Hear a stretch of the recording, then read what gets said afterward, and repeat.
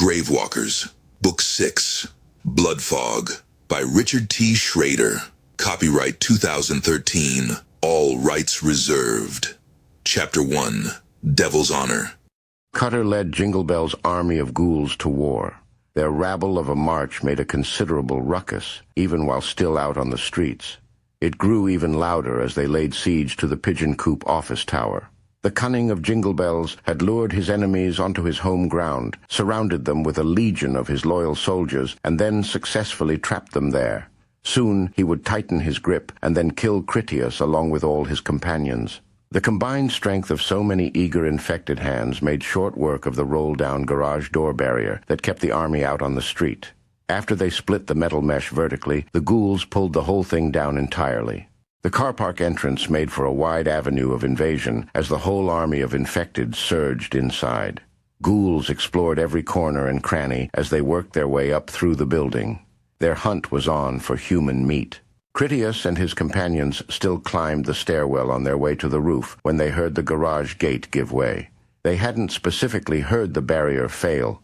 It was more that they discerned a noticeable change in the sound quality of the ghouls' screams. There was a marked difference from the noise they made while outside on the street as compared to when the sound started to rise from the interior parking levels where the freaks were undoubtedly already on their way up.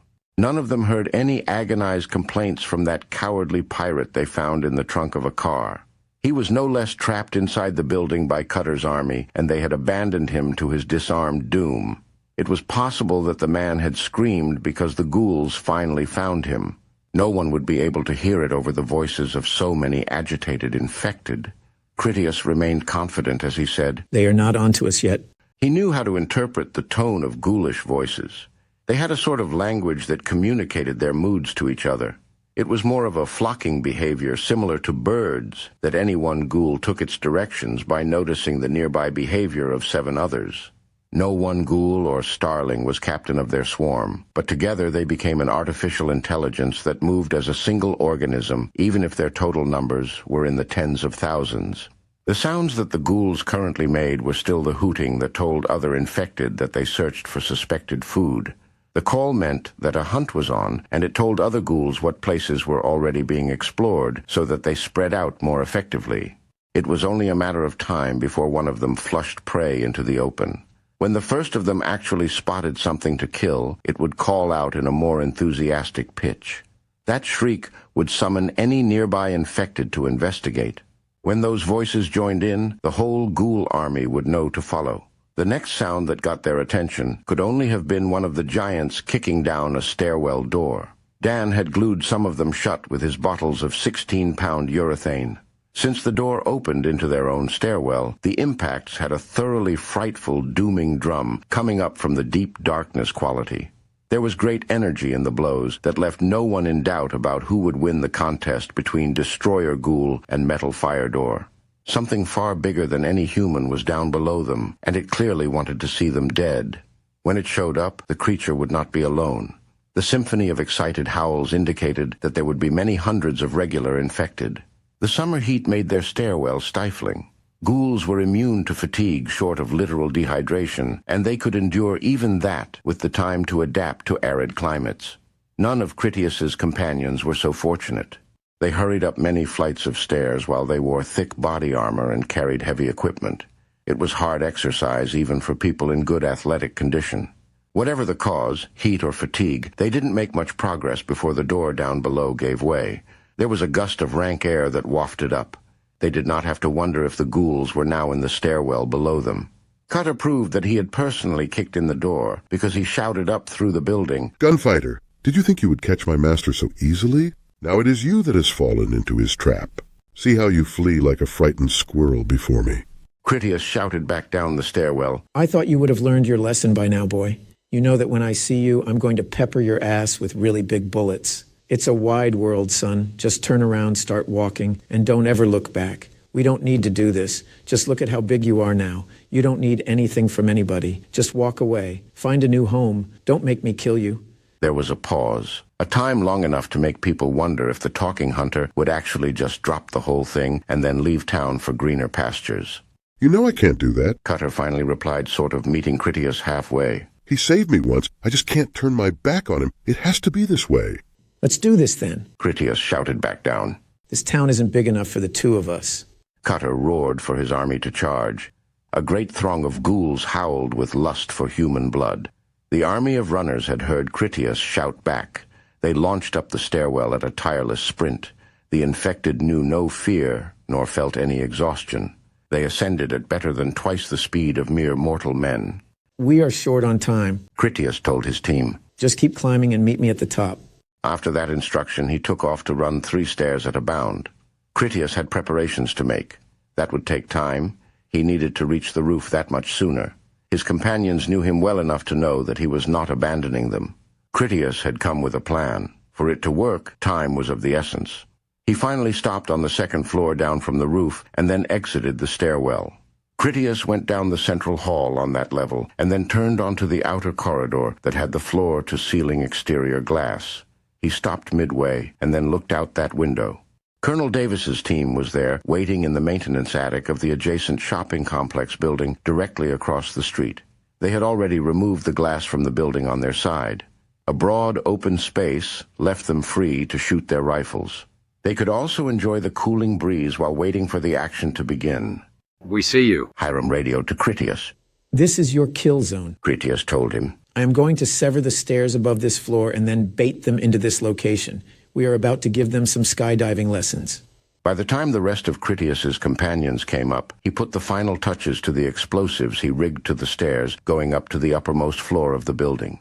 If his design worked properly, the ghouls would have no direct access to that topmost floor or to the roof beyond. They're getting close. Carlos huffed, out of breath after the harsh climb under a pack and all that heat. He asked, You want to frag these assholes or what? I have a satchel charge that will give them something to cry about. Critias hurriedly waved for everyone to continue on up to the top floor above his demolition area. No, He told Carlos. let them come. I already talked to the colonel. We're ready for them. What I need is for you to get the door to the roof open. Tell that ignorant pirate bitch up there that we are her one chance to live, so she better cooperate. If she refuses, tell Hiram to fire a grenade up there or something. While her head is down, just blow the door off its hinges and then kill her. The ghoul army clogged the stairs as a mob that flowed upward. Cutter had lured most of the free eaters out of the Colosseum when he carried the packing house cauldron where they could see it. The naked dummies were always game for a free meal. They had followed even though the pot had been empty.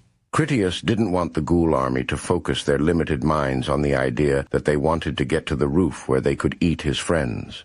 Before they got close enough to see where they had gone, he backed off and then detonated his cutting charges.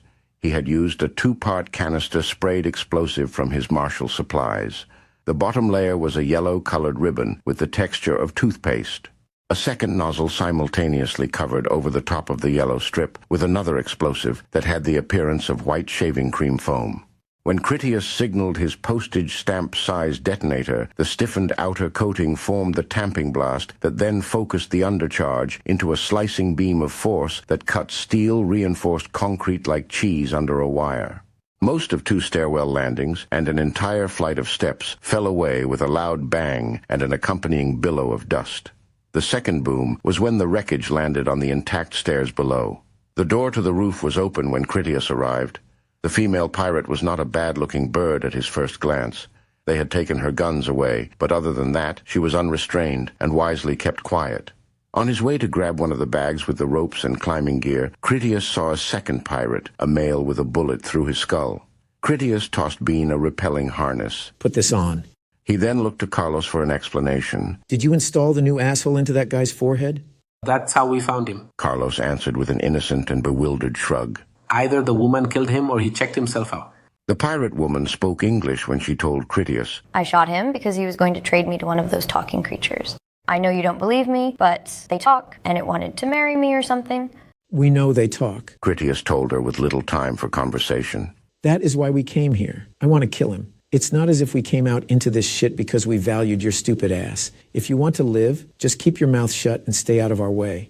As Bean started to put on the climbing gear, he asked skeptically, Why do I have the feeling that I'm not going to like this? There was no time for pep talk. If Bean was unwilling, Critias looked to see if Yeti was. How about you? Are you up for this? Yeti was in no hurry to volunteer to do anything as he mumbled, Well, I'm I want to take Alice out tonight. Bean bargained while he started fitting his straps, apparently determined to go. If you live, I'll think about it. Critias sort of agreed. You are going over the west side. You have nothing to worry about because I'll be holding your rope the whole time and Colonel Davis has you covered from a perfect position. Bean asked. What about the ghouls? He still didn't understand what Critias had in mind that he would be going over the side of the building. Ghouls can't fly very well. Critias informed Bean as if that was pertinent good news. He anchored the climbing rope to a rappelling ring he attached to his mech suit, and then he connected the rope to Bean's climbing harness. With them both prepared, Critias started to lower Bean over the side of the building. Critias let out rope until Bean went past the uppermost floor that no longer had any stair access, and he didn't stop until Bean was outside the window where Critias had paused to look out at Colonel Davis. Cutter's ghouls had climbed until they reached the missing stairs. From there, they left the stairwell by the door Critias had propped open for them. They quickly moved out onto the office floor to search for the humans. Dozens of them were already in the hallway when Bean came down on the outside of the glass. They didn't immediately see Bean owing to the sunshade properties of the window tint. That was until his boots made a squeak against the glass. Upon closer inspection, they finally saw him, and it made the infected go wild with bloodlust. They flung themselves at the window to pound their way through it, and the glass didn't disappoint because it cracked straight away. Bean cried out. Holy shit! He had genuine concern, since he currently stood on the cracked glass that would soon vanish beneath his feet. The ghouls swarmed only a foot away from him, and all of them fully intended to have him for lunch. Bean had never been so close to so many ghouls, and it wasn't a pleasant experience. Critias shouted at him. Run side to side like a swing. Most of the action came from Bean when he started to scramble to the side, but Critias did his best to work the pendulum from his end. Bean had plenty of motivation to get away from that breaking glass. He only got so far in one direction before gravity pulled him back the way he came. Being as far down as he was, that was still a pretty wide arc for him to work with. Critias had a good grip on the rope as he gave a power heave at the right moment. The force put Bean into a spin, but it also accelerated him as he swung back in the other direction. Bean spun around in time for him to run a few steps before he made a jump. As Bean leapt over the cracked glass, the furious ghouls blew the window out, so that the whole disfigured sheet of safety glass tumbled away to take the long fall to the street below. The ghouls in the rear pushed ahead, which inadvertently shoved their front companions out the window. Those ghouls in the front had nothing to grab onto for safety but their companions behind them, which they did. As Bean tumbled through space just out of their reach, dozens of ghouls clung to one another and shrieked as they plummeted out the high window. Just as Critias had said, the ghouls didn't fly nearly as well as they exploded into bloody mash when they hit the street 20 floors down. From that height, the impacts were clearly audible. Their meat even bounced, at least it did until enough undead corpses had accumulated that the newcomers nosedived into the ever-growing pool of permanently disabled ghouls. When Bean swung clear again, Colonel Davis and his whole band opened fire at the ghouls that still hung on at the open window ledge. The Gravewalkers shot out the knees of those in the front to knock off as many of the infected as they could. The wounded pulled at those behind them when they lost the ability to stand. A continuous outpouring of flailing ghouls made room for more that still rushed up the stairwell to join in. The whole army of them was on its way to investigate the frantic feeder calls directed at Bean. As long as the foremost ghouls called out that they had located a human to eat, the rest continued to surge up from behind to join in the frenzy. Oblivious of the danger, those in the rear pushed those ahead of them until they went out the open window to drop from the sky. Bean had a lot of momentum when he swung back across the broken window. He kept his feet against the wall that time so that he leaped at the proper moment to put some distance between himself and the gap. The ghouls, who had yet to take the fall, watched Bean with a hungry anticipation for his return. They waited for him to come back into range, then they all reached out at once to snatch him. As Bean sailed past, just out of their grasp, a great mob of ghouls spilled out from the broken window once again to take the death plunge. The killing method seemed so foolproof that Bean began to taunt the ghouls as he flew past their window. His cackling cries of excited mockery worked so admirably well that it whipped the ghouls into a psychotic frenzy. Some of them wanted to kill him so badly that they just deliberately leaped from the window to get that extra needed distance to grab Bean out of the air. They would have gotten Bean too if it hadn't been for Colonel Davis and his squad of elite snipers who interrupted those leapers with their timely marksmanship. The same blind stupidity that had allowed Cutter to bring the ghouls to the building just by showing them an empty cooking pot also allowed Critias to use the promise of an easy meal to lure them out an open window. Bean's near miss when the ghouls leaped at him had changed his mind about taunting them to try. He decided it would be better if he just concentrated his efforts on keeping out of their reach. With each swing past their open window, the ghouls spilled out in flailing gobs until their numbers dwindled to a trickle. The broken bodies of Jingle Bell's army formed a terrible mound of twisted flesh on the sidewalk below. Such was the height of their falls that their impacts upon the merciless cement proved to be invariably pulverizing. Like so many squashed tomatoes, their combined blood formed a clearly visible wash that literally flowed along the gutter of the street before it finally vanished down a storm drain. It was a ruddy mess, worthy of the Tomatina festival in Buñol. Critias hauled Bean back up to the roof. Once he was safe, he radioed for Colonel Davis to shoot over a line so that they could set up a slide rope for departure. A naval-issue rifle-fired cord flew over the roof of their building. Hiram's people used it to pull across a full-strength climbing rope to stretch between the two buildings only slightly elevated on Critias's end. There were some straggly ghouls that had wandered elsewhere in the building only to arrive late at the broken window. Hiram's attentive snipers shot those down to rob Jingle Bells of any obedient servants. Somewhere down inside the building, Jingle Bells rang his bell to rally his troops. It was the signal that Critias had waited for to begin their real mission. They were there to kill the bell ringer once and for all. Critias waved for the pirate woman to come forward. Put on a harness. You're going first. Everyone else started to put on a harness, too. It would be more than a 20-floor drop beneath them when they took the slide across to Hiram's building. Critias told everyone, I'm going down to kill Jingle Bells, and then I'll be right behind you. Tony instructed Blue. You guys go on across with the girl. He told the Japanese ambassadors the same thing. We're going with Critias. You get across and I will be along in a minute. Carlos already had a rope set up for them so that they could climb down past the broken stairs. After they went down Carlos's rope, they climbed over the collapsed rubble.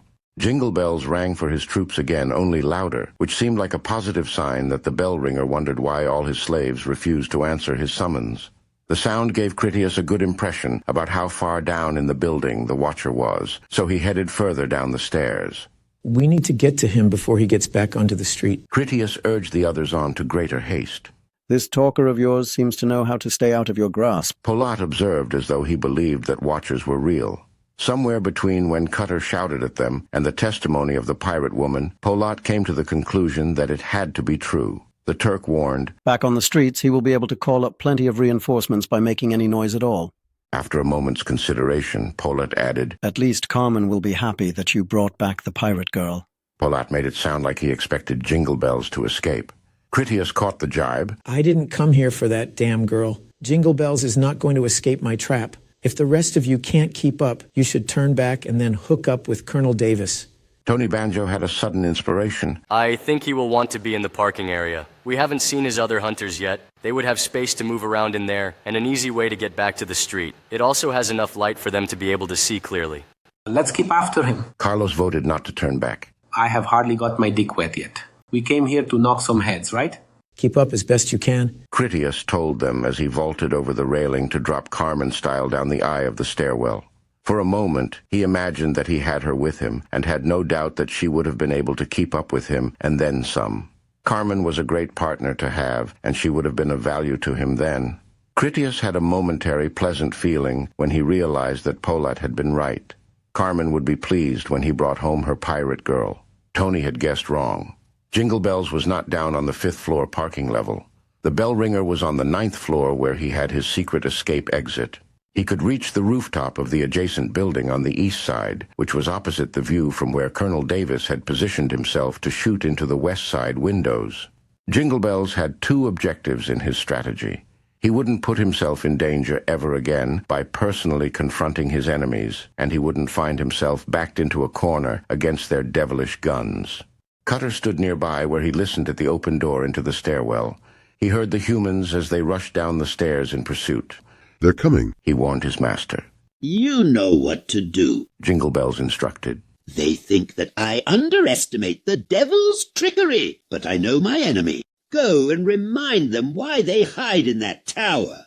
Cutter took up his makeshift sword that he had leaned against the wall. He had to duck as he squeezed his way through the door into the stairwell. There was no mistaking the sound of their boots as they stomped down the stairs above him in their rush. Even though the men were on their way to him, Cutter started down the stairs himself to stay ahead of their assault. Jingle Bells had a plan for him to follow. The giant yelled up to taunt them. "Are you coming, gunfighter? You should have killed that man when he failed to kill you. Perhaps there is much he can teach us about your cowardly guns and bombs." Still in pursuit, Critias shouted back, If you like bombs, here's a free lesson. A contemporary hand grenade banged and clanged as it bounced down the central eye of the stairwell in its crazy trajectory. When the grenade exploded, Cutter let out a howl of anger and surprise. None of the shrapnel had struck the giant watcher, because he had already gone through the broken door into the fifth-floor garage. That way was clear for Cutter. It was the same route that he had used when he brought the army inside. They are probably behind us. Critias warned the others, since he realized that Cutter wanted to lead him into some kind of trap. Polet volunteered at the door to the 9th level where Jingle Bells hid. I'll check this one. I think he came out from here. Critias supported the notion. Somebody go with him. I'll go. Manny Giles followed Polat to search the 9th floor. Tony followed Critias, while Carlos and Wolf broke off to check the 8th floor for any ghouls that might fall in behind them. Critias bypassed the next 2 floors on a hunch that they were empty. When they reached the open doorway to the garage that Cutter had entered, Tony commented, Maybe we should have brought Carmen along for this. Cutter called to them. "Yes, where's the sword angel, little coward?" He was close enough that he easily heard them talk. "I was hoping for a real fight against a true warrior, blade against blade. Carmen and Verloc would never hesitate to face me on equal terms. Not you, though. You like to hide far away and then shoot at me with your guns. You have no balls, gunfighter." Critias knew that Cutter spoke the truth as best he knew it. It wasn't idle insults and lies that he based on nothing. Neither Carmen nor Verloc would have hesitated to fight Cutter under any terms the Watcher offered. Carmen would probably even prefer to use her sword. He had felt earlier that he was already on an unprofessional day. As a marshal, Critias worked for Jim and the good of the people. As such, he should tell anything to Cutter that the giant wanted to hear and then shoot him in the head. After that, he should find Jingle Bells and shoot him in the head too. Critias was not supposed to indulge his sense of pride or farm for glory. He was supposed to get his work done and then go home with all his companions alive and well. With that in mind, Critias was not in a professional mood. One advantage that Critias believed he had, something that Jingle Bells would not understand, was that real hunters spent many years as they polished their skills. Jingle Bells' supersized freaks were unfamiliar with their new size and strength. They lacked the fine agility that only came from proper experience. As much as a new hunter hated the aggravation of having to chase cats and rabbits to get a meal, that kind of critter capture effort was what made them agile. Large as Jingle Bells' destroyer monsters were, it didn't make them the equal of Grendel. They would be slow and clumsy brutes that Critias would be able to handle. With that small advantage in his favor, Critias felt confident he would be able to get the better of Cutter, even if the loudmouth giant wasn't alone, which he probably wasn't, since why else lead Critias into an ambush? "Go get your woman." Cutter taunted further, and he even genuinely laughed because he believed Critias feared him. "She would not be afraid to face me like a man while you cannot. You probably dress up in her underwear, you dickless pansy." Palat and Manny Giles had a choice to go left or right once they were on the 9th level office floor. They felt a breeze that came in through broken windows they couldn't see. There were fresh tracks of dirty feet, aplenty all over the carpet, and there was an unmistakable smell of unwashed ghouls as though they gathered nearby. Giles couldn't overlook that he didn't know Polet. If the downfall of mankind had proved anything, it was that the worth of a person didn't show in their former career. Revenue quota cops and greedy politicians had been the first to fail against the outbreak, the first to turn rotten with cowardice. They had been the pinnacle of uselessness. Giles knew that fighting ghouls was not so different from hunting lions. When the enraged beast charged out of hiding, there was a thin second to think about the drama of the moment, or to take proper aim and then put a bullet between the predator's eyes. It was only one or the other. He already knew that they had picked a floor that had trouble on it. Manny wanted to know that Polat wasn't some antsy Nancy Yeti type of guy who had more ambition than the balls to react when a lion charged. He gave Polat a simple glance that contained all those thoughts, because Manny would not break their silence to say it aloud. Manny's answer came in Polat's silently confident nod. The Turk remained cool and professional, like a man who had faced worse situations countless times before. Polat used a hand signal to tell Manny that the ghouls were to the left of them around the corner of the outer hallway. He indicated that they should go right instead to circle around and then blast the lot of them. It wasn't Polat who had doubtful second thoughts about the confrontation. Giles wouldn't bring any either. When they moved around the way that Polat suggested, they discovered that there wasn't any proper hallway along that side of the building. It was more of a collective office space, subdivided with flimsy cubicle walls that were too soft to withstand any abuse and too short to offer cover if they stood up straight. The outer windows down that side were intact. Though the glass had a lot of dirt, they still let in plenty of sunlight, so man and ghoul alike could see clearly enough. Some ghouls had gathered around a hunter all the way down at the distant corner. The destroyer-juiced giant held the remains of the car-trunk pirate in his rufescent grasp, while the lesser ghouls tried to snatch away some bloody meat. The enormous brute gnawed on the ragged human remains like it was a sloppy fudge-sickle. Jingle Bells unexpectedly made his presence known. The bell ringer had to be just around the far corner from those ghouls. He stood close enough that he spoke to them in an irritated tone. Get after them, the watcher demanded, and then he added a ring from his bell to reinforce the command. There is plenty of meat for you all, you ignorant heathens. The demands fell on deaf ears because the super hunter and the ghouls already squabbled over human flesh. They were not in any hurry to give up the bird in the hand for his two in the bush. Whatever doubts lingered in Polat about the legitimacy of ghouls that talked, he couldn't deny what he had just heard. Someone had attempted to converse with those creatures and suffered no attack because of it. Polat unfolded the stock on his Shipka submachine gun to improve his ranged accuracy, and then he leaned out from cover just enough to let them have it. On first impression, Giles took the Turk's weapon for being a half-plastic open-bolt piece of shit that seemed unsuitable for shooting up a steroid freak hunter. Giles carried a customized automatic assault rifle of the finest German engineering, and it fired a significantly heavier battlefield round. It came as a pleasant surprise when the regular infected started to drop cold from accurate headshots. Polat's sound suppressor even did an admirable job as it eliminated all his noise such that the ghouls didn't even know what happened to them. Giles broke from cover to charge straight down the hall toward the hunter. His whole team was only in that building to kill Jingle Bells, and he knew he would never get a chance to be closer than he was then. If they lost track of the watcher, the bell ringer would hide in some hole where they might never find him. The hunter saw Manny Giles sprint right at him. The moronic brute felt no need to get out of the way, even though that would have been the smart thing to do. Ammo conservation was far from Giles's mind under the circumstances. He emptied his weapon at fully automatic from close enough range that he was certain to hit something. Some of Polat's lighter pistol ammunition had scored on the hunter to little effect, even though none had been intended. Polat concentrated his effort to clear out the lesser ghouls while they stood around totally vulnerable. Once they had started to leap around, hitting them in the head became significantly more difficult. Manny and Polat made plenty of noise. The clacking of their suppressed shots combined with their stray rounds punching spidery holes all over the east exterior window behind the infected.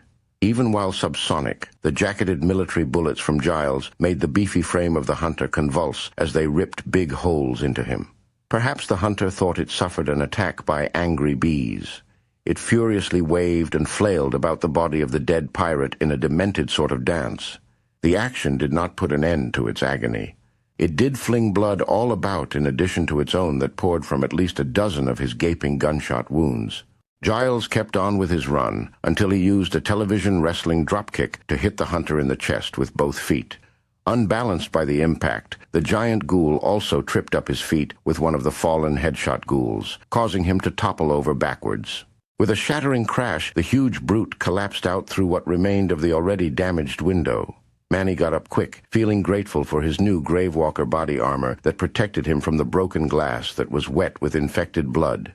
His moment of elation faded as he saw that the hunter was not only still alive, but the giant freak had landed on the rooftop of an adjacent building that came right up beneath the broken window. The hunter would have no trouble jumping right back into the fight and bring a dozen lesser ghouls along besides. The reinforcements had already been out on that neighboring rooftop where they waited for Jingle Bells to give them a call, and those were only the ghouls that Manny could see. He had no doubt that there would be plenty more that skulked about in that other building.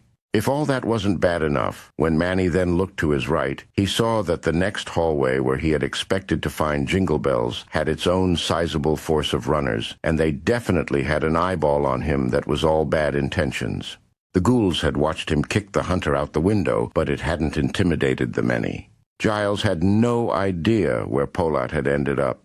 Just before Manny turned to run for his life, he noticed one face in the next hallway that showed surprise instead of rage. To judge by the misshapen form of the head and the intact clothes, Giles and Jingle Bells stared at each other. While Manny Giles and Polat Serkan went after Jingle Bells, Carlos and Wolf invested their precious minutes to prove that they explored an empty floor. Critias felt equally pressed for time as he handed the MG-08 machine gun over to Tony Banjo. He would have the means to protect himself when things got ugly. Watch our backs. Critias told him, because he would go on ahead alone. If we get separated, get the others out, and I'll make my own way home. A loud impact on a lower stairwell door echoed up from the darkness below. It promised that trouble would soon rise. Tony estimated, I'd say we have about 2 minutes. He wanted Critias to hurry, because that wasn't pessimistic. Critias still had his MP5 and his Tesla Flux pistol, but he didn't plan to use them as he walked into the garage blade in hand. When he didn't see Cutter right away, Critias called out for their fight. Let's see what you've got, handsome. You better hurry up. You don't have all day to hide from me. Every second my pals get that much closer to finding Lumpy, and then you won't have a mommy anymore to wipe your ass for you. Cutter refused to reveal himself, even though Critias's words burned him like hot irons. Critias marched deeper into the garage to stand exposed and unafraid, which made him proper bait to get the fight started. Are you still scared of me, Cutter? You don't need to be afraid of my guns. I promise you, when I kill you, I will see the look on your face as I stick it in and then twist it. I'm going to carve you open and then show you your own guts. The giant watcher hid behind a broad support pillar and also the guardrail where the descended curve of the vehicle ramp helped conceal his extraordinary height. He had a fire extinguisher that fit in his huge hand as if it was only a beer bottle. When Cutter sprang up and then threw it, the fire extinguisher flew with deadly velocity and accurately as a barroom dart. Critias really intended to keep his word and not put down Cutter with a bullet. That was the only reason that he hadn't shot the giant in the head when he popped up like a gopher.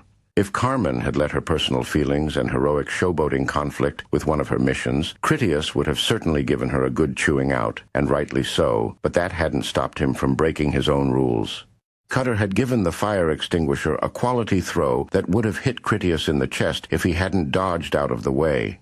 The bottle hit a wall instead, where it fractured its valve and then started to spew its thick white cloud of chemical fire suppression agent. It wasn't a rapid decompression either, because the canister kept on as it vented for a good while. The only benefit from the effort was that the cloud obscured Tony Banjo's view from outside the doorway. That at least would prevent Tony from taking a shot at Cutter, which he would have given the opportunity. After he dodged the missile, Critias went after Cutter to get in close enough for slicing the giant watcher apart. Cutter had never really expected that Critias would seriously take him on in a more or less fair fight, not that Cutter planned to give him one. A second fire extinguisher followed the first in another fastball throw, only the range was shorter and the aim perfect from both hostile intent and good fortune. The bottle was on course to cave in Critias's visor and then smash his face to end his marshalling career right there. Sharp reflexes were not enough to let Critias get out of the way, but they did let him off easy when the pressure tank struck him a solid blow to the shoulder instead. It was a hit that Critias would feel in the morning. The blow also caused him to lose his footing on the slippery bird droppings. Critias spilled down hard on his back. Cutter had scored first and gotten the better of him. That much was certain. 3 of Jingle Bell's manufactured hunters had waited in the wings as Cutter's backup. Cutter called out, "Get him!" All 3 hulking monsters dashed ahead to feast on Critias, mistaking his spill for being already defeated. His fight with Carmen and Verloc had taught Cutter that the hunters were too unskilled and just plain stupid for him to trust them to get the job done. Cutter snatched up his paper slicer industrial guillotine sword as he ran out there to join them in the final killing.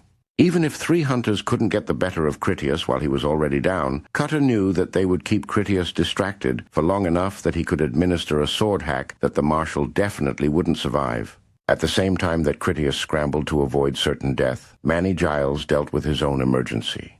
As much as Manny would have liked to take out Jingle Bells right then and there to put an end to the Watcher's incessant troublemaking, there was no way he could invest the effort without also leaving himself vulnerable to an attack by the recovered hunter that he had just knocked out through the window. It was only within his means to clean up one problem or the other, to which he chose the greater of his two dangers. The grenade launcher attachment under the barrel of Manny's rifle contained a buckshot munition shell that made any typical shotgun seem subdued by comparison. He thrust the barrel out the window, aimed extra low to get an optimal pattern, and then triggered the blast. Thousands of pellets erupted out in a cone of inescapable punishment that not only shredded the mighty oversized hunter, but it also did the same to every ghoul nearby. He wiped out that whole group with a single stroke. The guardian runners that surrounded Jingle Bells moved swiftly to slay the foes of their master. Even while blinded by rage and senseless of any strategy, the pack did prove that reckless courage and a ferocious temper were sufficient resources to form a fine soldier in a tense moment. Jingle Bells certainly thought so as he ran off in the other direction. As Giles recovered from using his munition launcher on the hunter and his rooftop reinforcements, Polat swept past him to deal with Jingle Bells' runner pack. With his shipka freshly reloaded in one hand, Polat wielded his antique warhammer in the other. The carbon steel had lost none of its temper with age, nor had all men forgotten the ancient art to wield the medieval weapon. After each penetrating blow from his stork-beaked bludgeon, Polat's gun answered it with a wrath equally potent. A kick from his steel-toed boot intercepted one ghoul's snarling face as it attempted a low-diving tackle. He killed that one with a backhanded, claw-cornered hammer blow to the back of its skull. Few men could behold such butcher's grace and not taste bitterness that some foreign man of a rival kingdom was such a hero that he swept aside all that stood before him. Carmen had been right about Polat. In matters of carnage, and perhaps more besides, the man had the makings to be Critias's equal.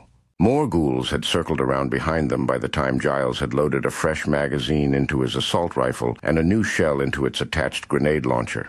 The runners toppled cubicle dividers and desk furniture as they blitzed through the office space, and they had a fair amount of cover because of it. Giles' bullets ripped open the heads of the foremost two, and then he put the weapon to his hip for when he kicked off another shredder munition shell that turned the whole length down that side of the building into perforated confetti, the ghouls, furniture, and windows all. Back down below, the first hunter to reach Critias ran so hard that the towering fool knocked itself senseless on an overhead girder because the ceiling was not tall enough to accommodate it.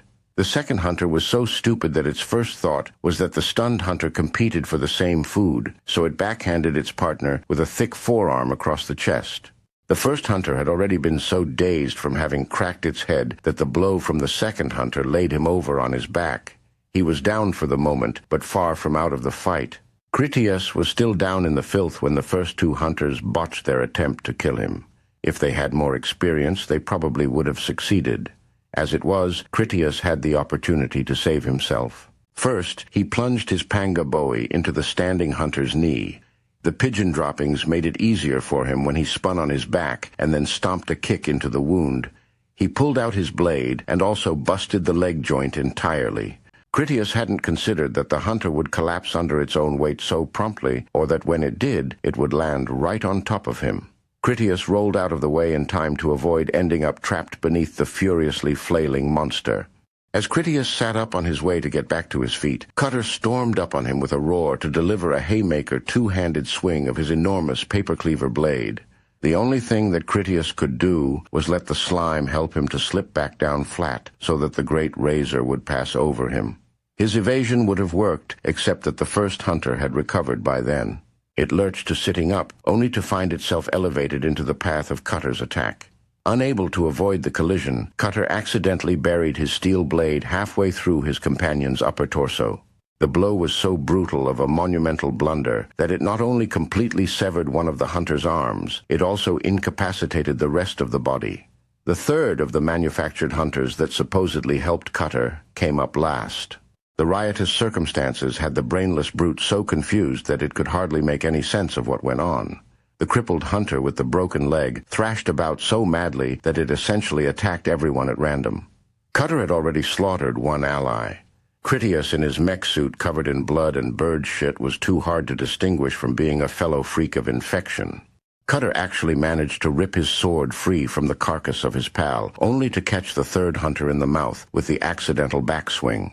When the blunted backside of the blade shattered some of the hunter's teeth, it was preferable over having taken his whole head off. Only for his part, the third hunter came to the conclusion that Cutter was more foe than friend. He jumped on Cutter to exact his revenge. Since the one-legged hunter was the menace of the moment, Critias rolled up and then mounted the creature's torso, where he gave it a double-handed sword stab down through its head. Critias had expected more resistance from the skull, but his pangaboe luckily went in through an eye socket and then withdrew easily to set free a fountaining deluge of blood that was as if he had hewn the spigot from a tun of mature wine. As Cutter grasped the last hunter by its unkempt hair and then flung it off him in the direction of Critias, he yelled, "Kill him, you idiot." If all that greasy filth of bird droppings had been slippery before, it became beyond traction when saturated in so much fresh blood. None of the goop continued to cling to Critias, because he activated the hydrophobic properties of his mech suit. It all just fell away as would dry leaves. The same effect that kept him clean also made those surfaces even slipperier to his touch. The last hunter got all half of its wits pointed at Critias, then grasped an overhead pipe to steady itself against slipping. A moment before it could reach down to grab him, Critias rose up astride the corpse of the head-stabbed hunter and then proffered his filth-covered MP5 in an extended, clean hand. Cutter shrieked, rightly fearful. Devil cowards and their guns. That concern proved far from baseless as Critias demonstrated the diabolical efficiency of gunpowder's alchemy. The MP5 placed a tightly grouped spray of bullets into the hunter's face that inflicted enough damage to tunnel clean through until going out the back of its head, ending the creature many times over. Critias snarled at Cutter. I promised him nothing. He let the submachine gun fall to its sling, and then he pointed his sword at Cutter, drenched as it was with blood from tip to pommel, because the weapon had none of the filth-repulsing properties of his mech suit. Come, Cutter. Critias dared him. You were once a man. My gift to you is your chance to die as one. Come embrace it. Let us see which of us is cowardly. Tony shouted through the doorway to Critias. We're out of time. Another of Jingle Bell's hunters ascended the stairs, and it had a thick mob of runners that swarmed in support. Tony used the MG-08 machine gun's collapsible bipod to grapple the stair rail. That anchor effectively made a mount against the weapon's outrageous recoil. Tony only had one reload of ammunition. His defense would be short-lived, even if successful. The forager captain had no weak nerve. He held his fire. Even with the darkness in the stairwell, Tony remained determined to see their eyes before he closed them with big game lead. The stairwell hunter stopped at the next landing down, where it heaved and huffed with anticipation. The lesser ghouls packed in around it, as though they all moved in slow motion. The ghouls sensed that the man before them would not run for them to chase. They sensed fear better than any dog, only they found none to savor. Like a big cat on the prowl, the hunter crept up his next step so reservedly that Tony could have counted the bulging veins in its Herculean arms. As if on cue, the hunter and his ghouls stretched their mouths wide to scream their malice in one voice. Tony answered their barks with the bite of his gun. Jingle Bells hadn't needed all the facts firsthand to know that his plans had ended in failure. Just the lack of reinforcements that had answered his bell had told him that his ghouls fared poorly throughout the building. He regretted that he had saved his potion-amplified elites for a future attack against the king's tower. Just 2 of the men had massacred his available minions, and they currently had him on the run in fear for his own life. Polat was a whirlwind of melee and gunfire that slew his personal guard like sheep. Jingle Bells would not face the humans in direct combat. That wasn't any option. He couldn't use his original escape plan, which was to leap to the rooftop of the adjacent building. The 2 buildings didn't connect along that whole side. That end of the outer hallway Jingle Bells found himself on overlooked an alley that was a clean drop of 9 stories. If Jingle Bells jumped into that, he would squash down on the street like a dropped egg. He had the same taste for war as had most nobility. His insatiable bloodlust never included spilling his own. Before Polat could slay the last of his guards, Jingle Bells ran for the stairs so that he could either escape the building or find some place to hide until the humans went home. It wasn't by fate alone that Yeti came out from the door to the stairwell at the moment that Jingle Bells headed that way. Yeti had waited until last to use the rope slide to join Colonel Davis. He lacked the courage to attempt it when no one remained to force him over the side of the roof. It wasn't a fear of heights that haunted him especially. Yeti just couldn't cross that threshold under his own willpower. To rope slide from one building to another at such a height would have been an adrenaline-charged experience for any man. Nothing short of Critias's knee shoved into his back would have given Yeti the nerve to attempt it. Yeti hadn't been able to stand the tension as he waited on the roof alone. At first, he had pretended to hold the post until the others returned to join in the escape. Anxiety and shame consumed him as he waited to see which came up first, Critias or Ghouls. Yeti finally used the rope to descend the demolished stairs with nervous caution. When he didn't encounter any resistance but heard the fighting below him, the sound of the combat lured him ever lower until he finally went out onto the floor where Giles and Palat battled Jingle Bells and his minions. The meeting of Yeti and Jingle Bells was a collision of two cowards. They shared the same expression of surprised panic when they saw each other. Jingle Bells put his fear to purpose when he turned around and then ran back the way he came. Yeti felt too unnerved to run away since he had no destination in mind. Instead, Yeti fumbled for his submachine gun, only he dropped it. After Giles had destroyed all the ghouls that came up behind him, he circled back around by their route where he could silence any stragglers he encountered on his way to secure their access to the stairs. Polat struck down the last of his opposition as he made pursuit after Jingle Bells. To his surprise, he discovered that the Watcher had reversed course to come back around the corner and then stand directly before him. Jingle Bells was one of the most dangerous ghouls in the world, but he was also a pathetic weakling without troops to command. It was the end for Jingle Bells, and he knew it. When Polat used his warhammer to shove him back against the window in preparation for executing him, Jingle Bells looked him in the eye without fear. His last words lacked no conviction. God will strike you down, then raise me up again. His will can't be undone. As Polat put the barrel of his gun under Jingle Bell's chin, he replied, Then let him be our judge. Yeti howled an insensible war cry as he leaped around the corner. He was half a weaselly coward and half an overambitious amateur, which in combination left Yeti with the vision of a pinhole. There before him, and at his complete mercy, was Jingle Bells, the ultimate foe. In his destruction, Yeti would be the hero of heroes, a captain champion, and the lust of every woman. In mad haste and glory drunk, Yeti emptied his submachine gun to the last shell. Critias's offer to give Cutter the duel he claimed to desire went unaccepted. Cutter had more sense than fear. He knew that Critias would kill him. It would take more than his crude blade for him to defeat such a man. Cutter didn't even dare throw his sword aside before he ran for his life. He worried that such an action might break their improbable truce and give Critias leave to put a bullet through his head. Critias didn't miss when it came to that. As Tony Banjo ripped through ammunition in his effort to clear the ghouls from the stairs, Critias knew he was out of time. His friends had risked their lives as much as duty demanded. Critias would not add to their risks with negligence on his part, aside from one final act that he doubted anyone else would ever understand or likely even forgive. Critias pulled his pistol with the laser designator activated to shine a blue line on Cutter's forehead.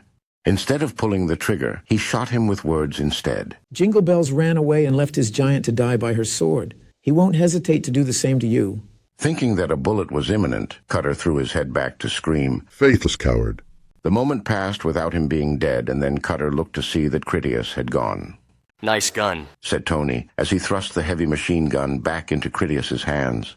The stairwell had been a murder hole where the bullets, the ricochets, and fragmented concrete had left none alive.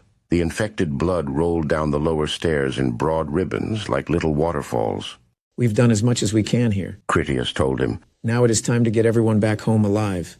After Wolf and Carlos had determined that the 8th floor was devoid of infected, they returned to the stairwell so that they could repeat the process one level lower. As was typical for that business-oriented building, the 7th floor was all subdivided office space and secretarial cubicles. They briefly exchanged hand gestures to agree that they would do a circuit of the outer corridor. Moving cautiously, they explored ahead only to pause halfway down the first windowed side of the building. From that position, they distinctly heard a shuffling sound that came from behind the interior wall of the hallway. Carlos cautiously placed his gloved hand against the wall, because the peculiar fabric texture wallpaper gave no indication of how sturdy the construction was behind it.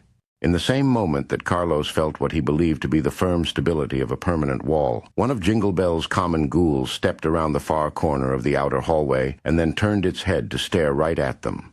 Being a female, that infected uttered an especially lancinating scream as it sprinted hard at them with genuinely intimidating ferocity. The distance between them was so short that the ghoul would only need a couple seconds to be right on them. Both men hastened to raise their weapons, but neither they nor the ghoul was swift enough to outperform the destroyer Serum Hunter that stood within arm's reach on the opposite side of the interior wall. The supercharged ghoul plunged his giant, filthy arm through the supposedly solid drywall, such that its enormous hand came out right between Wolf and Carlos. Without any delay, the hunter blindly fished about in the hallway in an effort to grab someone. Wolf and Carlos had already been so high on action adrenaline that their instinctive reactions to flinch away luckily recoiled them down under the hunter's sweeping long reach just in time. Their drop to safety didn't leave them in any proper position to defend themselves against the female ghoul as she leaped on them in a bloodthirsty frenzy of jaggy fingernails. If Wolf and Carlos didn't scramble back further away, the hunter could possibly reach lower in its sightless search to still grab one of them anyway.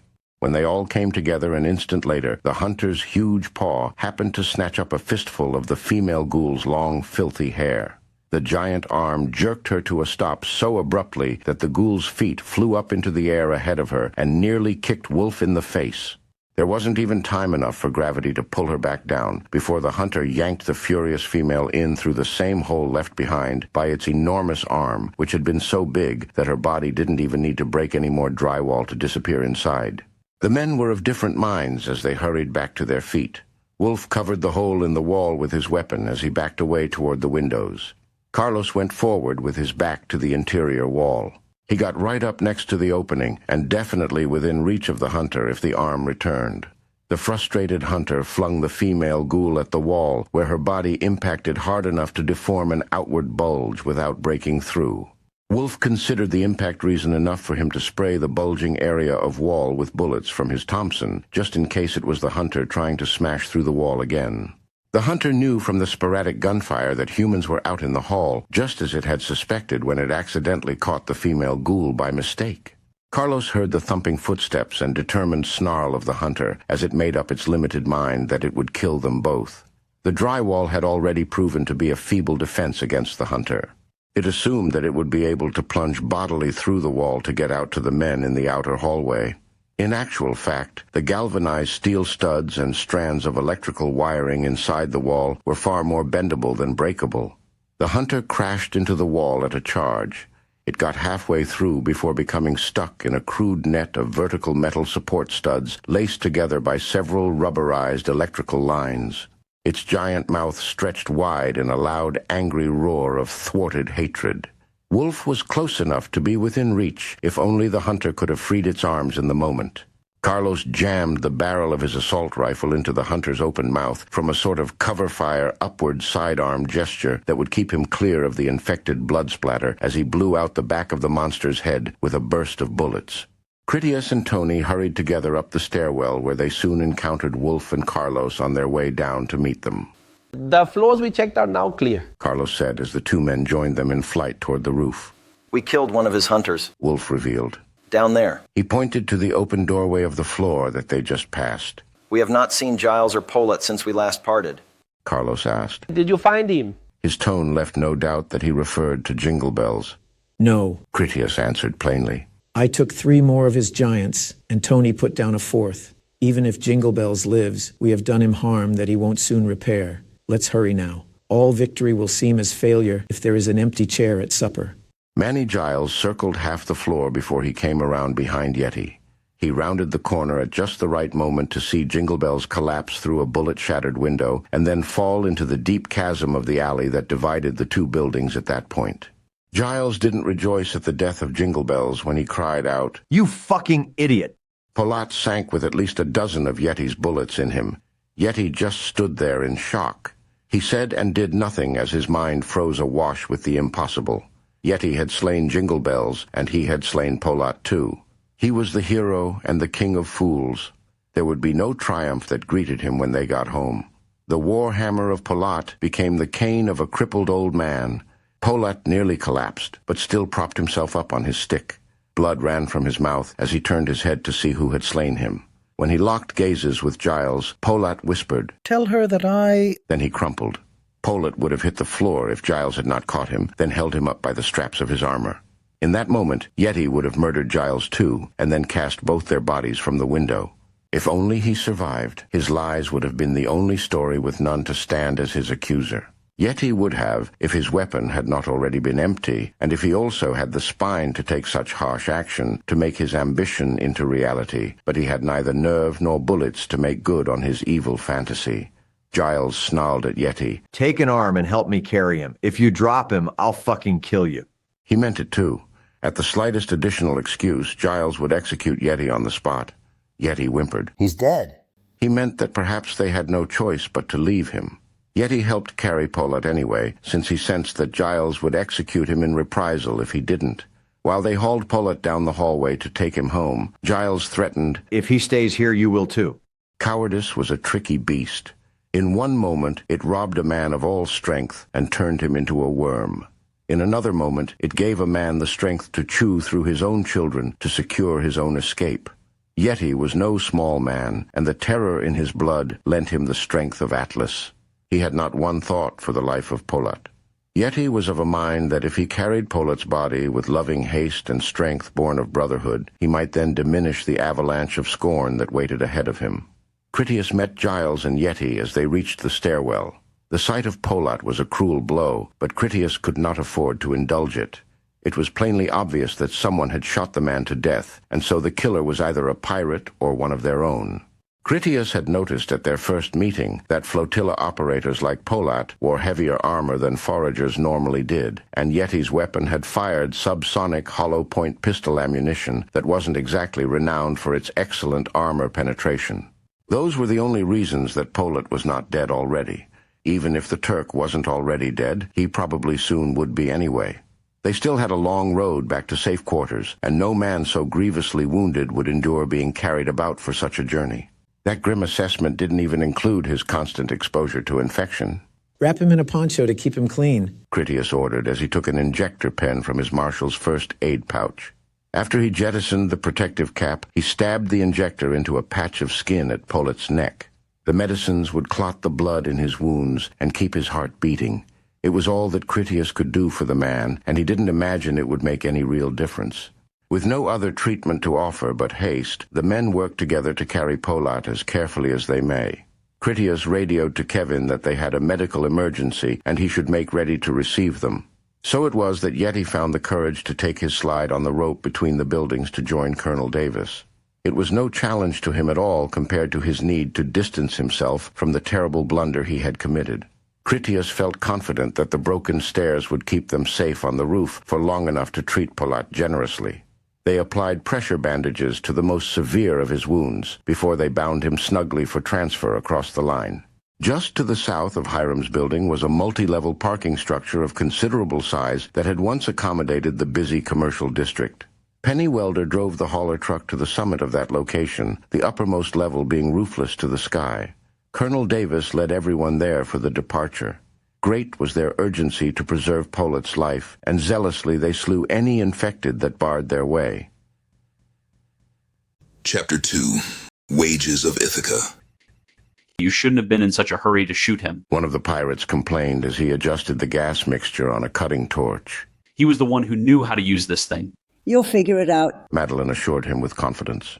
They were at the last door that they would need to open to gain access into the occupied tunnels of King Louis's domain. They knew that, because they could see traces of electric light as it leaked through the paper-thin gaps around the metal door that was not part of any original construction. She told them, "Once we are inside, we will take hostages and then question them for more detailed information."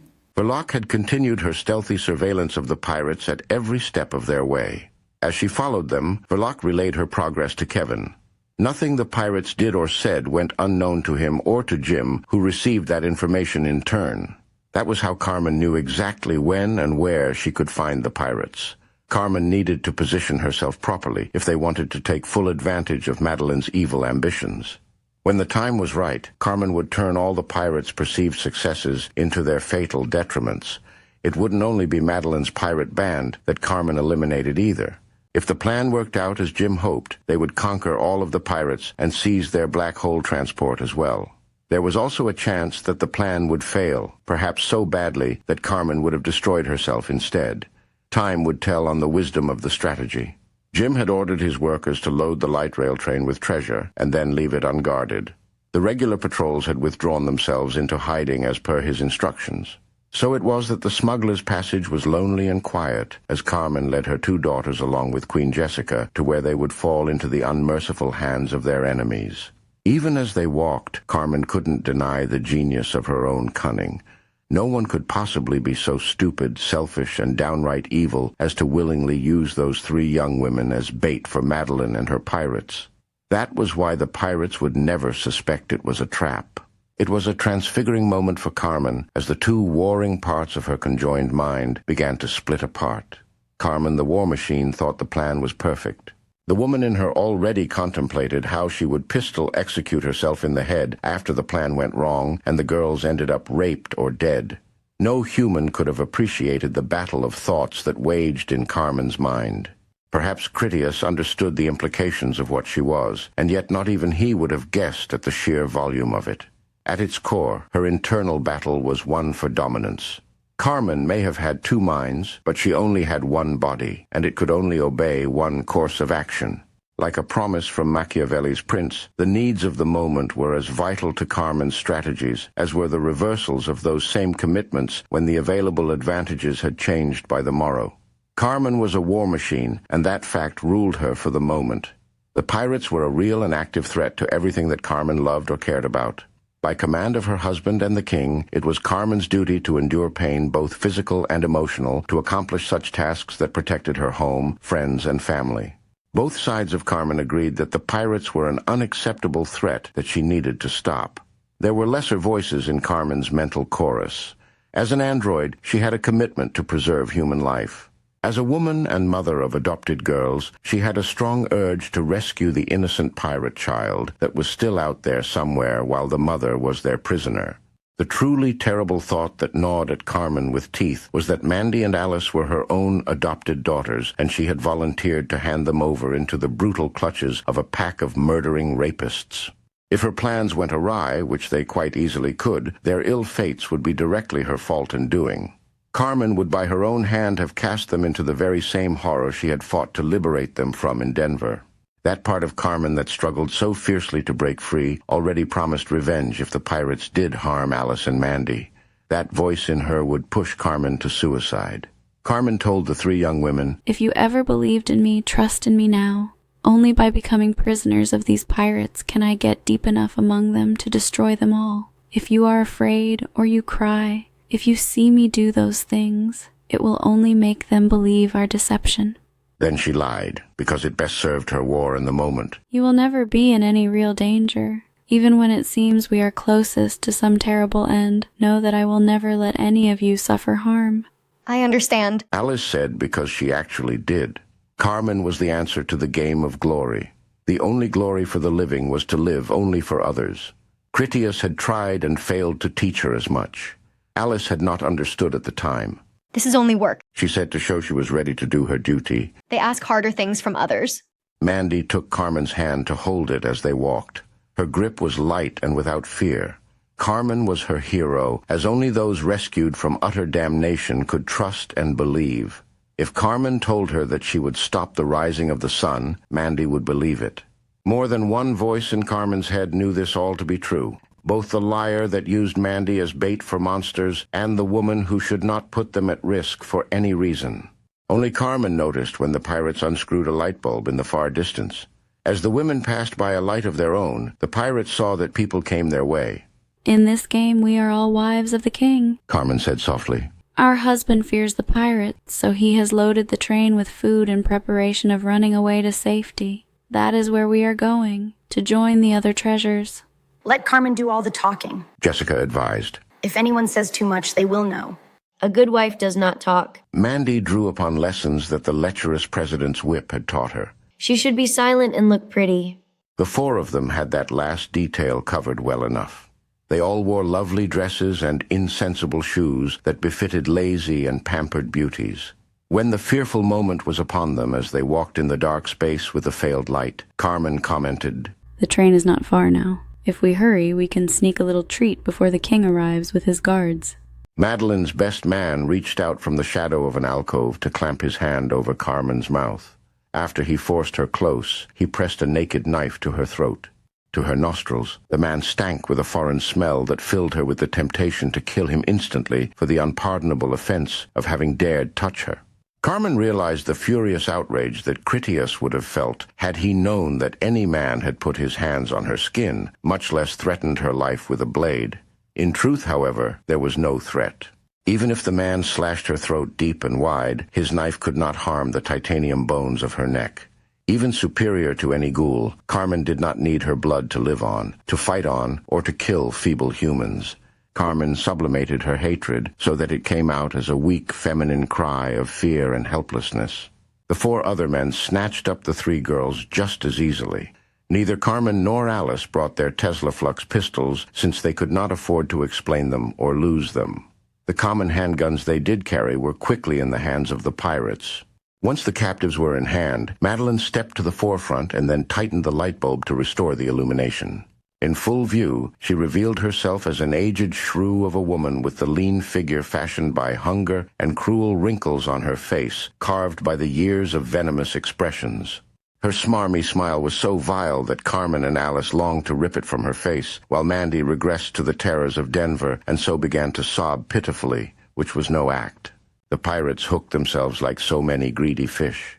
Carmen momentarily rejoiced in secret, such was the perfection of Mandy's sorrow, and then Carmen planted a seed of self-hatred for having brought it about for the purpose of strategic advantage. Because of their tender ages and feminine sex, the pirate men felt certain that Mandy, Alice, and Jessica were utterly defenseless. They fearlessly pressed their backs to the wall in line for a proper inspection. Pirates trusted that the threat of their guns alone was sufficient to keep them in line. Such was the nature of slavicultures that they carried expectations that the weak could be broken to obey a master without any need for a chain. The first man kept his firm hold and his blade on Carmen. From his caution, she learned that he alone was the dangerous one among them, a man of experience and intuitive instinct. The man didn't even consciously know it himself that Carmen was a deadly enemy. His hard-won principles were enough for him to hold the pose. Madeline looked them all over in turn. "I never hoped we would stumble across such precious beauties," was her first comment, and then she gave special attention to Mandy. "Are you so afraid of me, little one?" Not even Carmen knew where Alice had hidden her small pocket pistol. It just seemed to appear in her hand, and then she thrust it directly into Madeline's face. It happened so surprisingly fast that no one had seen it coming. Before anyone reacted, Alice hushed everyone with an imperative shush. They all stood frozen, because none of them wanted the girl to discharge the weapon into their leader's head. Alice asked in a lethal tone, Surprising, isn't it, that this hasn't already gone off with me squeezing it this hard? I know I'm surprised. Alice gave Madeline a murderous sneer. You were speaking of fear? Madeline had lost all her bitch-snickering expression. She knew how close she was to death for a host of reasons that were all true. "Think, child. The woman pleaded to reason. Even if you kill me, these men will kill you." Alice nodded to the argument, having no disagreement. I will die a hero for those I love. You will die an ugly, aging whore. The guards will hear the shot. 50 men will come. Ferocious men. When I pull this trigger, you all die. If you don't believe it, then do something to make me prove it. The first man drew a thin line of blood with the knife on Carmen's throat as a warning, and then he growled, Go ahead and shoot her. It's not my head, and to be honest, I don't like her much anyway. If you think she is crying now, you can't imagine the screams she will make after I drag her back into the tunnels as we escape unharmed. You plan on doing that anyway? Alice replied with deadly seriousness. The tendons in her forearms stressed so visibly that Madeline cringed as she expected a muzzle flash. You are all much too lovely for that, he argued honestly. Men will kill each other to own pets so young and fresh. Someone will own you. There is no denying that, but you need not suffer. Would that be so different than your life is now? You needn't fear me regardless. He leaned in to lick at the trickle of blood that came from Carmen's scratch. I already have the one who will be sharing my bed, so go ahead, kill her and be done with it. Alice seemed to yield to reason, but she didn't lower the pistol. I won't be passed about like a plate of meat. I will poison your food or sink your ships. I'm not afraid to die. They have fierce kittens in this land, another pirate said. His amusement suggested that he cared little if the old witch was dead. If this one lives, I may need to take her for myself. I like a little fire in my bed. Like she warmed to the compromise, Alice asked. Would you kill any other man that touched me? She had made such bargains for real back in Denver. As much as everyone else tried to forget, Alice still remembered how to trade dignity for leniency. It was a sick irony that hadn't been lost on Alice, the way other people so casually erased the sickening truth of her past from their memories, and then convinced themselves they did it for her benefit. Alice had grown up a long time ago. Oh, how Carmen had tried to forget the sorrows the girls had suffered in Denver. Alice's words watered that seed of self-hatred in Carmen so fiercely that it threatened to drive her into a murderous outburst of madness. Only a heartless monster could betray Alice and Mandy as she did then, or risk exposing Jessica to that same nightmare. Carmen had to finish the mission for the good of all. When it was over, she would turn all wrath and ruin onto herself as punishment for her very real crimes against all that was right and proper. Then a small inner voice reminded her of words Critias had once used in their many philosophical conversations. It was so painful that she swallowed it all. Knowing that her true love would agree that she was the lowest scum that could walk the earth was such an agony that the woman in her faded into shadow and the mechanical predator gained supremacy. Many are the pleasures of a gentle and generous master. Carmen whimpered in submission. She called upon personal truths and genuine revulsions to have her tears and trembling seem very real. Carmen's lamenting would be legendary were she to return to slavery and Critias not be her master. Such were the thoughts that fueled the water from her eyes. Beatings and harsh words will not better serve. The first man relaxed his grip on Carmen but did not release it. This is your one chance to take the easy path, he threatened Alice. You may be less sweet when forced, but you will still be sweet enough. Of that I feel certain. He whispered in Carmen's ear. You have a new master now. Obey and I will be merciful. Alice lowered her pistol, reversed it in her hand, and then offered it to Madeline. The wicked crone gratefully took the weapon, and once she had it in her possession, she suddenly became flushed with courage, as if her gloating cowardice when she had the upper hand was actually true might. She slapped Alice across the face, only Alice didn't lose her proud defiance. The woman drew back to hit her harder. Strike one of them again and I'll shoot you myself, her first man warned. Your worth to me was as a guide to this place. Your worth at this moment is lost on me. Don't press your luck. Perhaps you are right, Madeline agreed grudgingly. These sluts have but one useful purpose. Bruises are not becoming on a whore. A purpose no man would demand of you. Alice hissed. You dried up old hag? Madeline burned at the insult and did her best to hide it behind a smile of witch's wrinkles that fringed her thin lips. Getting back to business, she said, When you approached, you spoke of a train of treats and awaiting your king. Tell us quickly what you meant, or these men will torture one of you to get to the truth of it. Carmen answered to the man with a knife at her throat. There is no need to use force, master. Our former husband has use of the subway trains. His men have loaded his carriage with the choicest supplies in preparation of fleeing should he lose his throne. We were on our way there to take our place among his other prized property. I spoke of those treats we might sample before he arrives. It won't be long now. He will bring more guns than you could repulse. Since our fates stand tied to your own, it would be best if we hurried on while secrecy is still your advantage. Carmen slowly raised an arm and then pointed the way they should go. The train is but a little further. The first man whispered to Carmen again. What treasure could this king have more prize than you? Your scent makes my head swim. Serve me faithfully, and it will seem as though your life before me was a punishment. Madeline urged the group to move on and make the most of their limited time. One good fortune now leads to another. Didn't I tell you that I would deliver you all to a great success? Her words gave insight to the first man. He released Carmen and then pushed her to walk before him.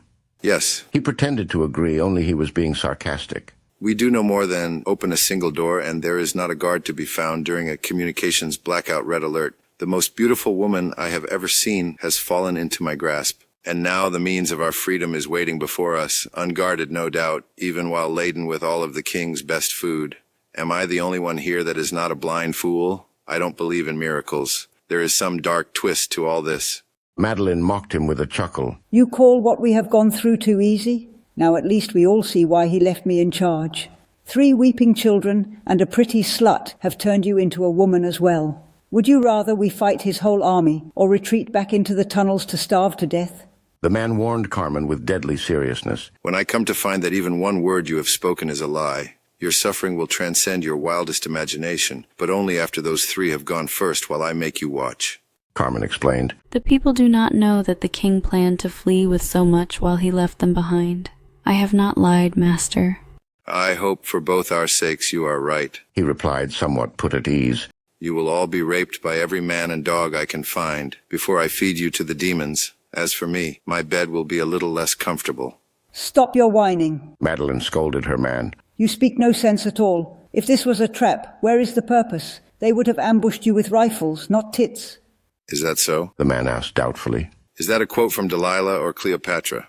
It seemed rather obvious to him that Tits had made many a successful ambush throughout the history of men. The new ramp going up to their equally new Smuggler's Passage light rail depot was there, as she promised. The pirates were cautious at first, until Carmen opened the gate and then showed them the way up was safe. Afterward, she extended the boarding tunnel to gain access to the train car. When the pirates walked aboard and then Carmen switched on the light, the invaders all gasped in disbelief over their good fortune. The treasure was in stacks of cases. Ammunition boxes contained rounds by the tens of thousands, and well-oiled guns formed lines in crates like spears of a phalanx. Canned foods filled too many boxes to count, and each was a prized delicacy any man would covet. Still, there was more in the form of radios, lamps, salt, and oil. There was flour, sugar, coffee, and wine.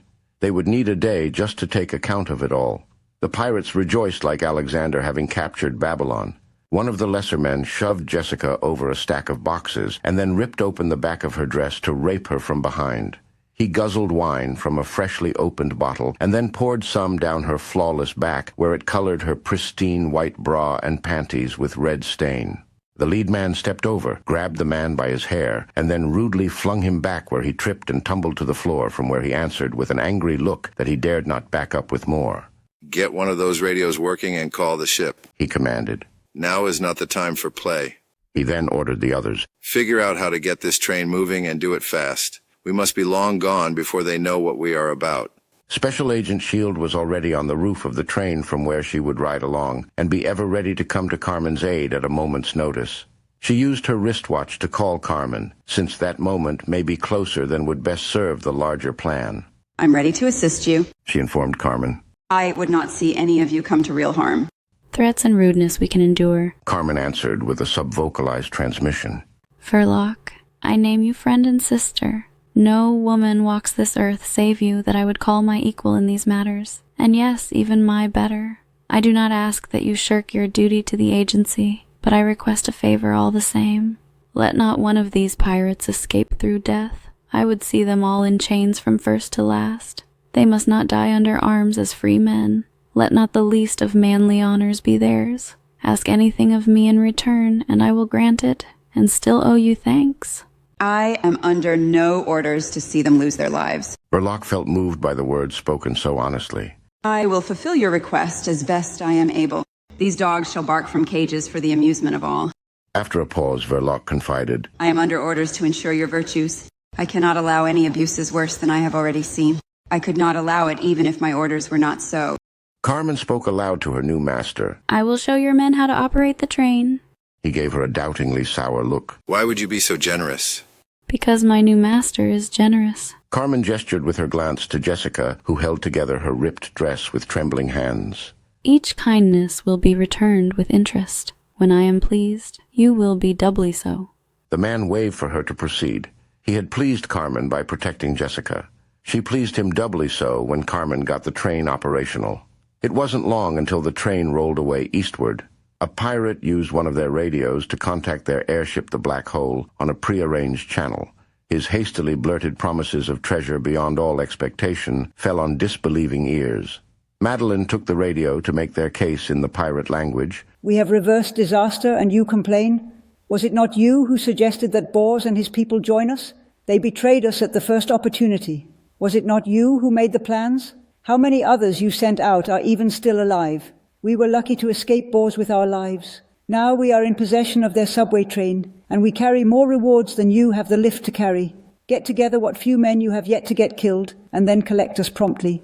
The black hole is worth more than your supplies 1,000 times over. A man radioed in reply. Is this a secure channel? You have just told King Louis where you are and what you have? At this moment, he is throwing everything he has at us to see you destroyed. I will not enter the city while he controls it. The black hole is already safely in flight lest he send raiders to catch us on the ground. If you actually manage to escape the city alive, I will consider collecting you. After a pause, the commander of the black hole airship spoke over the radio in English. King Louis, I am sure you are listening, so listen well. Should you manage another success, however slight, you will see your whole city become an ocean of flames, a task easily accomplished from the air by the cheapest of means. With Carmen to teach them how to drive the train, the pirates fled at speed and thus secured their escape from the city. None of the pirates complained when Mandy took shelter in Carmen's arms and then wept with her face to her heroine's chest. Alice remained quiet and observant. She waited patiently for the time when she would reverse her fortunes.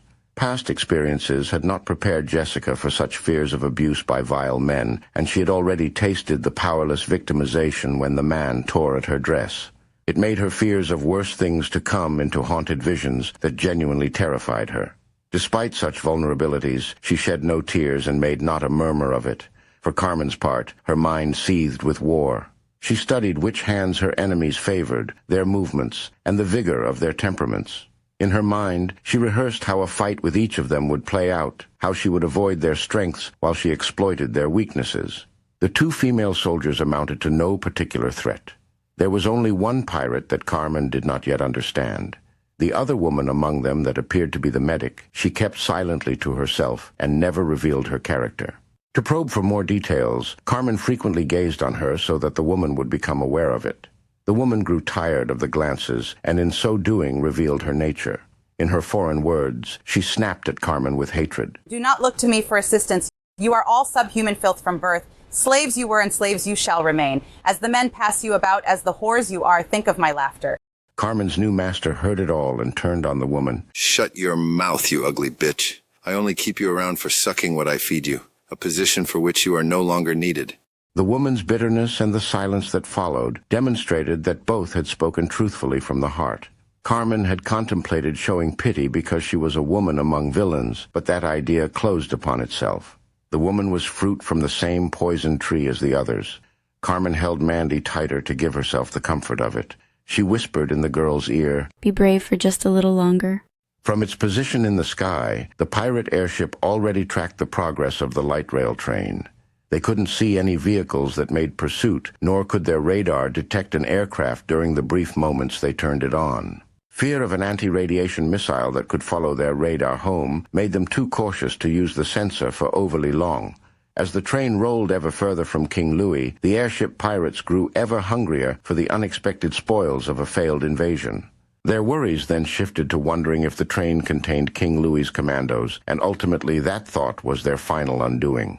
A fool's imagination made fear seem like wisdom, and when they disproved their own fantasies, they found it flavored like some delicious victory born of their own cunning. Madeline finally called the train to a stop in some lonely, treeless farm country. A handful of ghouls came to investigate and then scratched about the armored hull of the train. They proved useful allies when Verloc fell in among them. Not even the powerful telescopic cameras of the black hole could circumvent the common wisdom that only mindless ghouls could move among their own kind. One of the pirates that flew high above took full witness of Verloc as she jumped from the train. She passed through the witless ghouls who paid her no interest, and then she slipped into the long grass for ideal concealment.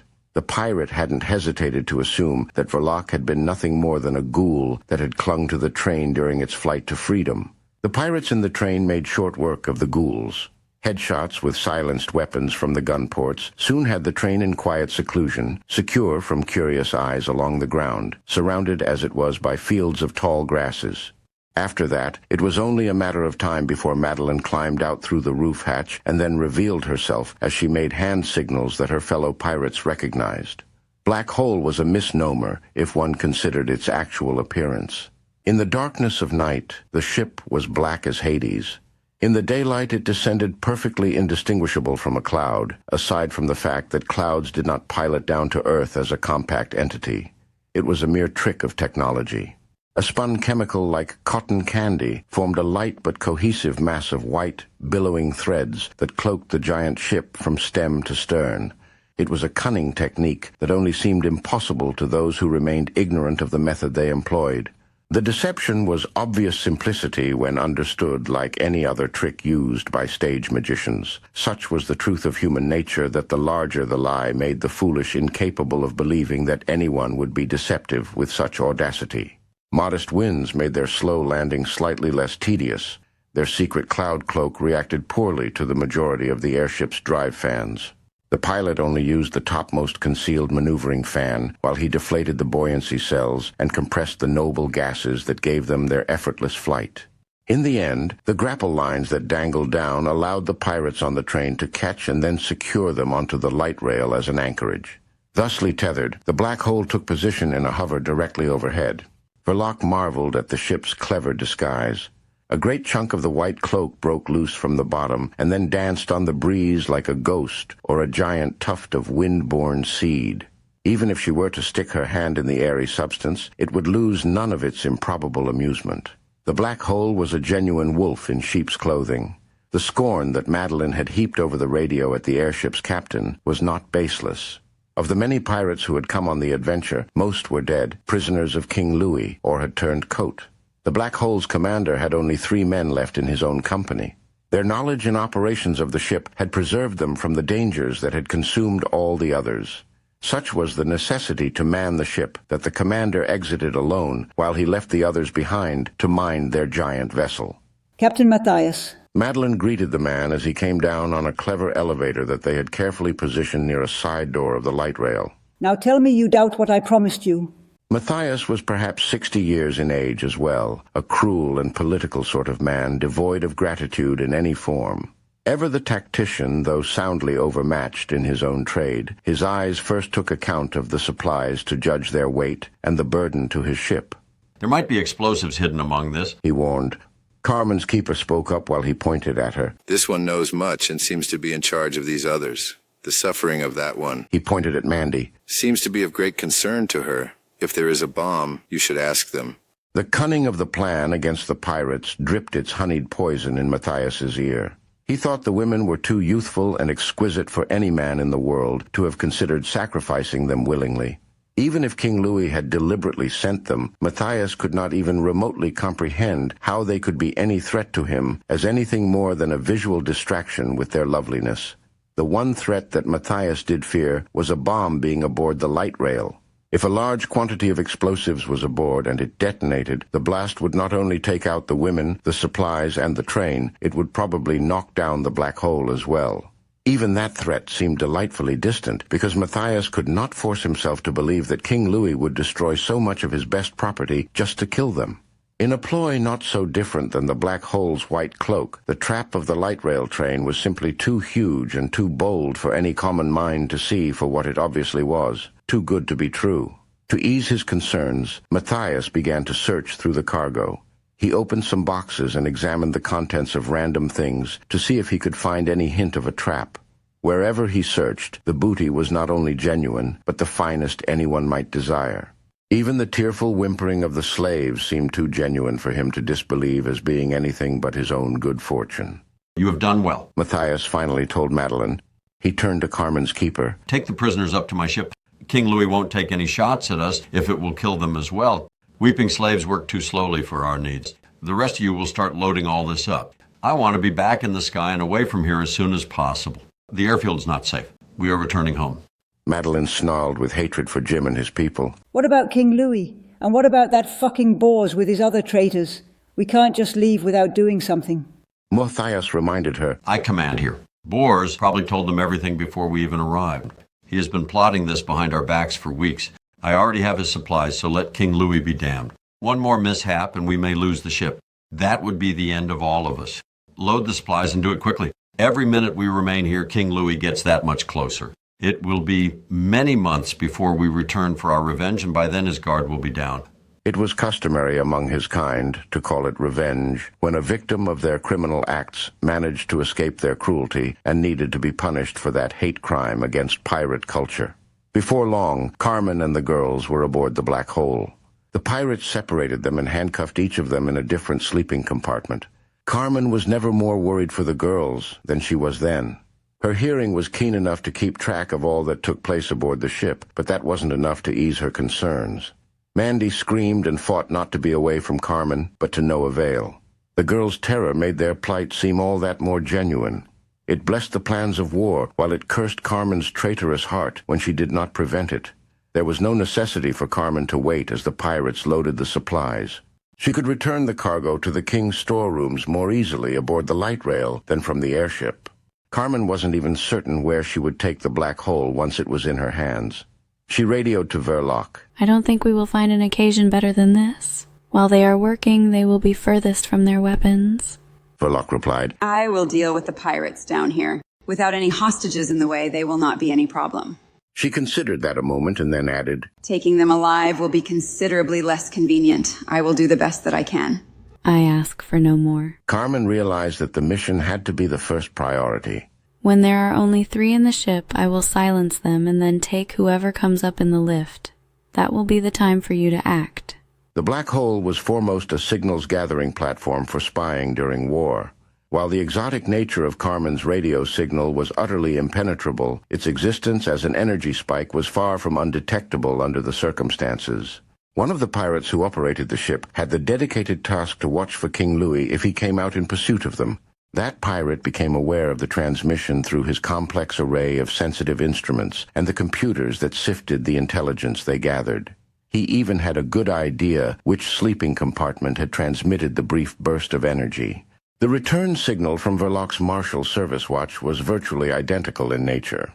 That it had originated so close to the airship caused the man to assume that it was somehow more evidence of the same local transmission that presumably came from one of their prisoners who directed it back to King Louis. The pirate ran straight to Carmen's compartment and then flung open the sliding door. Carmen had already picked the handcuffs with a safety pin she had used to give a more pleasing shape to her dress. The moment the man barged in, she seized him by the throat with both hands, which made it impossible for him to scream. Fearsome was the grip of Carmen in her wrath. Titanium bones clamped like a vice as carbon fiber filaments in her muscles and tendons constricted ever tighter. For the man's part, he had to gaze into the icy machine eyes of surest death. More terrible than rage or frightening than hatred was the pale horse of a machine that showed no feeling other than clockwork purpose, incapable of sympathy. The darkness of unconsciousness that took him away came as a welcomed blessing. Alice showed no surprise when Carmen opened the door to her berth. Carmen picked the handcuffs to set Alice free and then armed her with the pistol she had taken from the pirate she had strangled into unconsciousness. The pirates are mine, Carmen whispered. Let no harm come to Mandy or Jessica. She left Alice there while she went forth to seek out her other prey. The second pirate minded the valves that maintained the balance of the hovering aircraft. Carmen made like a simian as she climbed quickly overhead along the superstructure, silently as a sloth. The pirate turned this way and that as he observed his instruments, only to turn again to find that she stood in his presence. The heels of her hands struck like axes to either side of his neck, just beneath his ears. The simultaneous blows caused his own muscles to betray him as they closed the arteries that carried the blood to his brain. It was a brief injury and not fatal in its outcome as she silently laid him out unconscious. Like her first prisoner, the second man remained incapacitated as she bound and gagged him securely with the ripped cloth of his own clothes. The man would not interfere with her mission even upon his waking. The third pirate proved to be no better of a man. His attention remained upon the controls that operated the cargo elevator. All about him were the cases of food that they took first, because bullets would not tend to their bellies on their flight over the sea, and ever was the danger that they would have to depart before having taken all that would be pleasing to them. Carmen fell upon him from behind, as unexpected as the rising ire of his own shadow if it had turned violent with a mind of its own. Like an imitation of her own capture, she covered his mouth from behind, while she also pinched shut his nostrils so that it was impossible for him to take any breath. The fool struggled in great terror, hapless as a child, until he fell into darkness and then joined his comrades in bondage. I have the ship, Carmen told Verloc. When next the dogs rise up to my reach, you have your freedom to act. Such was the timing of the pirates that forced Carmen's hand that she did not have the opportunity to choose the passage of the elevator to her best interest. Good fortune alone decreed when their next load was ready, and then they sounded the buzzer for their man to raise them up. Carmen did not have to wait for the occasion, because she had just bound her third captive when the signal came. She set the lift in motion and then moved her prisoner in haste to conceal him behind the boxes. The sight of him would not alert her enemies to their danger. 2 pirates accompanied the cargo. One was the younger woman who had cursed her so vehemently, and the other was the man who had dared to call himself her master. Upon knowing their identities, Carmen's steadfast nerve gave forth a twitch of mad anxiety. Some small, traitorous thought spoke to her that the man would make a better master than Critias in some ways.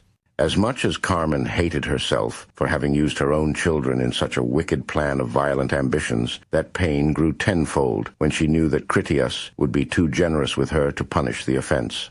Far from punishing the evil machine Carmen personality, Critias would undoubtedly reward it.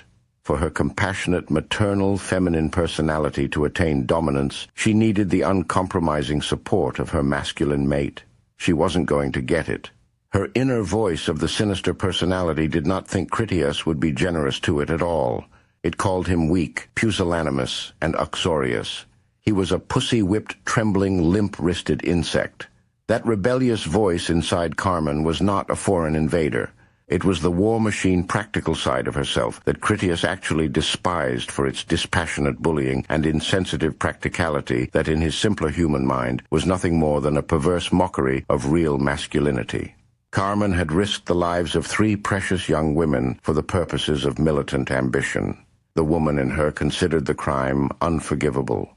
The machine in her offered up the reminder that at least the brutish pirate would have beaten her for it until the pain of her body became somewhat equal to the pain in her heart. Through the one, she might have found relief from the other. Instead, her machine voice gloated that Critias would deliver a monumental ass-kissing instead. The woman in her could just wait and see. She could bank on it. The machine voice assured her that blinded by his love and his weakness, Critias would not even notice her wickedness at all. He would seek to make virtue of her black treason, and in doing that, turn her evermore to a loathing of her own face. Had she a mirror in that moment, Carmen would have smashed her reflection in the hope the image was that mirror machine self-personality that in her growing insanity was nearly another person. Carmen would have smashed it even if that meant together they would share an equal wounding. Such was the shrinking trap that was her approaching suicide. The 2 pirates noticed that the man who should have greeted them was absent, clearly shirking his part in the labor of the unloading. They began the work themselves without thought, because their urgency could not wait for him. Carmen had an appetite for revenge when she came out from behind a convenient corner that partly framed a cabinet of the airship's internal machinery. She struck such a blow with her fist into the man's blind-sided kidney that the pirate imagined he had just taken a bullet. Her second blow rightly followed on his other side, a bit higher, where she paralyzed his diaphragm, lest he call out for aid. Hardly a second had passed since she appeared. Then Carmen struck him a 3rd time with a chop of her open hand, where his neck met his shoulder. Those blows put down the man who had thought he could make himself master of a thing that was as far above his station as were the stars to frogs. The woman's own fright was enough to make her wait her turn. Only after her wits gathered that it was their captive running wild did she reach for her holster only to find it empty. Carmen had already taken the weapon out of concern its feeble use would alert those wretches still down below. Rather than beat the woman into submission, Carmen gripped the woman's face by the nose and then held it firm between thumb and forefinger. As one fear easily gave way to another, the woman stood motionless in her terror, confronted as she was by Carmen's iron limb that was soft and gentle compared to her unwavering gaze. If the ground had vanished beneath the pirate woman's feet, Carmen would have still stood as immovable and held the woman aloft by the face. I see that nose of yours, Carmen whispered with hate barely restrained. But not that dog I shall throw it to. I will let you wear it a while longer. Doubt not that in good time I shall return for it. Carmen released her grip and then shoved the wicked woman to her knees. After she ripped strips of fabric from the man's shirt, she tied them both up securely to await their return to the king and his justice. Madeline and Matthias kept inside the light rail train to sort out the order of the supplies they would take next. It was also their way to do the least of the labor while they felt safer from ghouls that prowled out in the nearby grasslands. One of the 4 remaining male guards stood on the roof of the train with an assault rifle. He kept watch while the other 3 moved boxes in preparation for the elevator's return. The 2 low-ranked women helped them as well. The guard on the train's roof gave his attention toward his comrades with no concern for his back. There was no way that a ghoul would get on top of the train from the side and then surprise him. He gave every attention to the protection of his friends that worked below. Verloc crept near to the far side of the train and then waited for a moment that she was certain would soon arise. The elevator would not come back down in a timely manner, and that would offend their urgency to a predictable degree. The proper minutes passed unnoticed, but as the moments stretched on, the pirates were ready to position their next load, and yet the 2 pirates who worked the elevator still had not returned.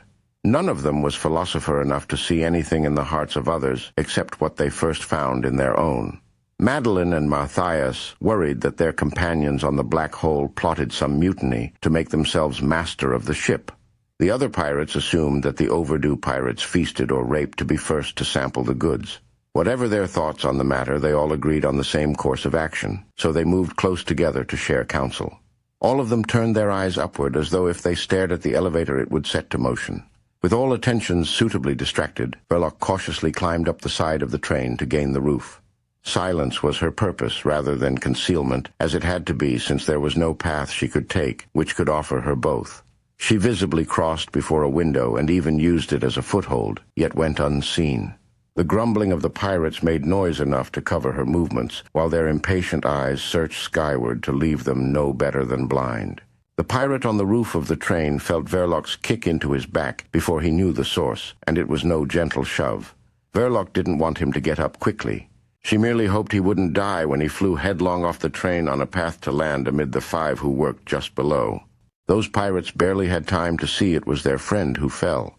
Their first assumption was that he had slipped. All of them watched with dismay as the guard plowed hands and face first into the dirt, since none risked any injury to themselves with an attempt to break his fall. Confusion ruled that moment as the workers moved to see if the man was seriously injured. Madeline hung out the light rail's door where she looked left and right for some sign of danger. Only Matthias had the proper instinct to withdraw into the train and get his assault rifle that he had left to rest on a stack of cases. He came about to find Verloc already straightened up from her drop down through the roof hatch into the train. Verloc gave Matthias a smiling wink before she front-kicked him in the stomach, doubling him over. Her movie hero spinning back kick that followed not only flung Matthias out the door, she did it in such a way that he collided into Madeline to knock her out along with him. The pirates needn't have even bothered coming to their wits, because when they did, Verloc stood in the doorway of the light rail with an MP5 and a 9mm pistol ready to put them all in their ignoble graves if they so much as raised a can of soup to defend themselves. To close the moment in her favor, Verloc warned them. Submit or die. One of the loaders had a pistol hidden in his jacket.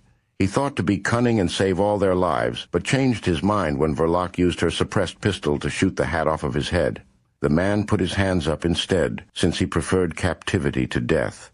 By his example, the other pirates followed suit in their surrender. Verloc radioed to Carmen. It is done. The day is ours. For just a moment, Carmen felt pleased that her troubles were behind her. None of the girls had suffered any significant injury, and Carmen had lost none of the supplies. The train and the airship were wholly undamaged and under her command. She had even taken all of her enemies alive. Just when the woman in Carmen thought she had won, the inner machine voice of violence and war had one last card to play. It was a good one. She had hidden something from gentle Carmen, hidden it to keep her in the game. Now that the pirates were prisoners, there was no longer any reason to keep it out of mind. The small child, the toddler son of the prisoner Ziva she had captured, he was not a sound she detected. When she turned every sense to the question, the answer became clear enough. The pirates had discarded the boy. She had let the baby die. Carmen blinked and twitched as the horror settled upon her as a certainty. Her failure was complete. If she had made any effort sooner, the child could have lived. In her mind, Carmen may as well have murdered the babe herself. Carmen radioed to Kevin to tell him the news. Inform the king the black hole is now his. Queen Jessica remains unharmed. We will be returning home within the hour. Kevin didn't want Carmen unduly upset, but he knew she would be more upset if he withheld information. I have bad news, he warned. There was a friendly fire incident on your husband's mission. Clara and I are doing what we can, but the prognosis is not good. Palat Sirkan is dying. Chapter 3, Demons Within. Jim paced in the King's Tower lobby, as he had done for some while. Hatchet remained close by, but they didn't speak unless it was on matters of business. They had argued at length about Jessica going with Carmen. Hatchet had insisted that he go along with them as another hostage, since he would rather die in service to the Queen than live with the knowledge that he had stayed behind while she risked danger so great. His arguments had failed to sway Jim to allow it. Jim rightly assumed that Hatchet would just die as more of a threat than a value to the pirates, whereas the women interested them. Aside from Pollard, who came back all but dead, everything else had gone better than Jim had expected. He had hoped for total success, while reason led him to believe that the fortunes of war were unlikely to be so kind. More than once, he praised his good fortune to have Carmen and Verloc. In his estimation, they had provided the community with a miracle. Together, his special agents had accomplished all that he had planned, and they had lost nothing tangible in the venture. There were intangible losses, to be sure, as Hatchet's wounded attitude attested. Jim had no doubt that there would be others he had emotionally scarred as the price he had been willing to pay for their goals. In that hindsight was the clearest he would pay it all again. It was that profitable a victory. In any case, the old adage was true. You can't make an omelet without breaking a few eggs. It wasn't easy being king, or one of the eggs for that matter. The situation with Yeti was also on Jim's mind, amongst so many other things. Hiram's man, Manny Giles, had witnessed Jingle Bells fall to his death from a high window while already riddled with Yeti's bullets. Giles had also revealed that Polat had been a masterful ghoul fighter that proved himself admirably on that mission. The voucher of that premier Gravewalker was as good as gospel when it came to fighting the infected. It was a complex problem in that there were numerous expert voices who had previously insisted that Yeti was too incompetent to trust in the field. Jim had made the decision to keep the man on the lines, and so he was more than a little to blame for what had happened to Fleet Admiral Rudel's ambassador, Captain Polat-Sirkan.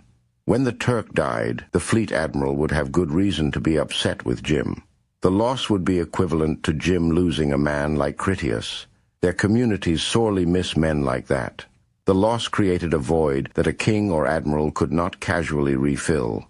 As bad as losing Polat would be, Fleet Admiral Rudel would be doubly upset to learn that his man of such quality was dead, because one of Jim's own people, a known incompetent, had gunned him down in the back. The fact that it was Yeti who also got Jingle Bells was the only factor that saved Jim from a much heavier reproach. It was difficult to argue that Yeti was entirely useless when he had accomplished the mission's very objective. Personally, Jim saw the matter as the usual suck-ass burden that fell on the king. There were many issues in play in any decision he made. Things had been the way that he had needed them to be. It wasn't the first friendly fire accident they had ever seen. People died in a harsh world. People died under Jim's leadership. Those were just cold, hard facts of life. Critias came out of the showers in only sandals and then stood for another medical inspection. One of the women from decontamination did the duty because Dr. Clara was with Kevin while they performed emergency surgery on Polat. Once the inspection ended with an all clear despite the new bruise on his shoulder, Critias put on his robe and then walked over to speak with Jim. You did excellent work out there today, Jim told Critias. Some of the things I have heard seem a little reckless to me. I don't tell you how to command your missions, and I'm not saying what happened to Polat has anything to do with you. I do want you to tell me if you need some time off to clear your head. There is an old saying that even iron wears out with too much use. Yeah, well... Critias rubbed at his beard stubble. Being fresh from the shower was a rare opportunity when he could touch his own face without fear of a contamination exposure. I record everything as you know, so you will have the chance to decide for yourself. I did put Bean's ass in the fire with that repelling trick. If you want to call it me getting lucky, I can't disagree. I pulled him back out and he killed a whole tribe of trained runners. You can't be an officer if you are unwilling to get your people killed on occasion. I know that sounds like shit, but there it is. Jim nodded gravely to that unfortunate fact that had also been on his own mind. Critias was a professional that understood the unpleasantries that most people preferred to never talk about. He asked for confirmation. Your team took out 7 of his hunters? I had intentions on knifing 5 of them if you include Cutter. Critias confirmed without being a braggart or even particularly proud about it.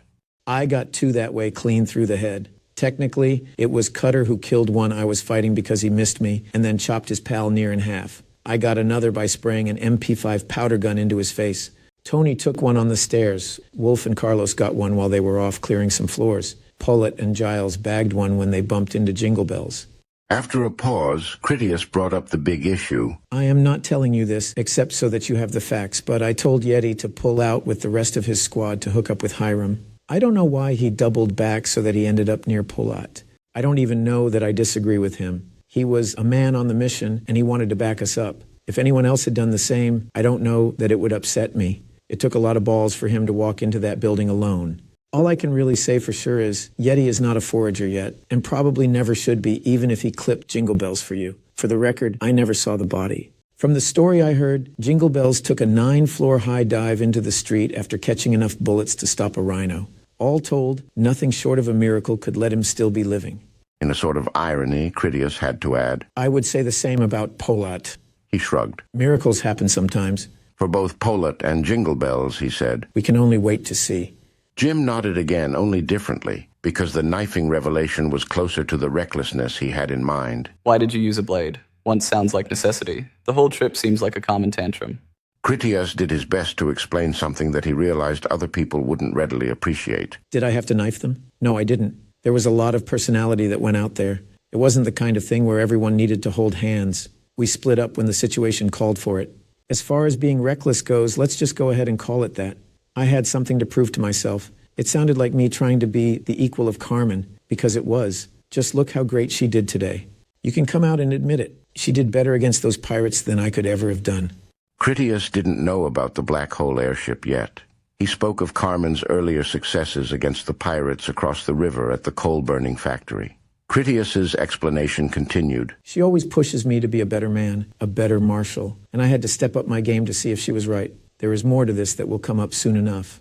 I am one of your captains. Critias held up his left hand. I offered this hand to your service. He held up the other one. And this one too. My heart, my blood, and even my life. My point is that I'm a package deal. I don't have detachable parts. I did what I did, because that is who I am, and I have to be me. If I disappointed you, all I can say is sorry, but it will happen again. I don't walk on water. Jim knew what he meant when Critias said that there was more to his mission that would come up soon. I hear that Cutter was in the building, he said expectantly to let Critias know it was an important issue that needed airing out. The thing is, I keep hearing he was there, without anyone taking credit for cashing him out. He was there. Critias confirmed it. We exchanged words and crossed swords.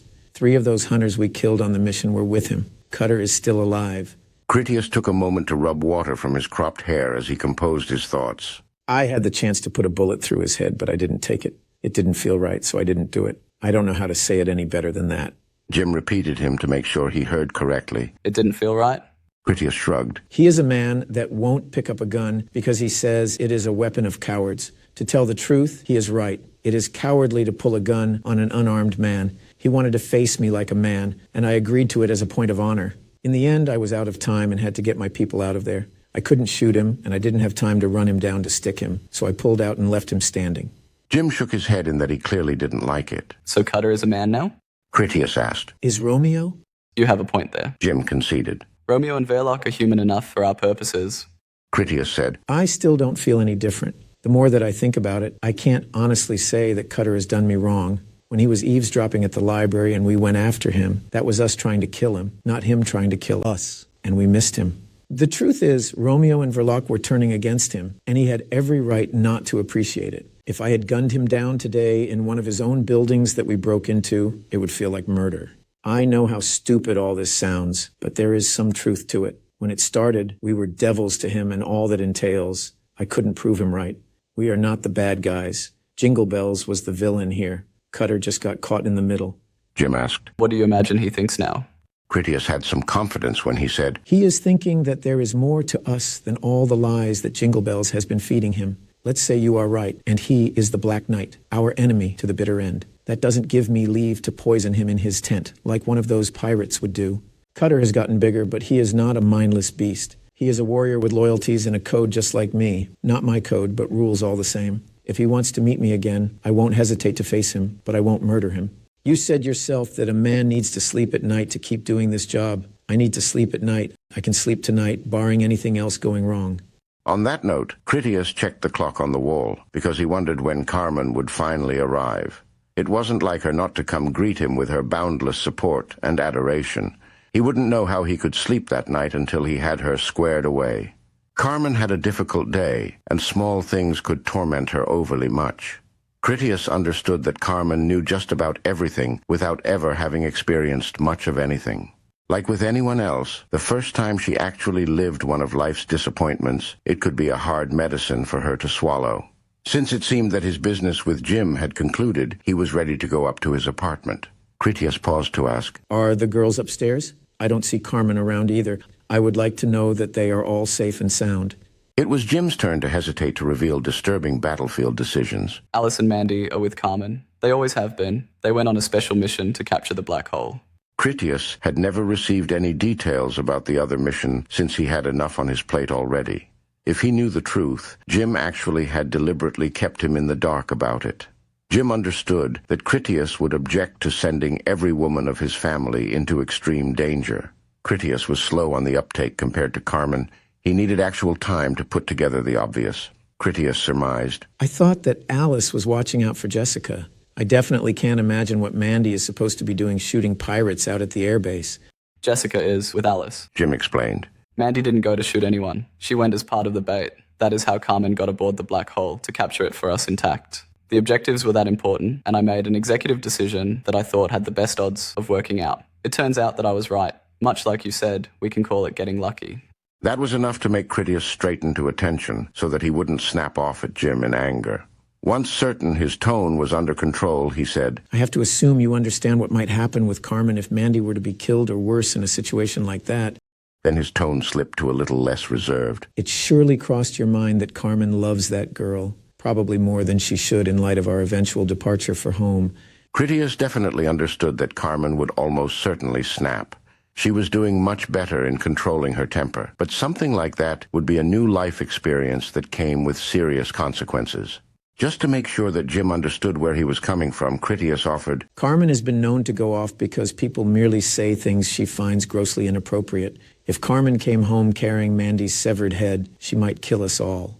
Jim looked Critias in the eye so there would be no confusion about on whose shoulders the matter rested. I sent your wife with Alice and Mandy into considerable danger because it was the only way I could think of to attain what we have accomplished. I no longer need worry about the negative ramifications now that her mission is already over and a complete success. I sent my wife with them as well. I do know something about how you feel. Sent her against better judgment. Hatchet reminded him somewhat bitterly. I'd say you were damn lucky, not just a little. If she divorces you when she gets back, I wouldn't be surprised. Hatchet's opinion carried more weight with Critias than with Jim, who had heard it multiple times already. It reminded Critias that Carmen would return home after having been in command of that situation. He didn't even need to think about it to know that he would never have agreed to lead any such thing. The price of failure was too damn high. It wasn't a failure that people would be able to live with. To that, Critias said, I would have found some other way to get that ship. I would have shot Cutter. Jim retorted. As things stand, it is this issue with Yeti and Polat that needs to be cleaned up now. That is some bad business. If you want to play king, you can start there. Critias had a ready answer. You pin the whole sordid mess where it belongs, on me. I'm the one who picked Yeti, and I'm the one who picked Polat, so that means it was me that got Polat killed. It was my mission. That makes it my responsibility. As far as what to do now, we don't do anything. Polat will either live or he will die. He will come back to form or he will be crippled for life. Yeti needs to go back out in the field. Hopefully he learned a valuable lesson, which, by the way, I did mention to him on the way in, probably twice. I made a special point of telling him to pay attention to what he was shooting at. Why did I tell him? Because shooting each other by accident is a routine problem that crops up when men with guns go to bad places. If my warning him proves nothing else, it shows that this is my fault because I knew Yeti was a risk for it and then took him along anyway. That being the sum of it, Jim said. At the end of a rough operation, we question the merits of all that we have done. That is part of this game, and that will never change. We had a great day today, one of our finest. If by some miracle Polat pulls through, I'd say we have had a better day than we had any right to winning. As a final note, Jim added, Your whole family gave its all for the community today. Whatever rewards you need to help smooth this over with them are yours for the asking. Critias needed a drink and he had a bottle up in his apartment. Before he departed, he said, Thank the ancestors that Mandy wasn't harmed. I honestly think I'd be scared when Carmen got home.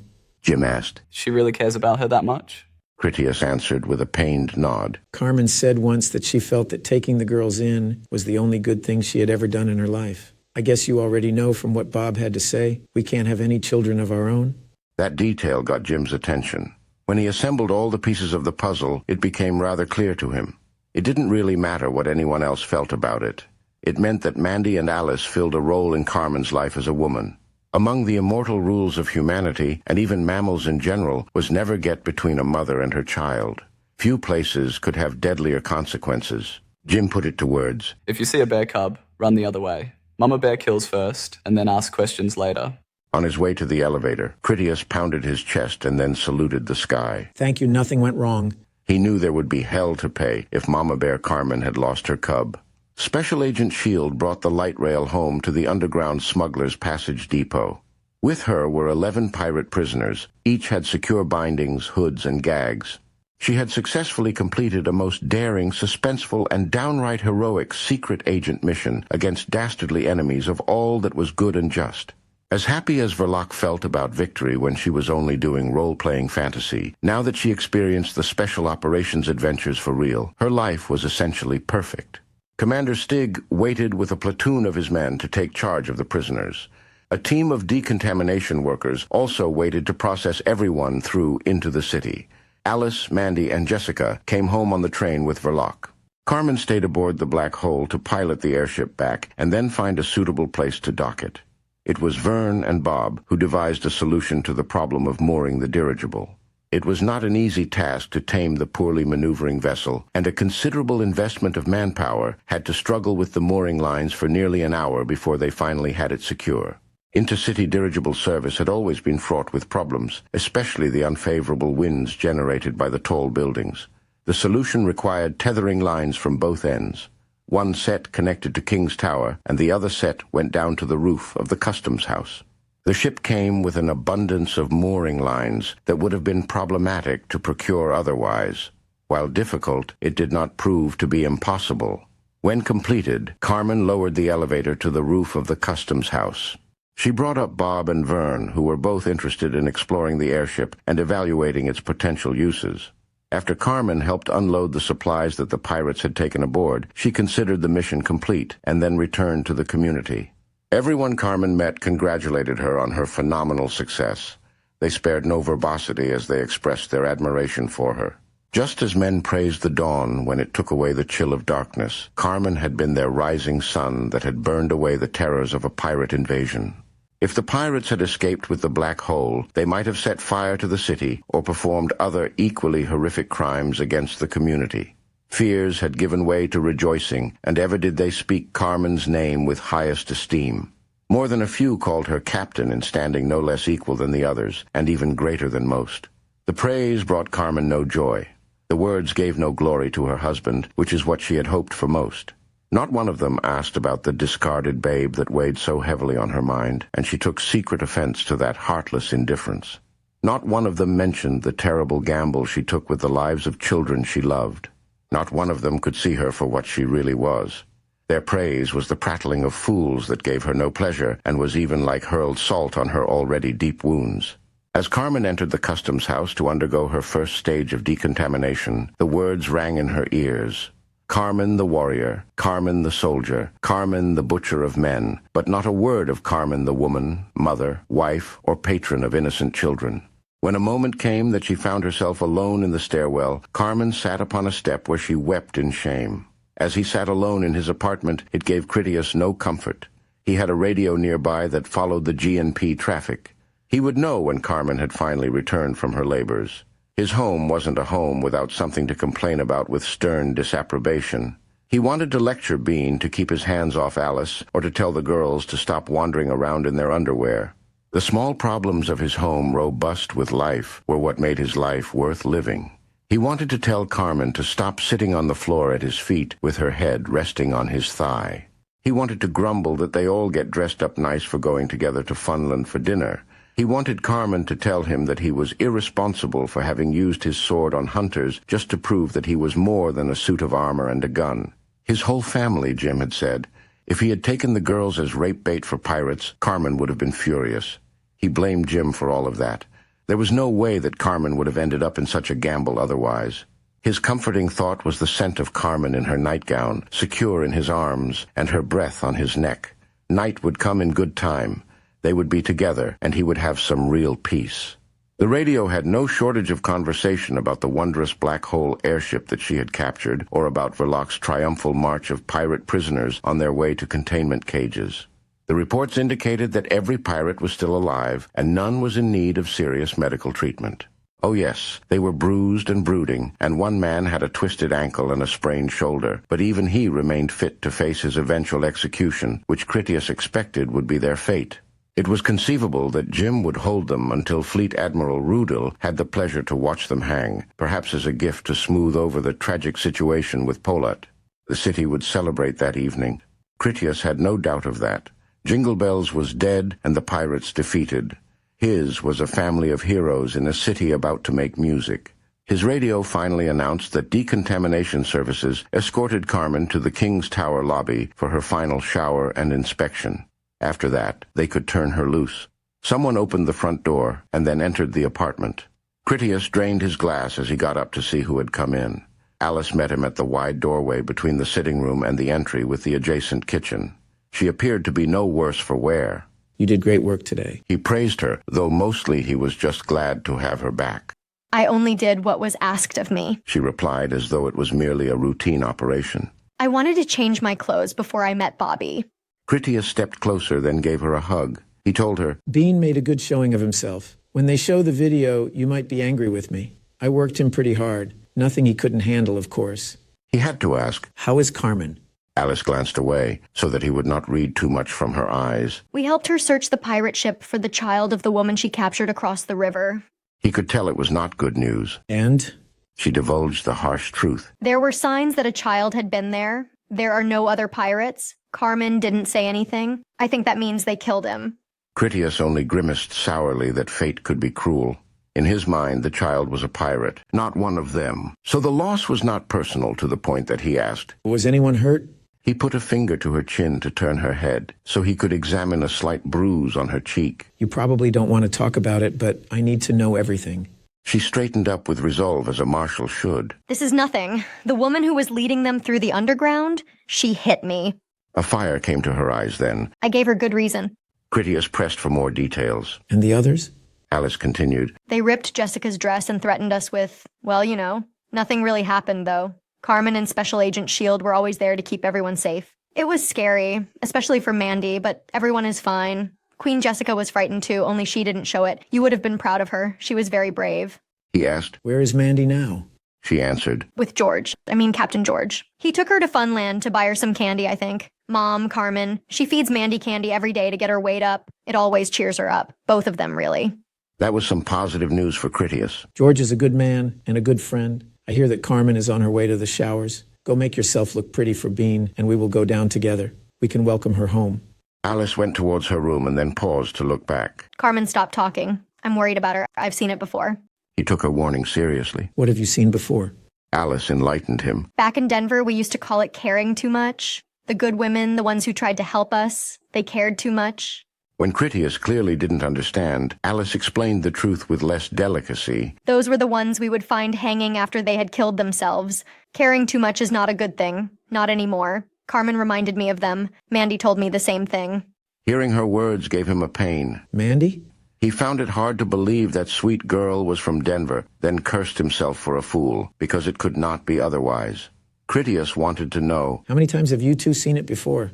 I don't know, 8, maybe 10. Alice replied. It isn't really something you would understand. I know all those women very well. We know each other a lot better than how you see it. I'm sure you don't think about it, but more than a few of them used to be my other wives. We know each other. Denver changed people. You know, this is a new life here, a good life. We just stopped hating each other, and now we never talk about it. I know you hate that man for what he did to us, but the others, at the time I mean, they hated us, because we got special treatment from him. Most of them had it a lot worse than me. It is good that they didn't care too much. The ones who did care too much, when they finally figured out that they can't fix the world, they left it. I tried to tell Carmen that it wasn't her fault. Men have no use for babies. I've seen them kill them before. Those pirates are bad people. It's not Mom's fault. Critias worried about Carmen. What did she say? Alice shook her head and shrugged. She said nothing. Carmen just looked at me like people do when they care too much and it has finally broken their spirit. I know I'm just a stupid kid, but I have seen some things. You need to help her before something bad comes of it. He waved her on. Go get ready. We will go down and I'll see what I can do. Alice had one more question. Did you know Marshal Ulysses?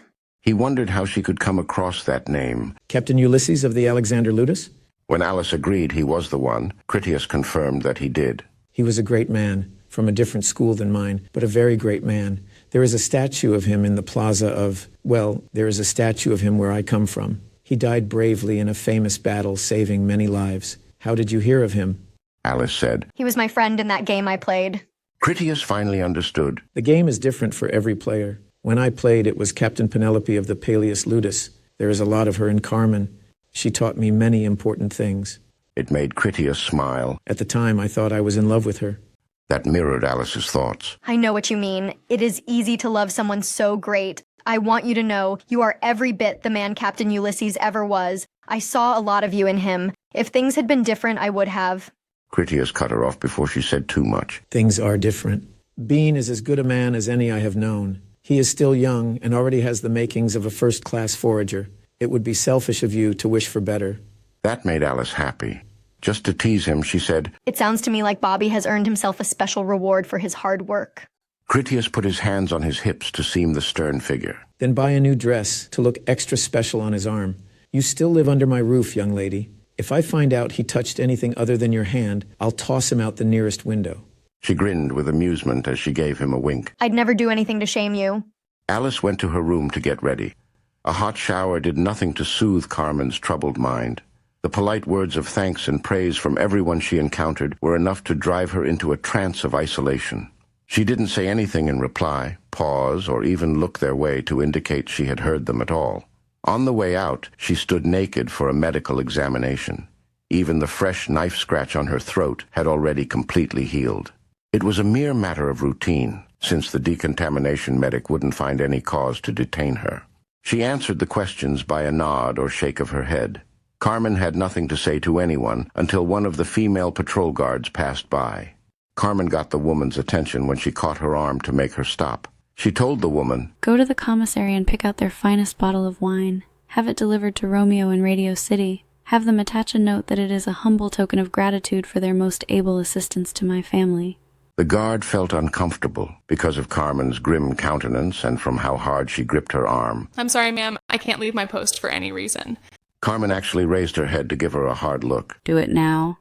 The woman sought some reasonable excuse to refuse. What am I supposed to pay for it with? I don't have the tokens to cover it. She tried to pull away, but Carmen's grip remained unshakable. Carmen gruffly insisted. You tell them to just give it to you, and you tell them that if I have to come up there, I will shove the coins down their throat while they are still in my fist. Tell them my promise exactly. She released her hand. Christopher the King's Lion overheard what Carmen said. He personally supervised the lobby because of all the pirates that filled the cages. It wasn't that the pirates were especially rowdy. Much to the contrary, they were so demoralized that none of them even seemed interested in the nude women that came and went from the showers. Neither were they in any mood to curse Bors or mock him for being such a traitorous fool who would still join them in a pirate hanging anyway. They were not in the old world that even then was warped, evil, and full of torturous corruption. They were villains held captive by survivors. The potential punishments for the least of reasons could fly to unholy extremes. It was easy enough for them to keep their mouths shut. The lion told the guard, I will cover for you while you are gone. Have them send the receipt to the paymaster. Captain Critias has credit to cover the expense. Critias and Alice sat on a marble bench out of the way near the stairs down to Funland while they waited patiently for Carmen to be free. When Critias had heard enough of Carmen's sullen villainy, he patted Alice's leg for her to wait while he went over there. As he arrived, Critias told the guard, You have a job to do, and it isn't running errands for Carmen. I don't mind. The woman only wanted to be helpful. I mind. Critias insisted before he turned to his despondent wife. Carmen, I know you have had a difficult day. That is no excuse for you to take it out on the people around you. Apologize for being so rude. You are the wife of a captain, and very nearly a captain yourself. Start acting like it. She slowly turned in his direction. Her wet hair hung down on both sides to the front, where it obscured her breasts and much of her face, due to the way she inclined her head with drooped shoulders. She seemed deadly sinister, like some ghost of a drowned woman who had just climbed out of the sea to haunt the living. With a hint of a sneer, she huffed her nostrils with contempt. Or what? He replied with conversational calm. I'll beat your ass is what? Is that so? Her darker side openly mocked him. Go home, Critias. You care too much for me to do anything but provoke me. Go home, before some truth escapes my lips that you will surely regret. Her choice of words provoked him more than Carmen had expected, since she assumed he would be too soft to back up his threat with anything more than complaints. After the warning from Alice, Critias understood that he needed to intervene, or Carmen would hurt someone if not herself. He closed the distance between them. I heard you promise to shove your fist down someone's throat if they didn't do as you say. Now take your robe, apologize to that woman, and come with me. I do care about you too much. That is why if you don't do as I ask, I will most assuredly prove you wrong. Carmen took a robe from the attendant, put it on, and then swept back her hair away from her face to seem more presentable. I'm sorry I was rude to you, She told the guard sincerely. It had never been her intention to cause the woman any troubles. She had just been in the wrong place at the wrong time. Carmen gave her honest excuse as she saw it. I am not so good a person as people seem to believe. It's nothing. The woman replied graciously. You're the bravest woman I've ever known. I don't even need to look around at all these pirates you captured. You saved me from Denver. The compliment came as a cruel blow. No. Carmen beseeched her while she took her arm again, only gently. Can't any of you see? She pointed over at Alice. There is the bravest woman. I betrayed my own children into the hands of these monsters. Can't you see what I am? I'm no better than those things in the cages. She pointed at Alice again. She knew. She wanted to die fighting rather than give up what matters most like I did. I'm not worthy to lick the ground in her passing. There is strength. There is a real woman. I am but a vicious dog. If any of you could see me for what I really am, you would keep me in one of these cages, and then only open it in times of war. That is why they made me to look like this, so that pirates would mistake me for something pleasing, or even human. Critias held out his hand. Come, let me take you home. We can talk about this in private. Oh! She had plenty of fury for him, since Critias was her real target. Everything he said or did was gasoline on her fire. She fumed. Stop pretending to be my master. Let you, please, talk and more talk, and yet you do nothing. Carmen pointed out the pirate who thought himself her new owner. That one had his hands all over me. He put a knife to my throat. He licked my blood with his slobber after he cut me where you kiss me. What do? You do nothing. She pointed out another. That one laid hands on the queen and would have raped her if only time had allowed for it. I'm the one who put the queen in that position, and I did it on purpose. What do? You do nothing. She pointed out the female medic among the pirates. While my children wept in misery surrounded by deadly danger, where I placed them on purpose because I am little more than a beast, she cursed and mocked them, relishing in their abuse. What do? You do nothing. Lastly, she pointed at Critias. As wretched as these men are, in my ignorance they open my eyes to the poisonous truth. At least they are man enough to take what they claim is theirs, when they say what is mine is mine. They don't beg and debate like a weakling for what they are too squeamish to just take like a real man. You compromise and you negotiate. You make empty threats. And though at times I genuinely deserve a firmer hand, you are too soft to back your own excessively hyped convictions. If you doubt it, I have proof of your spineless hypocrisy. I have a quote for you, Master. She said Master with utter scorn. Master was his name when the weak personality was in charge, and it sickened her darker side to use it. See if for once you know its author. A woman without the maternal instinct to protect her own children is not worth the rope you need to hang her with. Who told me this? Those words are mine, Critias admitted. I don't recall the reason or the occasion, but I said it. It was as true then as it is now. I gave Alice my solemn oath as a man and as a marshal that I would always protect Mandy from exactly that kind of harm, and then you took her out there anyway. It was your duty to call me and ask for my permission, and you are damn right that I would never have given it to you. You should not have taken my girls on that mission for any reason. She shook her head at him in disgust, and then slashed the air with a gesture of her arm. And still you do nothing. What happened to your whimpering nonsense about us being patriots? Isn't that what you told Jim? We would go or stay, live or die, make any sacrifice he asked of us? Didn't you say that? The worst part of all this is that those pirates finally showed me what a real man can be. They made me to be your fantasy, but they certainly didn't make you to be mine. You are soft and weak and useless. Just get out of my sight. I'm in no mood to pretend you are master of anything but spineless hypocrisy. Critias stepped up and then fully slapped her, just like she deserved. Carmen could more than take it, and with that in mind, he really let her have it. She couldn't believe he could find the nerve, and only looked upon him in stunned silence as tears more of gratitude than pain came from her eyes. Carmen couldn't live with the guilt, and it would surely destroy her unless he helped her escape it. Her taunting had hoped for no less than she had gotten.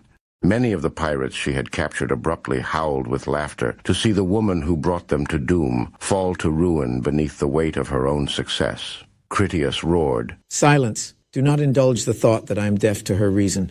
This is my wife. He stared directly at the man who foremost thought to claim her. You will answer to me soon enough. I promise you that. I promise you. Madeline had no illusions of survival. Death would claim her soon, and nothing would prevent it. Having naught to lose, she thought to spit her venom one final time. You should kill yourself, Carmen. She had learned the name from overheard conversations. You were willing to see those girls raped just so you could steal our ship. I have to wonder if you value anything at all but your own shabby pride. Alice got to her feet, and with her head held high, she marched over to the cage to give Madeline a few choice words. I was not afraid of you then when you were at your strongest, and I certainly don't fear you now. Carmen beat you. Carmen outsmarted you all. She took everything from you, even your chance to die with any glory. I would do it again, and so would Mandy. I have endured torture and humiliation before. Here I stand unbroken. I would suffer it again willingly just to win the pleasure of seeing you burn. I would die for Carmen and be proud of it. Her pain is for me and my sister. The harder she tries to convince us otherwise, the greater she becomes. Carmen's suffering will pass, but you will not be so fortunate. Alice moved closer to be just beyond the cage, so the woman could clearly see her eyes. Of all those here, your punishment shall be the worst, and I will be there to see it. You and I will share this precious moment again. I look forward to seeing your last expression. The woman moved back, and then sat on her bunk as if the threat did not bother her, even though it did, because she knew it was no jest. If Madeline knew anything, it was that Alice was an icy juggernaut of determination when she set her mind on something. Alice had just set her mind on making Madeline pay dearly for her many evil deeds. Madeline still tried to bluff her way to seeming confident. What is so special about me, child? I'm glad you asked. Alice smiled as she reached into her handbag that had her helmet and gauntlets to retrieve a leather wallet. I found this on the black hole. It's yours, so I'm sure you recognize it. She opened the wallet and then removed a plastic identification card and a photograph. Alice offered them to Critias. There is a very good reason that the pirates chose this black-hearted witch to be their guide through our city. Critias studied the card for a moment and then the photo. He was not very astute about historical matters, but he did grasp that the card revealed that Madeline had been an executive officer in the government agency that had commanded during the downfall of the city, the same group that had been in the Radio City building. Her group was the one that had barricaded the upper floors so that they could escape by air while they left their underlings down below to die hideous deaths. Betrayers beware the judge who is dead. Critias quoted the words Carmen had engraved. Never sleeping his curse nor resting his head. He flipped the photo at Madeline where it landed face up on the floor beside her cage. The picture was a self-taken close-up of her posing on the roof of Radio City. There was a helicopter in the frame behind her. The evil witch actually smiled because she had been ever so happy to leave with her own vile life. The look he gave her was horribly calm. So that was you who murdered all your own people in the Radio City building. If you believe in God, it certainly appears he had a hand in sending you back to the scene of the crime. Critias reached in his pocket to take out his lucky bullet, the judge's bullet. He showed it to Madeline. I believe this is yours. I hope you're hungry. Many of the people in the lobby had been laborers when the community cleaned up Radio City. Madeline's treachery had caused suffering so heinous that they commonly accepted that the whole floor had a curse. The change of attitude in the room was unmistakable. All the color drained from Madeline's face, which was an impressive feat, since she had already been in the worst possible spot even before the bad news. She never imagined, even in her worst nightmares, that she would ever hear of that day again. Not a single person was still alive who knew what she had done. She was the sole survivor of that day. Everyone else had long since fallen from the misfortunes of the ravaged world. It was impossible that they had deduced so much from an innocuous photograph. Impossible or not, they knew and seemed determined that she answer for it. If the penalty she had coming would make dying as only a pirate a form of pardon, it had to be unpleasant. Alice held out her hand to Critias for the judge's bullet. Please give it to me. I should have it now. She and I are building a special relationship, and I would like to see it through to the end. Critias had his doubts. Are you sure? She nodded softly and then plucked the bullet from his fingers. She will get her fair trial. I won't do anything until Jim pronounces her guilty and then approves what comes after. The elevator opened, and then Jim came out with Jessica and Hatchet. Jessica was on his arm, making it clear to all that there were no hard feelings between them that resulted from Carmen's mission. Where Jim was concerned, appearances could always be deceiving. His public face would be one of harmony and stability, regardless of what transpired behind closed doors. As he exited the elevator, Jim spoke to all. This is not the rejoicing I expected to find. Critias glanced up at the cameras in the room and then realized what a spectacle he had made that quickly found its way to Jim. He chose a more pleasant topic. You will never guess what a distinguished guest you have in that cell over there. I assume you mean Madeline. Jim answered the riddle without missing a beat. That was impressive, so Critias asked, How did you know? Jim saw it as obvious. Because Alice sent word to me first, as was her duty. I am sure you would have brought me Madeline's cell phone and wallet if you had found them first. I can't guess what else you might have done with them. Kevin printed out that hard copy of the photo after taking it from her phone. I don't deny that her past exploits are important to us, but it is not an issue to resolve this moment with any urgency. We will have time for that later. With that out of the way, Jim walked down the lobby to look over the cages. Madeline didn't like that her name and deeds had become so popular. After a lifetime of using her mouth to evade corruption charges, it came as second nature to keep on track. She got up to get a better look. Then as Jim came past her cell, Madeline said, Go find your mother, boy. To dismiss him. We want to get back to the entertainment. King Louis was in the process of beating his whore. That was when she took notice that Jessica was on Jim's arm. Carmen had led her to believe that they were all wives of the king, but it was already apparent that Carmen, Jessica, and Alice had different relationships from one another. As she realized they still played her for a fool, she became enraged. Are any of you people who you say you are? Jim really did dismiss her as a meaningless nothing. Be silent, you ignorant hag. It is bad enough that you are stupid. Must you keep opening your mouth to prove it? He caressed Jessica's arm. Which one was it? With a finger that beamed doom like a bolt from Zeus, Jessica pointed out the pirate who had ripped apart her dress and then poured his wine on her back. That one there. Jim set her arm aside so he could walk forward alone to inspect the man. I am King Louis. It was my planning that brought you before me as less than slaves. Look upon me and despair. I have but one wife, and she stands there before you. As king, I shall see you suffer for your crimes against my people. As a husband, I will not be as merciful to the man who offended my queen. He waited with an exaggerated gesture as if he listened for someone to speak.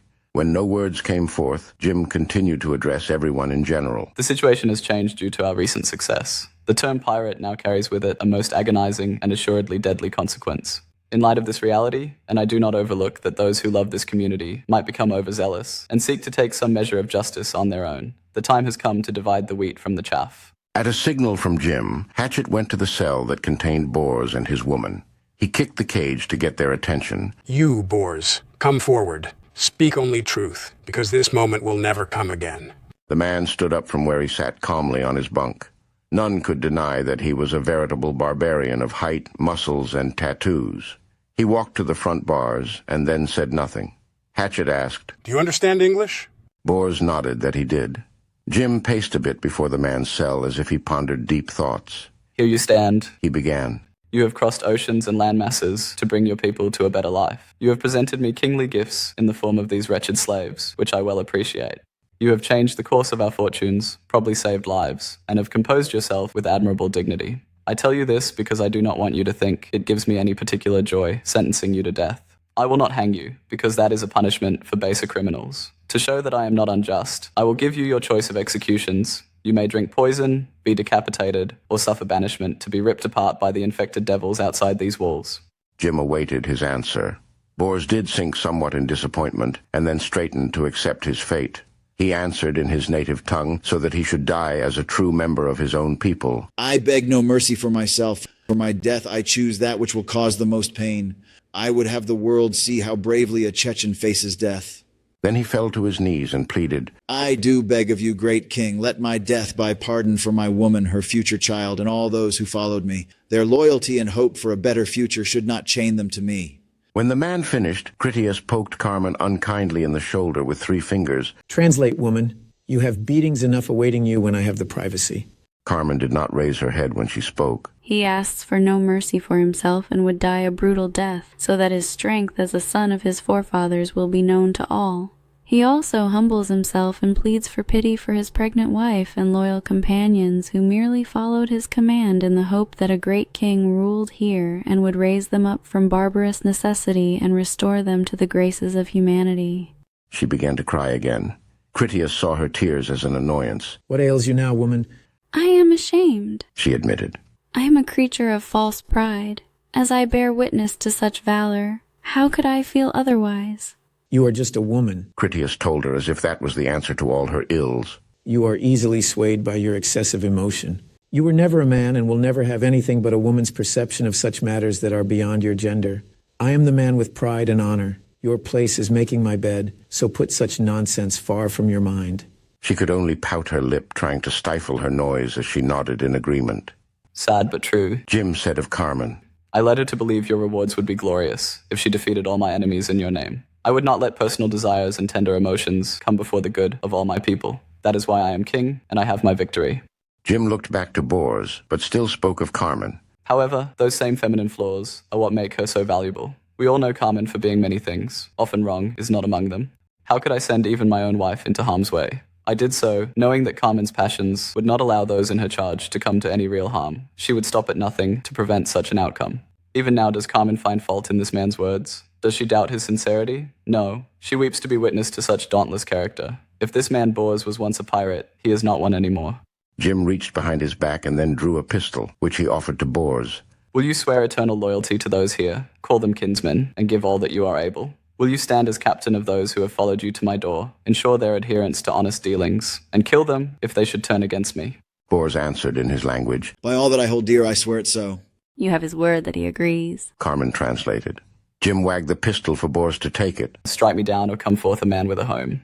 When Bors took the weapon, Hatchet went for his own pistol. Jim gestured for Hatchet to stand down. No one is welcome among us who will not be armed and fight for the community. Bors is a man who values courage. Now let him admire mine. Bors ejected the clip to confirm it had bullets, and then he expertly withdrew the slide to find another round in the chamber. So assured that the pistol was for real, he threw his head back and then laughed like a drunken Viking. Before me is a man that I will be proud to serve for all my days, Bors declared in Russian for his people to hear.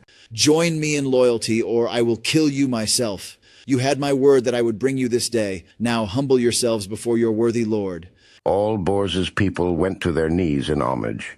They had prayed for a miracle, and Bors had led them through the wilderness to a good home just as he had promised. They are yours to command. Carmen told Jim. Jim waved over his lion. Open their doors and set them free. Take them to the armory and issue them pistols, as to their liking. Pass the word that these people will break bread with us tonight. They are now part of the family. Should anyone kill one of them in some hot-headed rage, it will be murder and answered accordingly. Christopher began to unlock the doors as requested. He opened Bors's cell first and then moved on to the others. As soon as the door was open, Bors's woman Rachel emerged and then knelt before Jim to kiss the back of his hands. God be praised. She cried with tears. The wisdom and mercy of the Almighty sits upon your head like a crown. Thank you and bless you. Jim did not shrink from her recognition of his majesty. He played the role that the woman's heart required and let her find the icon of social order she needed in him. Only after she had expressed her gratitude did he invite her to stand. Be welcome as one of us. With the matter settled, Bors and his men embraced one another and celebrated their good fortunes as they followed Christopher to the armory. Their conversion was as genuine as their smiles. Having holstered weapons would only make them feel more like free men. With that business out of the way, Jim moved on to consider the other prisoners. He gave some thought to the pirate who had refused to talk when Hatchet and a couple guards had roughed him up. That man was bedridden and quite obviously battered enough to justify his need for rest. Jim took a moment to look over at Carmen and then back at the man before telling him, The rest of you deserve nothing from me. Carmen took pity on you because apparently you are not entirely without manly qualities. That is not reason enough to pardon you or to think you trustworthy. Along with these others, I sentence you to death. Until you all die, you will work. While you work, you will either be cheerful in your labors and grateful to be alive, or barring that, we will just kill you at any moment without discussion or warning. That seems quite generous to me. If any of you come to find that you disagree, you need only voice your dissatisfaction with your lot in life. The injured man seemed relieved with the verdict, since it was better than no chance of survival at all. The rest of them wisely remained silent, rather than die immediately. Ziva, the mother of the discarded child, was still at Forager's castle. Jim had left her there rather than have her suffer abuse from the other pirates that she had turned from on the condition he would save her child. According to all they knew, the child was dead, murdered by the pirates. She did not know the sorry truth yet, but would soon enough. The other condemned pirates included Madeline's wickedly sold female medic with her 3 male gunmen that included the men who had threatened Jessica and Carmen with rape. There were also Madeline's 2 female soldiers who had not distinguished themselves in any particular manner worthy of pardon or extra punishment. Jim also had the Black Hole's flight crew and the 9-toed commander he had tortured for information, none of whom he considered especially redeemable. Just when it seemed that no one else remained deserving of any consideration, Jim noticed the woman Jude that Critias had just brought back from his hunting trip after Jingle Bells. Carmen had been in such a state of sensory retreat that she had never bothered to give the prisoners any attention. She noticed the woman only because Jim had drawn attention to the matter. She isn't one of mine, Carmen told Jim. She most certainly is yours, Critias assured his wife. I was so overjoyed that you would even bother to ask my permission before you went galloping off to rescue her that I decided to spare her life as a gesture of my love for you. It seems foolish to me now, considering your recent behavior, but I have already done the deed, and there she is. You should go have a look at her. She lives for no other reason than your kind heart. Carmen asked. Do you demand it of me? Critias replied sternly. Would you care if I did?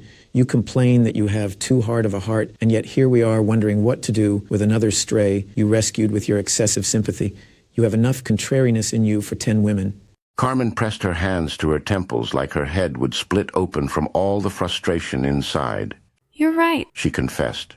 I don't have any reasonable answer. I hurt the people I love and then feel compassion for enemies. When I heed your advice, my life is joyful. When I defy you, I feel miserable.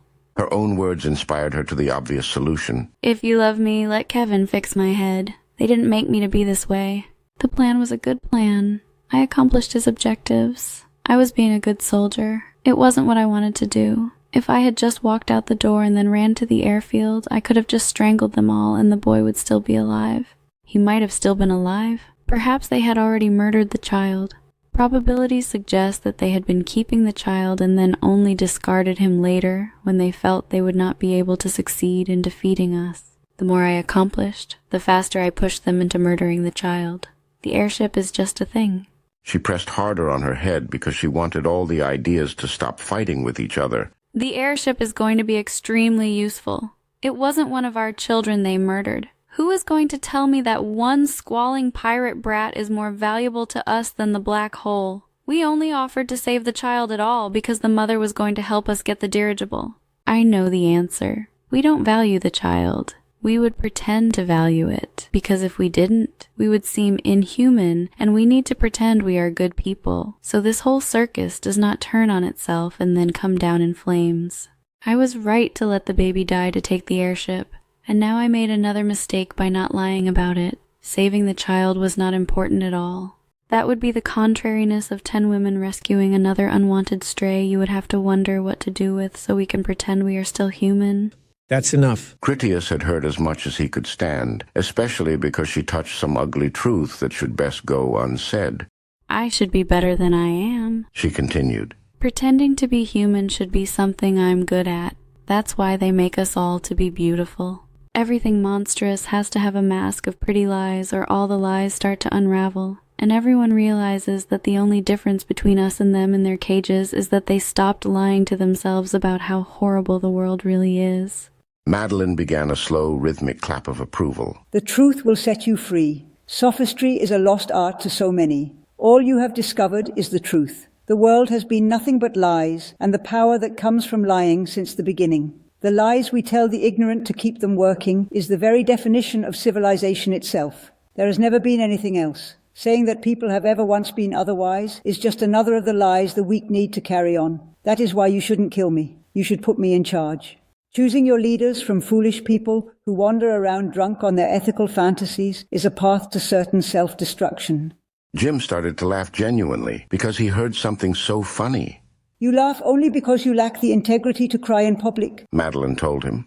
Jim disagreed. I have to laugh because for all of your arrogance, you are too stupid to see what is most obvious. Not only did I beat you, I defeated you easily. I laugh because you still have no idea why I beat you, even while you describe it yourself in detail.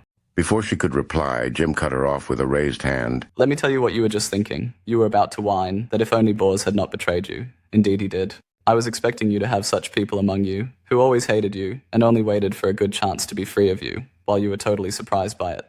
He gestured about to his people. I offer a good life here. Real honor, real respect, and real purpose. Your world was one of treachery and deception, which everyone knows is happening, but you in your stupidity believe that if you stick to your first lie, it will work out in the end. You should take a minute and consider Carmen more carefully. Her pain does not offend me. I adore her for it. Such a tragedy it would be if she lost her sense of decency and became like you. The world is never perfect. You win some, and you lose some. Carmen wants to always win and never pay the piper. Well, don't we all? Jim lectured Madeline because he saw right through her vaunted sophistry. You murdered everyone who crossed your path. So gee, let me guess. You were starving for manpower. I'm not. You had to pressure your people into cooperation. I don't.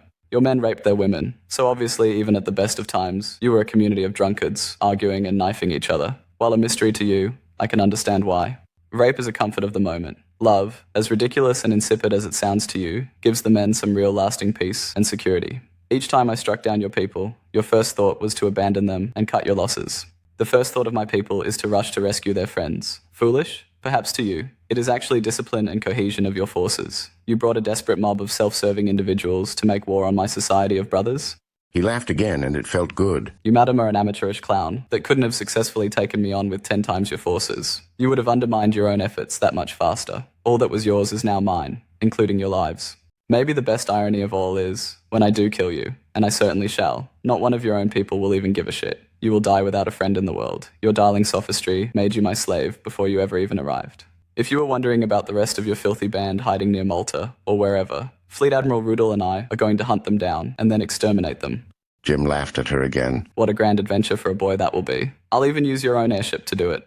He chuckled. I bet you're so stupid that I will find detailed charts to all your pirate bases lying right out on the Black Hole's map table.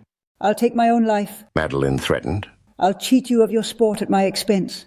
Be my guest. Jim accepted her offer. I would not want to stand in the way of the only good act you will ever do in your whole despicable life. Somehow, I think you will choose otherwise. I find you easy to read. You always think you will cheat the hangman one more time. You are so much smarter than me after all. You are sure you will think of something. Critias took Carmen by the shoulders and then kissed her. He almost felt guilty over the way he stole her breath. She adored him beyond reason. Jim had taught him something in the way he was not afraid to be a king, as Bors's woman humbled herself.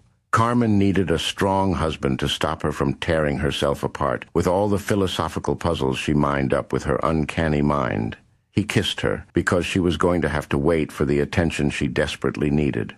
He put Carmen aside as he called to Jim. I can't wait on the matter of that woman's boy. If there is any chance at all, I am going after him. If there is no hope, I have to know who murdered him. Jim told Hatchet, Pull out Sky Captain Matthias there. It was his ship, so the deeds of his crew are still his own. Matthias was in no hurry to leave his cage, since it surely meant torture. No one here will tell you anything. Why would they? You have already said we are condemned men. What is there for them to gain but worse punishment? Wisdom does come with age. Jim waved for Hatchet to stop and leave him in the cell. The king addressed all the pirates instead. Someone not Captain Matthias. Tell me what happened to the boy, and I will be grateful. Let me remind you, Bors did just walk out of here with my own pistol in his hand. My generosity really does have tangible value. One of the crew of the Black Hole was plenty eager to save himself some misery as he blurted out. The captain told one of the teams going out to search the airbase for weapons to take the boy with them. He said he had only fighting men and no nursemaids for a dead whore's bastard. Jim asked the man. And they returned without the boy? The man shook his head, no. They never returned at all. I swear this is truth, great king, and I beg for your mercy. You have been there. We saw your airplanes. That place, so many dead, heaped like earthworks they are. At first we believed it was good luck. Never had we seen such a place with so few of the screamers lurking about. But they are there. You never see them, but they are there. We lost 7 fierce men. We did not find them dead. We did not find them at all. The creatures were hunting us. We had already fled the place when... He pointed to Carmen. Your assassin fell upon us. God forgive us, but the boy is surely dead. A secret evil rules in that place. Nothing could survive, certainly not that small boy. Jim considered it all carefully. How certain are you that your men didn't run away to hide in the buildings, wanting to join me once you had given up and forgotten them? The man shook his head with a certain no. Not those men, not his men. I was just a pilot. They didn't even let me have a gun. They were of a bad sort even for us, if you take my meaning. No matter what they did or what became of them, they would not have shown the child any kindness. They must all be dead. That is a terrible place. He pointed to Matthias. It was by his order that the child is lost. He is terribly afraid, said Carmen, softly trying to be helpful. I sense no deception in him. He believes his words to be true.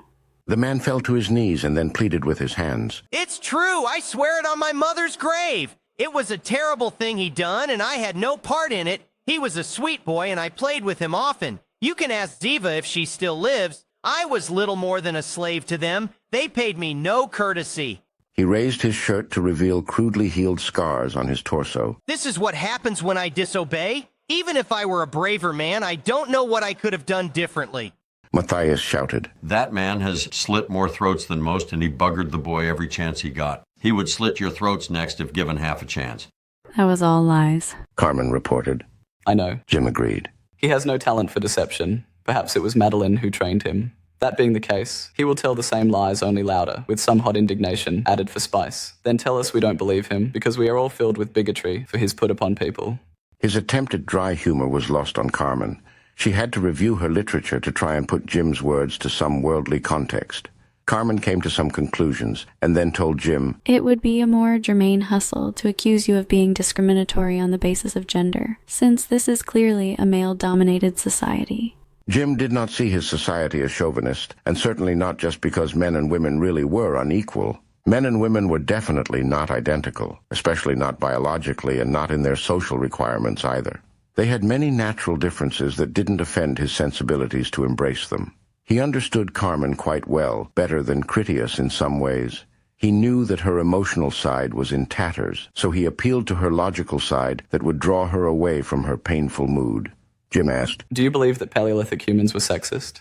To the uninitiated, they would have appeared to be. She answered. The female form is not ideally suited for the hunting of large game animals. Males tend to be more aggressive as members of the social strata. The restraining factor on the testosterone-driven male ambitions would have only come from other males. I believe the gender divisions were a natural consequence of labor specialization. Statistically speaking, males are superior warriors, and by their very nature, they required a strong patriarchal figure to enforce social order. A powerful but dim-witted brute would not submit to a social order administrated by a physically weaker chieftain. The urge to supplant the father figure and take the role for themselves would be too great to resist and be the proper course of action for the good of the tribe. This is common in a wide range of social mammals. It is the arrangement most likely to produce successful reproduction in a hostile world. Bias based purely in ignorance and cruelty is too irrelevant to even overcome the base margin for error in my computations. If that is all true, Jim quizzed her. Then how do you explain me? I am not a large and powerful man like Boris. Hatchet is always by your side, she said. His reputation for being short-tempered and violent not only corrects the imbalance, it has the secondary function of setting you apart as the philosopher king, a rule of wisdom and comprehension of the vast complexities of the state. No one here doubts your capacity to kill other men to protect the stability of the community. You are just and honest. People respect you because you have the traits of Octavian Caesar, brilliant political cunning, and a deep love of traditional society, warriors of honor, and women of virtue, the sanctity of marriage and motherhood, and a militant intolerance for external threats. Carmen started to cry again. Critias went over and then held her, for which she was grateful, as she buried her face in his chest. Her husband asked with all kindness, What's the matter now? I have done this to myself. She whimpered. It was my own misguided ambitions that cast me into this society as a masculine warrior. I hate it. I hate it so much. I love you, my home, and the children. How can you stand to look at me? He embraced her and stroked her hair. You fight for me, Carmen. You fight for my home and my children. I already know the truth. Did you go after the black hole for yourself? She sobbed a no. He promised to give us more space, a larger apartment so the girls could have their own rooms. It would be respect and promotion for you, a better home for the girls. That is all I wanted from it. It was more than Madeline could stand. You people are lunatics. I have never heard such inane rambling in all my life. And they all carry guns. Jim told her, since he found that humorous too. Wonderful, isn't it? It was your way of life that lost the world to the ghouls in the first place. You failed miserably. If anyone knows that, it is you. You did in fact lose this city under your leadership. This is what I am curious about. Why did you leave? I am a realist. We were discussing your sophistry. I understand you quite well. Madeline scoffed at that. You think you understand me, boy?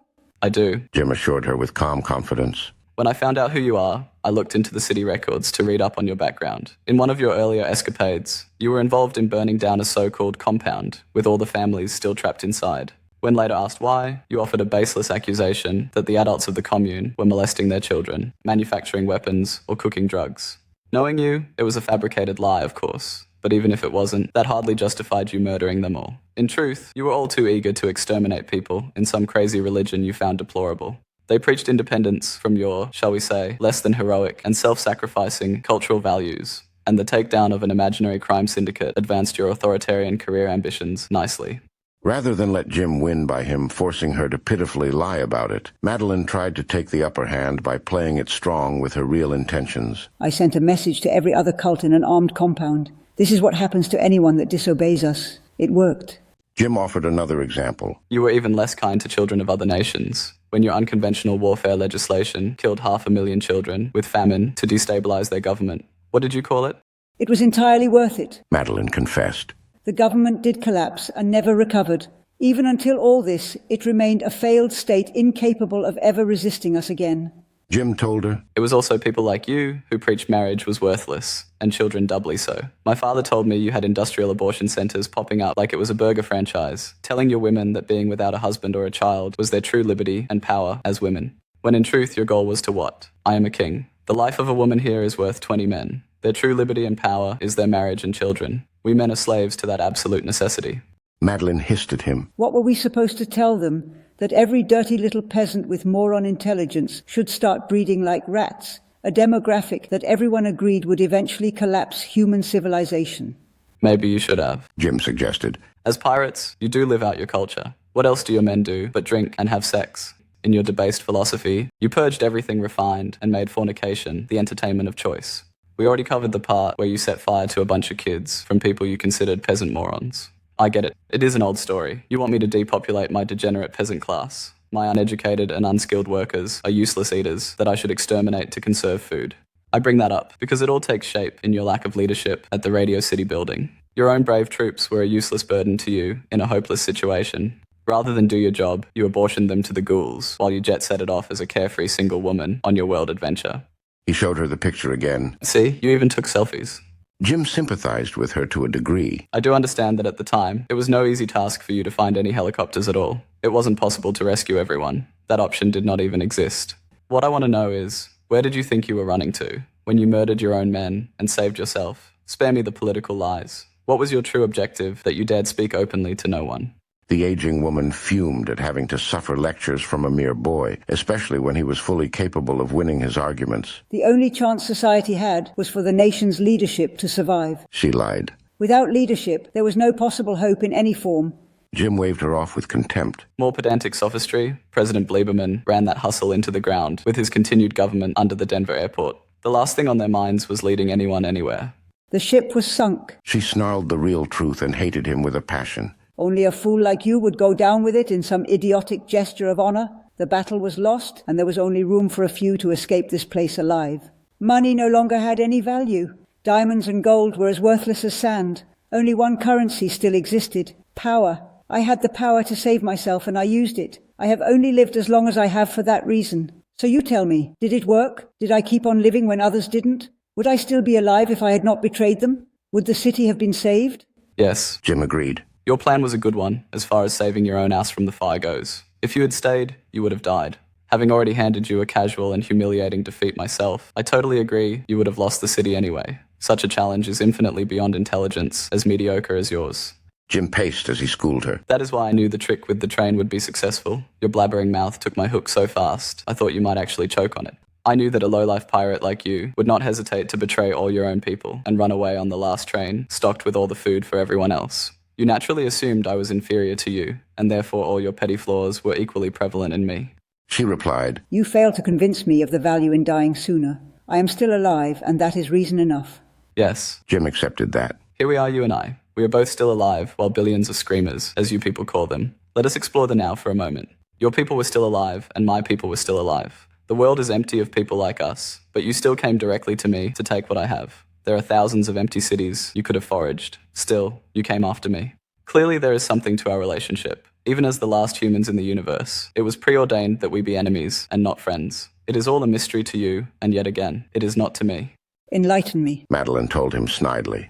You first. Jim insisted. I would greatly enjoy hearing your version. What story do you have as to why you are here?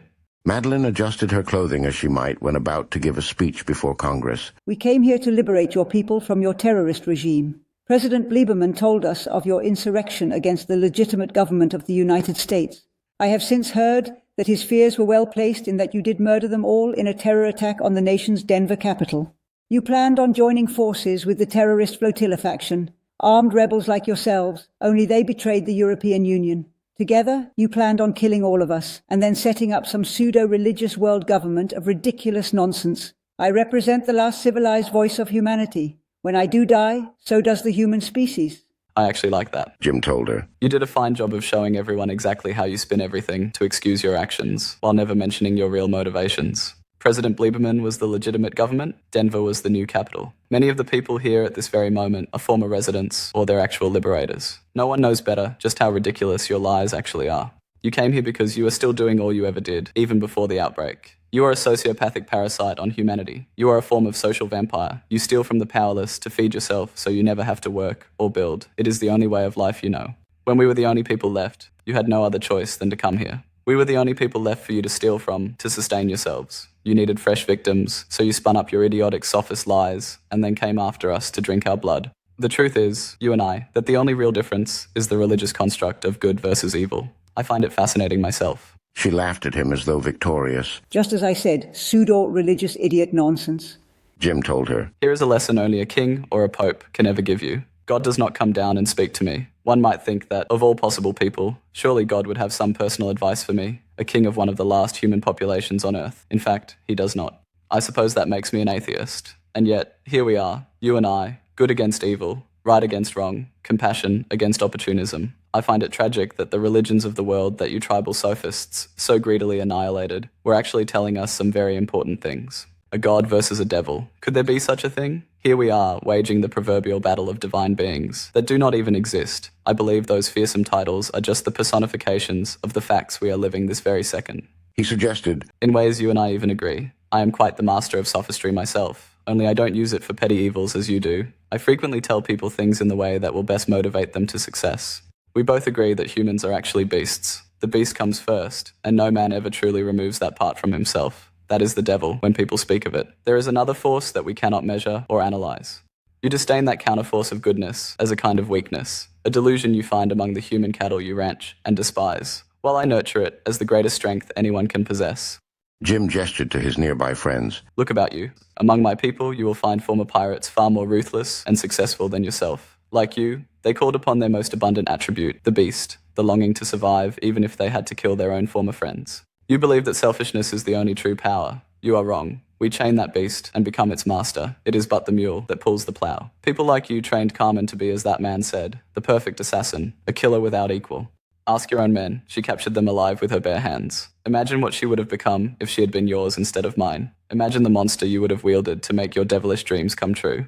There she stands, but not as my beast like she fears. As much as it hurts me to see her unhappy, I am in no hurry to disguise it. I want everyone to take witness of what it means to battle for your soul. We are not animals. We are men and women. Honor and family are no mere fantasies.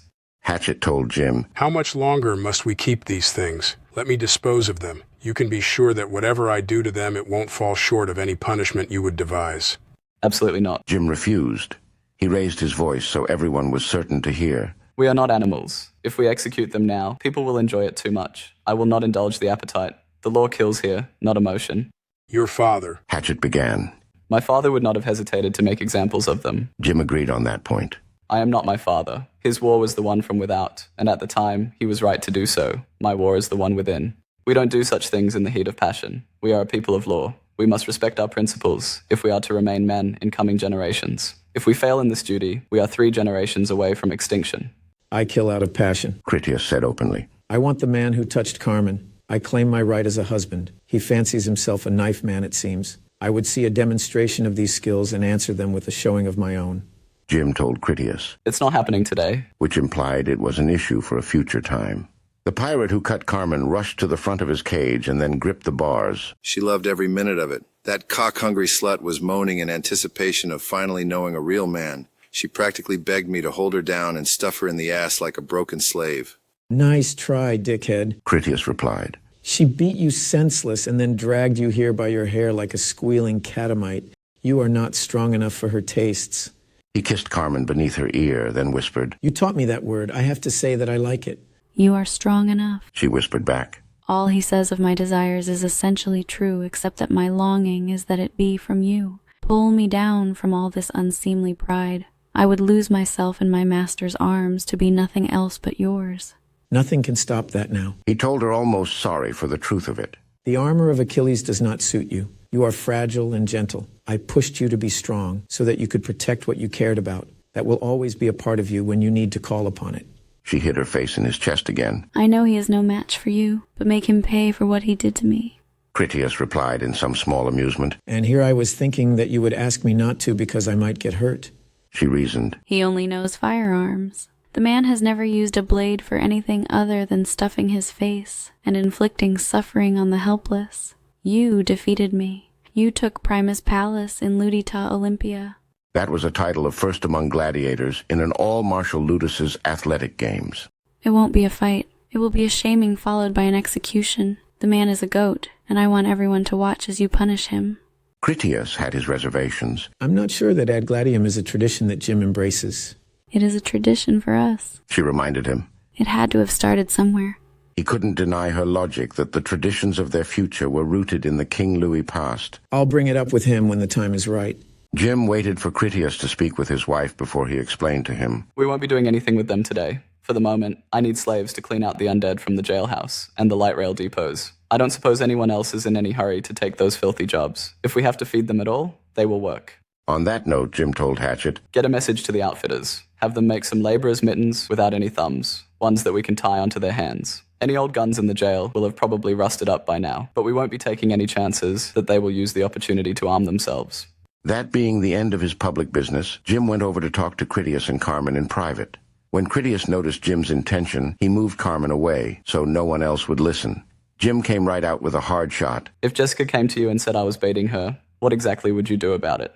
I would hope you had a real good explanation. Critias answered. If you didn't, Hatchet and I would have to kick the ever-loving shit out of you.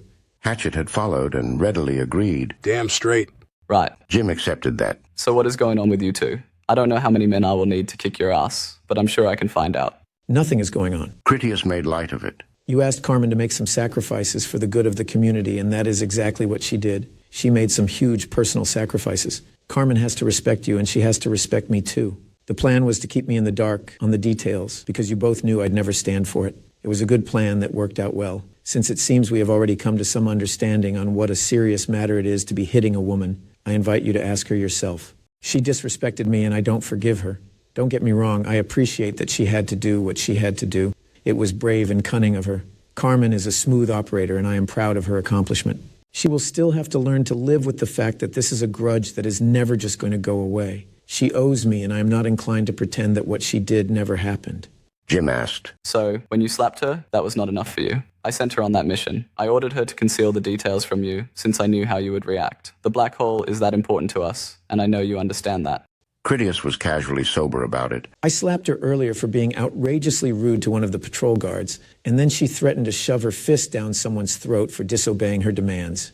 It was beyond toleration. When I spoke to her about it, she turned her mouth on me. Would she have murdered someone? No. Would she hurt someone so people knew she kept her promises? You're damn right she was going to. I asked her politely to check herself. She refused, so I straightened her out. To be perfectly honest, it worked like a charm. As far as that goes, we are square now. If she had hurt someone, you would have had no choice but to deal with the matter a lot more harshly than I did. All of that has nothing to do with her sneaking out my girls and then tossing them to pirates like sex toys. You actually are within your rights to do pretty much anything you damn well please, but Carmen isn't. If she wants my forgiveness, I honestly can't think of anything that would get it. There is no way for her to undo what she has done, and it will be a long time before I trust her not to do it again. Since we are at an impasse, things will have to stay as they are. It isn't like I would put her out over it. I won't ever forget what she did either. Every time I leave for a mission, I will take time out to lecture her not to try anything like that again. It will always be on my mind. Now, if you want to stick your foot into this, have at her. Whatever you two decide will be good enough for me. You certainly do have a good explanation. Jim had not expected so much. He looked to Carmen. Were you going to hurt someone for not doing as you say? Her expression was guilty, even while her words tried to soften the matter. I had promised to ram coins down their throat with my fist if they didn't give me something from the store without me paying for it. I was upset, and I know that was a wrong thing for me to say. He asked again. Were you going to do it? She took on a quirky expression. I don't think it would actually be possible to get my fist down a person's throat. That was clearly an exaggeration. Her raw guilt came back, and her voice lowered to a skittish sort of hasty whisper, like perhaps somehow it would go unheard while her head was down. I might have grabbed them by the hair and then pounded their forehead into a counter. She bit her lip in regret. Or something like that. At least she was honest to a fault when pressed to a matter. It was the truth. It was fairly serious for Jim. If Carmen beat someone up, whatever happened, it would demand more than a slap from her husband. Since she was a woman, it would be a mild punishment compared to what a man could expect in the same situation. For their community, it was in the nature of men to beat on each other, which made it a serious social problem that Jim needed to hold down with a heavy boot. Pugilistic lady tantrums was something they could be more lenient in dealing with. In either version, as king, Jim had to protect the rights of everyone under his roof. It didn't matter how exceptional a provider Carmen was for the community. She had undoubtedly been aware of her preferential status, both as a woman and a hero, which had played its part in her belief that she would get away with the threats and even with carrying them out. Though he wanted to help Carmen get in touch with her higher humanity, he did not have the option to forget that she was a neurotically free-willed, artificially manufactured cyborg that was capable of extreme lethality. Uncontrolled rage was not something that Carmen had the right to explore. Jim pressed her for the root of the matter. Tell me exactly why you were so angry. Carmen twitched from a spike of internal conflict. The thought that triggered it offered up a means for her escape. I wasn't actually angry. I only pretended to be angry to get Critias's attention. She bowed her head again. I would have continued on that course until I forced him to stop me. Jim stayed on track. Why? You wouldn't understand. She gave Critias a pleading look to take her away. Critias was satisfied to let Jim pound his head on the brick wall till he had learned his lesson about dealing with Carmen, so he did nothing. Seeing that it was unavoidable, Carmen answered, I want my old life back. I want to force him to have Kevin reinitialize my inhibitor module so that I am part of Critias again and I don't have to be me anymore. That was when a light came on in her mind on how to accomplish that. She was even a bit excited as she told Jim, If you order him to do it, you would always be sure I was good and never hurt anyone. I would do all the right things and not make so many mistakes. For the good of the community, you should insist upon it. Jim understood well enough. From his point of view, Carmen was like a drug addict in withdrawal. As diabolical as total mind control was to him, he could well imagine what a profoundly intimate, binding, and even pleasurable condition it might seem to her. It was no wonder that the G&P had taken to calling her Violet Wand. A sexual game of bondage was nothing compared to a computer chip in Carmen's brain that compelled her to bind herself to Critias to the nth degree. It was as much telepathy as love, just as she had described. She wanted to be Critias again and not have to be an individual anymore. As complex as it all was, Jim found the solution quite easily. We are not turning that thing back on. Jim told Carmen as an absolute final answer. Don't even bother bringing it up again. I am going to speak with Kevin and inform him that I absolutely forbid it. Critias has no say in this matter. You are not a goddamn robot. Life has a lot of pain in it. You will learn to endure it just like me and everyone else. He turned to Critias. This is clearly your fault. I blame you entirely. Critias couldn't believe what he heard because it sounded so ludicrous. What? Jim clarified. I agree that I have made it difficult for you two to be able to spend enough quality time together. I don't deny that Carmen explained that on multiple occasions. I didn't understand then, but you certainly did. The next time I see you two, Carmen will feel like she is fully reunited with you, or I am going to make your life a living hell. She deserves better than this. You will keep her, but not forgive her. You will fix this, and you will fix this now. I don't care what it takes. If she wants you to wear a pink dress with matching shoes while you read her poetry, then you will do it. I don't want to hear any excuses. Jim proved that he understood when he went back to Carmen. When you agreed to marry him, you became his property as far as I'm concerned. So I don't want to hear any complaints from you either. I don't care if he beats you. I don't care if he shaves your head bald and paints you blue. I don't care if he cuts off all your fingers and then wears them around his neck on a chain. Upon hearing that, Carmen took Critias's arm to hug it like a security blanket. You mean he has your permission to kill me? Jim looked her steady in the eye and then said it clear and plain. He has my permission to kill you. You can call it anything that makes you happy. Call yourself his slave, his pet, or his plaything. If he walks you around this place on all fours by a leash while beating you with a stick, not one person is going to interfere. Do you understand? Yes, I understand. She rubbed her cheek on Critias's shoulder because she desired his protection. Jim wasn't satisfied, so he warned Critias. You have 24 hours. If by then I don't hear from dozens of people how Carmen is singing and dancing and flitting around like a butterfly, I will know who to blame. Fine. Critias agreed without liking it. It wasn't the right answer, and Jim seemed like he was genuinely getting angry. What was that, Captain? It was a look that Critias was all too familiar with from growing up at Ludus. He snapped to attention. Sir, yes, sir, it will be accomplished even if it kills me, sir. The king just stared at him for a long moment before he said, I don't know what you did back where you came from to earn the right to have Carmen for a pet. I do know that as the one and actual King Louis himself, you can take it from me that it wasn't enough. Jim departed to go about the rest of his day. Critias and Carmen were well on their way up in the elevator to their apartment before he understood how masterfully Jim had played his hand. Carmen looked at him with wide, clear eyes, free of her grinding negative thoughts. Master, am I really a pet? The thought clearly pleased her immensely as she fished for an affirmative answer. More of a plaything, I should think. He gave her a light kiss on the lips. She liked that answer even better and snuggled closer. It wasn't easy for Critias to take the road ahead of him. The closer they got to the apartment, the more he understood that Jim was right. Critias had neglected Carmen. Kevin had told him that he failed to nurture her codependent self-esteem. Carmen had told him too, only he hadn't listened. She had tried so hard to replace that old inhibitor connection. As he resisted, and even went out of his way to force her into strong, adult independence, that had only driven her to hysteria. Critias had tried to make Carmen into himself, or more accurately, he had done the same thing to her that he did to Alice. Alice had a destiny as a strong, independent leader. Carmen didn't want to be independent, or his leader. She wanted to be his loyal wife and adventuring sidekick. When he pushed her to be otherwise, it killed her from the inside out. As soon as they entered the apartment, Critias led her into the bedroom. She thought about something else, probably something romantic. He could tell that by her surprise when he gripped her at the back of the neck and then roughly took her over to face the wall. Don't move, he warned her with less than kindness. He took a hold of her robe from behind, pulled it off her, and then lifted each of her arms to put her hands against the wall. That it was not a game made her feel genuinely frightened. She nearly stuttered. Master? Just be quiet, he commanded. Don't make this any worse than it has to be.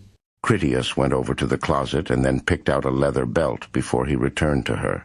After he gathered up her hair, he moved it to the front over her shoulder to expose her full back.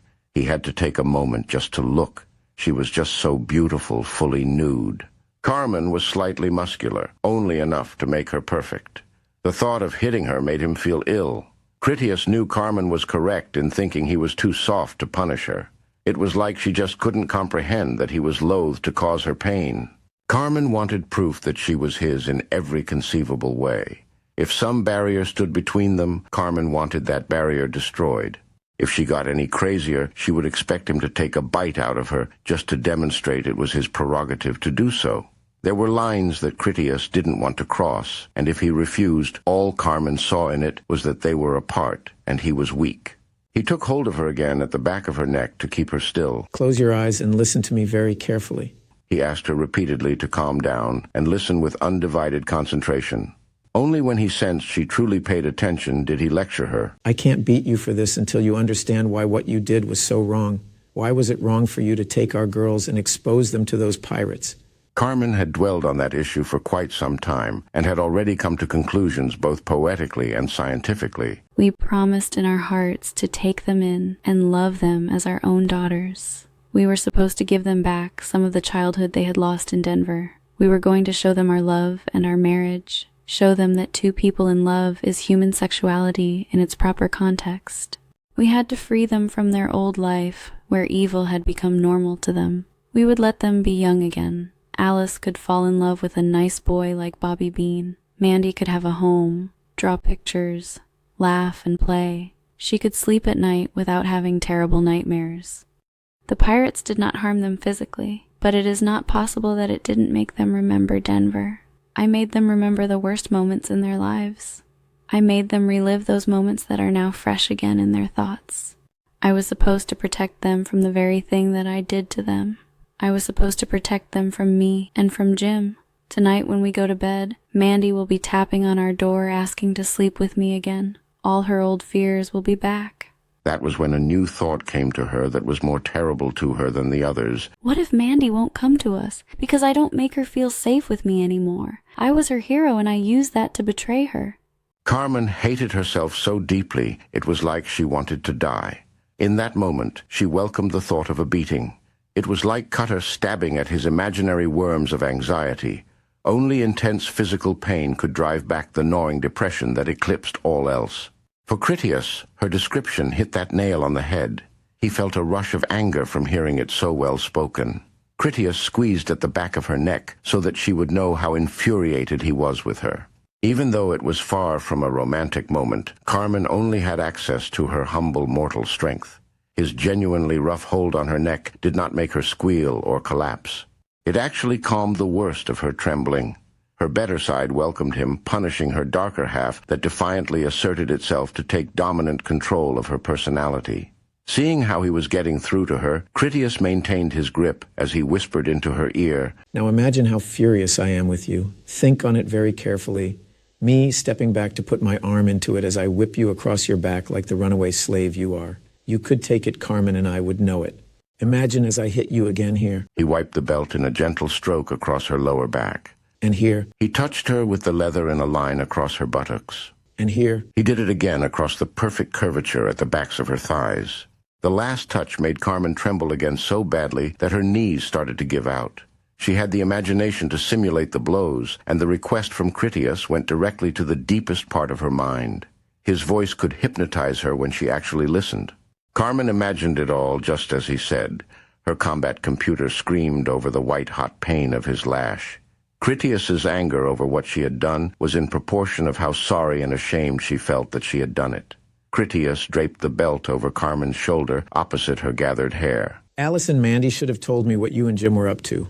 Alice and Mandy have punishment coming just as you do, only you are the one who's going to give it. When you are whipping Mandy for going on this adventure of yours without my permission, I want you to pay close attention to those scars on her back because you will be adding a new one with your own hand.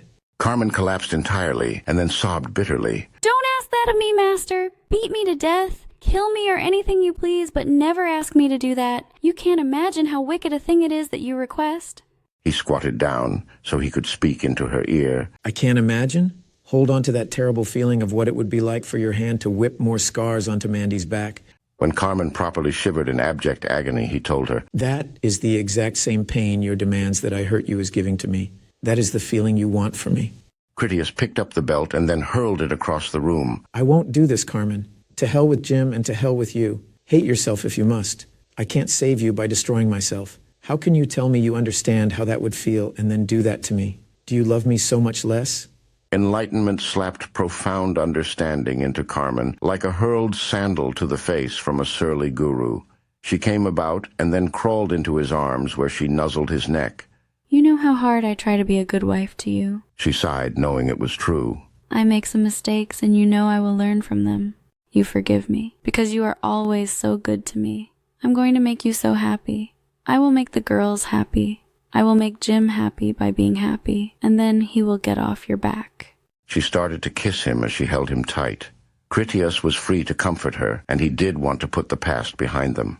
Carmen understood what he expected of her. He told her, Our fates are forever entwined. What happens to one of us happens to both of us. There isn't space enough between us to have room for hurting each other. We are both doing the best we can. For better or for worse, we remain bound up in this together. Let us only think of the future and how we can make it better. I promise that I will. She pledged. I never thought of you, only of myself. Forcing your hand against me was no different than me injuring you. We were never apart except in my foolishness. In my eyes, you were only strength. I wanted it to be true so badly that I could not accept your gentle kindness, your compassion, or your forgiveness. Those were your strengths, and I cursed them as weaknesses. Forevermore I will seek solace in your love, never in your anger. We are the one and same happiness and the same pains. I am brave and beautiful. I am a great warrior and a doting mother. I am desire and pleasure. All that I am, body and spirit, is your garden in which to relax and enjoy. If I stumble, you will raise me up. If I am ignorant, you will teach me. If I fail, I will try again. Never again will I thoughtlessly bring you grief and disharmony. Such joy it gives me to know that all I am came from you. Who was ever in the world so blessed as me?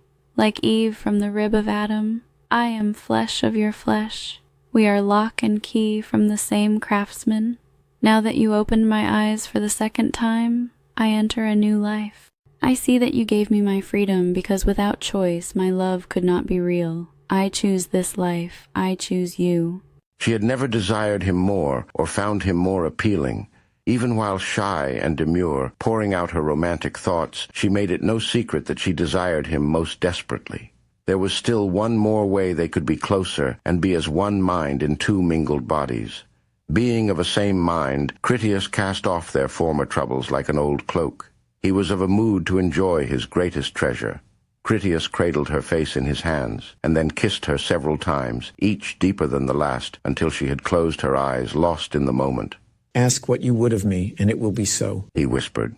As Carmen searched with her hands for his affection, she replied, The trials of late have filled me with a curiosity. Master, if you were a bold and lusty pirate that had captured me, how would you have taught me to obey? Critias wondered if the girls might come home soon. Since it was possible that one of them might, he stopped wasting precious time and set about having his way with her right there on the floor. The belt from her robe did fine work when he playfully bound her wrists. She wanted a naughty game of pirate captive, and he wouldn't disappoint her. If Jim wanted a report that Carmen was happy again and singing loudly of her delight with life, he got more than he bargained for. She had more than her share of delight, and plenty of people got their chance to hear her voice about it. Chapter 4. Miracles. Jingle Bells awoke in uttermost filth to discover that hell was an awful place where the dead did not rot. Some sank in its abyssal swamp, while others floated. The Watcher was one of the sinners that sank. He struggled and pulled against the floating dead, until a bolt of pain made him aware that one of his arms had broken. The rest of him was on fire from all his bullet holes. He faced upward as he breached the surface. Far above him, he saw the window that he had plummeted from after the humans had cast him down to his death. It was not hell where he had landed. Jingle Bells was inside one of the long drop-off dumpsters that the Devil's Army had once used for the collection of corpses. Rainwater had filled the giant steel coffin because its redundant plastic liners remained strong enough to hold in all the contaminated liquid. The enormous metal box of undead meat and water was a miracle from God.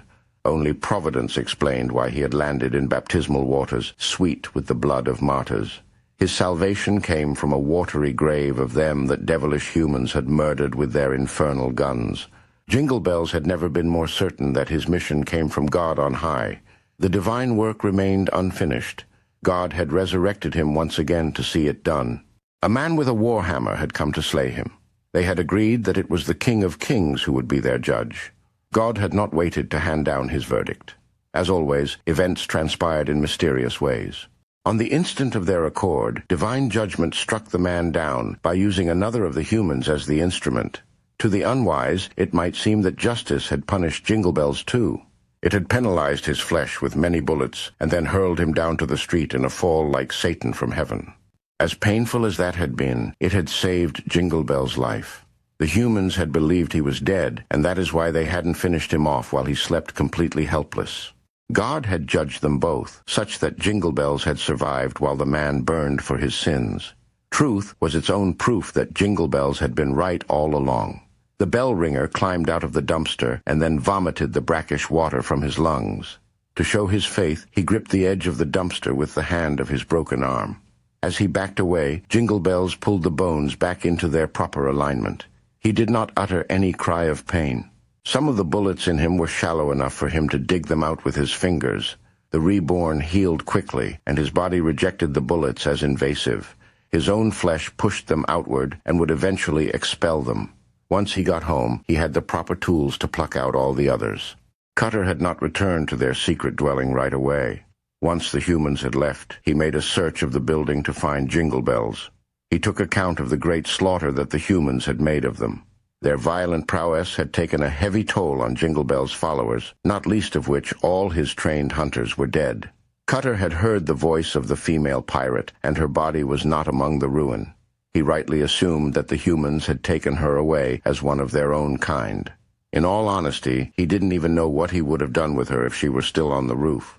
Cutter did not eat human flesh, and he had lost interest in petty cruelties.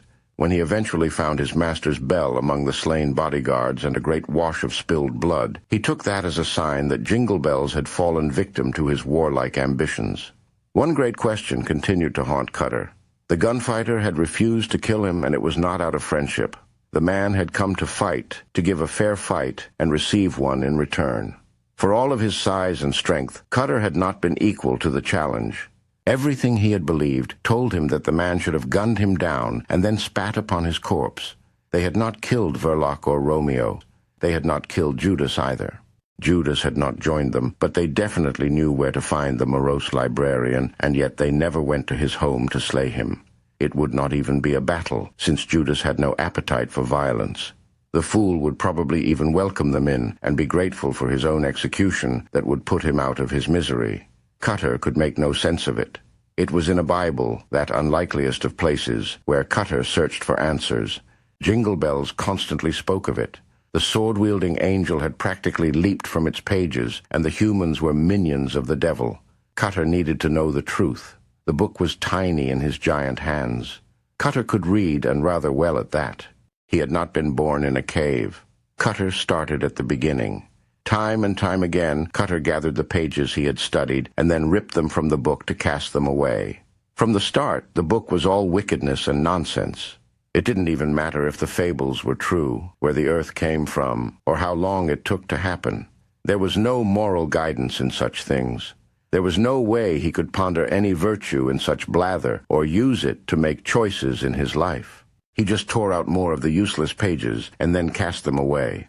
In time, he came upon teachings of Jingle Bells. It made no sense to him that all the crimes that Jingle Bells accused the humans of performing were actually the behaviors committed by the supposed good guys in the book. They conquered their neighbors just to make them into slaves. They committed wholesale slaughter, rape, even the butchering of innocent animals for no purpose at all other than to attain the outright extermination of outsiders and the wanton destruction of all that they had owned or touched. None of it came even close to explaining why Critias had not shot him down when he had the perfect opportunity and plenty of justification. The ancient peoples of the book didn't even have any concepts of honor or fair play. There was no chivalry in those violent barbarian primitives. When Goliath the giant called them out for a fair fight between champions, a battle that mirrored his own, they had no Critias among them. Not one of their established heroes had the courage to face Goliath in a fair contest. They had sent out some farm boy to die in their place. Jingle Bells returned home to find Cutter as he cast away the pages in disgust. He spoke before Cutter saw him. "Why do you make such blasphemy, my son?" Cutter sprang to his feet in surprise. "Master, you live?" The bell ringer asked again. "Why?" "The gunfighter defeated me, my blade against his." Cutter confessed. "When he could have shot me, he spared me. How could that be when you told me it was otherwise?"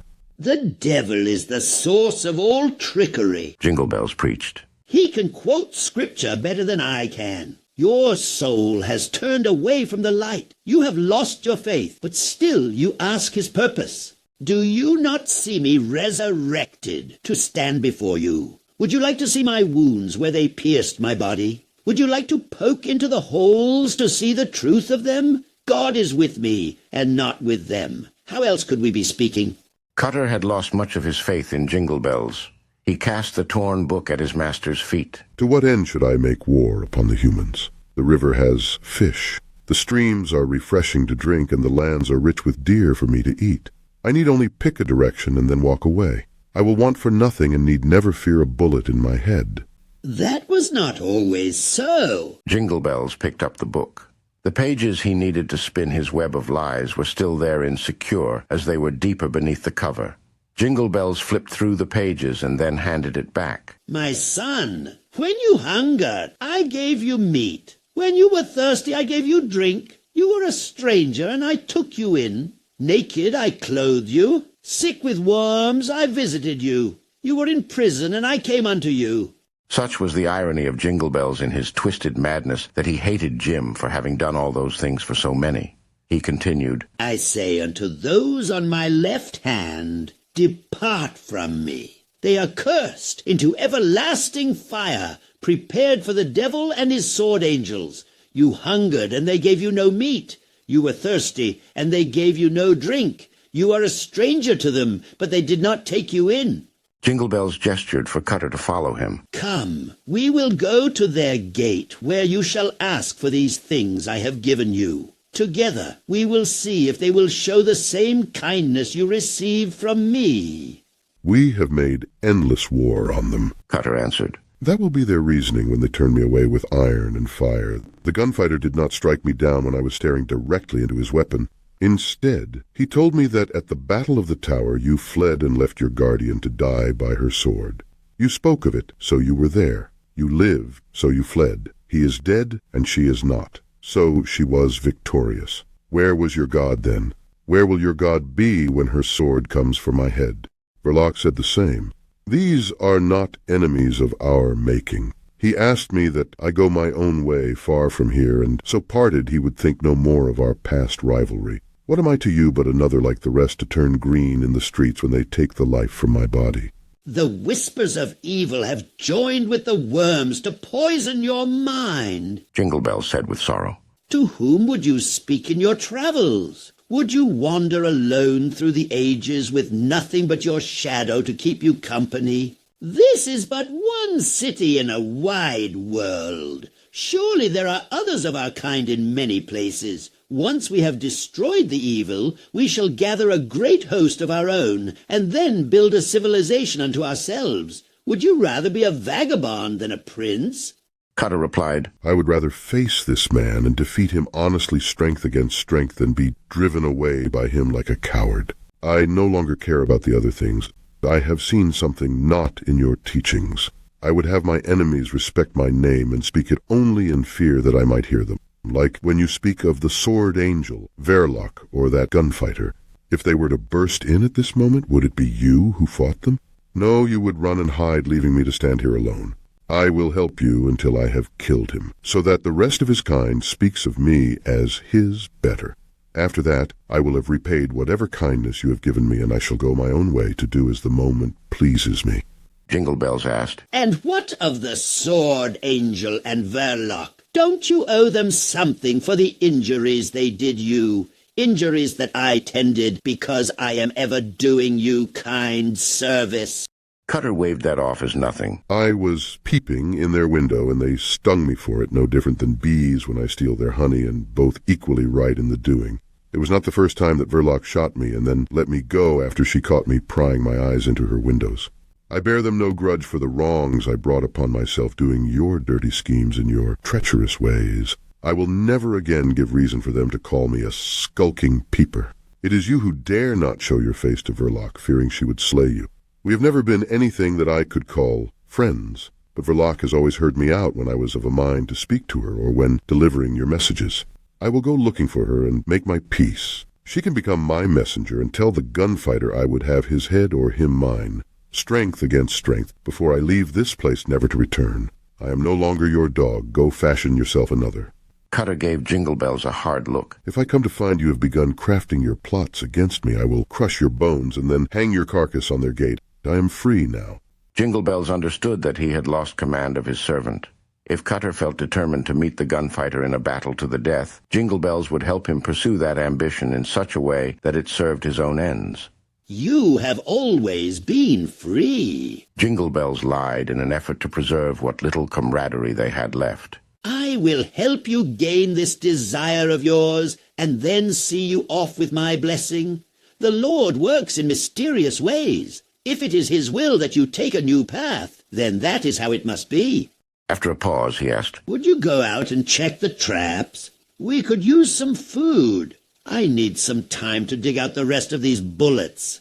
I will do it later, Cutter answered as he prepared to go out. If I am going to kill the gunfighter, I need new weapons. He thought a moment. And armor. I will need armor too. God is your armor, Jingle Bells said. No. Cutter disagreed as he headed out. God was the armor of all the others you left back there. I will armor myself from now on. Chapter 5. Penthesilea Bold. The Funland dinner to celebrate the pirate defeat was a special affair. The food was not particularly exceptional, even though there was fresh meat from some successful hunts. The G&P saw edible animals upon occasion, and they had plenty of free time to envisage elaborate schemes that would allow them to catch a delicious meal. One of their reliable methods was to snare the deer that grazed on the honeysuckle of the vineyard barrier. Time and practice had developed into a bloodless entrapment, and the deer couldn't resist the urge to return time and again for that favored delicacy. Critias had already climbed into his bed and then fallen asleep by the time Carmen regained consciousness on the floor of their room. She had napped in utter bliss after he had just left her there as the thoroughly defiled victim of a make-believe pirate debauching. Unashamedly used and then discarded with nary a concern for her dignity or comfort, Carmen even had to untie herself before she could get up to take a quick shower. It was all so perfect that she just couldn't stop smiling. Her husband had confronted and defeated her darker side. Carmen felt free to be her truer self. A new day dawned. Carmen had a list of plans to keep her busy until dinner. She put on a nice dress that wasn't too slutty, tied her hair back with a silk ribbon, and then went off on her way. Carmen was thoughtful enough to leave her beloved master a brief note on where he could find her. A nice handbag held her Tesla Flux pistol, since a holster was too unladylike for her new life as the person she wanted to be. Warrior Carmen needed Critias to be stronger and meaner than she was so that she could feel feminine at all. Her real self didn't need that from him anymore. Well, perhaps she still needed that just a little. She just couldn't stop smiling about how happy she felt. After she had collected the crafting supplies she required, Carmen paid one of the outfitters to construct something for her. It had cost her 1 gold token and copious amounts of polite flattery, which she felt was a well-struck bargain. With that taken care of, she went to find Mandy and then took her to Funland for some mother-daughter time. Alice could have come along too, but she wanted to spend her free hours with Bobby Bean, to which Carmen did not object. The vigorously passionate pleasures with Carmen, followed by deep sleep, gave Critias a healthy appetite when he finally got out of bed. He found her note, took his shower, and then dressed to join his family at dinner. Dr. Clara was in the elevator on her way down the tower as Critias got in to join her. She seemed thoroughly exhausted, and the reason apparent in that she still wore the hospital garments that had been under her surgeon's gown. While he stared ahead, Critias asked, "How fares Captain Sirkan?" "Paulette is in stable condition," she replied without any particular pride or enthusiasm. Perhaps it was not because of her doing. Critias noticed that she had that sort of uncomfortable yet skeptical expression, like the one she normally reserved for when she encountered Carmen. Clara confirmed his suspicions when she added, "Kevin is a brilliant surgeon." Critias assumed, "So Polat will make a full recovery then?" She gazed at him somewhat distantly as though she reviewed some peculiar thought. "Normally I would say no. There was significant damage to his internal organs that would have been fatal under She searched for a description. less extraordinary circumstances. I had considered attempting a transplant operation since we have some unwilling donors available among the pirates, assuming one of them would be a good match. As it turned out, that sort of treatment will not be necessary. There were other serious complications, of course. It was a miracle that Paulette lived so long as to reach our operating table. From what Kevin told me, I believe we have your prompt first aid to thank for that. I do expect him to make a complete recovery. He is a fortunate man." "You have my gratitude then," Critias told her honestly. "Carmen has great affection for him, and Jim was concerned that Fleet Admiral Rudel would be more than a little irate that I got him killed." She faced the elevator doors while they watched the numbers slip by during a socially uncomfortable silence. Clara finally said, "I'm sure it is also a relief to you as well, since it happened on a mission under your command." "It is at that?" He concurred wholeheartedly. Clara turned her head to look at him a moment. "Performing operations in these less than ideal conditions had me worried. Kevin's knowledge of treatments that don't even exist in medicine, as I understand it, it was a tremendous advantage." Critias tried to stay casual and only mostly interested. "Really?" She was more than shrewd enough to read his reaction as confirmation that Critias knew exactly what she meant, so she continued. Kevin's own blood transfusion serum was not really human blood, technically speaking, but as good fortune would have it, that ghoulish blood was still compatible with Paulette's without transferring the infection into him. The somewhat familiar regenerative properties that came from the transfusion began rebuilding Paulette's organs almost immediately. If the man is walking again by tomorrow, I can't really say that I'll be all that surprised. I say somewhat familiar rather than unique because we normally only see that kind of thing in Ghouls, and with your wife, of course. She remained quiet a moment to see if he wanted to respond. Since Critias didn't, she said, So I suspect that the special decontamination procedures for that Romeo fellow and that Verloc woman means that they are also in that club of the somewhat familiar unique, if you take my meaning. Critias replied, All a poorly educated soldier like myself can say is that one should not look a gift horse in the mouth. I tend to save my worries for my extraordinary adversaries, not for ambushing my exceptional friends, if you take my meaning. They reached the lobby and then the doors opened. Before she exited, Clara told him, I am not complaining. I could not agree with you more. When you see your wife, please tell her that I am grateful that she solved that pirate problem for us. She is a remarkable young woman in more ways than I could get into, and I'm an expert. She is a remarkable friend to the community. Critias agreed as he exited the elevator. I hope to see you at dinner. The game will be on the video tonight. It should be nearly as exciting as being there. Clara headed for the showers. I wouldn't miss it. Manny Giles caught up with Critias in the underground as he neared Funland. Hey, Critias, I have something I need to tell you. Critias bumped forearms with him as befitted a fellow ghoul fighting professional. It was the replacement for a handshake, a gesture he had picked up from being around the Gravewalkers. Good news, I hope. That's just it. Manny started to explain. I wasn't really sure, so I figured it would be best to bring it to you. When that shit-brain Yeti shot him up just before he fell, Polat had a message. Final words, you might say. It wasn't much, since he was in a real bad way. I was there, so I have a pretty good idea what he wanted to tell me. When he thought he was done for, he wanted Carmen to know that he loved her. I couldn't tell her without coming to you first. She is your woman after all. Critias didn't mind. That isn't much of a secret as I see it. He more or less said the same thing on the way in. You should just tell her. Carmen is a big girl, and she likes the man.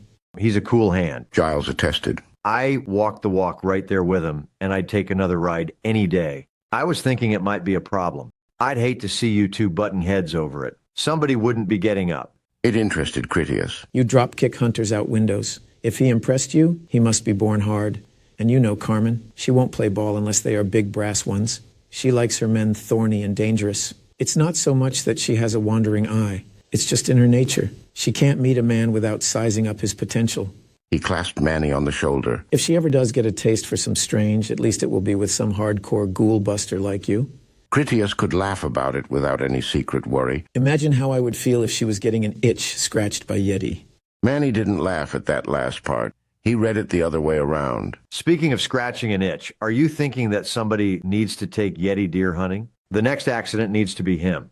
That's a thin ice to go walking on. Critias cautioned. Jim won't want to know, only he would find out anyway, and then he may not like it so much. I can tell you what Jim would say about it. You are one of Hiram's fingers, and Yeti lives in Stig's house. This has to play out by Stig's rules. I only borrowed his Starlight Boys because Alice and Bean will hopefully be getting their thing on, so it makes me kind of partial to the kid. I'd like to see him come up and have his day. If Stig wants Yeti to slip on a banana peel some night on a rooftop, that will be his business, and I don't expect to hear anyone shaking his tree about it. Even if it went the way you hoped, I imagine Stig wouldn't like you sticking your dick in his soup. Yeah, Giles agreed. I guess Stig would be a bit raw if I started fragging the peckerheads out of his G&P. I was there, man. I feel like I'm part of this. Not even poor Polet got a chance to see how it went down. Yeti hoses it off like a blind fucking gangster. I'm lucky he ran dry before he took a piece out of me. You may be right. Critias only guessed. You may be lucky he didn't blast both your asses out the window to follow Jingle Bells. He would come back to me with a hero story. Manny had considered that at the time. You really think he would pull some shit like that? No. Critias didn't. You're still alive, so apparently he wouldn't. A weasel is as a weasel does. If anything, he was wise enough to know I would have retrieved your bodies and had some serious questions about why you were both holding his lead. I'm a fair guy, but you know how it is. Yeti has brains enough to be scared of me. There's only so much we can take before we have to dump him in the river for the greater good of the community. Giles concluded. I can tell you this, brother. You may have the brass to take kids and screw-ups on the road to teach them right, and more power to you. That's a good thing in its own way, but the rest of us mortals like keeping it in the family. It don't matter to me how this lands. I won't take any walks with him again. I'm more scared of Yeti being behind me than I am of the hunters. Palat would second you on that. Critias couldn't deny. They parted company after they entered Funland. The Gravewalkers stuck together as well they should. They were intimately familiar with the people they worked with, which was a great way for them to avoid shooting each other when the stress cranked up. Funland was plenty busy with people as they socialized in their fine clothes, but it wasn't time to eat yet, so everyone just gambled, played games, or did whatever else that would brighten their day. Critias found Carmen because she had an audience that watched her work. She had a paintbrush in each hand and used them both at the same time with equal alacrity. It was Mandy who laid down all the groundwork of the mural they painted together down a long wall. The favored style of Mandy was a kind of expressionism, or perhaps she just lacked any real talent. The girl had an appetite for the colors and plenty of good intentions. That was where Carmen took over. She incorporated Mandy's work, but not with any realism, since Carmen had a flair for abstraction. Their final combined results were impressively dramatic. No stranger would ever appreciate the subject matter, while those who knew the people that they painted readily made the connections. Penny Welder came up behind Critias and then took his arm with some discomfortingly intimate familiarity. That one is me. She pointed with excitement, wanting him to notice and agree. A dark geometric background represented a ruined building that would be all too familiar to survivors. Penny's image stood before it with a cocky tilt to her hips that had an assault rifle butt that rested on the elevated side, and her hair fluttered free in the wind. Carmen had painted Penny as a dominant and fearless force that brought vibrant, organic life out of a grim, inorganic tomb that was mankind's dead architecture. It totally captured her essence, even while it lacked finely focused details. The image was Penny and couldn't have been anyone else. At the moment, Carmen put the final touches to her impression of Fat Jack. His image was larger than most of the others, and it was more of a bust. He was two-sided in opposed colors. It seemed as though Jack directed the world around him with the stub of a cigar as he would wand an orchestra, and he was also a fatherly figure of merry temperament. Carmen's love for the man was unmistakable, as was his importance to the overall theme of her mural. Critias saw that his image was already complete. The picture she painted of Critias didn't wear his mech suit armor. He had his pistol in one hand and his blade in the other, while his arms were down at his sides in a ready stance, as if he faced a barely formed pack of hunters ready to receive them. Carmen had painted herself seated at his feet, with her legs out to one side. His image was over and behind her as though he guarded her. Critias appeared strong and lethal when surrounded by ominous shadows of uncertain danger. Carmen's character seemed safe and at peace, even relaxed in a pose for her self-portrait. She did capture her own image effectively. Carmen's substance was to be an ornamentation of his dominant character, just the way she liked it. A murmur among the voices of the crowd shifted, announcing Jim's approach before he was visible. He stopped by Critias as he came up to admire Carmen and Mandy's art. She has never seemed happier. Jim referred to Carmen to acknowledge that Critias had healed her emotional wounds. Penny pointed out Jim's portrait. There you are. Who is that, the big picture standing there next to you? He seems to be saluting. Carmen had painted Jim as a Roman statesman, complete to the purple-striped toga. He had a crown of laurels on his head as an emblem of victory. In the background was a dark sea where barely discernible half-sunk wrecks of antique ships burned off smoke that gathered into a sort of ghost. The large spectral figure appeared to honor Jim. There was a name that Carmen had written in, only it was in Latin script that no one but Critias could read. Jim asked about the cryptic name. What does that say? Neos Papuus Magnus. Critias read aloud. That would be Pompey the Great. It meant nothing to Penny. Who was that guy? Jim explained. Among various other things, Pompey cleared the whole Mediterranean Sea of pirates for the Romans. He captured or burned like 1,700 pirate ships without losing a single one of his own. He then routed them out of their strongholds on land. Wow. Penny found that impressive. How many years did that take him? 40 days. Critias informed. Carmen has him admiring Jim for defeating our pirates without losing anybody. It is high praise. Pompey had his ups and downs, but when he was up, he was one of the best ever. I have a sneaking suspicion that centuries from now, historians will agree that our Jim here was a great man of history. The compliment made Jim seem like he had a headache. Since Critias was from that future, it was hardly speculation. Critias slapped him on the back. The crown is heavier on some days than others. It must be a hell of a thing. Since I know a little something about how history remembers things, you can take it from me. Back in the day of Pompey, he was just a man. Maybe that is why they had those slaves to whisper humility into their ear. That cheered Jim up. I imagine that old Pompey had a lot of great people on his executive staff. He knew how to put together the right team to get a job done. As for me, I will let the historians do as they do, since I won't be there to hear about it. I am grateful that I don't have to listen to people carry on about me being a tyrant with a regime of corruption in my own time. Penny said. Behind every great man is a captain's table. I like that one. Jim pointed out where Hiram and his Gravewalkers were one of the better images. The paintwork didn't dominate the mural since it was a subdued scene. Mandy's grand swipes of crazy color had rather effectively become Carmen's army of ghouls that swarmed about in every direction save one. The color made the horde vast and dramatic in their bloody, violent motion. They were an insurmountable ocean of monsters that blended together like the real horror show that was a tribe in frenzy. In the midst of the churning freaks was a sort of dark hill where subtle bluish skeletal faces peeked out unnoticed. At the summit was Hiram, and he held a rifle while he wore a tattered poncho that billowed behind him. Even while he stood tall in open view, he also appeared to be just another rough feature of the ruins, like he could have been a broken pillar that capped the hillock, both tall in the open and yet invisible to his enemies. For those who knew of the Army Colonel's surface survival in Denver with his young daughter in tow, it was a potent vision of a great strategist, devoted father, and true leader of men on the battlefield. Mandy had a splendid time as she painted alongside Carmen. She felt like an essential part of the mural project, which she was, since Carmen gave her the freedom to make anything she pleased. Whatever Mandy painted, Carmen found it to be inspirational for her own contributions. Carmen accentuated Mandy's work rather than covered it up. When Critias went up to congratulate them, he said to Carmen, "How do you stay so clean?" He didn't mean that Carmen had to stay clear of her own paint. Mandy splashed it around plenty, and not just on the wall. The girl had it all over her clothes, hands, and face. She replied, "It all ends up in my mural." Critias completely understood what she meant. He had come to that same realization when he had sat alone in their apartment, waiting for Carmen to come home with the black hole that she had captured. All the little moments became the memories of the life that they shared together. Mandy with paint on her nose had a permanent special place in the mural of Carmen's life. The dinner bell gave everyone good reason to find their tables. People still ate for nourishment more than any other reason. Even at the best of times, people were hungry at mealtime. The community was not an epic population, but it was still large enough that all their mouths combined could devour a large elk in a single day just for a taste of meat.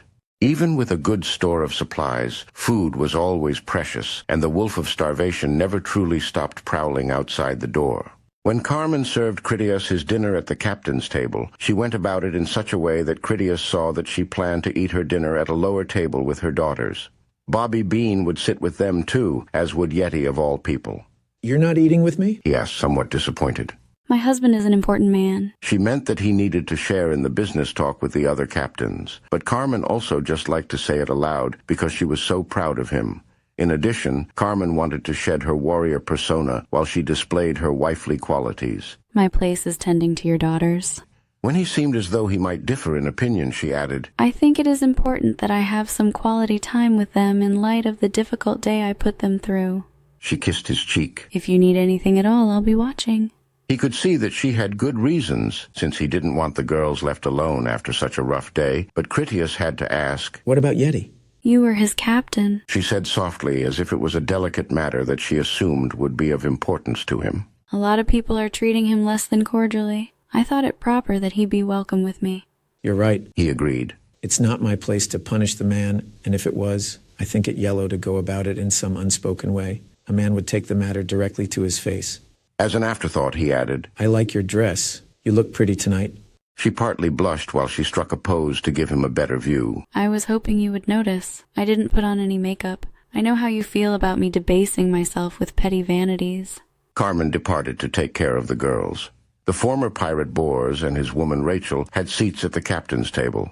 Clearly, the man had impressed Jim to the point that he expected a great deal from the Chechen warlord in days to come.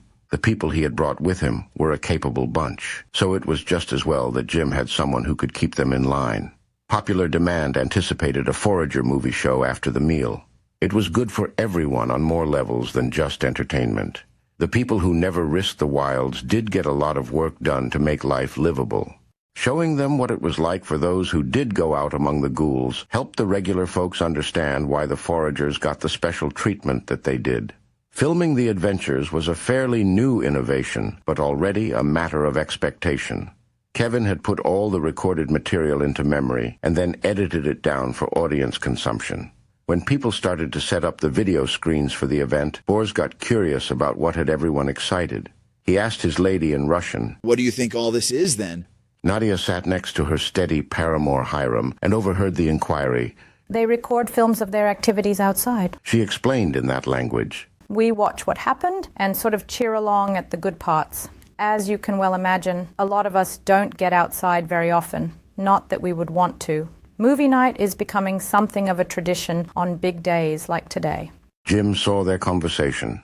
He took that opportunity to have her convey a complex message for him. Nadia, would you explain to Bors that I removed him from the company of those pirates with every intention of making good on my promises? I couldn't keep them all together like that with those condemned criminals, because people might get the idea that he was there for the same reason they are. Consequently, they have not completed full quarantine isolation, as we require. Decontamination tells me that none of them has any injuries, but he has not been here long enough for us to be absolutely certain that none of them are sick. I require them to undergo complete medical examinations later this evening. Kevin can get those concerns out of the way. It's important that we know that none of them have any communicable diseases. It will also be a good opportunity for his wife to get a thorough checkup, since it has come to my attention that she is pregnant. She chatted away with Bors and his wife at some length, and then told Jim, He says that he understands how important it is for you and that his people will cooperate without any reservations. They are grateful to have access to medical treatment. It has been a long time since they have seen a real doctor. Critias spoke to Bors in English, knowing the man understood it well enough, even if he didn't favor it. Congratulations on your family. You have a beautiful woman that will no doubt have some mighty sons and lovely daughters. He did find Rachel to be uncommonly handsome. She had a most distinctive face, found only in the old Earth bloodlines. Narrow at the chin, with wide, expressive eyes over prominent cheekbones, a lovely blonde-haired face, particular to Old England and their migrants to Australia. Bors inclined his head in gratitude. "Your woman." He gestured with an elk rib bone that he gnawed upon while he spoke slow but capable English. "Macedonian, northern Spaniard. She has fiery spirit and heart like saint." He raised his cup to it. "She bring the same good fortunes for you." Critias raised his own cup. To our wives. When Kevin was ready to begin the picture show, he approached Jim to get permission to start it off. Let's keep this inspiring, Jim instructed. No good comes from getting everyone upset on such a happy occasion. And let's hold off for a few minutes yet. Hunger makes for the best gravy. Fat Jack had one of his notebooks on the table that he worked on with a pencil. He divided his attention between the writing, his dinner plate, and the glances at his laptop computer that he had never fully given over to as his means of record keeping. Critias asked, What's all that about, Jack? Are you writing us some poetry? After-action reports. Jack divulged, and then he used the interruption to eat some more off his plate. I need to get it done while it's still fresh in the mind. Sleep is good for everything, but remembering a day for what it had been. On a side note, he inquired, What can you tell me about the Jude woman you pulled off that rooftop? He checked a piece of paper he had. Says here that she is a knowledgeable mechanic. Her family retrofitted off-road desert racing trucks. I'd like to flip her to our side if possible. We can use someone like that. Bors will need a road mechanic, and I will have no trouble keeping her working any other day. I don't know much. Critias gave it some thought. Her buddy up on the roof apparently went crazy after he heard Jingle Bells whispering at them through the door. Old Nobby Mellon wanted to marry her or something insane like that, so the guy offered to trade Jude to the bell ringer in exchange for his freedom. Jude didn't think too much of either of their proposals. She popped the guy one in his forehead. After that, I believe she kept her door locked and let Jingle Bells know she was prepared to do the same to him if he came through to get her. Jude didn't zap herself. That seems to mean that she has some backbone and still wants to be among the living, even if she has to work for it. She came along with us eagerly enough without a lick of trouble, and we zip-lined over to Hiram's building. Her team leader was so dickless that Jingle Bells turned him loose to take a shot at us, and then we didn't even bother shooting him either. Giles said that one of Jingle Bells' pet hunters that he drop-kicked out a window had been using their officer as a chew toy. She was the only one in her group with any courage. I find that women are more adaptable than men are. She will come around to our way of life lacking any alternative. Plus, it is, as Jim says, we really are the good guys with the good life. Why wouldn't she want to stay? Jude would have refused to join us, Bors told them. He explained why in Russian, because he didn't know how to say it properly in English. His wife explained, Jude is of their blood race as they see it. That was important to them. They thought they would repopulate the world with their master bloodline or some such nonsense. All of us were second-class outsiders. She wasn't a bad person, but she was one of them. That doesn't sound so bad. Jim judged. Those are human weaknesses we can deal with, even if they were the master race. They're not anymore. The old world is dead, along with the evil dreams that went along with it. I know others who still carry the fire of their ancestors. Like them, she could learn that it is enough that her blood will live on to see any future at all as part of us. Let us not kid ourselves. The Turk will live, but his nation shall never rise again. Bors is the last of his kind. None of our nations will ever rise again. This is not some bullshit or any kind of moral transformation. I'm not even calling it a blessing. These are just cold, hard facts. That often-touted dream for a united humanity is already here. We will join forces, or the light of all humans will go out forever. It is something to think about. We may see the day where we require arranged marriages just to circumvent the genetic incest. If we can flip her, I think we should take her. I don't imagine that anyone wants to see the day when all of our combined grandchildren are marrying their own cousins. That last point got the most general agreement. Jim instructed Jack. This Jude will already be working as a slave, regardless of her eventual fate. Put her to work in the garage. If she has talent and can make the adjustment, there is nothing stopping us from setting her free and making it permanent. For the moment, she is a resource, and I would make the most of her talents. With any luck, she has good hormones, and the craving for a man will bring her around to our way of thinking. She is not bad looking. Nature's call may do the work for us. If the day comes that she is sneaking off to the back of the shop to drop shorts for some fella she has a spark for, that should be enough to make her ours. Even friendlies can have a hard time adjusting when they don't have a single confidant here. Jack made some notes and then brought up another topic. Since Bors is going to be a captain, he will need someone to take him out to show him how we do things. Who should bring him up to speed on what we expect from a forager? The question made Critias chuckle, because it seemed mere formality for a foregone conclusion. George is the short straw on that one. George played dice at the table against Tony. They gambled over which of them had to supply the alcohol when they took some ladies up the tower later that evening for a private party. Tony gloated over his double fives until George got them 2, only with a 4 that overmatched Tony's 2, which made George the victor. It was then that George looked over. I think that sounds like a job for Critias. Just look what he did with little Alice. We don't worry about anyone putting their hands on her anymore. Yeah. Tony laughed. Little Red Eyes has teeth now. Anyone who laid a hand on her would draw back a stump. That's all well and good. Jim agreed with them. He told George, but the day is not here that Critias is teaching you how to suck eggs. Sally could go into labor any day now. That leaves you. Aside from her, you have more experience than most of the others combined. Organize Bors and his people into something useful. Hold their hands until they are fit to stand on their own. You know the routine. Bors followed along well enough that he understood. He asked Critias, "That is your best man?" It's just a job to George. Critias answered plainly. The rest of us still get all excited and consider it an adventure. Trust me, you're getting the best possible deal. Bors's wife asked. What can I do? Jim asked back. What can you do?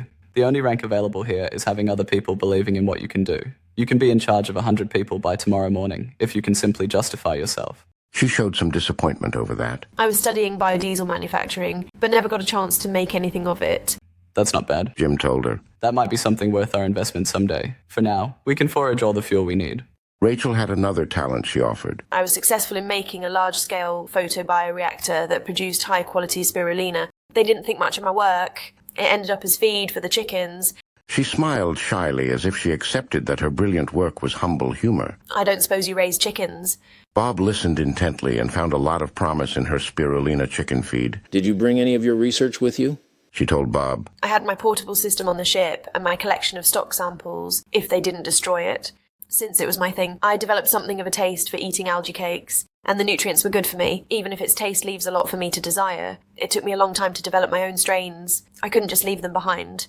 Jim asked Bob. Does this spirulina have potential? What are we talking about here? Bob made the science plain. If you know what you are doing, you can grow edible algae as a kind of farming. The protein content can be like 70% with excellent vitamins and minerals. With the proper investment of resources and time to develop her ideas, I think the potential is too large for me to set limits on. I'd go so far to say, that is, if we can make it work, it would be something you would call a game changer. We have the projects lined up to provide all the power requirements. You already made arrangements for supplying us with sun lamps for new hydroponics. The other industrial equipment we will need to forage or fabricate requires a meaningful commitment on your part. I think we should do it properly from the beginning, if you are interested in attempting it at all. There are also open outdoor systems for you to consider. The production output could be enormous, while the input from our end is mostly sunlight and water. I'd like your permission to bring her into the lab, put together a study group with some key people. We could have a feasibility analysis report within a few days. The king agreed. Go ahead and run with this, and we will have a formal meeting once you have completed your report.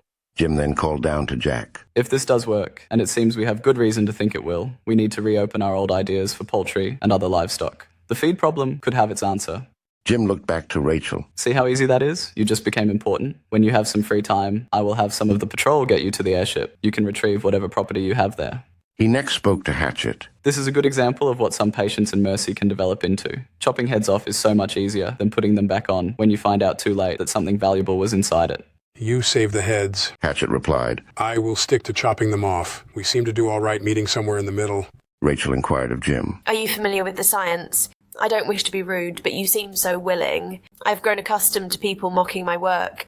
I don't understand it to any degree worthy of debating with you, if we can build it. Jim indicated Bob. He understands you and I have such a faith in him that his agreement was all you required. Since you are going to be working with Bob, you should know that he is an important voice around here. You also need to understand that all these people will be expecting you to earn your soup day after day. Our speculative engineering community is not a free ride department. She didn't mind that. It needs a lot of loving attention to keep it working properly. If you do agree to build it, I would find plenty to do. There it is then, Jim declared. I look forward to feeling especially fortunate you came to join us. The audience was finally anxious enough for the show that they started to make themselves heard, and then they clapped as the lights started to dim for it to begin. Carmen went to Critias to tell him, I don't want Mandy watching all this violence. He hoped Carmen would stay, but he also agreed with her sentiment. Neither of them wanted Mandy to have nightmares. Letting her watch all the screaming monsters, bloody shootings, and even her own pirate encounter wasn't the sort of entertainment that would do her any good. Critias asked, Where will you go?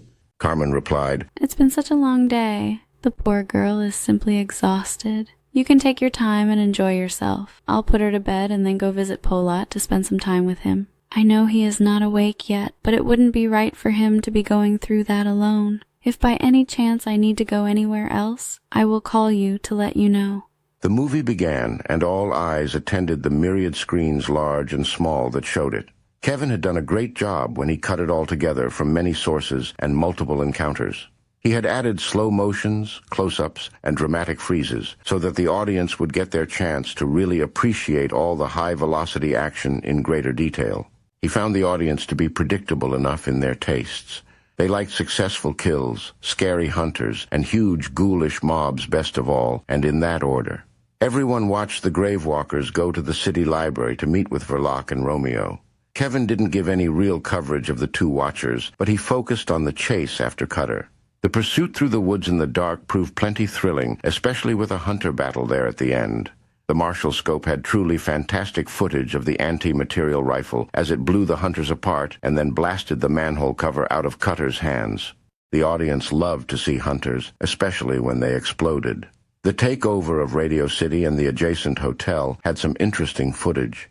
People liked it best when Alice and the Lion took out the runner pack that had lounged in the dark hallway. Alice's Delta helmet and her Tesla Flux weapons had flawless visuals that showed the event from both of their perspectives, even in the total darkness. There was footage of when Critias and Carmen took extreme range shots that killed the missile team way out across the river. After that, the movie showed Carmen and Verloc go over to where they captured the pirate team that had arrived shortly thereafter. The audience cheered to see the pirates defeated, only not so much as they preferred to see the encounters with ghouls. Critias's hunting trip after Jingle Bells had people on the edge of their seats. There was some coverage of the train depots and their passage through the shopping center. The scenes gave the people a chance to witness what was out there and to see that extreme hostile conditions were a walking distance away in any direction. They watched how Hiram's group broke off to go their own way. That relative calm had properly set the stage for the dynamic chaos of when Critias's group crossed the busy street. There were hundreds of ghouls, the forager trucks, and Critias as he shot them. His mech suit helmet recorded clear images that showed the bullets meet their faces. People got a solid education on what it meant to go out on the streets. Most people would have experienced dread enough with only one infected to chase them. Bors took the opportunity to study Critias more closely. Conversations in the movie identified him by name in his armor. Bors was no amateur when it came to war, weapons, or battling ghouls. He recognized that Critias was a masterful fighter, especially in the way he crossed that busy street. He had picked his targets with uncanny insight and then killed them with remarkable accuracy. Critias impressed him, and he made no secret of his admiration for real talent when he gave him the thumbs-up approval.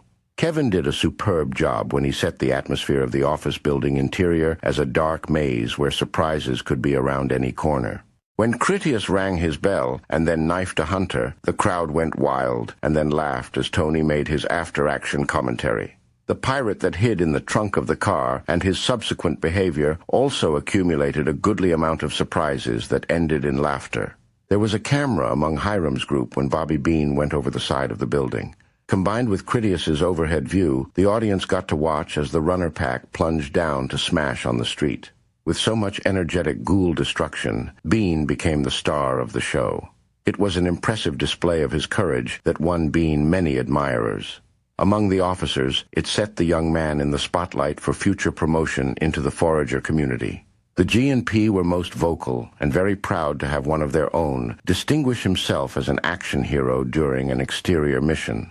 The footage from Critias as he walked into the garage to fight 4 hunters with his blade proved amply popular. His camera view captured Cutter's thrown fire extinguishers that flew so close that they seemed that they might pop out of the video screens. The sound of the vicious hunter roars were as clear as having been there. Bloody fighting in hand-to-hand range with multiple hunters was not an experience to be had any other way unless they had been Critias himself. The audience gasped in shock and then cheered in revelry over Critias's kills, but when Cutter accidentally chopped his own companion nearly in twain, the uproar became even greater. Everyone watched Cutter rush up to send Critias to his sacred ancestors aboard a 2-handed grand slam swing. They felt as surprised as Critias and Cutter had when the other hunter suddenly sprang up to receive it. The clear and personal view of the huge guillotine blade that split the brute open like a piece of fruit left no need for imagination. Kevin's edit deceptively implied that Cutter ran away at the end of the fight. Apparently, Critias's decision not to shoot the giant wasn't something Jim felt would be uplifting enough to lay on the people's minds. No one complained about the alterations, especially since few knew of them. Critias had been right in the melee with a whole group of hunters. If one took into account that Cutter was armed and even talked, it was true to say that no man ever had faced such an encounter, much less walked away victorious to tell of it. When Tony Banjo used the big MG08 machine gun to clear the stairs, it was a tasty clip of battle action for the room to watch on the big screen. The martial scope on that weapon gave a close and personal view right into their horrible faces so that it was close to being there. After Tony annihilated them, plenty of people stood up and clapped. If Tony had wanted to impress the single ladies to lure them up into his bed, he accomplished that admirably. As the cocky and handsome heroic ghoul killer blew apart hideous creatures, it got more than a few of the ladies curious to know what other legendary feats he might be capable of performing. After the giant hand snatched away the leaping female ghoul just a moment before she landed on Wolf, the Gravewalkers got the opportunity to celebrate Carlos when they watched him kill a hunter, all from the view of Wolf's breast-mounted miniature camera. Danger, blood, and violence worked its magic on the minds of the ladies, even when they had convinced themselves that the truth was otherwise. Perhaps it was in their genes that dated back to the days when bloody men meant hunted food and a proven warrior that could protect his family. Such men of violent action were ideal specimens to plant the seed of a father. Blood and sex was also a somewhat uncomfortable realization for Critias, because he noticed that Penny Welder gave him those cave woman valuator glances during his own action scenes. He had hoped that she had put the impossible relations between them far from her mind, but that didn't seem to be the case at all. If anything, she had the sort of smirk that suggested she admired him as a trophy she had already mounted. There was an edited version of events that concerned the encounter with Jingle Bells. While the bell ringer never came up, Giles had worn a shoulder camera that had recorded a lot of quality action, of him in particular. His charge into the hunter that ended when he kicked the monster out the bullet-riddled window earned a lot of applause. It had been an audacious move worthy of Critias. Kevin did not show any footage of Polat wounded or any of Yeti who had shot him.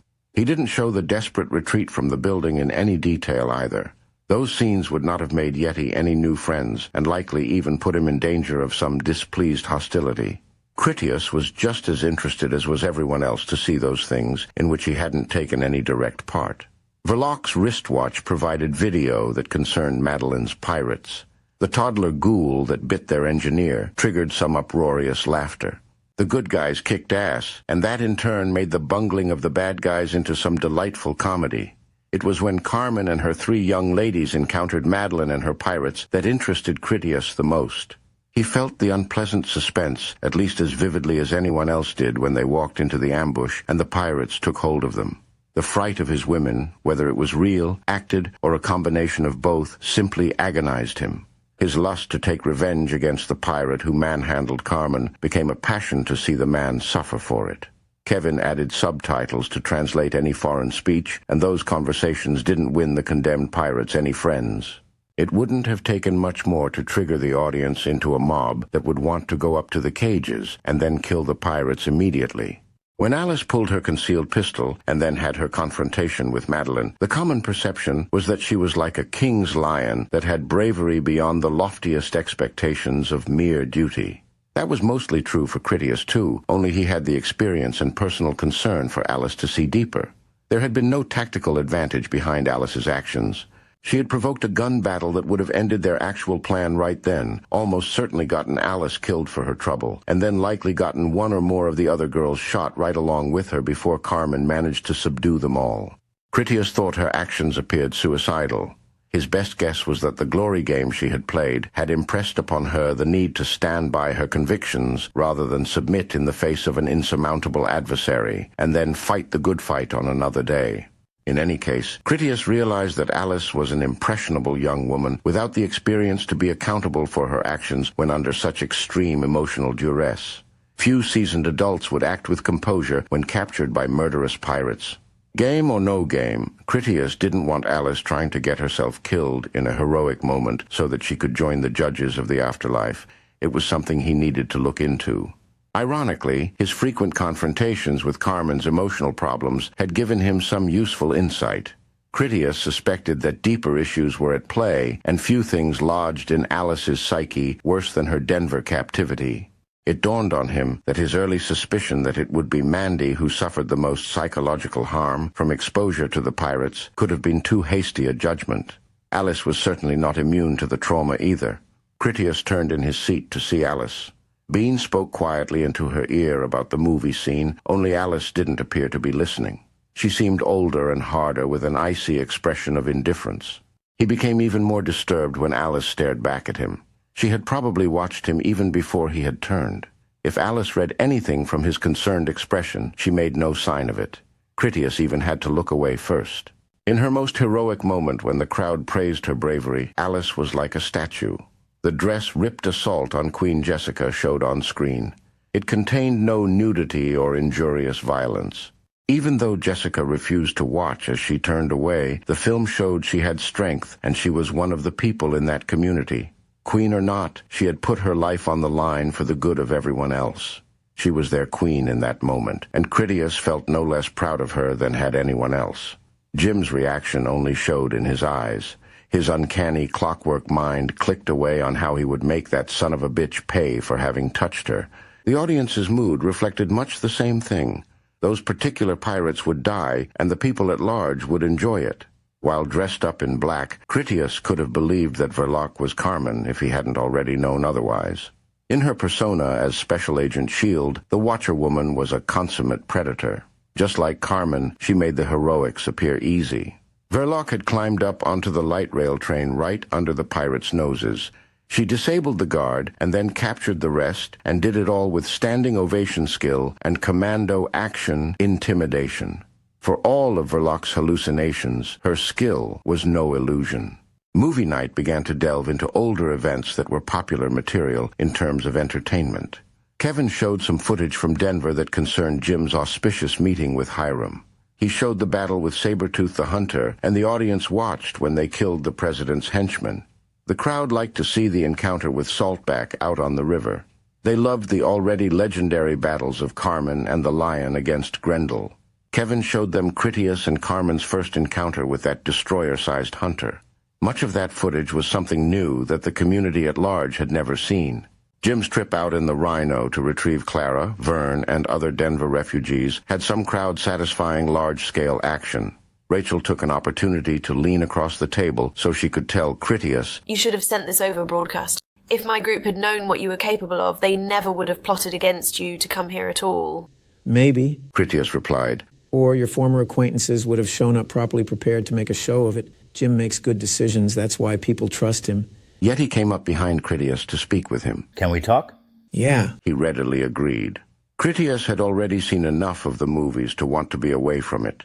It didn't leave him energized or enthusiastic. Since he did that kind of thing for real on a regular basis, he preferred to come home to peace and family tranquility. He told Yeti, There is something I want to ask you about anyway. Yeti was entirely wrong when he guessed at what Critias thought. I assumed you would.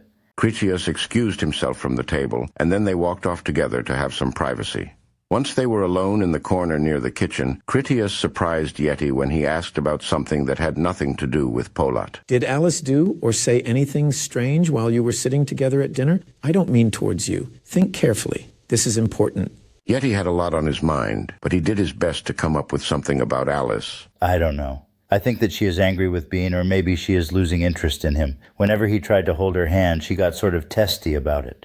After a dark pause, Yeti spoke of his own issues. Thanks for having Carmen cut me a break, letting me eat with her, I mean. Everyone blames me for Captain Pollitt as though I did it on purpose. I came out of the stairs and there was Jingle Bells just standing there. I chased him down the hall and then shot him as I came around the corner. It never occurred to me that Pollitt would already be there with a gun under the guy's chin. It was an accident.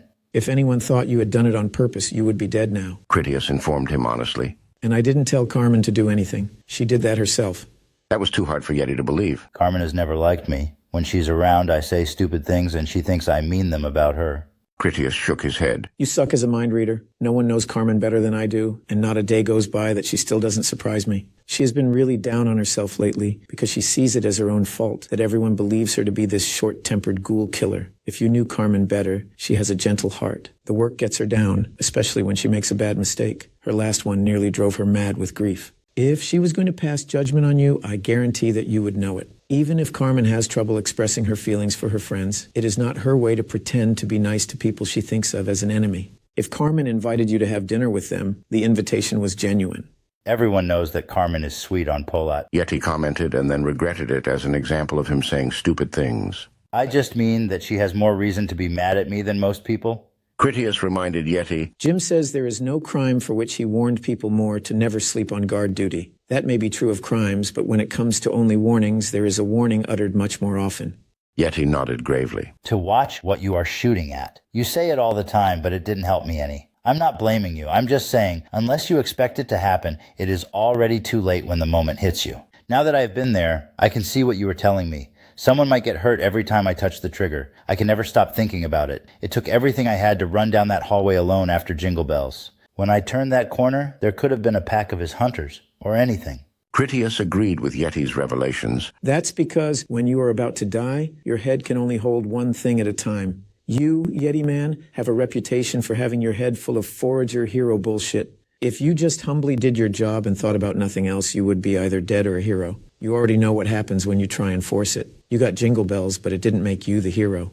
I know people are thinking about killing me, Yeti said with downtrodden honesty. I'm not snitching on Bean or anything, but he told me that you have been thinking about it too. The things people say about me are pretty much all true. I am a screw-up, but I wanted to do my part. I wanted to be like the rest of you guys. I just don't have it in me. Anyway, I just wanted to ask you not to let someone shoot me in some ditch like a dog. There is nothing else left for me now. No woman would have me. No one will trust me. Even pirates are more welcome here than I am. I need a mission, something I can do on my own.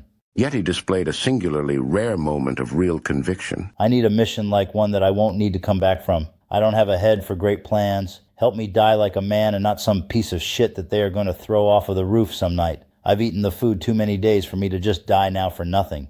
Critias put a hand on Yeti's shoulder. If you had come to me like this and also said you planned on coming back when it was done, I would have followed you, but I won't help you escape something as petty as pain. There are plenty of hard days ahead. We have to return to the airbase soon enough. The talk at the table seemed to me that Jim has quite a few other things brewing that he is not yet telling us about. We need you too much to kill you. There is always a job for cannon fodder. If you paid more attention, you might have noticed, of all the GMP that get outdoors, your name comes up a lot. You stand at the threshold, take the pain, and do your job. This hero talk is just more kid stuff. You fucked up real bad when you shot Polat. Most people think you are not man enough to take that pain. Prove them wrong. You can bounce back from this and have learned some hard lessons that can make all the difference. What is fear but the fear of death? You have beaten that already. If you aren't scared to die out there, how could you fear anything? Even though you don't see it, you have also learned how to live without your glory. Be a man, do the work, and keep your mouth shut. Yeti had a lot to think about, but he took Critias's advice seriously. Before he departed, he commented, After having men like me paw at Alice for all those years, I can't see what she would want from Bean anyway. Even if he loves her, he is just another man. You asked what I saw in Alice at dinner. I think it was that. Hold on a second. Critias came up with a sudden inspiration. Come with me. Yeti had hoped for an idea from Critias. He followed along willingly enough. They went back out across the main room and then took the stairs up higher into the customs house. Critias eventually made his way to a red-painted door and then pounded on it. He didn't make a gentle rapping because he was a man that announced himself. It was some long moments before an extravagantly dressed woman opened the portal from within.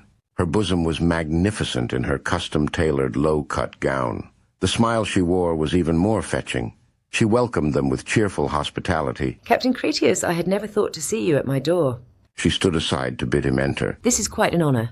Critias didn't enter. It is my friend that is in need of company.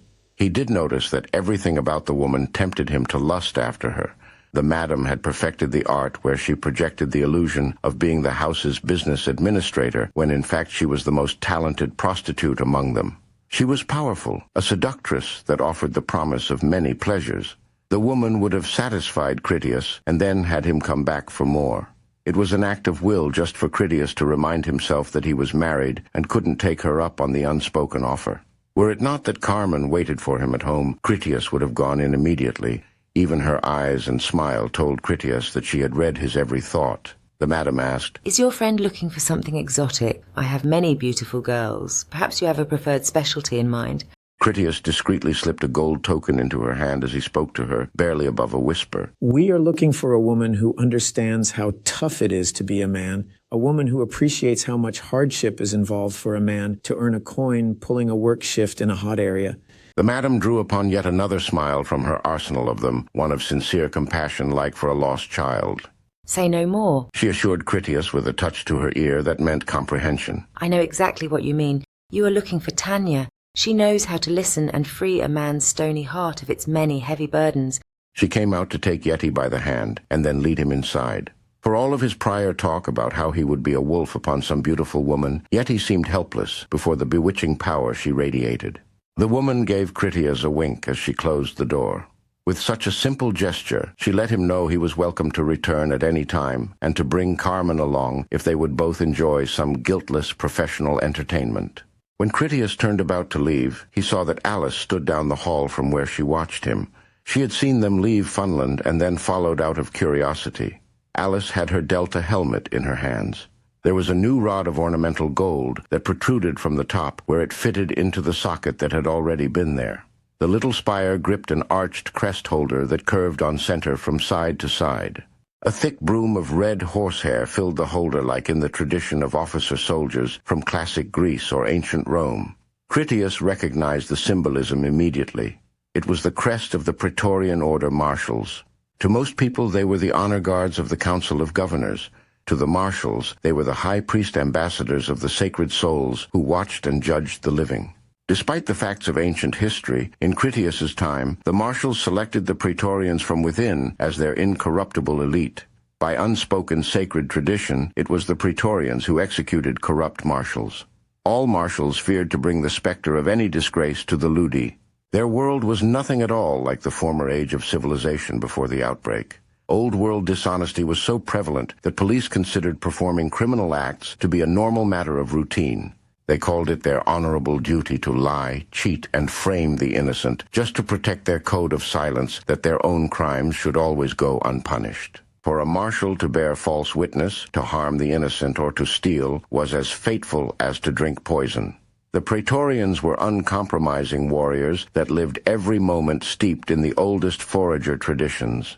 The marshals had a thin red line. To cross the law was to cross the line, and then one of the Praetorians would pay them a visit that they would not survive. Marshals who deviated from the king's law could almost always expect death to be the consequence, and it would be a praetorian that administered it. As he approached, Alice saw that he noticed her new ornament. Carmen gave me this crest as a gift. She said it was not for working. I was supposed to wear it during parades or when escorting the queen.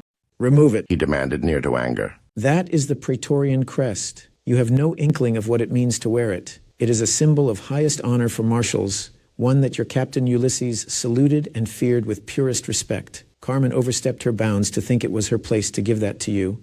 She unplugged the spire and then offered the crest to Critias. Why did she give it to me then? Critias was loath even to take it himself, but it was better in his hand than in hers.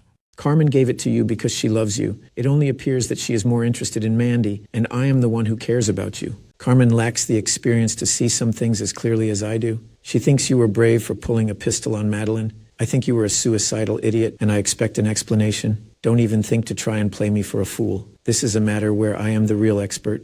It would have been a good death, she replied with complete composure, as though it was the right and honorable answer. The others were in no danger. Carmen would not have let anyone else be harmed.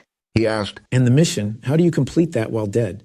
She countered. Did you think it was an honorable mission? It wasn't, he agreed. Using the lives of children to wage war is no kind of proper precedent. Your reasoning is only that you should have voiced your objections long before then. You chose not to call me about it. Alice asked. And let Jessica go ahead without me? I gave my oath to stand by her. He questioned that too. Getting yourself killed while she went on without you is how you stay beside her? I didn't know at the time what we were walking into. Alice told him. Standing by the queen seemed right enough when I made the decision. It is what Carmen led you into. Critias corrected her. I have already explained to her the degree of my dissatisfaction. He looked her down as would a stern officer. You care too much then? Is that it? You can't fix the world, so you are in a hurry to leave it? No, sir, she replied. That was not my thinking at all. Neither was I thinking that I had any reason to postpone it. The moment was itself and demanded proper action. He thought otherwise. Being isn't reason enough? She averted her eyes. Bobby doesn't understand what I am. He is not like you, doesn't have your... Alice didn't know the word. He offered a word. Maturity? She nodded. He is not the comfort to me that you are. He lacks your maturity. We've been over this before, he said to dissuade her. You are never going to marry me, and you never were. I have no interest in you in that way, and in all honesty, I find the notion entirely unacceptable. You and Carmen find it amusing to torment me by bringing up sexual innuendos because it so clearly disturbs me, which it does. I'm sorry about what happened to you in Denver, but you are still very much a child to me, and that is what you will have to accept. It wasn't what she thought, and the notion offended her. She didn't reveal it beyond a momentary expression. I'm not really your daughter, and I'm not your woman either. That is the one thing you and Bobby have in common. When you look at me, you can't stop thinking about what other people think. They tortured and humiliated me in Denver, but I survived. That is not who I am anymore. The topic of Denver wounded him, and he couldn't hide it from her. Critias had seen the president's films of his evil madness, and he had seen what the man did in the brief time that he had escaped from his prison box.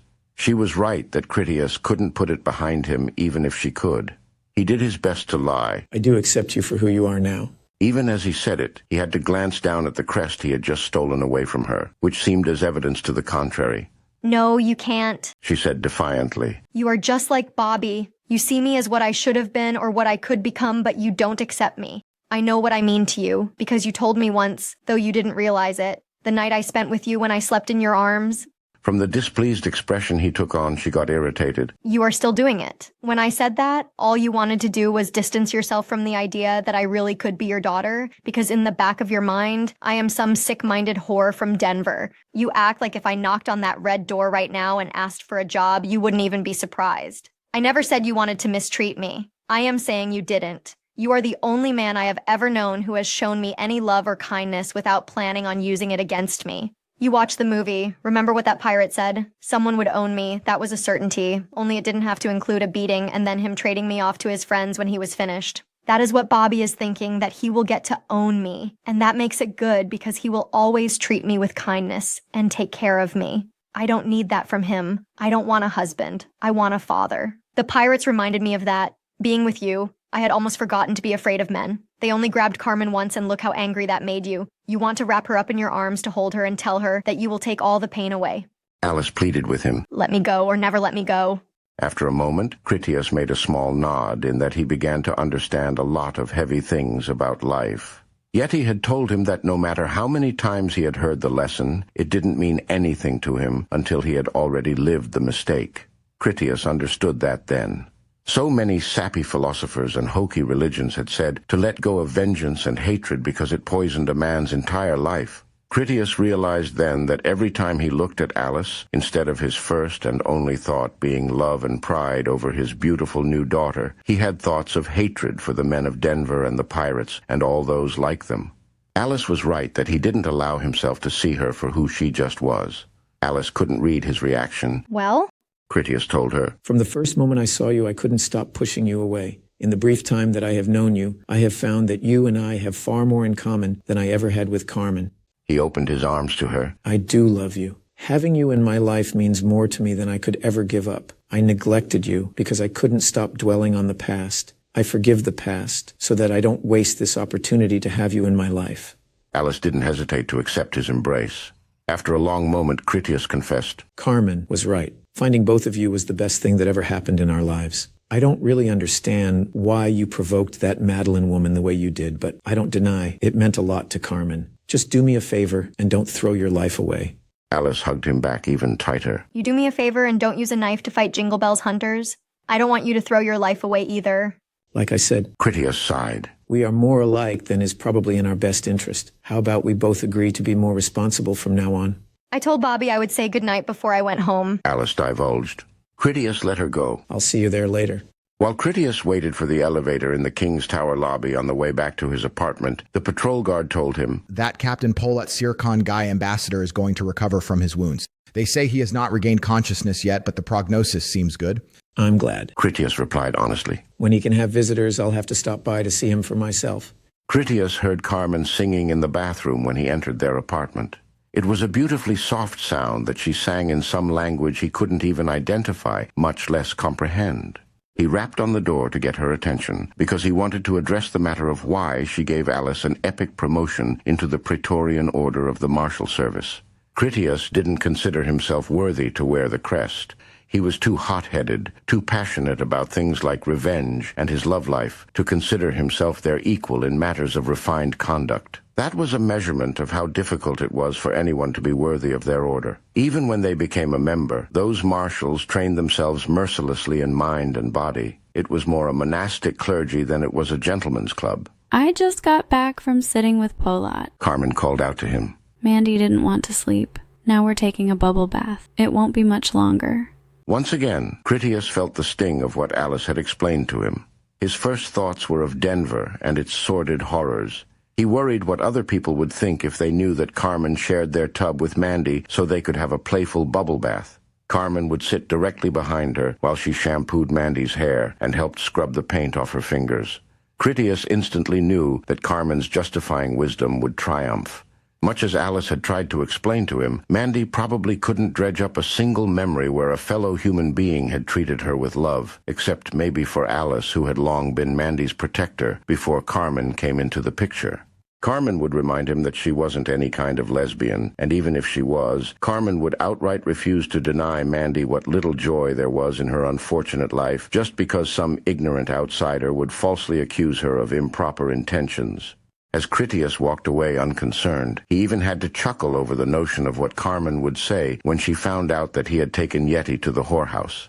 He had bought Yeti a woman so that the man could have the first tender understanding he had known in years, and he didn't regret it. Yeti was already at the end of his rope, and only a nudge away from snapping entirely. It wasn't as if Critias denied himself any of those same comforts. He would barely be able to sleep at all if he didn't have Carmen to pour her gentle affection upon him. Alice had been right in that life was too difficult when you were alone in it. Carmen and Mandy finally emerged wrapped in towels, giggling like the best of friends. It took less than a glance for Carmen to see that she was in trouble again. She ushered Mandy toward her room. Go put on your pajamas and we will watch a video before bed. As soon as they were alone, Critias showed Carmen the crest. I'd like to know the meaning of this. Carmen indicated the couch. Sit and I will be right back. I need to put something on. She returned quickly enough from their bedroom. Carmen wore her silk pajamas and used a towel to rub some water out of her hair. Having just been at the brothel, Critias had to admire how beautiful Carmen was, innocent, different from the polished skills of the sporting women. She was his, and as he knew that, his heart skipped in gratitude. When Carmen tried to decide whether to sit or stand for her rebuking, he saw that frustration already built up in her like steam pressure. Carmen controlled it and even hid it, but he could tell. It wasn't the direction he wanted to head in. Critias took a cushion from the couch and then tossed it to the floor in front of him. Sit, we need to talk. It was a visible wash of relief to Carmen as she knelt on the padding before him, then got comfortable on her heels. Being able to display her submissive devotion to her master let her discard a mountainous internal conflict that so frequently crushed upon her with its host of worries. It was just a simple fantasy, a game, but when she played it, her mind was totally free of inhibitor withdrawal psychosis. At ease, Carmen folded her hands in her lap, then gazed up at him with wide, attentive eyes. Yes, Master? He asked, Why did you tell Alice that you promoted her to the Praetorian Order? Why did you stop there? Maybe she would be happier if you skipped the middlemen and made her the actual praetor or grand marshal. Dean of Ludus sounds pretty good too. Carmen lowered her eyes as she bit her lip, which he knew meant that she had a ready answer, only she feared that the raw truth would only cause her more problems. Critias spoke gently. Just relax and take your time to think about what you want to say. Tell me the truth. I can take it and I won't be mad at you. I understand that you try your best and you always mean well, even if things don't turn out like you would have hoped.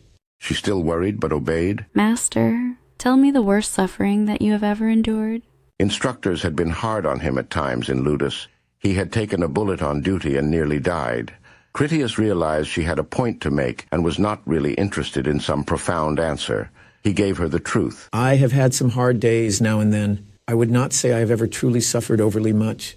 Alice did not begin with you. Carmen reminded him. Alice started becoming who she is much earlier than that. Have any Praetorians ever suffered so much under such overwhelming adversity and then managed to soldier on? Have you ever known anyone as courageous as Alice? Anyone ever? Tell me of some person who not only endured suffering and humiliation and did it for years, but also then emerged from it with noble character. Master, if Alice is not worthy to be the first. She paused because she started to cry. If Alice is not worthy to be the first Praetorian, then I don't want her to have the shameful thing. I would not have her adorn herself with the crest of anyone who would not recognize her for the treasure that she is. Did I give it to her? The order should get on their knees and thank me for allowing them to descend from my glorious daughter. I did not honor her. I did it to honor them. For all time they shall struggle to be her equal in quality, and few will ever succeed. They will punish themselves, trying only to sample the true furnace of life that Alice overcame while still only a child. They will punish themselves because their lives were too soft and easy for it to have happened to them through misfortune. Critias offered Carmen the crest. I am not worthy to place this back on her head, but you are. You were wise, and I was foolish. I apologize for my ignorance. My interference has shamed your proper gesture. She leaned forward as though she would take it, only she put her hands on the floor and then deeply bowed her head. Please let me refuse. It would mean the world to her if it came from you. I know you didn't take it from her without explanation. When you return it, she will feel that she genuinely deserves the recognition. She loves and respects you. He agreed. I won't be so foolish as to disregard your advice in this. When she still didn't rise, he bid her do so. Come closer. Having you near soothes my mind, and it has been a stressful day. Carmen moved her cushion right up by his feet and then sat comfortably with her legs stretched out and her chin on his knee. He absently ran his fingers through her wet hair. Being his humble comfort did just as much for her peace of mind, too. Critias finally said, Tell me about your visit with Polat. The topic made her sigh with sorrow. He is still unconscious. Kevin says that he needs to keep him sedated so he doesn't move around while his wounds are healing. There wasn't really anything I could do for him. I just sat beside his bed and read to him in Turkish. He was curious. What book are you reading to him? Carmen didn't hesitate to say, only because she already knew it would mean nothing to her husband. I was reading him Nathaniel Hawthorne's The Scarlet Letter. Critias had never read the book, nor was he familiar with it. For Carmen, it had special meaning. It was about a young woman whose husband had disappeared unconfirmed, either alive or dead. The woman subsequently fell in love with another man, and from that illicit romance conceived a child, which in the story was an act of adultery, a fact that became clear when her lost husband finally reappeared. Carmen didn't know herself what freedom she could claim when Critias vanished from time and space. She had no answer to what was appropriate, to wait for him for a day, 20 years, or several centuries. Reading the story to Polot while he was unconscious was as close as she could let herself get into exploring her confused feelings.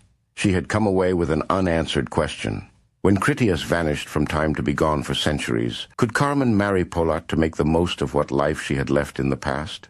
When Mandy returned in her pajamas, she climbed onto the couch and then didn't hesitate to snuggle up against Critias, to which he gratefully wrapped an arm around her to make her welcome. Chapter 6. Praetor.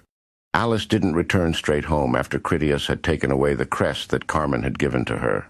She wasn't happy about it, but that wasn't anything that would keep her down. It was Critias who had given her the Delta armor and her Tesla Flux weapons in the first place. She knew that he trusted her and had great ambitions for her life.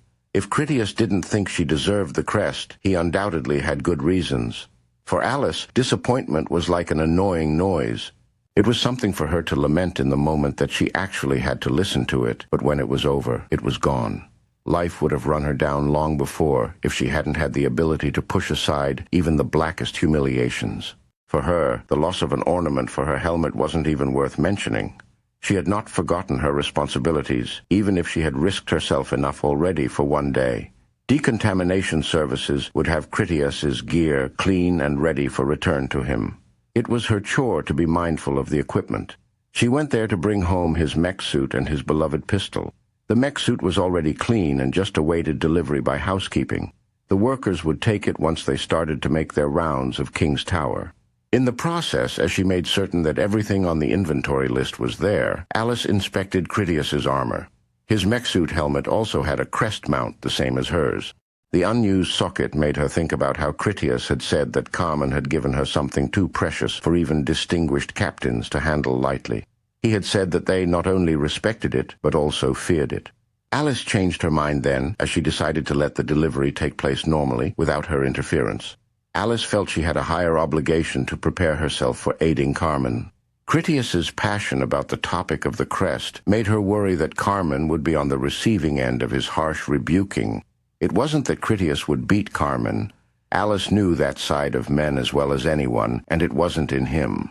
If he wanted, he did have ways to make her suffer worse just by doing nothing more than withdrawing his affections.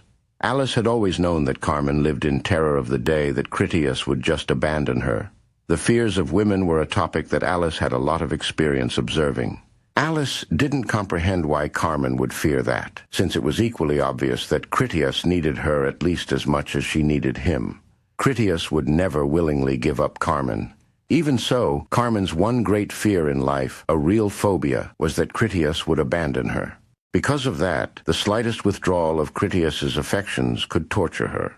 Banishment from what little sanctuary a person had in the world was a cutting cruelty for anybody. For Carmen, it was how she envisioned hell. While she walked to find a place with a little space and some privacy, Alice put on her gauntlets and Delta helmet. She began her search for higher answers. Alice found it quickly, only it read access denied. Anything that related to the Praetorian Order had locks she couldn't open. Her credentials were insufficient, and she couldn't even discover what those rites of passage even were. Nothing Alice did with her helmet was unknown to Kevin and Carmen. Even her Tesla Flux weapons stayed constantly connected to somewhere in Carmen's artificial mind. She could turn them off at a moment's notice if Alice had thoughts of suicide or murder. Carmen could control a personal army of equipment remotely if such an improbable opportunity ever presented itself. The Marshal Service security access codes Carmen carried freed the files that Alice was interested in canvassing. She didn't let Alice know that she had unlocked the files, and neither would she inform Critias unless he pressured her on the matter. Alice opened the game titled Praetor. The council chamber of the ruling governors was a sight she needed time to behold. A great transparent dome gave a breathtaking view of more stars than Alice had ever imagined were there. Without the distortions of earthly atmosphere, the heavens were a luminous ocean of such mysterious depth and complexity. It was no wonder why people always seemed to assume that the gods were up there. There was something else out there, something odd, only she couldn't make it out in any detail. Her own appearance distracted her from it. Alice wore a full combat mech suit, and other similarly mech-suited marshals also formed the ring around the outer walk of the circular chamber. Each marshal had a corresponding high chair upon which one of the governors sat, and that was true of Alice as well. Every marshal in the room wore the red horsehair crest of the Praetorian Order monastery. They were not all men, since the mech suits of women were distinctly different in light of the feminine shape of the occupants. There was artwork of the highest quality all around the place. All of it was in cast bronze or carved marble. Some was in relief, and the others were freestanding three-dimensional pieces. Her HUD popped up info frames that explained anything she focused on. One artwork right near her was a statue of some man. The Latin script named him Aristotle. A scroll the figure held bore the message, "By rule of law." The largest and most dominating piece was a lean-bearded man of senior age and serious visage seated on a backless chair. The Latin read him to be King James the Great, and his message was, "I had no treasures but my people, and what I safeguarded for them. I ate the same food as you ate. I slept as you slept. I woke before you, so that you might sleep quietly in your beds." Alice remembered she could use telescopic enhancement for better examining the distance. There was a statue across the room of a man wearing a Praetorian crested mech suit of a design Alice had never seen before. The info frame told her it was a first-generation model that had not been in use for hundreds of years. The man's name was Marshal Praetor Robert Bob Welder, and bore the message, "I loved my brother for his past honors, even as I slew him for his new corruptions." When she turned her telescopic vision back to space, she re-examined the oddity she had noticed before. The info frame didn't do the vision justice when it named the Homer space habitat. The Homer was a vast and bewildering complexity of floating, twisting, rotating metal and glass that twinkled like a jewel crowning the Earth. Even with her limited experience, Alice instantly grasped that her own city was a decrepit ruin of starving, desperate people compared to even one space city. At the same time, a people so much greater in wealth and material achievement had to look backwards for their traditions and inspirations for wisdom. Wealth did not make great men. It made great architecture. She looked again at the message on James the Great. It was hardship and determination against those adversities that crafted honor and wisdom. She had no reason to feel any shame about her humble home. The governor she guarded entered from an antechamber with several of his bureaucratic aides. They were exceedingly cheerful, because their governor had just won his election against a more popular rival. One of the aides amusedly said to his companions, "Such a tragedy for Jeffrey Robinson. He was ahead by 11 points in the polls." Another replied, smiling, "Sexually assaulting your private secretary can do that to your election campaign. Voters don't have much faith in a rapist. Imagine a man of his age using his authority to pressure himself on such a lovely young woman." The last aide openly chuckled. "I guess we will never know how the undercover investigation leaked to the journalists. Who would have guessed they could do something useful? If it hadn't gone public when it did, who knows where the man might be today?" The governor enjoyed his comfortable chair as he confessed, "I have a pretty good idea where." Among the information menus available to Alice, she accessed the private marshal service's records on their investigation of those accusations. The marshal on the case had uncovered proof of the man's innocence. Unfortunately, it happened immediately after the election. That vindication against false charges secured the man's freedom from any prosecution, but it still cost him the election and stained his previously revered reputation. It wasn't any grounds for voiding the election results either. Alice's job didn't involve her needing to speak or even move.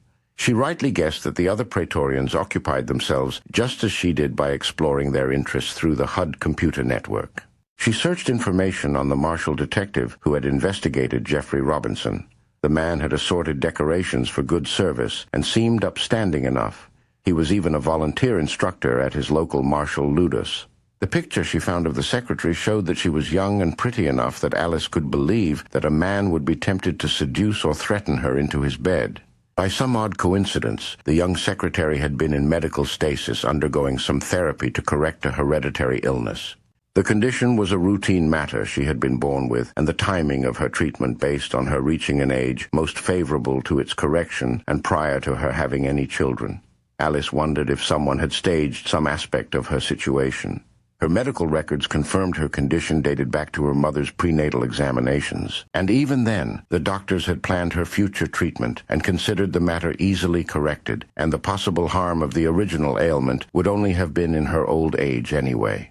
The physician's personal notes were in the secretary's file, and they confirmed in his own hand that the marshal with that assignment had interviewed her about the case. The doctor noted that he had postponed putting her into stasis to make time for the questioning, since she would be unconscious for 11 days once it began. In her interview, the secretary clearly rejected the accusation that she had suffered any abuse, and that was the basis of the case dissolving. Conversation among the governor's aides caught Alice's attention again. One of the men said, "We should send her some flowers to thank her for needing gene therapy. If she hadn't been asleep, she might have told her side of the story to the Interlink in time to secure Jeffrey the governorship." An aide put a data pad before the governor. It was in order to increase the funding of the Virgil Ludus on the Homer station, of which he had just become governor. The aide saw it as something of a moment of celebration when he said, "Your first official act, sir." "I have to keep my campaign promises." The governor answered like it was a personal joke. He signed it with the press of his thumb. As if they had just done a hard day's work, the governor and his aides departed for lunch, where they would flout their new social status. Another Praetorian entered to escort them on their journey, which left Alice free of responsibility for the time being. She wasn't alone for any period before a message arrived on her HUD that she should immediately report to her commander, Praetor Rufus. The man's office was aboard that station, so that he was close to where the Council of Governors met in Congress to discuss issues relevant to all their communities.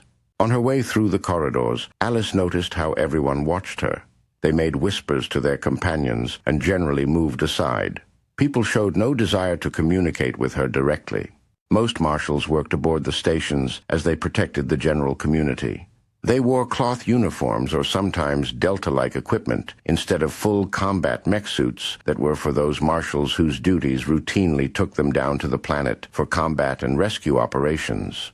She did pass a couple of full mech suit marshals on her journey. Only one of them, a female captain, made a point of recognizing Alice. She tapped her chest lightly with her fist while she offered a polite nod of her head.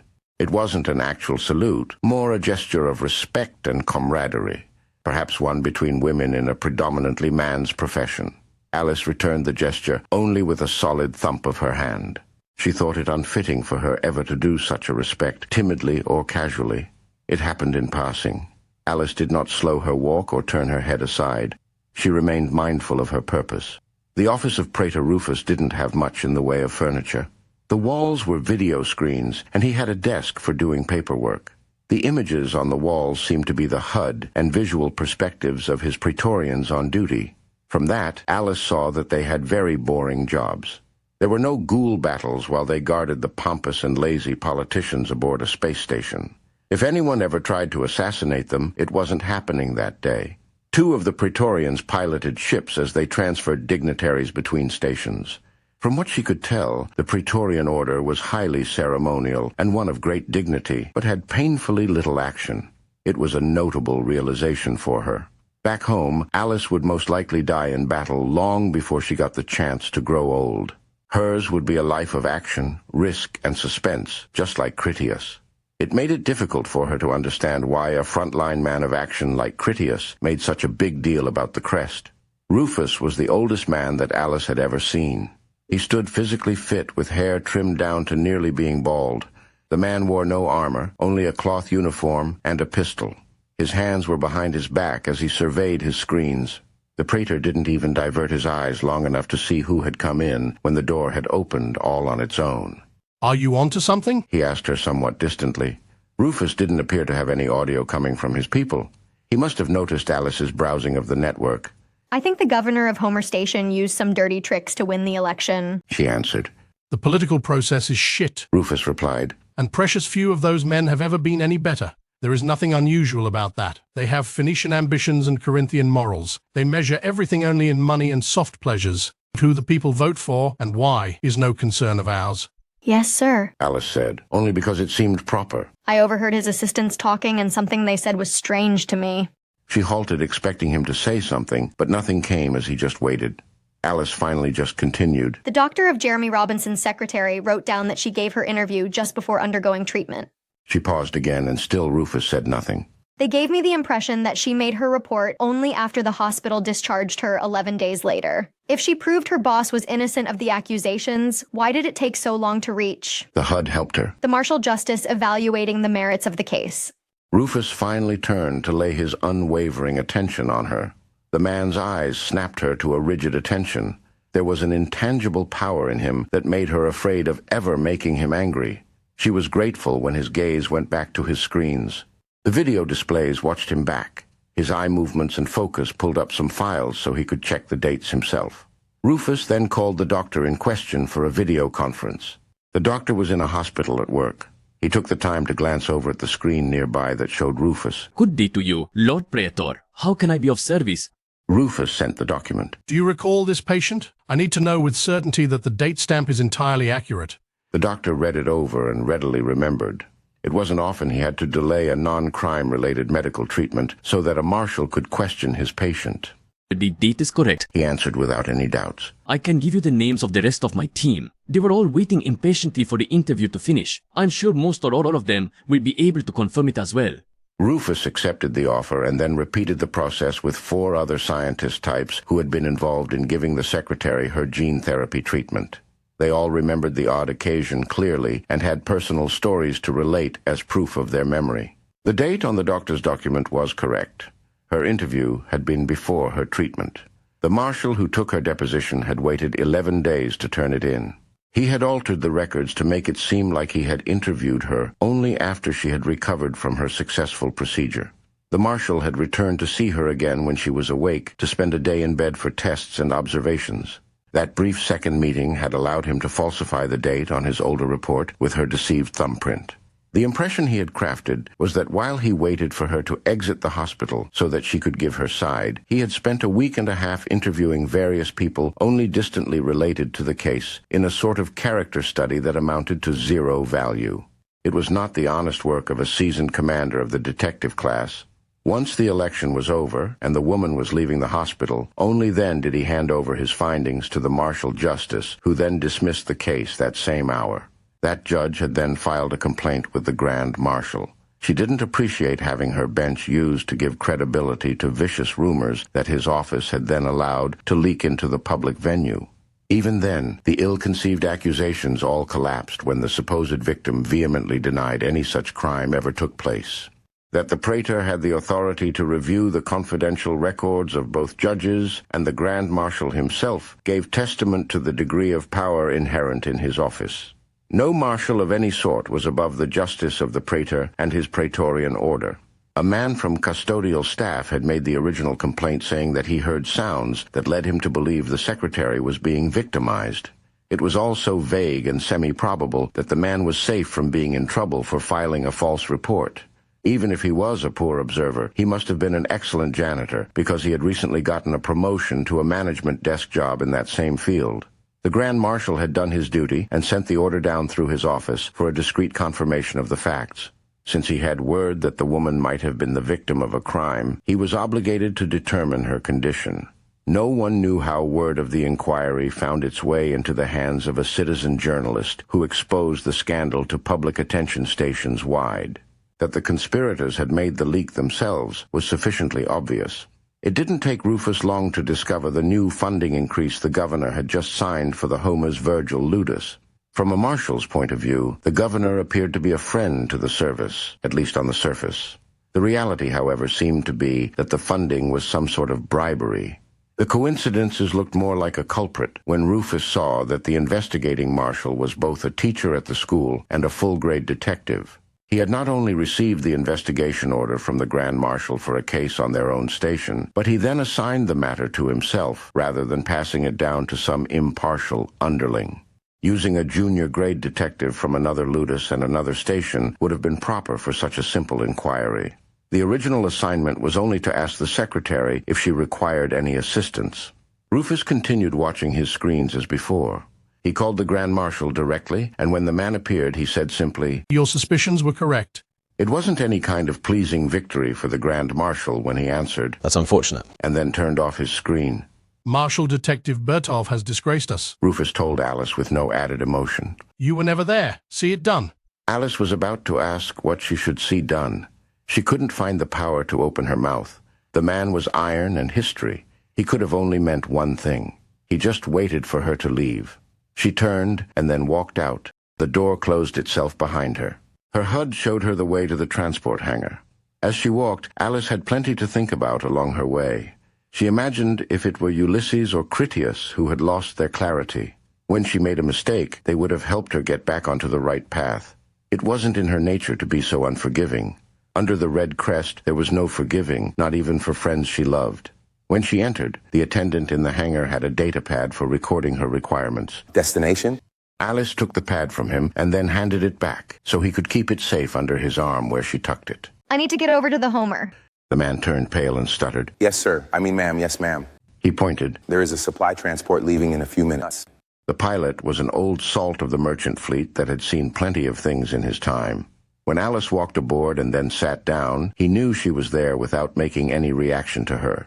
Instead, he started prepping for takeoff. This is PPY-11, ready for departure. He radioed to traffic control. One pilot and cargo for Homer requesting clearance.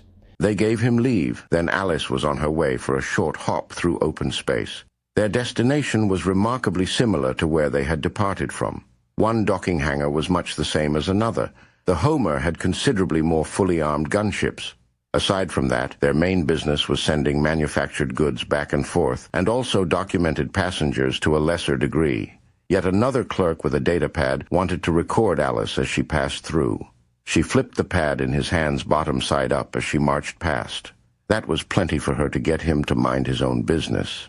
It was clear that the way people preferred to keep their distance from Praetorians had its advantages. Her HUD put more virtual arrows in her path to lead her down all the correct turns. Each of the stations had their own ludus for turning children into marshals. It was something of considerable pride, and the competition among the ludi was fierce. The school was not open to unauthorized visitation. A great armored door didn't require any guards, honorary or otherwise. It still had them. A pair of boys, perhaps her own age, stood at either side of the entrance. They were rigid in their attention and held carbine rifles identical to hers back home. Praetorian. One of the boys failed to contain his shock. Both of them promptly collected themselves, pounded their chests, and then threw manly salutes. Alice stopped before them, held an uncomfortable pause like Rufus had shown her how to do, and then she returned the salute with conviction. Permission to enter, she requested. The formality seemed appropriate. They didn't ask anything. One of them opened the door and then both backed away. On her way past, Alice warned them. Never be caught sleeping on guard duty. The boys took it for a death threat. It was. The inside of the ludus was clean and well organized. There was no risk of infection or of hunters breaking in to start killing people. It was obvious that there was no understanding of really being hungry either. They would never want for electricity or clean water. Alice had already seen more in her life than the students would understand. Back home, she was a small person that struggled to measure up among so many champions. In the game, she felt like most of the people were soft and sheltered from reality. She had to wonder if they also thought they were in a game. For Alice, she had to learn because mistakes were fatal. It was hard for her to understand how anyone would take it all seriously when everyone lived in such safety and luxury. If the people in regular society were hesitant to interact with a Praetorian, the first people she met in the ludus made that earlier experience seem cordial by comparison. One woman who appeared to be an academics teacher dropped her armload of data pads, such was her unpleasant surprise. Another educator took one look at Alice and then retreated back into her classroom to have the door shut. The students she passed stared at her as if she was some kind of apparition. If they had even seen a Praetorian before, it must have been on video of their governor's congress. They had heard stories, though, and sensed rightly that only sin would bring the red-haired devil to their door. HUD tracking pointed Alice to the gymnasia.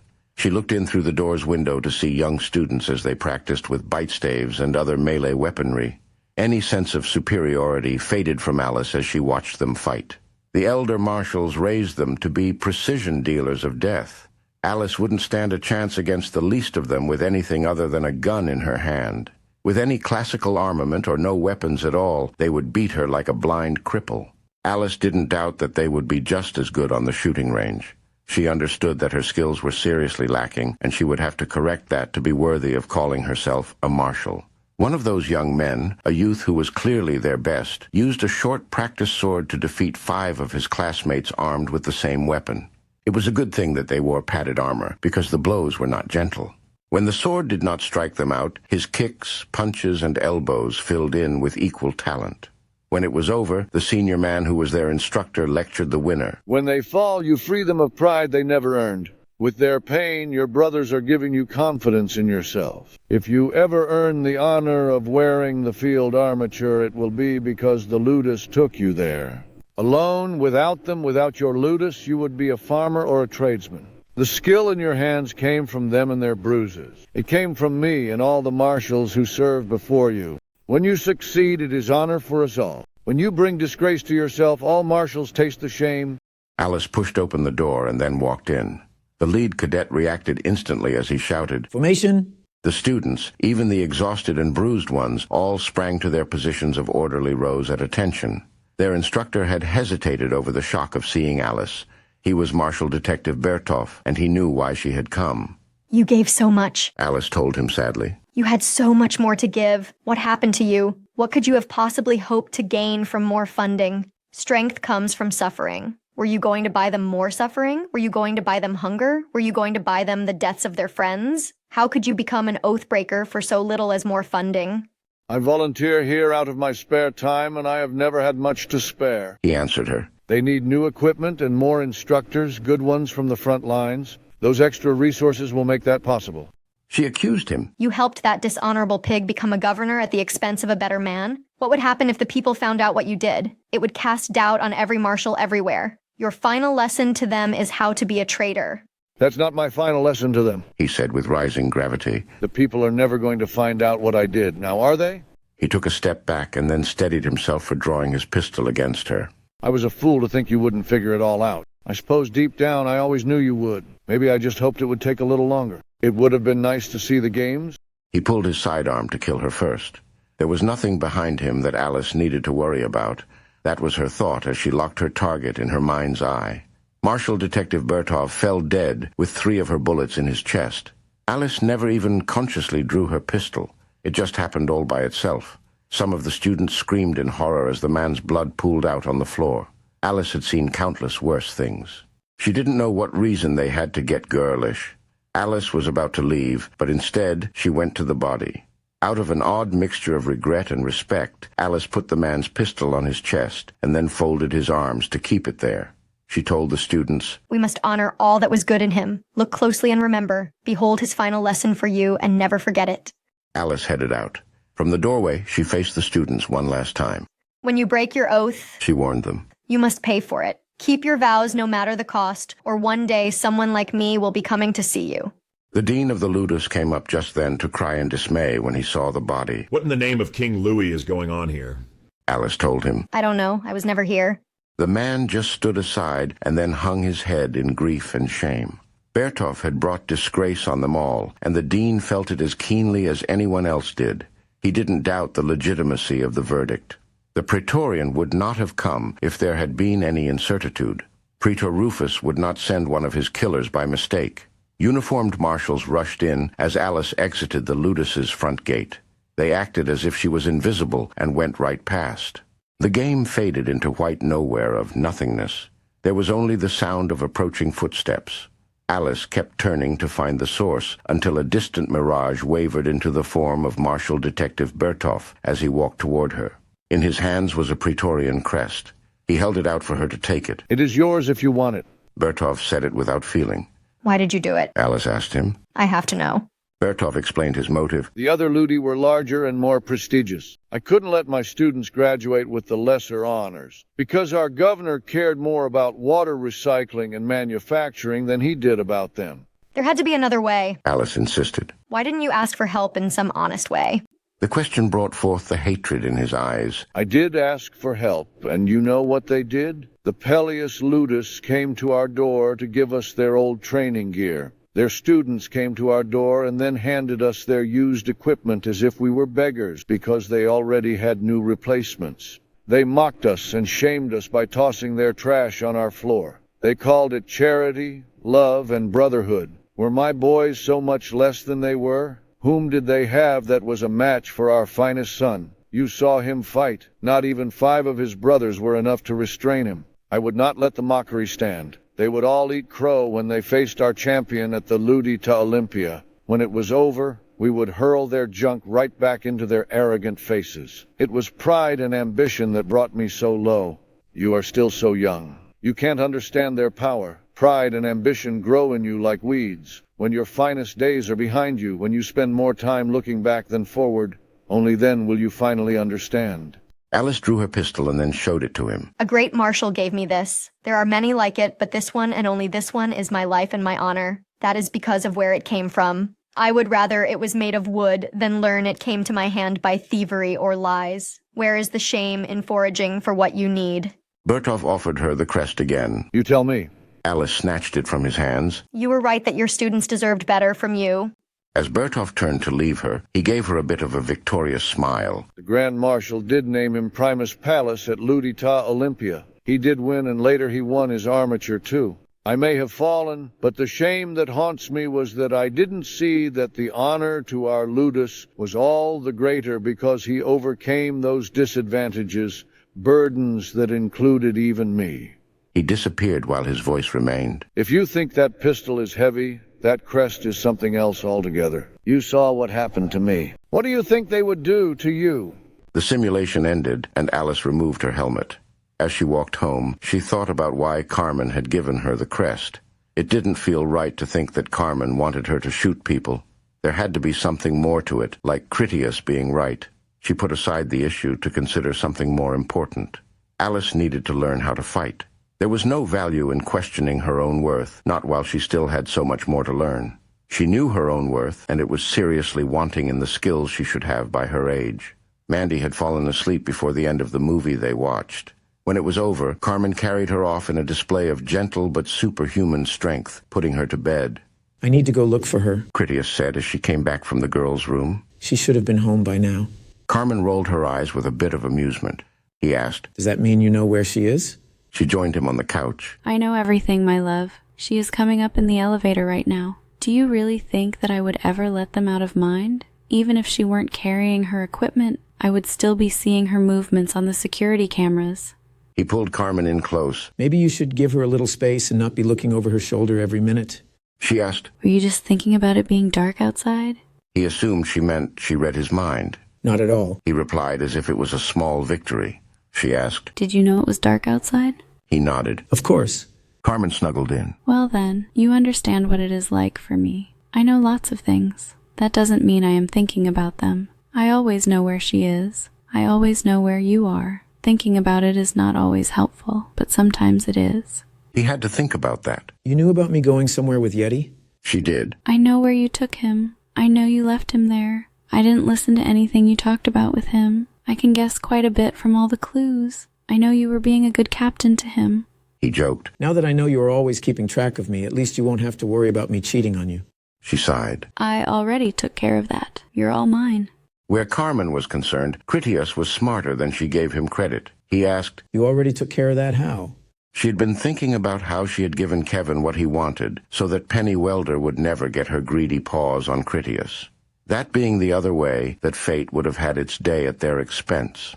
I'm not being a good wife? She asked with carefully staged anxiety to reverse the trap he put her in. Her intentions were honest enough. Telling the truth would hurt him and win nothing in return.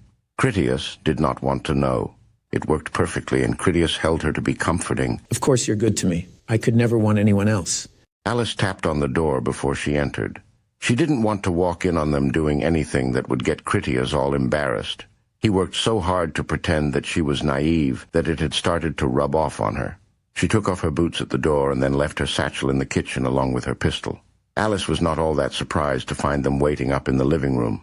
I'm sorry I'm late, she said as she plopped down in a chair. Critias was curious. Out having fun?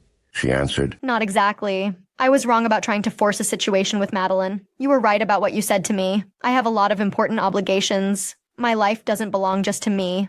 A lot of people who care about me would get hurt if I just threw my life away. That mission with the pirates, seeing Mandy cry, and Jessica afraid, it affected me more than I would like to think it could. I apologize for any grief I may have caused you. You have both done so much for me. Maybe I'm just tired. I don't know what I'm saying. Alice made a sad sort of chuckle. When I really think about it, I don't even know who I am sometimes. She was about to get up. I should go to bed. Critias preferred she stay and talk. You should be whoever you want to be.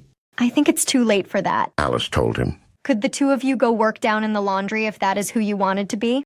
He needed to say yes to make the point, but it wouldn't be true. I don't know anything else, and even if I did, I am needed for what I do. For me to take a back seat now would be betraying the vows I have taken.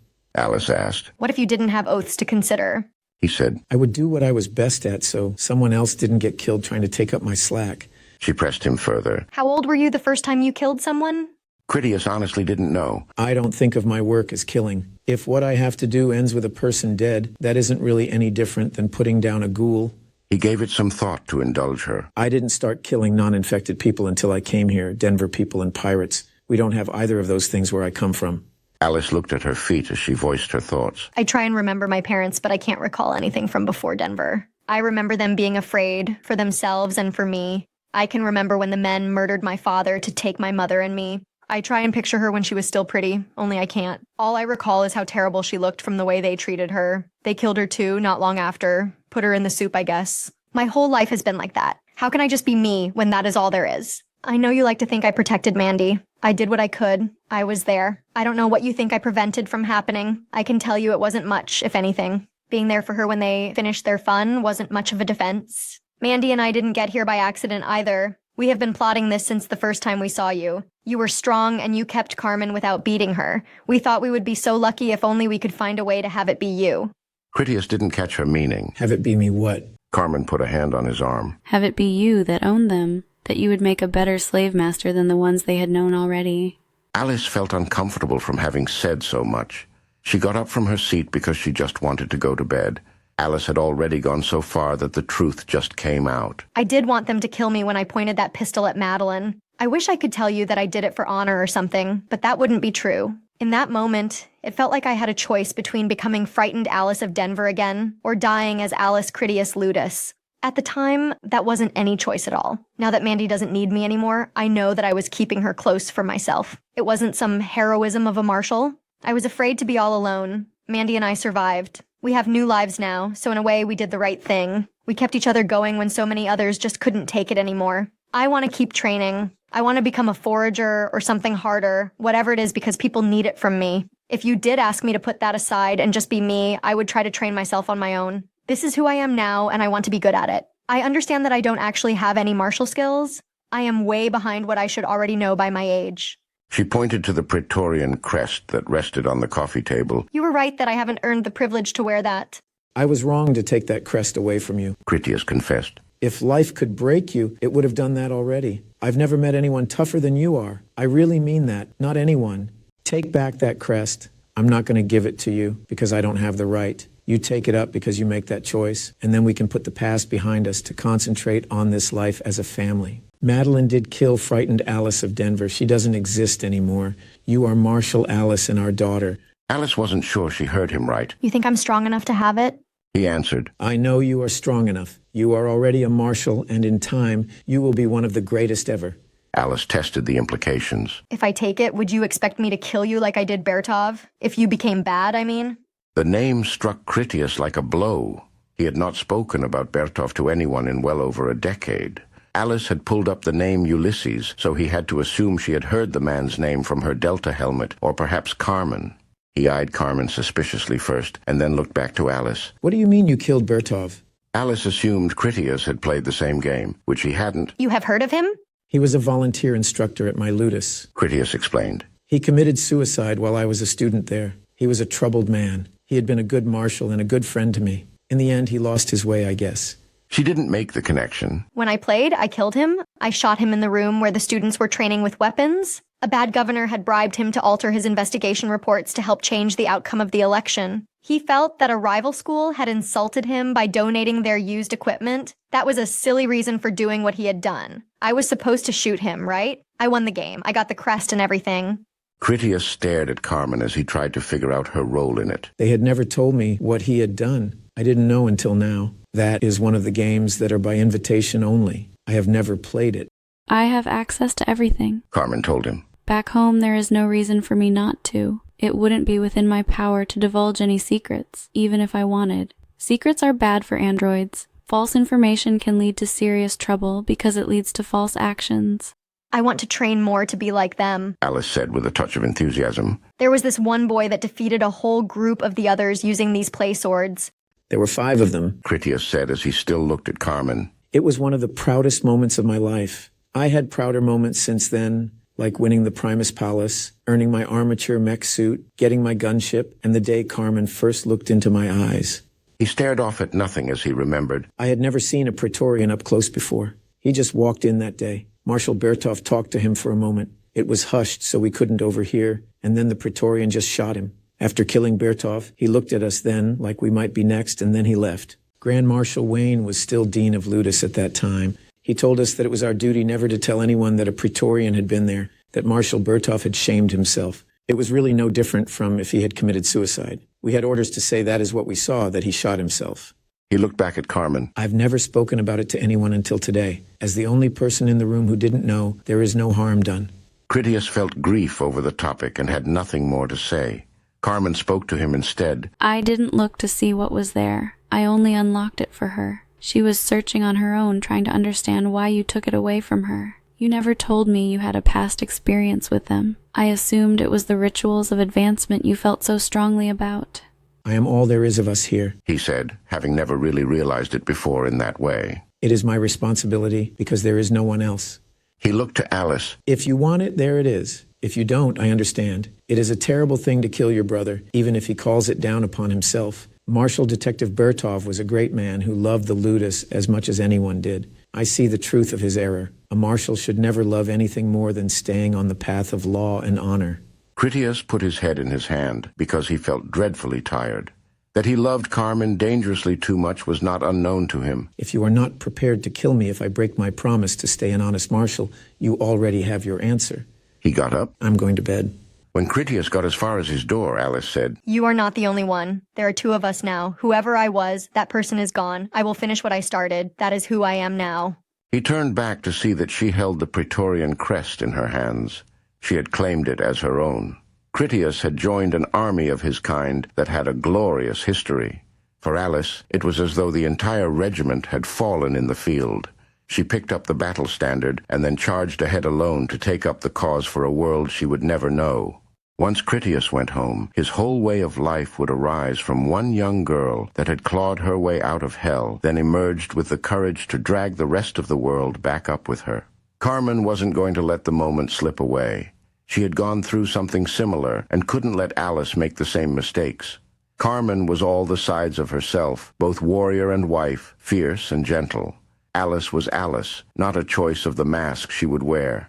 She went over and took Alice's hand before she told her, This is my whole life, here with Critias, Mandy, and you. It might seem small from the outside, but from here on the inside, it is so very big. You can be a marshal in the morning. It's not something you need to hide behind when you are with me. You're my daughter now, and I can't let that go no matter what you might say. It is something I need more than you do.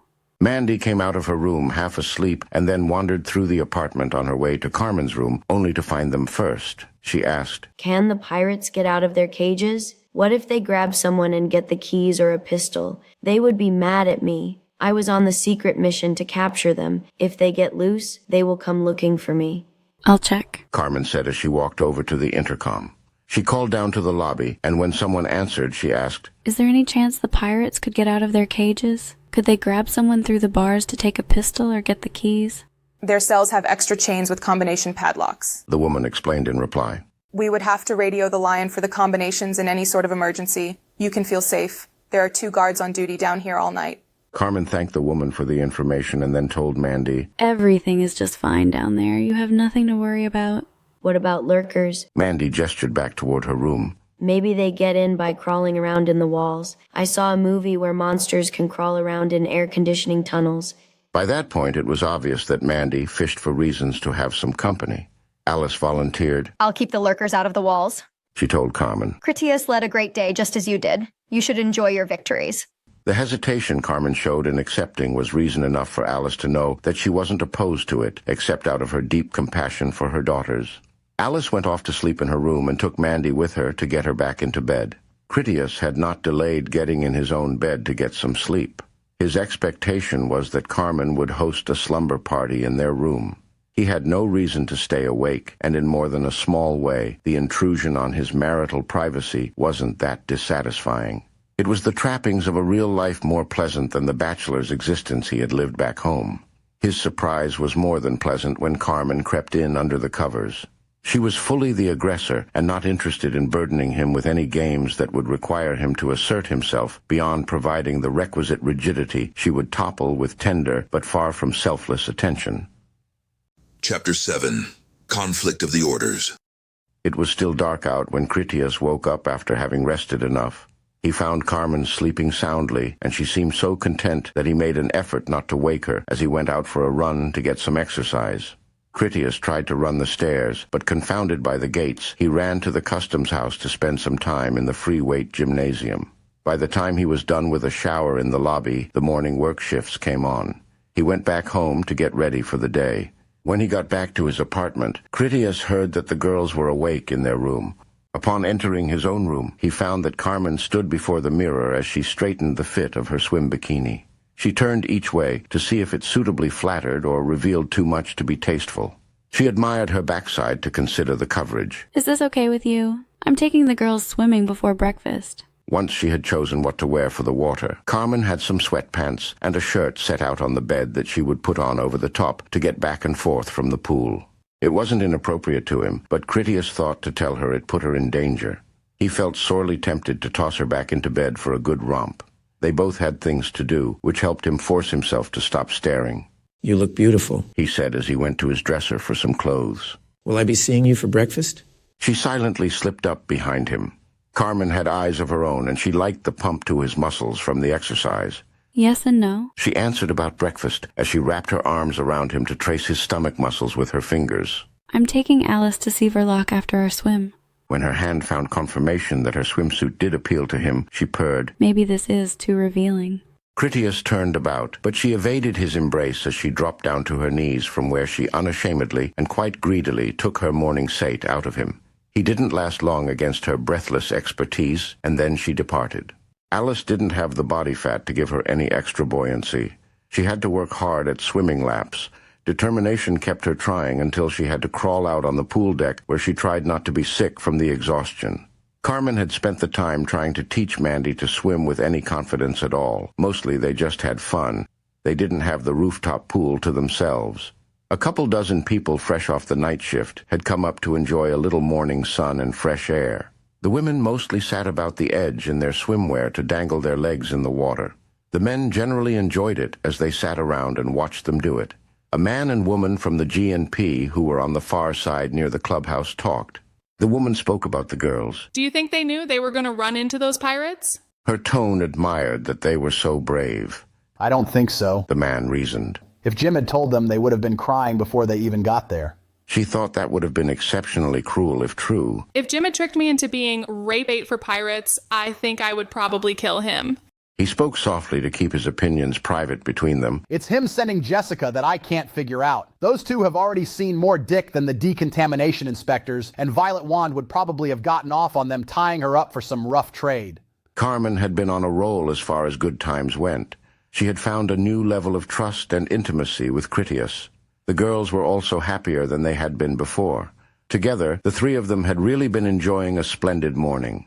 In that she had her own business to mind, Carmen hadn't been eavesdropping.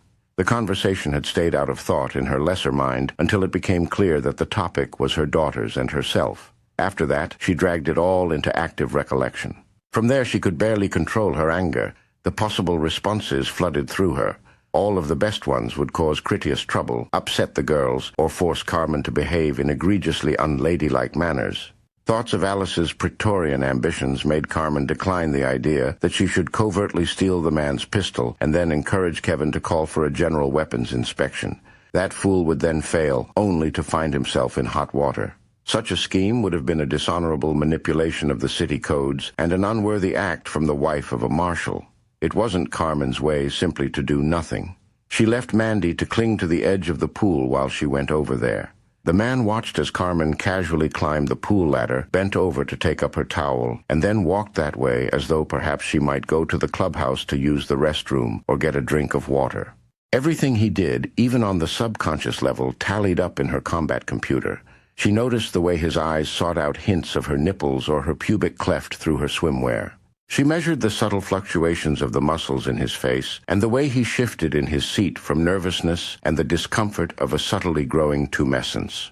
When Carmen was close, he needed to speak out of an urge to disguise his real thoughts, even though he wasn't self-aware enough to realize his own motivation. Beautiful morning, isn't it? Carmen paused to have pleasant conversation. It is a beautiful morning. I wish I could bring the girls here more often. While we were swimming, I thought I heard you say my name. My radio call sign, actually. I didn't catch everything you said. Something about me and my girls. Something about pirates. She gestured to the high glass walls that framed the pool area. The acoustics here can really capture the slightest sound. He lied with poorly concealed discomfort. We were just saying how brave you were going out to confront them like you did. We saw your movie last night and all. You are the talk of the town, as it were. Oh, said Carmen. I was thinking that you said that pirates raping us wouldn't be any real problem, because I'm an adulterous pervert, and for the girls it would only be one more man hopping the train to Denver. Before he could waste his time trying to talk his way out of it, she cut him off. I'm so glad I was mistaken. Carmen even chuckled lightly, as if it was a humorous error she had made. If it had been that, I would. She began, then stopped abruptly as a nervous twitch overtook her. Her subroutine for analyzing compassion had grown so huge that it intervened against her desire to beat the man to a pulp. I would forgive you. Carmen continued in a totally different frame of mind. Thoughtless words have shattered the fellowship of too many survivor groups, even destroying them entirely, for me to do anything else. My successes have naturally attracted jeers and ridicule from those who envy my fame. I do confess, you struck me through the heart with those cruel words. You have inflicted me with a deep wound that no pirate or ghoul could ever have managed. I can only imagine how many others who pretend to be my friend also think so little of me behind my back. That said, and being the honest truth of how she weighed the issue, Carmen turned about and then went back to the pool. As much as she would have preferred to make a demoralized departure, she would instead just honestly forgive the matter, so as not to diminish any enjoyment the girls might still attain. Carmen discovered some small blessing that the girls were fatigued from their exercise and ready to retire. She seized the opportunity to get dressed and then leave. It was a simple matter for them to take the functional elevator down to the lift that took them to the underground. A short walk to the south got them to the lift up into Radio City. From there, they made their way to the private elevator of Verloc and Romeo. Carmen used the intercom to call up. Romeo didn't sleep, even if he did have a penchant for relaxation that generally involved reading literature in many languages while he sipped fine wines and enjoyed refined music. When he received the call, Romeo graciously invited up his guests and then greeted them when they arrived in his foyer. Thank you for the bottle of wine you sent, Romeo told Carmen. Verloc appreciated your gesture. She is always speaking of you, and only in the fondest terms. Carmen realized that she had never managed to send the wine as she had planned, and so it had been Critias who had carried out her intentions, for which she was grateful to him. He took a moment to examine Alice and Mandy before asking, Who are these lovely young women in your company? I have to wonder what I have done to deserve so much charm and beauty blessing our humble home.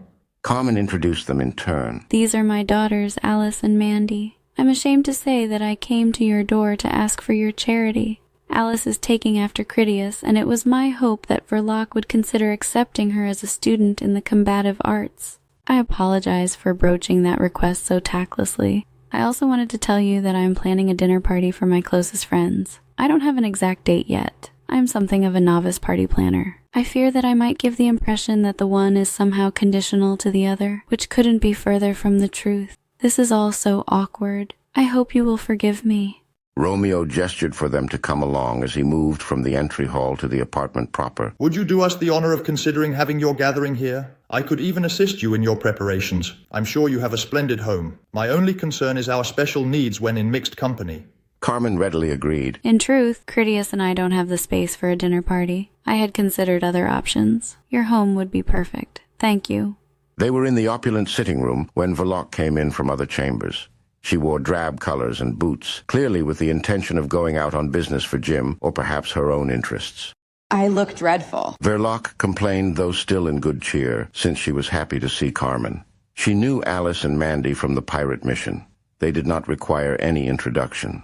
It is so good to see you again. Please tell me that there is something that you need. It would be my pleasure to assist my dearest friend. For the benefit of Romeo and the small sting that gave him, Verloc added, Carmen, my dearest friend, but not my truest love. To hear Verloc say he was her truest love was everything Romeo had worked for in his whole Watcher life. Everything he had ever done hoped to make that happen. It was all he could do not to choke up with emotion. It was his need not to embarrass Verloc in front of company that gave him the strength to withhold his reaction, even though his heart did skip with joy. Romeo wanted to flatter Verloc and also honor Carmen's elaborate explanations by conveying the message she had already given. Carmen was hoping you could teach Alice the craft of combat. The request made Verloc pantomime skeptical disbelief in a light-hearted way that might return some of the ample flying flattery. What could I hope to offer her that she could not get better from her own illustrious parents? Discipline. Carmen said seriously. Our hearts are too smitten to do her justice. In our concern for her happiness, I fear we would neglect all that is required to best preserve her life. At that, Verloc took a sterner and more serious stance as she asked Alice, Is it your desire to learn to fight at a level worthy of your parents? You shouldn't answer without giving it careful consideration. Out of my friendship with Carmen, I will feel obligated to train you properly, not to coddle you. I am already committed. Alice replied respectfully. If you would instruct me, I will give you my complete obedience and dedication. I have no skills as yet other than some practice with my pistol and rifle. I need to prepare myself for the responsibilities ahead of me when I come of age. If you would help me do that, I will be eternally grateful.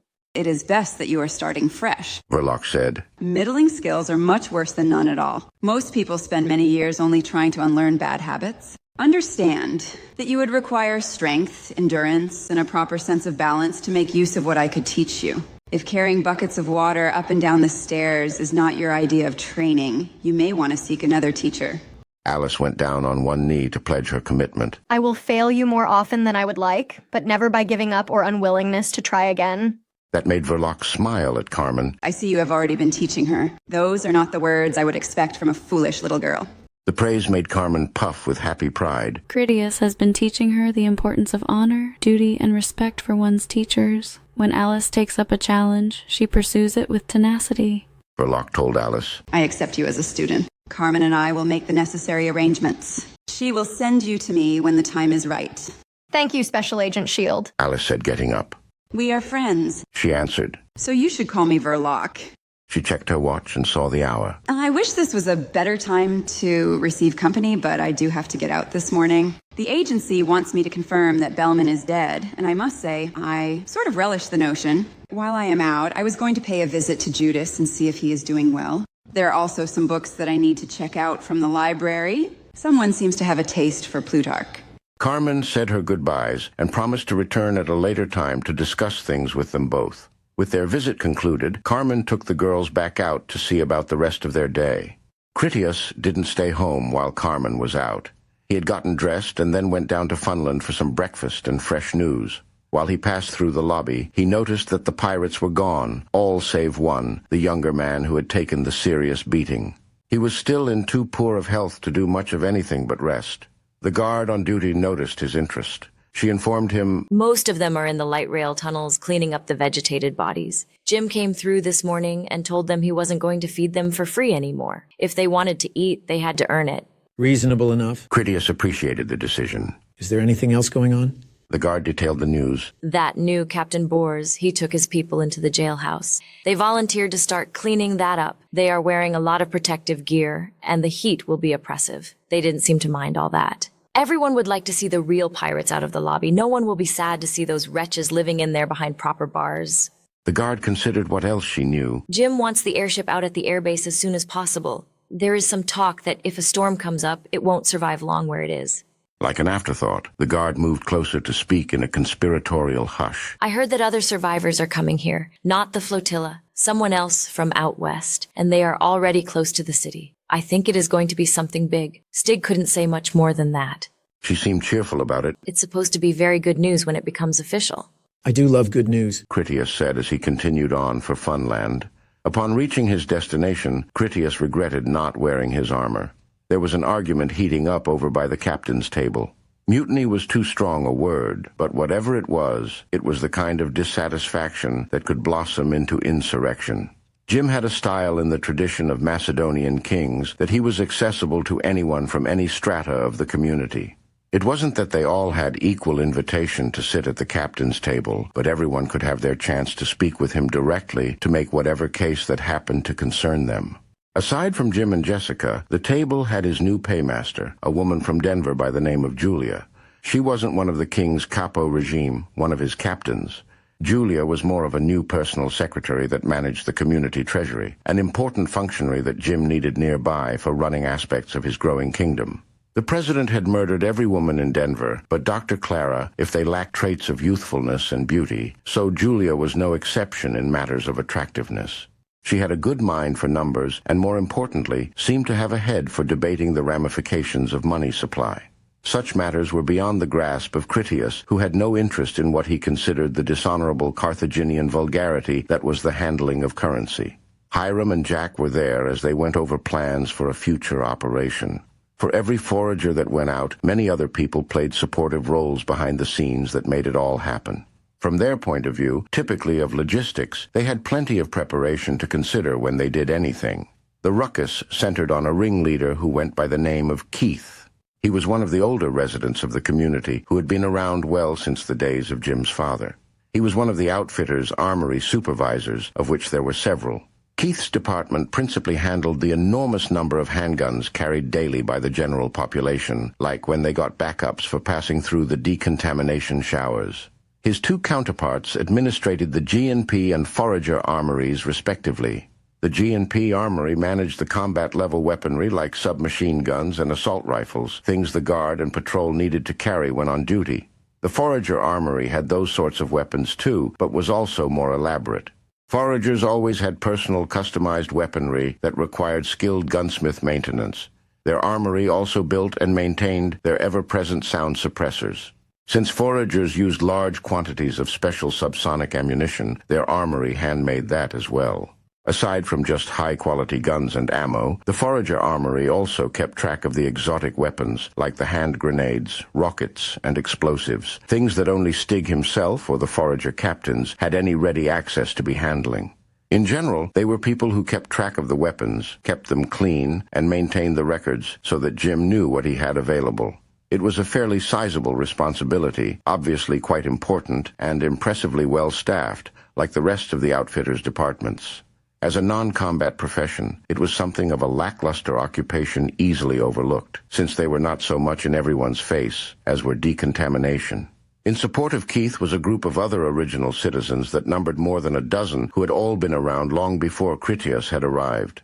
None of them was a captain or really had any heavy weight to throw around in terms of authority. They did useful jobs that weren't especially dangerous. In general, they were a diverse cross-section of the original community. Critias had thought that his presence could help calm things down. In actuality, he had the opposite effect. After Keith and his followers saw him coming, they grew more agitated and started making large gestures his way, as if he was part of their complaining. Hatchet was there, of course. He stood behind Jim, presumably already under instructions not to interfere, so long as the situation remained essentially peaceful.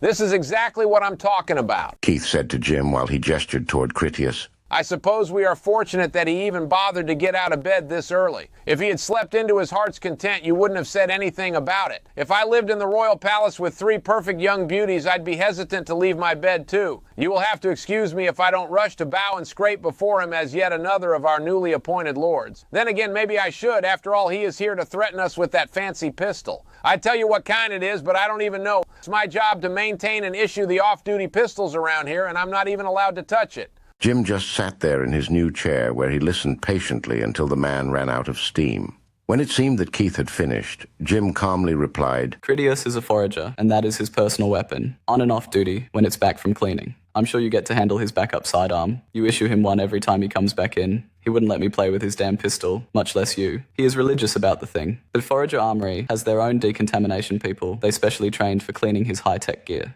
If you want to be doing that job, you should say so, and I'll ask them if they want you. The King's Tower is for people who sacrifice the most for the community or have skills so important that we cannot replace them. You do very good work, Keith, but you are not irreplaceable. Aside from the off chance you accidentally shoot yourself, your life expectancy is as good as life gets anymore. You eat the same food I do. I think I'm treating you fairly. You don't stay in a barracks. It's not the tower, but you are a department head with your own apartment, which from what I hear is rather nice.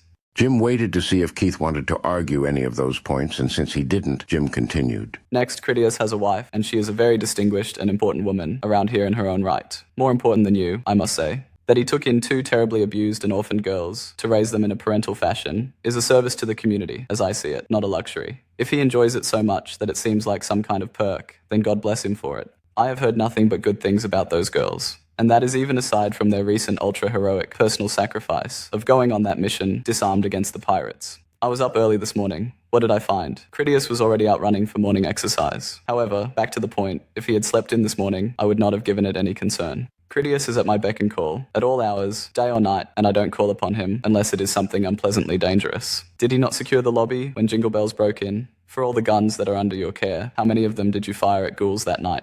Keith gestured over at Colonel Davis. It wasn't so long ago there was talk that he might be next in line as king. How long has he even been here? I don't even know most of those people's names yet. The goddamn pirates are moving into the tower for Christ's sake. They were in cages for hanging, and now you are telling me to salute them. I never asked you to salute, Jim countered. Though I wouldn't mind if you did. It's respectful, and it lets your commanders know you are paying attention when they gave you an order. Bors is one man, and he did not come here to be a pirate. His wife is some kind of organic chemist who will likely increase the renewable food supply in such a way that I hear it will be like a miracle. Yes, they just arrived here. And yes, they were something of a former enemy from your point of view. I am convinced of their potential to become key members of this community.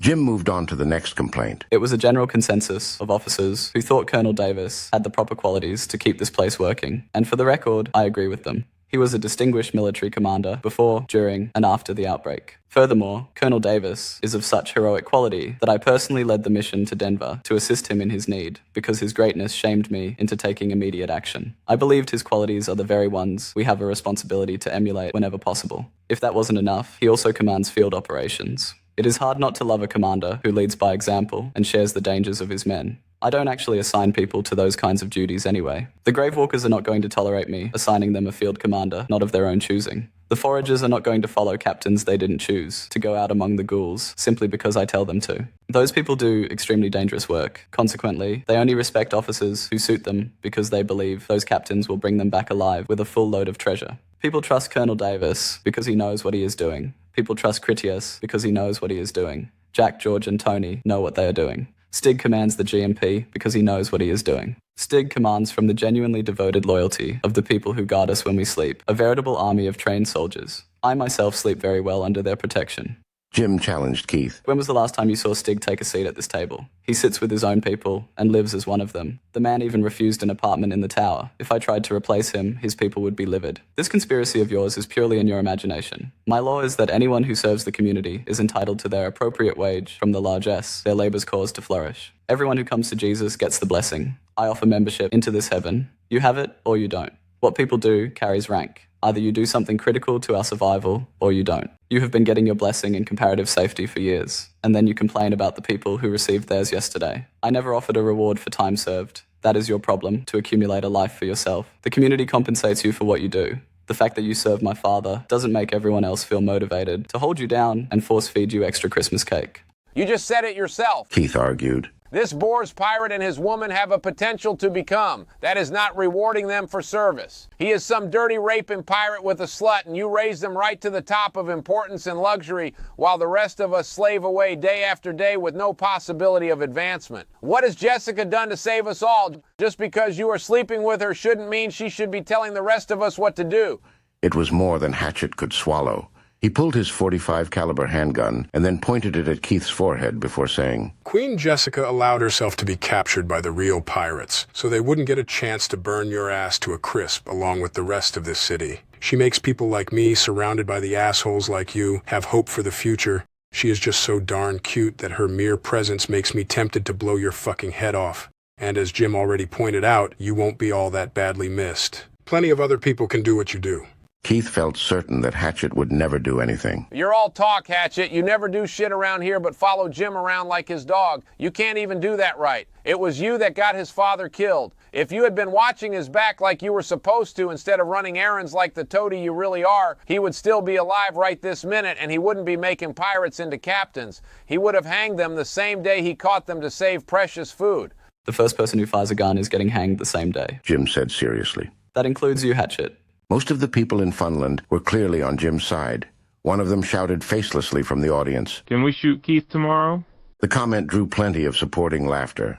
Jim let the joke fade away on its own as he waited for the gun to return to Hatchet's holster before he continued. Bors has already provided for me. He brought me an entire team of skilled survivors. If more of them rise to positions of authority, you shouldn't be surprised. From what I hear, they are some rough riders who have held out this long through raw talent and bravery. Bors broke up the pirate attack plans that might have otherwise done us serious harm. He impressed all the right people with his manly qualities, namely me. For all this complaining I hear about new people in the community rising quickly to prominence, what I see is that these same people have delivered, and by all indications, they will continue to deliver. I will not justify my wife to you under circumstances like this, or in general. Instead, I will remind you that it is our law that marriage and children is first in our esteem, and a woman is entitled to the privileges of her mate. The simple version of that is, I don't make much distinction between a man and his wife and their children. Their kids would be sitting at the captain's table if I had room for them. Jessica is my wife, so as far as it concerns you, she may as well be me. You would do well to consider that if you feel the urge to disrespect her. The next time you do it to her face, I will let Hatchet kill you.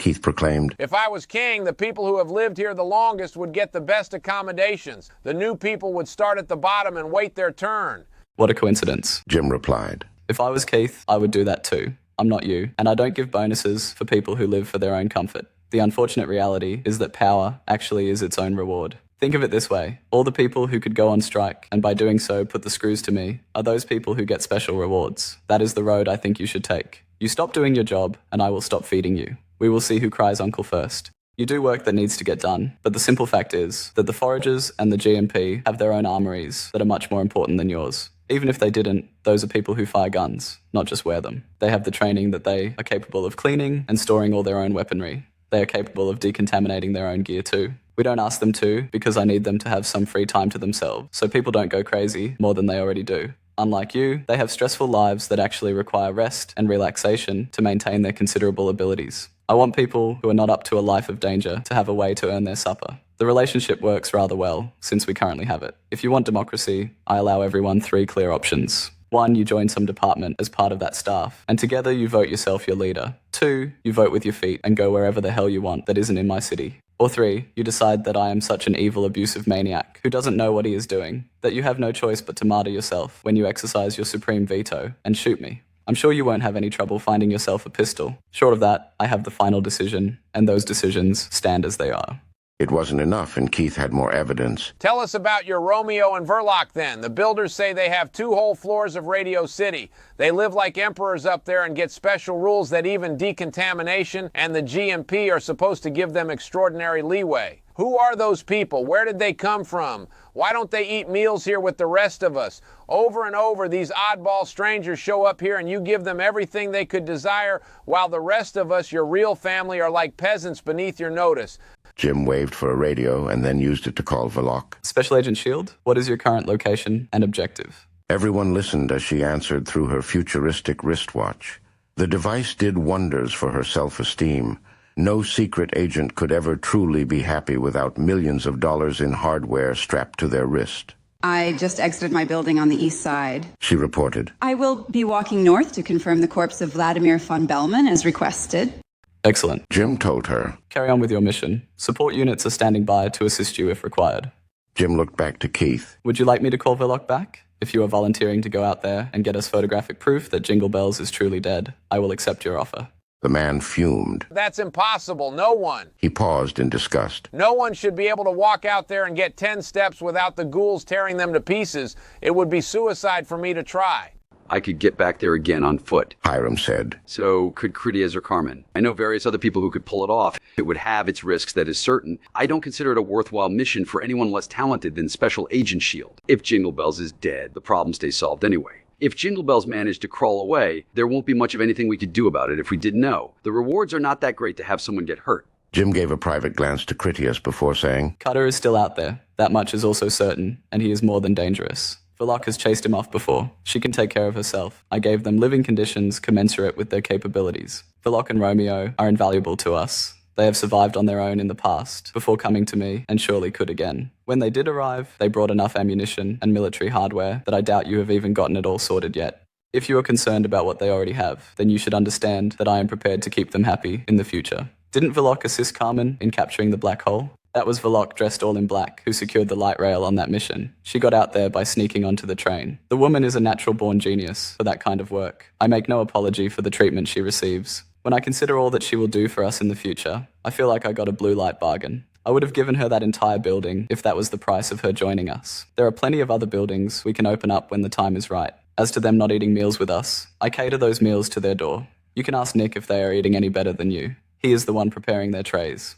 Keith threatened. Maybe we should leave. We should take our fair share of the supplies and then open up our own building. Your fair share is called a meal. Jim told him. What share of the supplies from Denver do you think you are entitled to? All that we have is property of this community, and it will remain so. You claim what is yours when you want to fill your pockets, and you claim what others collect is also yours when you want to fill your pockets. You can't even decide if you are a capitalist or a communist. You seem to be either from moment to moment, depending on what gets you the most. If you want to leave, I have weapons to spare, as you know. If you want to leave on friendly terms, I will even consider giving you enough food to reach your destination. All the buildings of this city are already property of this community. You can't have any of them. If you leave, it will mean finding a city of your own. If you stay, it will mean you accept things as they are. Nick the chef came out of the kitchen looking tired and hot from preparing breakfast for an army. Feeding the whole city was far from a simple chore on myriad levels. Jim, he said boldly. I am going on strike. I will scrub walls or something from now on until you make me a captain and give me an apartment in the tower. He paused to think of more demands. And I want you to assign me my own personal party girl to service my needs. Jim gave the man a disapproving frown. He could tell that Nick was half being humorous and half being serious. Nick had a long history of bantering with the officers. He wasn't scared to return the jibes when his opportunity came. The king asked Jack, Who do we have to replace Nick while he scrubs walls? No one his equal. Jack answered. I would have a hard time finding anyone who knows how to stretch the supplies and still make something that tastes any good. Jack went to a nearby folder to take out a piece of paper, which he held up. Here are the grocery figures in tons per month. We still need to cover this, by the way. The storerooms need to be full before winter. We have a lot of foraging to do. There is the matter of the canning when the crops come in. You need Nick for that, too. It's going to be a huge operation where time is a factor. Every delay or mistake in the canning process means loss through spoilage. We demand exacting perfection, which means we need Nick. Jim told Nick. If you shut up and go back to work, you can have the title of Supreme Commander of Kitchens with an increase of your coins by 25%. Nick haggled. Emperor of Kitchens, 50%, and a new personal assistant, one with large breasts that I can't avoid bumping into.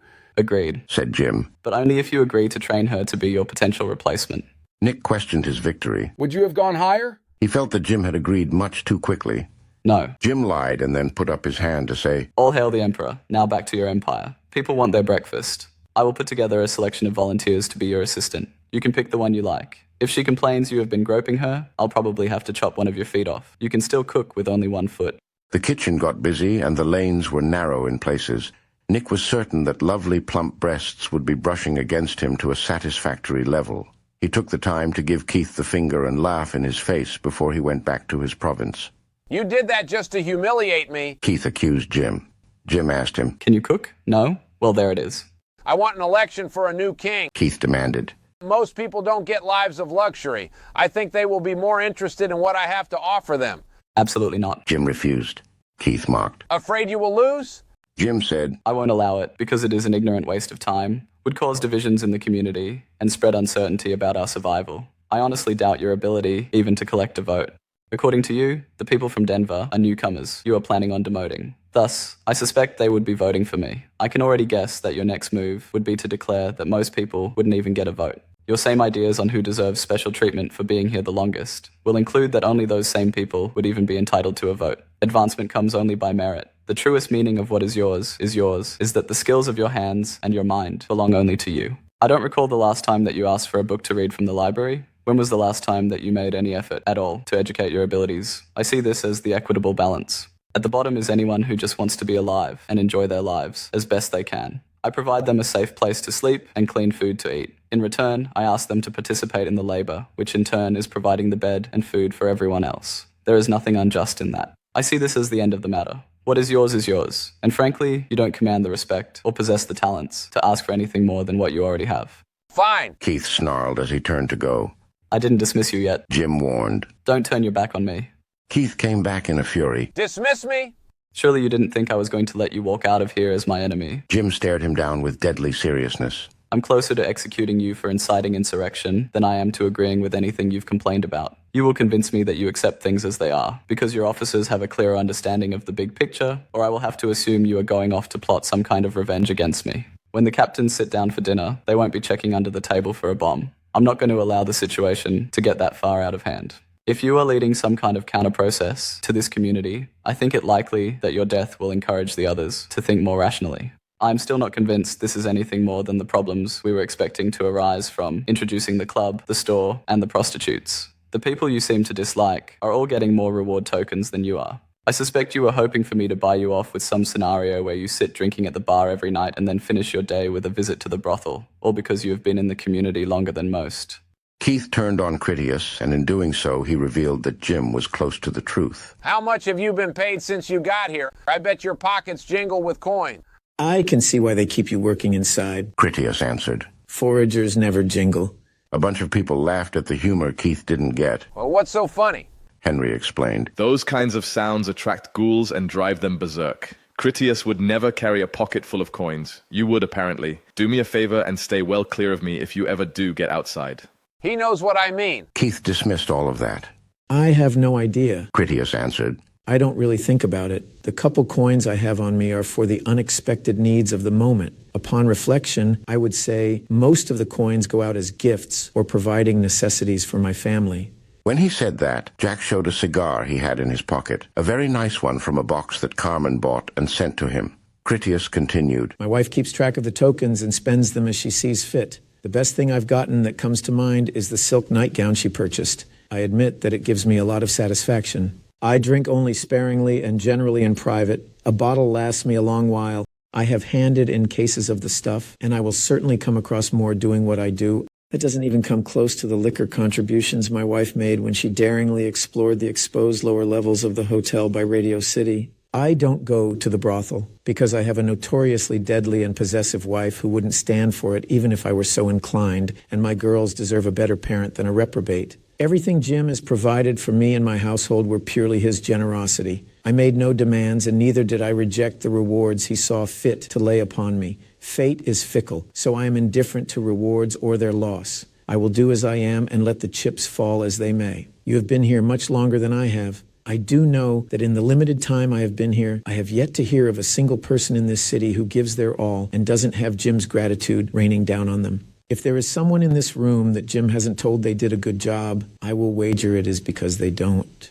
Most of the people in the general audience had volunteered for risky or extra duties at some point, and without exception, Jim knew their names and made at least a passing comment of appreciation. It was a matter of policy with Jim to give personal attention to special endeavors, since he was always on the lookout for people who could be more than they were if he raised them in rank. All that being true, calls came up from the audience that what Critias said was correct. When they had stepped up to give more than required, Jim noticed. Most of their promotions had come about that way. It was such a clamor of support for Jim's love for his hardest workers that Jim finally had to stand in thanks while he waved them to silence so that he could get back to business. Their reverence for Jim made Keith bitter at Critias for causing it. Critias ever seeks to present himself as the man of quality? Keith sneered. What religion is this that you worship a pistol and grovel to authority? I was raised on Mos Maiorum, the way of the ancestors, Critias revealed, and the teachings of Zeno, Epictetus, and Marcus Aurelius. He thumped his chest to the last name, so as not to speak it without the saintly honor it was due. If I have to take a position on the topic at hand, I am Catonian by nature. Jim is the king, and his officers deserve respect, especially from those who owe their lives to this leadership. To my ears, all that he said is true and reasonable. No good will come from abandoning the hard lessons of life good men purchased in blood. As to my quality, I am not suitable to be other than what I am. I have no head for compromise or tolerance for low things. Jim doesn't seem to have the luxury of dismissing any of the pieces of the grand puzzle. Much of what Critias said meant nothing to Keith due to his limited education. He recognized the name of Marcus Aurelius, so from that he assumed that Critias had made a list of emperors that justified Jim's totalitarian views. You have a taste for blind obedience, then, Keith observed. Too bad King Epictetus is not here so you could wash his fascist ass. Epictetus was a crippled slave. Jim informed Keith. His fame is only due to his career as an impoverished teacher of stoic philosophy after having attained his freedom. He was anything but a king. As I recollect, he also adopted an abandoned child. It reminds me of his words, "First say to yourself what you would be, and then do what you have to do. You should look into it. Your lust for material gain you haven't earned is doing you no good service. All you desire would rapidly destroy you, but you are just too blind to see it. Now, assure me that you are content to live as things are, unless you better yourself, since that is the only thing actually within your power. I would see us move on from this as friends. You won't move from this room as my enemy." I do not deserve such an insult. Keith said more reasonably. Do you really think I am so petty that I would strike at you? You only support my cause. For all the years that I have given, you think I would become a traitor over this? Jim reasoned. If I thought that, I would not be waiting for your assurance. I'd have you in a cell. I think you will do the right thing, and I don't want to deny you the opportunity. I couldn't start a new community even if I wanted to. Keith conceded. All the people I would need most are, as you said, loyal to you and content with your generous compensation for their essential services. I am also more than content in that I have a fine home and a pleasant job. I am wealthier than you are and free time to enjoy my blessings. I don't envy your long hours and having to listen to everyone else's troubles. I offer you my apology and only ask that you remember that I have a long history of loyal commitment to our community. Only Jim and his paymaster, Julia, fully understood that the token economy suffered from a severe lack of circulation. The general enthusiasm was to spend as fast as they earned, which brought the coins directly back to Jim. Too little remained in people's hands for the kind of community services he hoped would spring up. The builders were willing to work on their free hours remodeling living quarters and making furniture if paid. The outfitter department was willing to make things like custom clothing or shoes. The potential was there while the tokens were not. Only the prostitutes amassed any real quantity of the tokens, and they were already running out of things that they wanted from the store. They had moved on to paying others to make them things that were not otherwise available. Jim had already warned them against making loans for interest, and he had placed a strict ban on organized house gambling, which he felt was just as toxic as the usury. Fortunately for Jim, the economy was a problem that he could throw tokens at, provided he did it in such a way that the community didn't realize he manipulated the market. No good would come from them having realized that they could spend their way to poverty to receive more that they hadn't earned. Even though Keith had caused him more trouble than Jim would have preferred, it did present an opportunity for him to medicate multiple issues with the same golden emblematic placebo.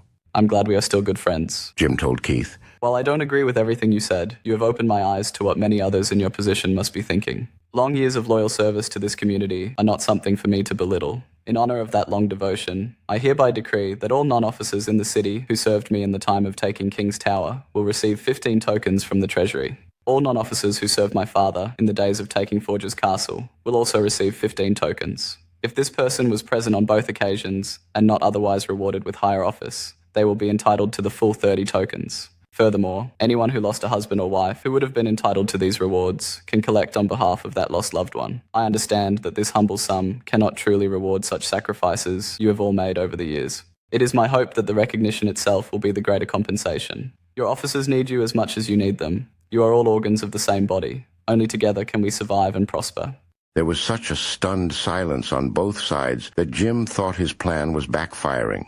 It occurred to him that he might have just invited them to haggle for considerably more. His relief came when the room ignited in cheers of celebration.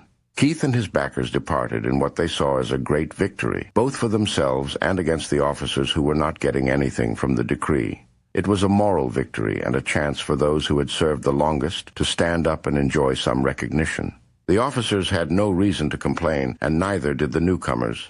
Jim even had his covert opportunity to flush the community with the currency he required to jumpstart a more general circulation exchange other than back to himself. Nick rang his triangle to invite people to get their breakfast.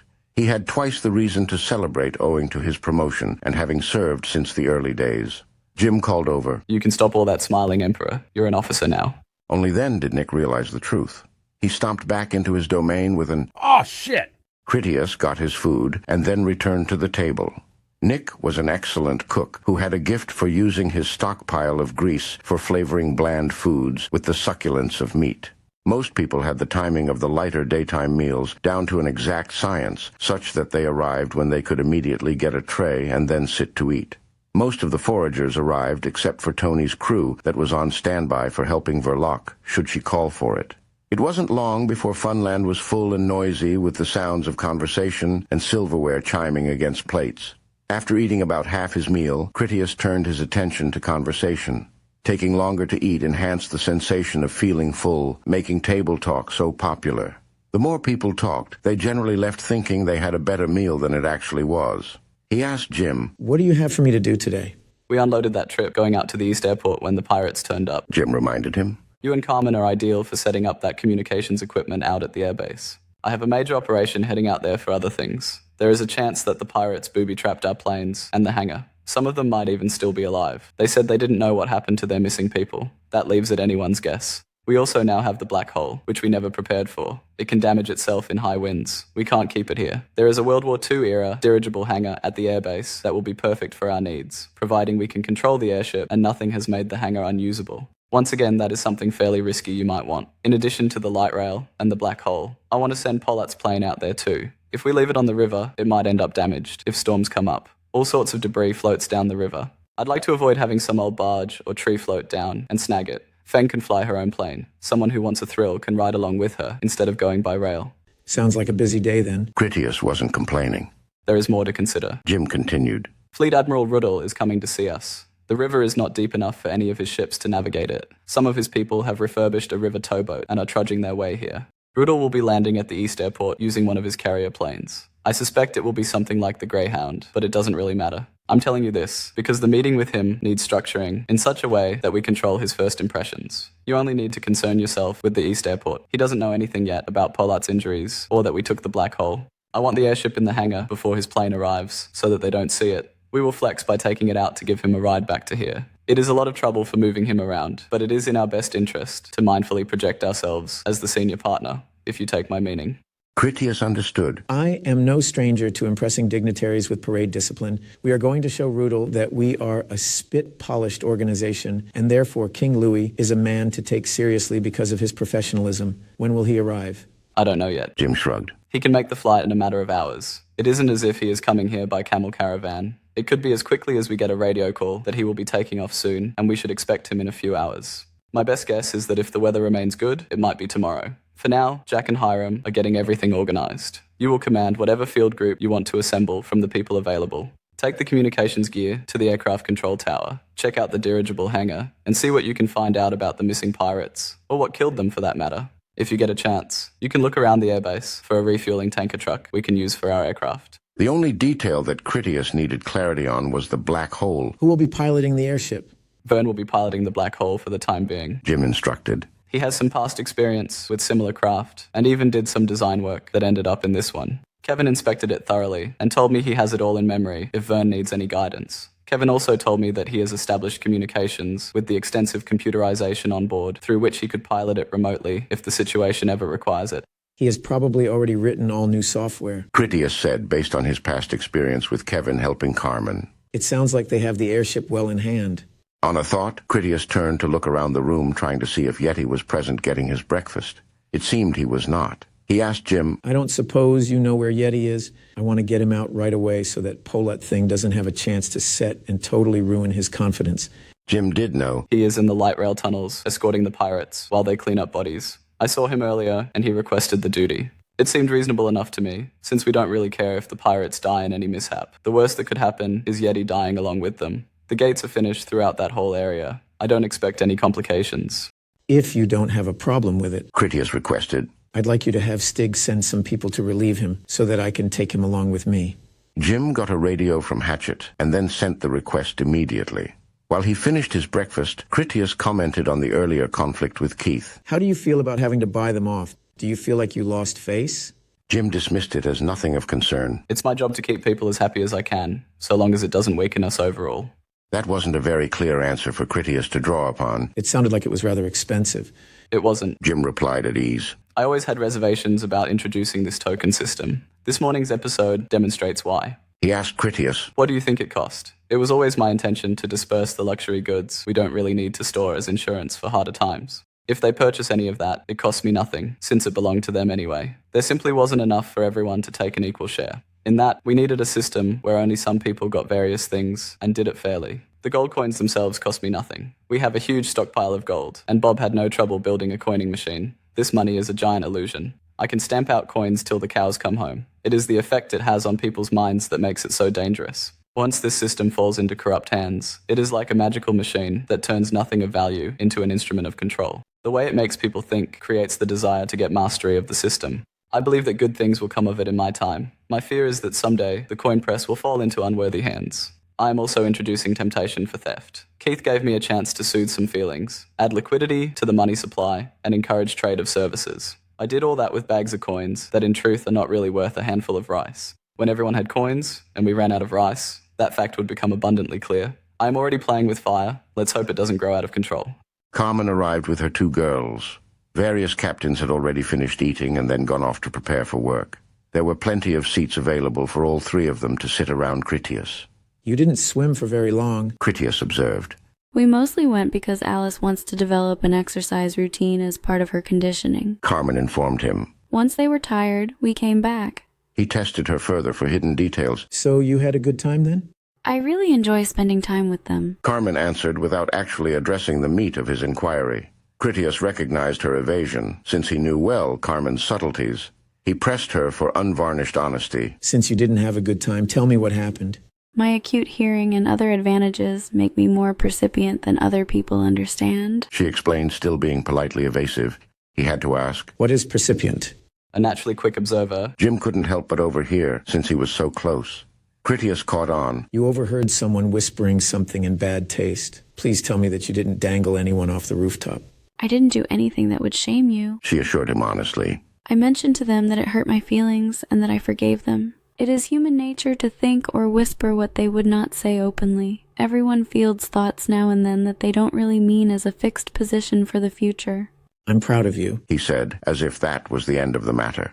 Critias had talked about Yeti among friends, and wouldn't have liked Yeti to hear it, since he would have received it out of context or intention. Carmen was right not to blow such things out of proportion. Jim told Carmen, I'm grateful that you were so gracious. So many women here look up to you as a role model for career and family. Militant feminism might be fun for the women, but it aggravates the men to drinking and rudeness. I much prefer gentlemanly manners and the sacrosanct dignities of ladies. Critias agreed. Considering how little courtesy men have for one another, I can't imagine why a woman would want that equal treatment anyway. You should have heard how that Keith guy talks about his own officers. He glanced at Hiram and thought that as a real professional command-level officer, Colonel Davis wouldn't have tolerated one of his subordinates having crossed the line of acceptable attitude. Alice gobbled down her food with enthusiasm.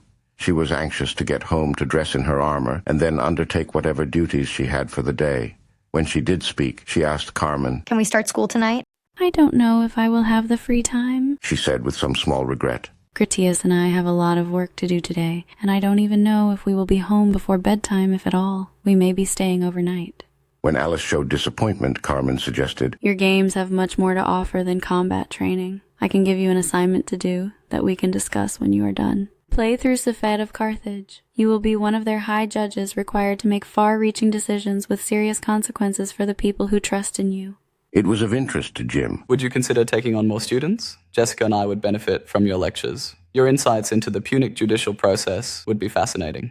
You would always be welcome to join us. Carmen liked the idea that her knowledge of books would come into play rather than her knowledge of violence. The next time I see Romeo, I will ask him if he would like to participate. I think he would enjoy the opportunity to teach again. He has such a cultured mind with so few people to share it with. Jim asked Critias. Do you want them going with you today?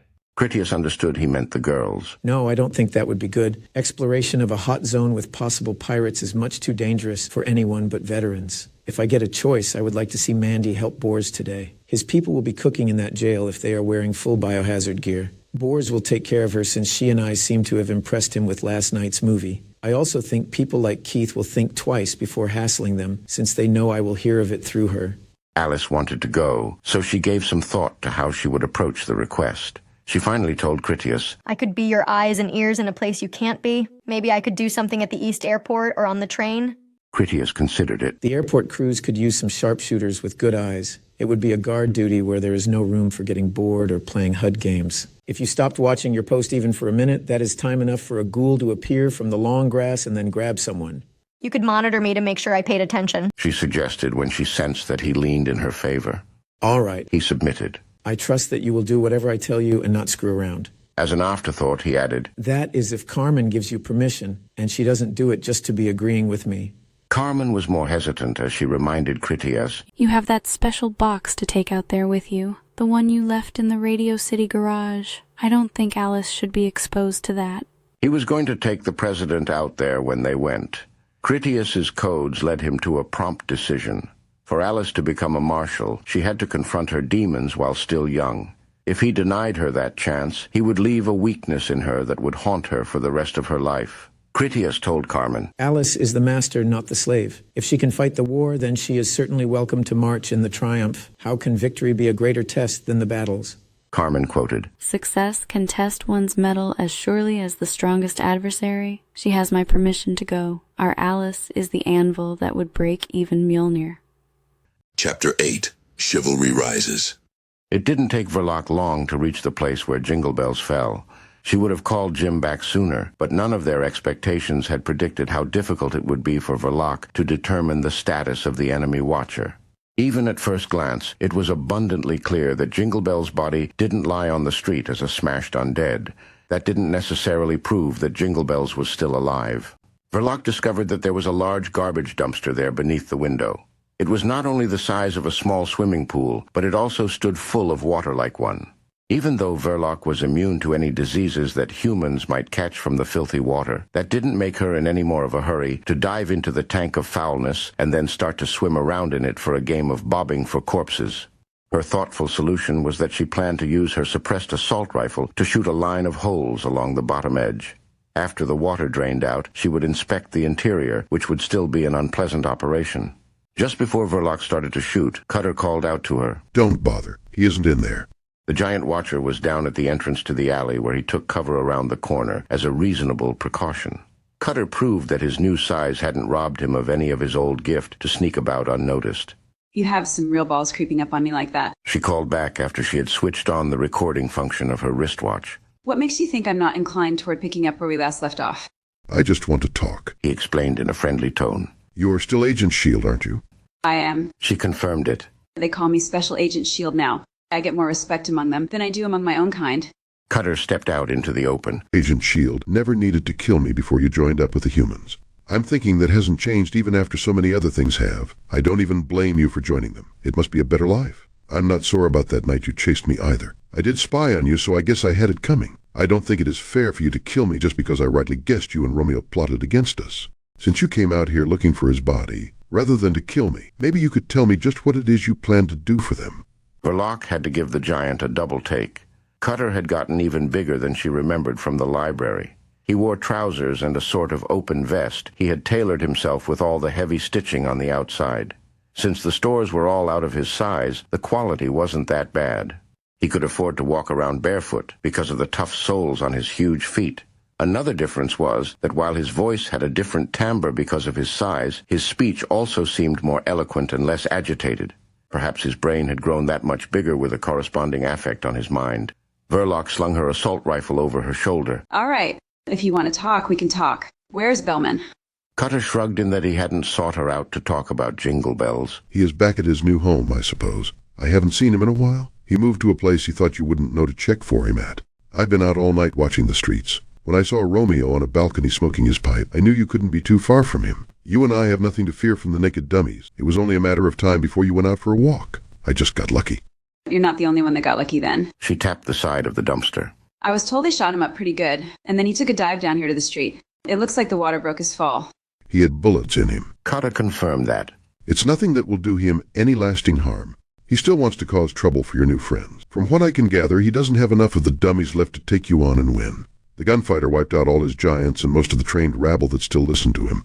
That was the last of his magic potion. He used it up making what he calls his elites. They're still stupid, but they have some magic in them, and it made them real mean. You will know them when you see them. If you do run into them, you probably don't want them to hear you talk. They will likely come at you if you do. They bite at me sometimes until I straighten them out. You being so little and all, I advise that you keep your distance. She took all the information seriously. You didn't come looking for me just to tell me that. What do I owe you for this information? If you are getting tired of him, you could just tell me where he is camping. I can take him off your hands and then we could both just be done with it. I won't tell you where he is. Cutter refused. I came to tell you that I don't want any trouble with you or Romeo. I have nothing against our other old friends either. Judas has nothing to fear from me, and I will keep Bellman off his back. I plan on leaving the city just as soon as I take care of one last thing. The gunfighter and I have unfinished business. I want you to tell the Sword Angel that I don't want any trouble with her either. I just want the man. Verloc shook her head. That's not going to happen. They are lovers. If you go after him, she will definitely come after you. If you harm her, I won't be able to forgive that and just look the other way. You should leave town now and forget about them both. If you are expecting me to pass along your message to him, that will be enough to make her your enemy. She may even come out hunting for you. What is your beef with him anyway? Cutter scratched at his arm with an urge to cut at a phantom worm. He stopped when he realized that Verloc noticed. The giant explained, He had me cold only to let me go. Your friends have taken everything from me now, even my pride. They are driving me from my own home out into the wilderness to wander alone. I have no chance against them all. I can face him one more time, so they will all see that I am not Bellman's dog. I am Cutter the Strong now, not Dirty Cutter the Skulking Peeper. They will remember that. When I go, it will not be to the sound of their mocking laughter. When I go, it will be to their fear that I might return one day. You said it yourself with your fancy new title and your big home with electric lights. I bet you even have hot water for showers. You have respect among them. That is what I want too. He will show me my respect, and then I will leave, not before. If you face him again, you won't be going anywhere. she warned him. He will kill you. If he got the better of you last time, what makes you think another fight would be any different? They thought their guns would kill Bellman. Cutter reminded her. To prove a point, he stepped back to where there was a compact car parked on the street. He grabbed it by the corner at the rear bumper and then flipped the vehicle onto its side with a casual heave one-handed. You see? He challenged her reasoning. Would you face me without your gun? You know I would. She sounded unimpressed. Special Agent Shield never lost confidence, no matter how invincible her foe might seem. She was prepared to take him on under any circumstances and not even need to resort to anything like bravery. Verloc said, I'd poke your eyes out with my thumbs and then chop you down at my leisure. Cutter believed that, but he didn't want to fight with her anyway. The next time you see the gunfighter, you tell him that I'm not leaving with my tail between my legs. He must face me and kill me, die by my hands, or grovel before me to beg for my mercy. It can be as easy as that. You tell your new friends that all they need to do for me to depart in peace is to have the gunfighter kneel before me and then beg me please. When you ask him to do that, you will know why I just can't go as things are. He taught me the new truth. If he was me, he couldn't just walk away either. You ask him to kneel to save our city a whole heap of trouble, and then see what he says. After that, you will understand me. Verloc understood then why Critias had not killed Cutter when he had the chance. Part of her felt tempted to blow his brains out right then and there, but she wouldn't do it. Carmen was her good friend, and Critias was a friend too by more than that association. Verloc rightly suspected that Carmen would call Cutter her bitter enemy on behalf of her husband, and thus probably wouldn't appreciate Verloc not just killing Cutter when she had such a prime opportunity. It was also true that Carmen respected Critias, and he had chosen to stay his hand. There was reason to think that Carmen would honor that decision as well. Codes of honorable warfare bound Verloc just as they did Critias. Cutter was undoubtedly powerful, and if she defeated him on comparable terms, that would be a worthy accomplishment for her. That same immense size and strength made it shameful to shoot him down as the convenient means to circumvent a truly chivalrous contest between two legendary warriors.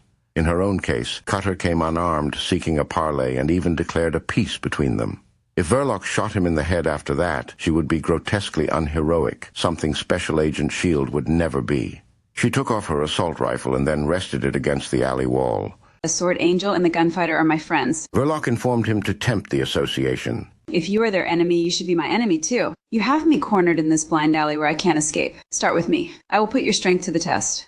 He shook his head with a solemn no. You were always fair with me. Now that I am alone in the world, I could even say that you are my only friend, or at least the closest thing I have to one. I won't kill you, even if you attack me to prove your courage or your loyalty to your friends, neither of which I ever doubted. Pass on my message, and I will consider myself in your debt. I know you to be honorable, so you will tell him one way or another.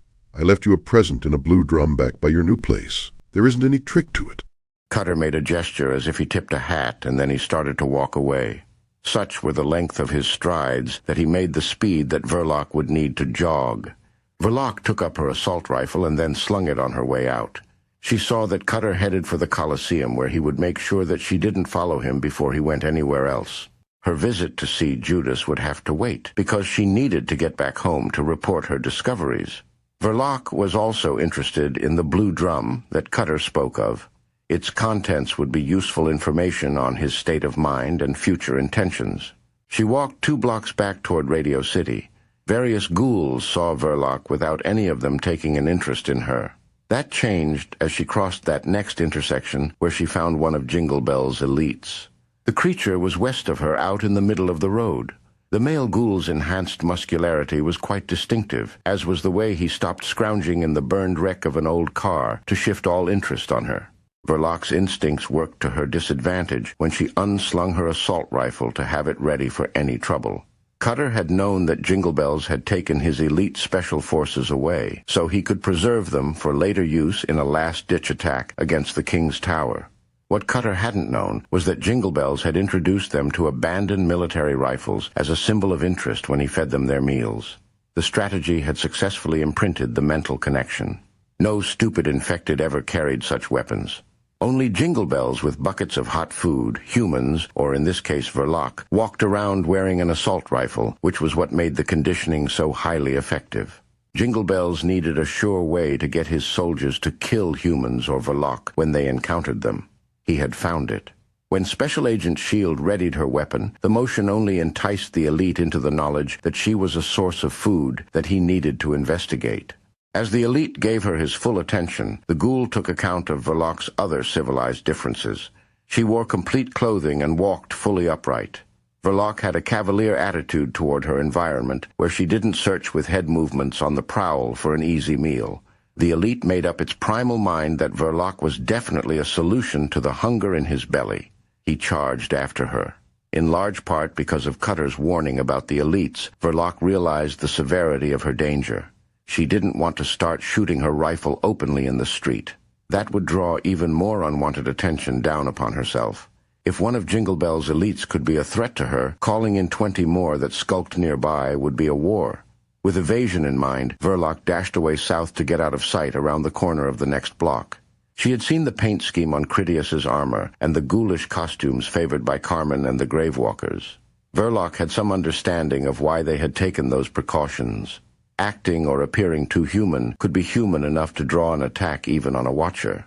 In her old life, she routinely battled such aggression in the belief that the aggressors were the minion henchmen of her supervillain adversaries. It was only in her new, somewhat saner existence that she had interest in limiting her exposure to infected hostility. The elite rounded the street corner to discover that Verloc had vanished.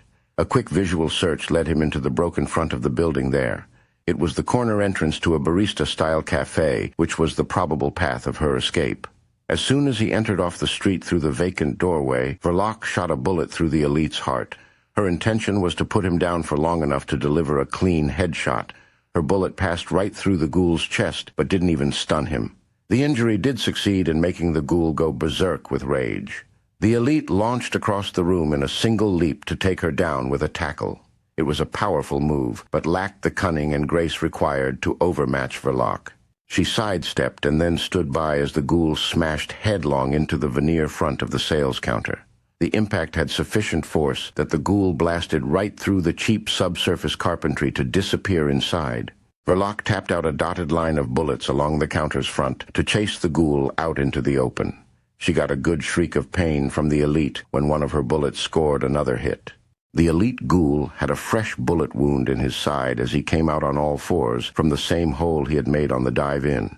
As he scrambled to rise up on his feet, Verloc used a sidekick to slide a heavy rectangular cafe table across the hard tiled floor.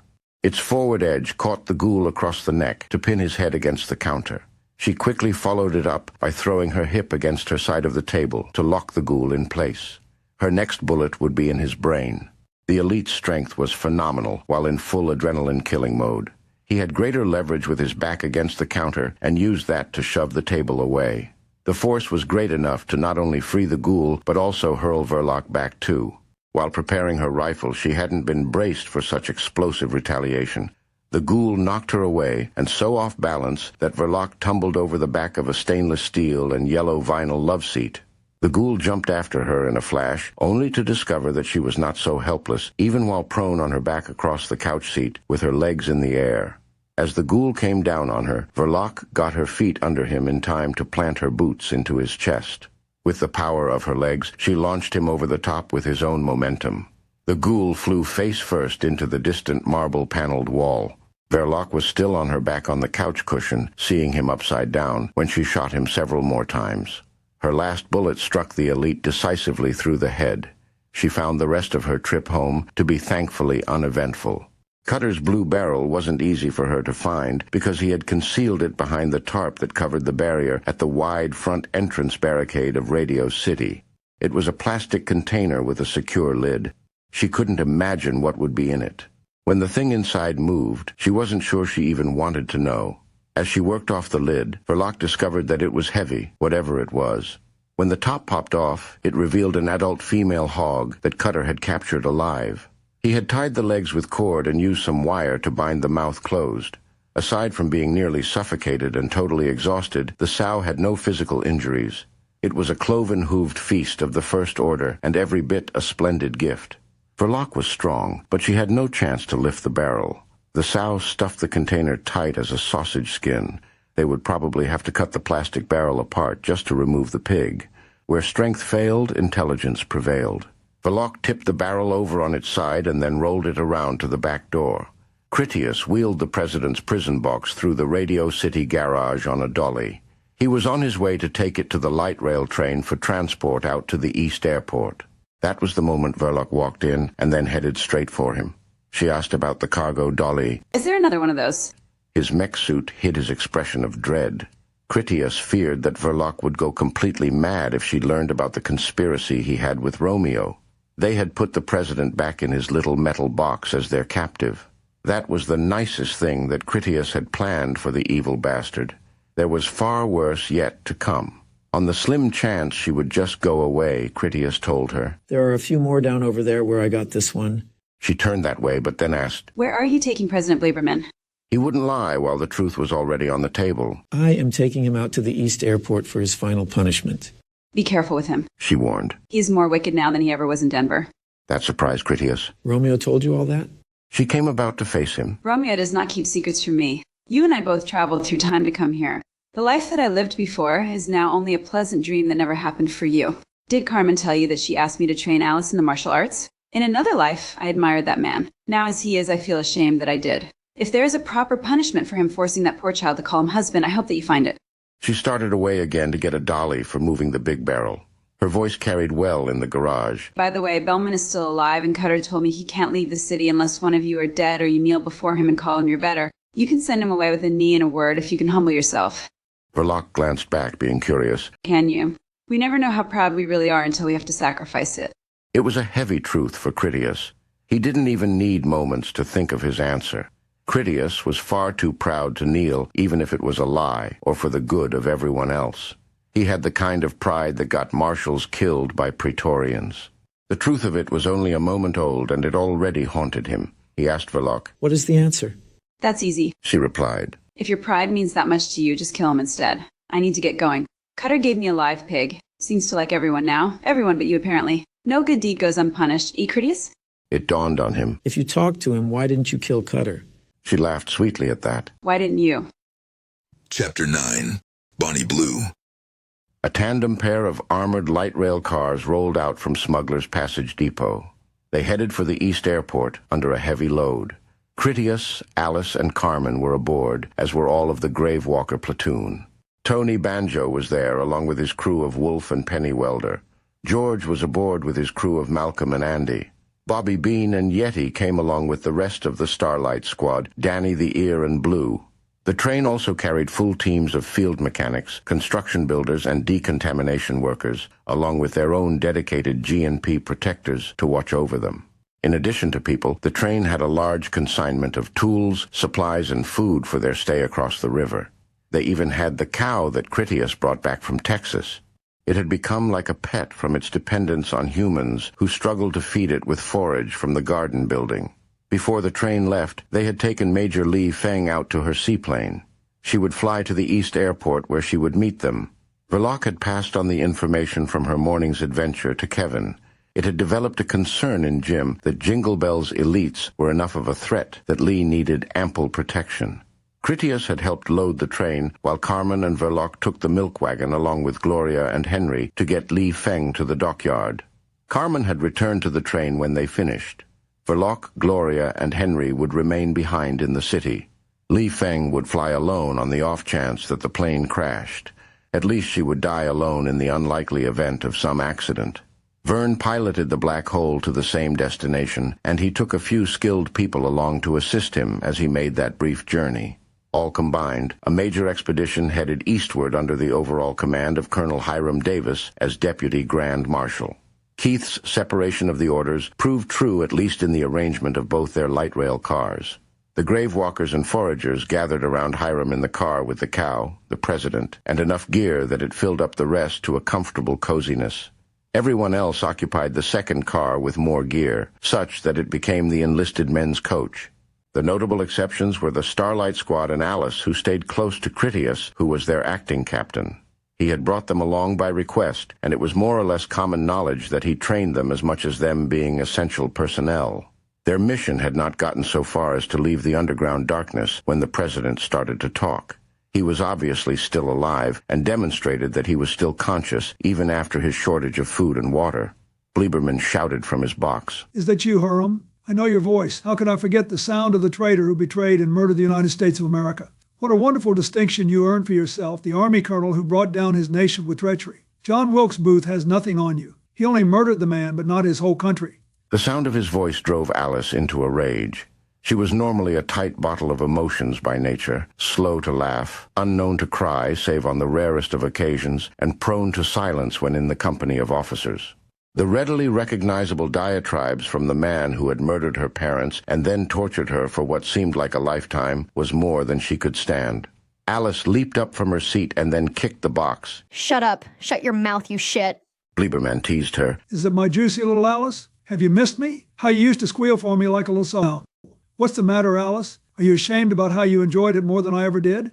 She kicked the box again, only harder. Shut up, you filthy liar. I hated you. I never felt anything but sick when I was near you. He asked her wickedly. Is Mandy here too? It took me much longer to teach Mandy how to obey. You were so weak and easy because you enjoyed it so much. My arm would get so tired from having to beat that little slut, but I trained her in the end. I trained Mandy good. I only needed to snap my fingers to have her on her knees. Do you remember the show I taught the two of you to perform? Of all my horrors, you two were my favorites. You were so young and so eager to please your husband. It was all Alice could do not to stuff her pistol into a hole in the box and then blast the villain apart. She screamed at him in defiance. I was never your wife. I'm free now. She gave his box another kick. We have a home now and new parents. You will rot in that box forever. I am happy and free while you will rot in hell. I'm the one who poisoned the hooch that killed all your men. I beat you. I killed your men, and now I've gotten away from you. Hiram got up to move close where he wouldn't have to raise his voice. You are still the cowardly little man I remember. You never raised your hand against anyone but a woman or a child. I'm proud of what I did. Look at you now in your little box. You were a shitty president even before the fall. Now you are president of your little box where you sit in your own stink. King Louis beat me. The president shouted back in anger. It wasn't you, Hiram. You are a rebel and a traitor, nothing more than that. That is what history will remember, Hiram the traitor. Hiram didn't mind the accusation. He owned it instead. If I am a rebel, I don't ask for any pardon. I fought for what was right. You will have forever to think about that. You will be president of your little box filled with your own shit for a long time. Tony Banjo went out east to stay overnight. He had his namesake instrument on hand. Using a slide on his finger, Tony silenced the train. He began to play an old Southern tune that was at first simple and catchy, but then took on a hard blues edge driven by a gifted talent that surprised people, even when it came from him. He had more skill than he commonly revealed, because it wasn't often that people were around when he meant something behind what he played. His music didn't last long, and when he stopped, it gave a general disappointment that he didn't offer more. In that lamentable silence, Tony began to sing, which he had the gift for, too. I can't take up my musket and fight them now no more, but I ain't gonna love them now, that is certain sure. And I don't want no pardon for what I was and am. I won't be reconstructed, and I do not give a damn. Oh, I'm a good old rebel now, that's just what I am. For this Yankee nation, I do not give a damn. I'm glad I fought against her. I only wish we'd won. I ain't asked any pardon for anything I've done. Carmen had no personal loyalties to the civil wars of old nations. She did know music and loved to sing, especially when it could drive some greater purpose. In her pack was the towel that she had test-painted her first Gravewalker blue skull on before she did their helmets. She took it out as she got to her feet and then began to sing a song of her own in support of Colonel Hiram Davis. Then here's to our Confederacy. Strong we are and brave. Like patriots of old, we'll fight, our heritage to save, and rather than submit to shame, to die we would prefer. She unfurled her towel like a banner. So cheer for the bonny blue flag that bears a single star. Hiram knew the song much better than most. His family had a lot of history, and his ancestors had fought for the South in the war against Lincoln. That was ancient history, too, in that Hiram had always voted Republican. He had no love for the Democrats or their treasonous Confederacy. Despite what the accusations of President Lieberman said, Hiram was like Jim and believed in the unity of a republic. Politics aside, Hiram was still the first to join the chorus of hurrah, and then others quickly followed. Carmen started to kick the president's box to the beat. We are a band of brothers and native to the soil, fighting for the property we gained by honest toil. And when our rights were threatened, the cry rose near and far, hurrah for the bonny blue flag that bears a single star. The light rail continued eastward to the country crossroads, amid plenty of song that was all the more fun because it harassed the vile president on his last ride to nowhere. When they arrived at the impromptu country depot stop, the Gravewalkers performed security, while everyone else quietly relocated themselves and all their equipment into the back of the tractor trailer they kept parked there. Hiram and his riflemen covertly sniped the few curious ghouls while they were still at range, and then they loaded up last into the back of the truck, where they finally closed the doors from the inside.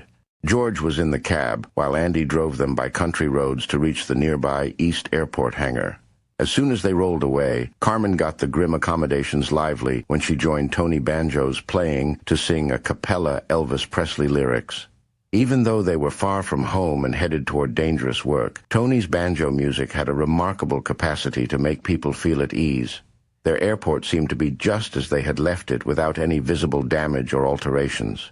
The Gravewalkers reversed the earlier process when they first exited the truck.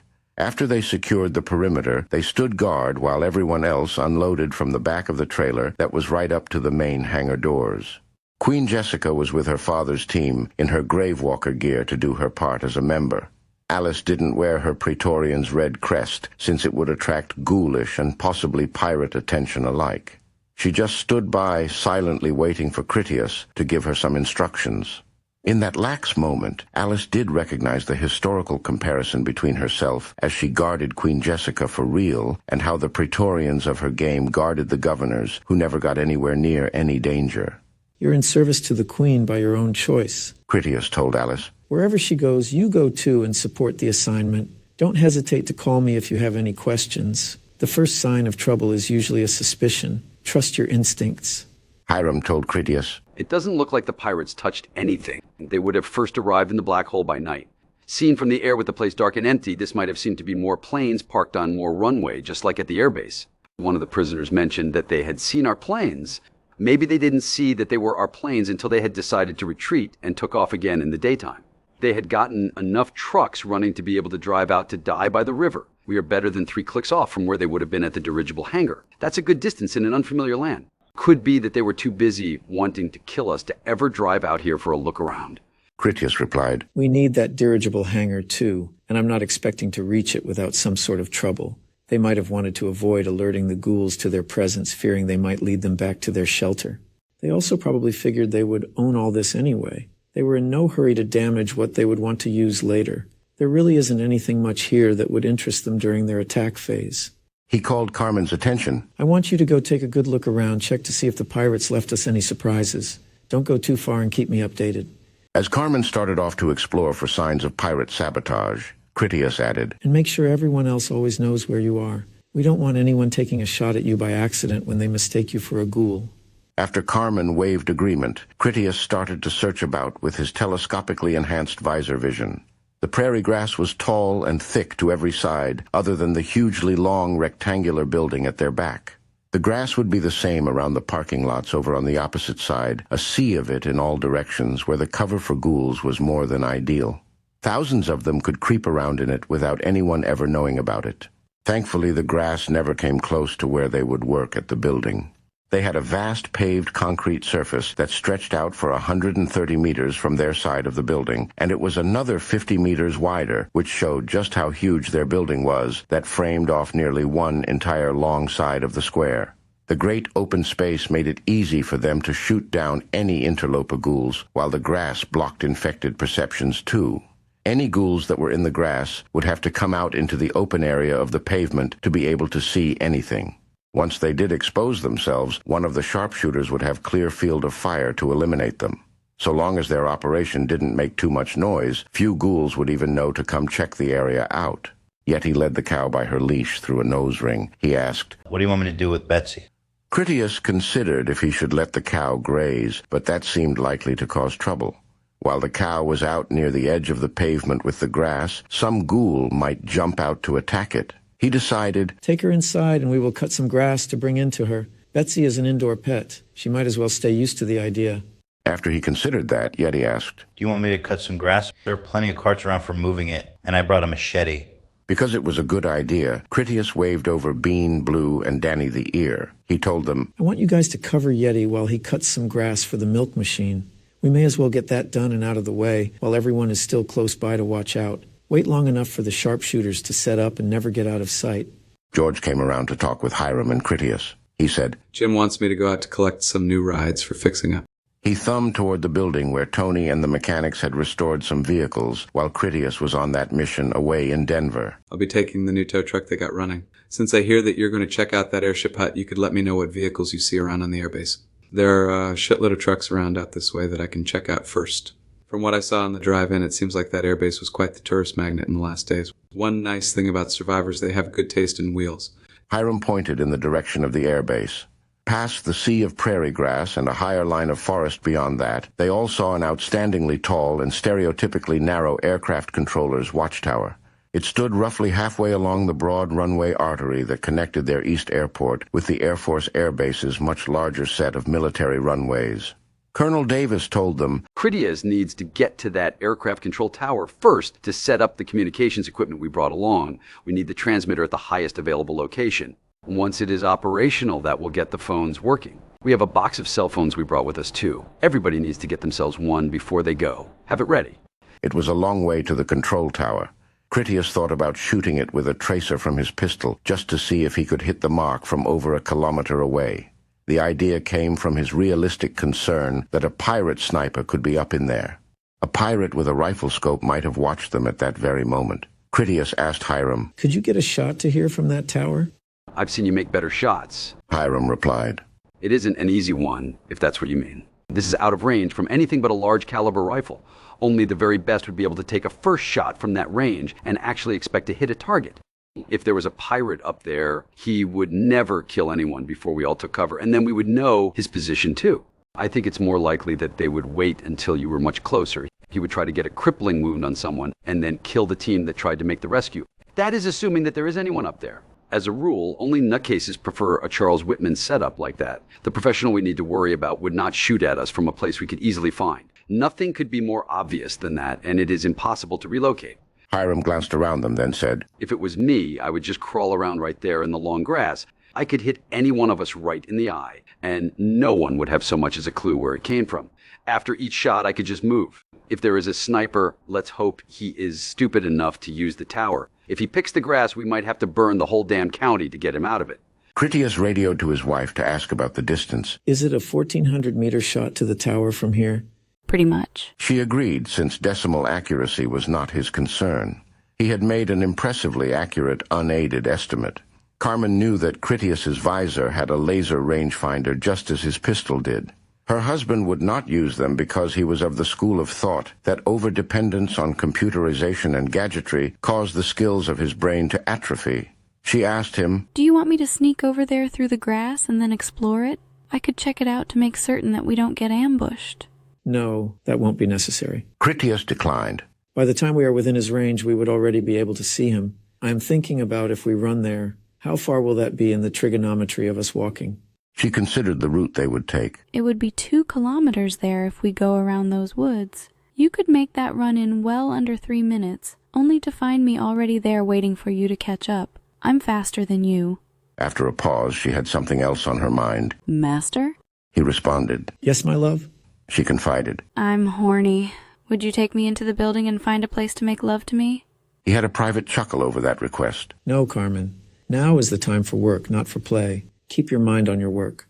I have lots of mind. She reasoned. I can think about both. That's good, because thinking is all you are going to be getting. He said, disappointing her. Finish your inspection while I move Mr. President out of the way for later. We are going to the control tower first to set up those phone things Jim wants. You want me to get you one from the box for the sake of appearances? Yes, please. She agreed. Make it a fancy one. Jessica and Alice went up on the roof of the hangar building along with Peterson and Dunbar to act as long-range security.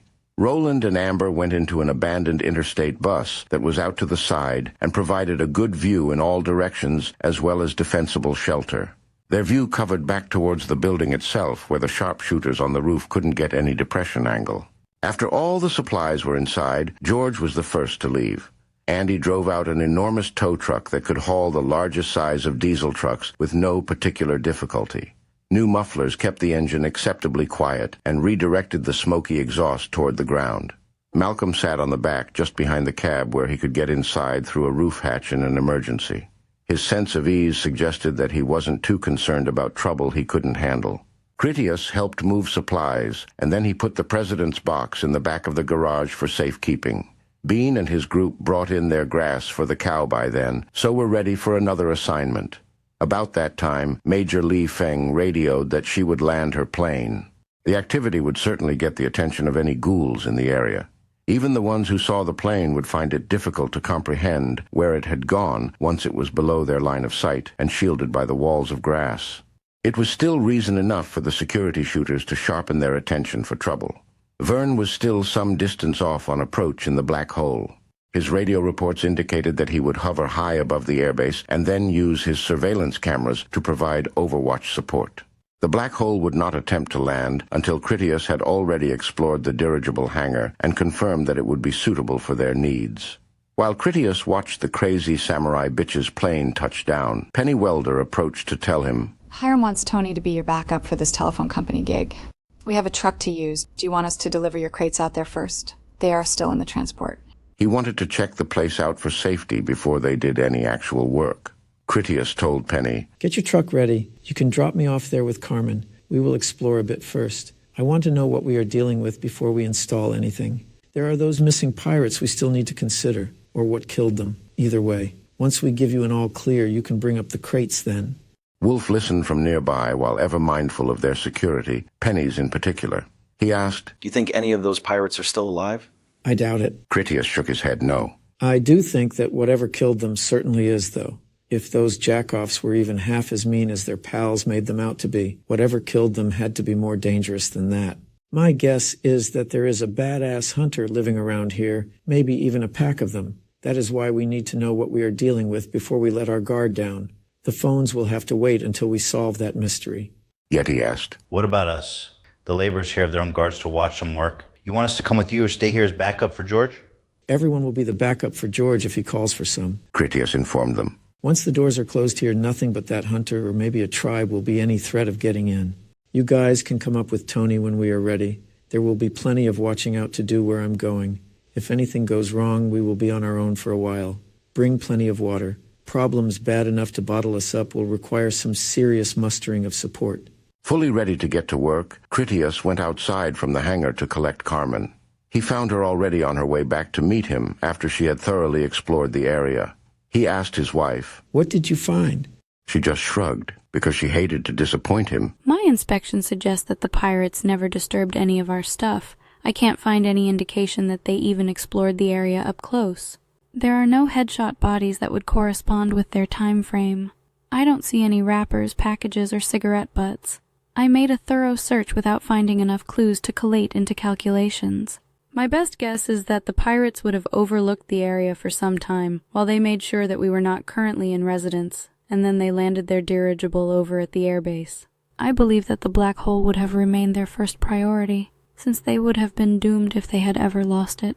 I suppose they were not in any big hurry to creep around in the ghoul grass or to drive around for a couple kilometers where they might have gotten the infected stirred up. She didn't know what else to say. Everything appears as it should. If they did come over here, they didn't stay long enough to mess with anything. They had to move aside as Penny drove out the pickup truck they would use. She had Wolf in the passenger seat as her ongoing gunner protection. They had a hefty four-wheel drive that had some light armor that the welders had tacked on across the glass for a bit of security. Most people would ride in the open rear bed. They had never intended it to be a secure fighting vehicle. Penny did a slow lap around the paved lot while she tested the engine, transmission, and brakes. She wanted to be certain that it would function to her satisfaction before she came back around to pick them up for a ride out toward the control tower. Having watched George depart, had Critias anxious to get started with his own mission. He waved for Penny that they were ready to go, and then he alerted Carmen to his intentions with a come-hither gesture for her as well. Once the pickup arrived, he stepped onto the driver's side running board, where he used one hand to grip the roof's cargo frame for stability. Carmen imitated her husband's example when she hopped onto the passenger's sideboard and then held onto the roof rack for their ride. When Tony came out of the garage to watch them depart, Carmen playfully hand blew him a kiss goodbye as Penny sped away toward the tower. Before they got away, she told Tony, "Be a darling and remember to bring the equipment cases, won't you?" The prairie grass that grew so tall around them had rapidly reconquered the Midwest farmlands far beyond just their immediate area. It had filled in all the areas between the runways and then went across the landscape to a fully ghoul-obscuring height. Apart from its danger as cover for the infected, the grass also had the ominous capacity to wildfire when sufficiently dry. When the day came that it did naturally catch fire, their airport might not survive it. The only places without any long grass was the concrete, the woodlands that held their own ground against it, and the bands of green leafy plants that controlled the watery areas, like the banks of the many streams that crossed through the surrounding territory. Penny turned up the 30-meter wide runway that went straight into the core of the airbase. There was mature forest that crowded in on either side, with a narrower deer path of prairie grasses that continued along the runway's shoulder slopes. Headshot infected from bygone days formed lumpy green mounds on the pavement. The old bodies lay scattered at first, and then with increased frequency, until as Penny neared their destination, she slowed down to cautiously weave through foreboding hedgerow berms of bulldozer-sculpted undead meat. The meat walls were hideously entwined pieces of famished green cadavers. Undead flesh was in such quantity that it was like the architecture of hell. The building material had severed limbs, mutilated torsos, and gunshot-exploded faces that were all bound up with miles of spilled intestines. The horror was so atrocious that it would drive a weak person insane if they tried to study it in any detail. If one paused and then closely examined any one specific spot, they were sure to find an appalling particular, whether it was some ghoulishly intact genital, a wedding-ringed finger, or the protruded foot of some small child. The ghoulish dead around the airbase surely numbered in the high tens of thousands, at the minimum. The lone aircraft control tower was actually part of a complex that had a trio of lower buildings near its forested base, where the trees had concealed them from the distant view. Before they reached the tower, their truck would have to pass over a wide bridge that crossed a brisk creek, over which the runway continued unabated. The water had plenty of freedom to wash beneath the monumental concrete structure that was so redundantly massive that it surely must have also served a secondary purpose as a nuclear blast shield bunker. They saw that down near the creek on both sides of the bridge's near-end foundations were scores of ruined cars and trucks jumbled all together. The vehicles were generally shot up with bullet holes, and they had rusted to ruin at the edge of the water. At first glance, Critias took it to be some kind of impromptu mechanical graveyard that was not altogether different from the mounds of fleshy undead remains. It was more lingering unwanted material that someone had needed to shove aside to get it out of the way. When Penny reached the start of the bridge, Critias banged on the roof to make her stop there so that he could get off. Head back to the garage, he instructed. I'll call you when we're ready for Tony to bring everyone up with that communications equipment. It might be a while. We will be walking around. Be sure to pass along the word to everyone that we're out here. I don't need one of Hiram's super scopes friendly firing us while lob sniping. Penny nodded once to show that she understood, and then she stretched the rubber spring cord of her microphone to near her eyes, so it would catch the nasal qualities of her voice through her paper safety mask. After she mashed down the transmit button, she spoke in the Thieves' Guild patois of the G&P community. Foragers generally used their own radio channels. The two vernaculars had their subtle differences. Penny was fluent in both. She said, This is Patrol 1, 20 at the Wizard Tower. 2 grave men walking with an Appalachian funeral to follow shortly. Confirm grave walking at Wizard Tower to check your recreational fire. Over. A stream of confirmations from the sharpshooters rolled back in by radio. Penny told Critias, Don't call until you are sure we are clear. There will be a lot of people coming back with me, and their asses will be hanging out in the back of this shitty truck. From her comment and that talk she gave out over the radio, Critias realized that a single crappy truck with the rear bed full of men with some boxes was their Appalachian funeral. I have a visual on your current position, Peterson said over the radio channel. He was in the high watchtower that the builders had constructed at the summit of the East Airport hangar. Once you get off that bridge into the bush, there will be negative visual. Good luck out there. After Penny and Wolf waved them a good luck as well, she reversed her track and then drove back toward the hangar garage, where they would load up the telecommunications cargo. Chapter 10. Bottle Genies. Critias walked to the nearest corner of the Battle Creek Bridge. He wanted a better view of the junkyard slope with all its discarded civilian vehicles. After he gave it an inspection, he asked Carmen, What do you make of that down there? Carmen wore grave-walking rags over her diving suit. Since they would explore on foot, she brought along her bite staff as the weapon of choice. Carmen tapped her staff's butt on the pavement as she tossed a glance for him to follow her to a superior vantage point. She paced off 50 meters further along the enormous bridge that was a gratuitous 45 meters wide. They finally took position at the left edge that looked over the center of the water, and also had a good view of the traffic control tower that was only 125 meters away, just beyond a stand of trees that grew along the far bank. The bridge made the creek seem comparatively narrow, since the water was not even so wide as the runway, and only half as wide as the aircraft bridge that crossed it. She began her explanation for the many ruined transports when she pointed out a noteworthy observation. The identification plates on those survivor vehicles show that they traveled here from as far away as the neighboring provinces they called states. Many of those rugged transports are of the larger size. Their roof racks have hastily loosened bindings and discarded winch straps dangling from them. The available evidence tells me that those vehicles must have belonged to civilian survivalists that had battled their way here across country. They came to this military base believing that it would be a sanctuary from the outbreak that was ravaging the major cities.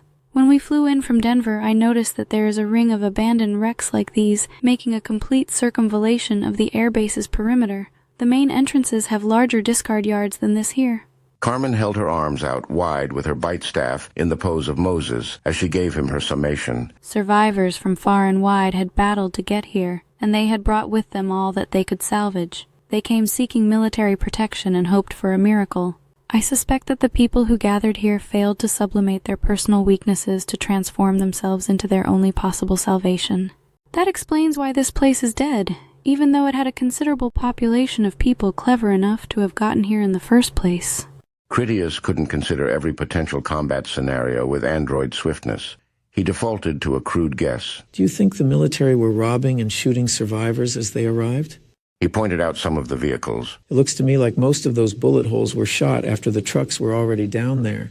I noticed the same thing. She seconded his observation. I don't believe it was anything nearly as dishonorable as them plundering refugees and the summary executions of civilians. This stream bed was clearly the naturally advantageous demarcation line. I suspect that the newly arriving survivors had to abandon their trucks here where there was some kind of military armored checkpoint. She used her staff to point out the places where there were many shell casings, especially the ones in vehicle-mounted calibers. To keep their field of fire clear, they pushed the discarded vehicles off the runway to roll down there. The survivors must have hand-carried any ammunition or supplies they had to some waiting military transport truck. I assume that somewhere inside the base they will have layered quarantine facilities similar to how Jim does it.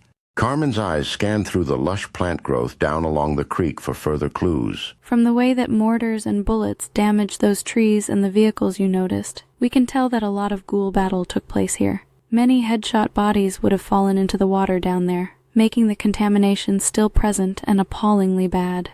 That's too bad the water is so contaminated. He flirted with her. I would have taken the prettiest girl I know down there for some skinny dipping. Then I would have had my way with her. He only partly joked, as the image began in him as a recreation activity he wished they were able to partake. Carmen gave him a hungry look. I told you I was horny, and now you're making it worse. You are saving it up for later, he said, dismissive of her discomfort, which he then aggravated further by playfully groping her butt. They continued on across the bridge to explore the buildings just ahead. The control tower before them stood so tall that it already loomed over them like a dominating monument. On the drive-in, they had seen that all the windows were intact. It lacked any opening suitable for a sniper to use. Carmen still liked his words about how he wished they could go for a swim. She received it as his accidental love poetry. She commented, "It was a romantic view from there, with the sound of water flowing and watching it ribbon through woods, if you just overlook the wrecked trucks and heaps of green corpses." It is sort of romantic here in a Halloween nightmarish way, he said, in that the grim details definitely tainted the romance. This is a peaceful place of green barrow mounds of meat like an old graveyard, but also too peaceful and quiet in its own way. Survivor serenity came from the comfort of real physical barriers of security rather than from momentary lulls between aggressors. The lack of homicidal screamers that chased them was certainly less menacing, but hardly more comforting. The unusual place made Critias think about the booby traps that sleepy survivors would use to buy some of that secure serenity for long enough to catch some shut-eye. Carmen explained the lack of ravenous ghouls. The person who commanded the defense of this airbase brilliantly implemented an incorrect strategy that resulted in much futile heroism. It was only after it was too late that they realized they had achieved a Pyrrhic victory. I have to admit that I feel it's quite unfair for us to second-guess the choices they made. They were under extreme duress and based their decisions on grossly inferior information compared to what we know about the outbreak now. The great runway continued on ahead of them for more than a kilometer before it would link up with the military runways on the airbase. A short taxi lane of runway went off to the left just ahead of them to connect with the small compound of the air traffic control tower. Trees surrounded the place on all the other sides. Closest to them was a large administration and services building, while the control tower was further back on the lot behind it. After they turned left onto the side runway, Critias angled their course enough to the right so that they would stay on pavement to get them past the corner of the large building that he wanted to skip exploring. The left side had too much high grass for him to want to go around that way, even though it would have been shorter. As they walked, it gave Critias some time to consider the things Carmen had said about how the base had fallen. So the scenario that you see here was that the military welcomed in lots of roadshow gunslingers? Those civilians dumped their vehicles, humped in their gear, and then joined in on the entirely successful head shooting of every ghoul in this province. If that was the case, why is everyone dead? Carmen explained her hypothesis for him. There never was a significant human population in this conveniently rural area.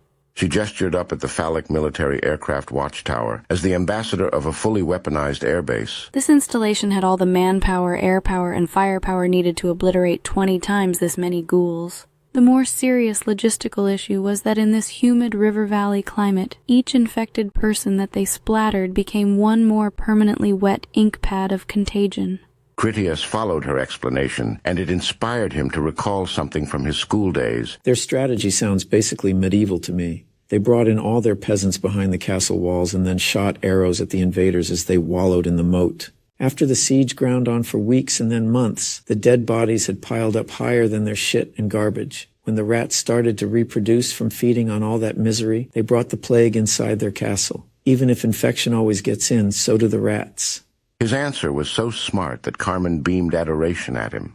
His intelligent inference made her long for their luxuriant apartment with its large bed. She really needed to vent her covetous passion.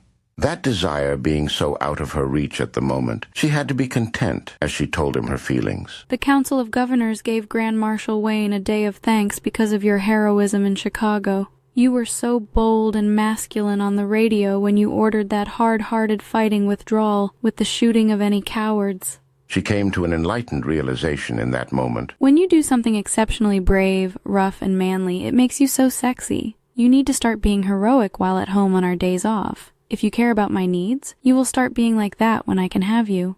A small door on the side of the large building stood open. It drew Critias's curiosity enough for him to check it out anyway. I will do my best to battle against impossible odds on a day off, he amusedly promised her before he stepped inside.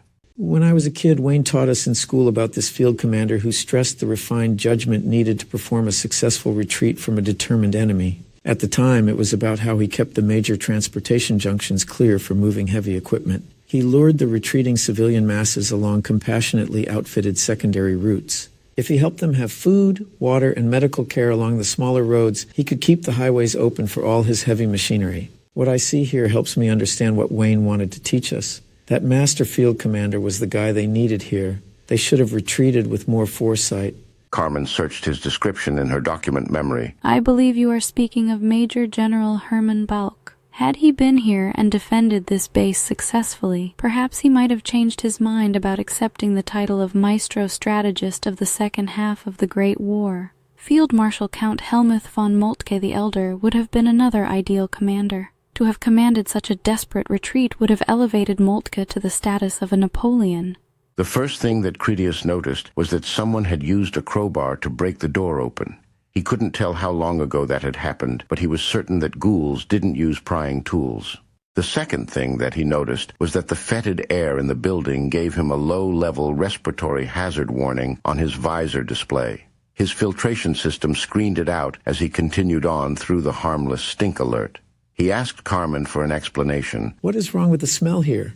She identified it. This stench is commonly known as rodent urine and their feces, all present in exceptionally high concentrations. There are also odors here of spoiled food. Nothing strikes me as being particularly recent, more like potently lingering because of its epic quantities.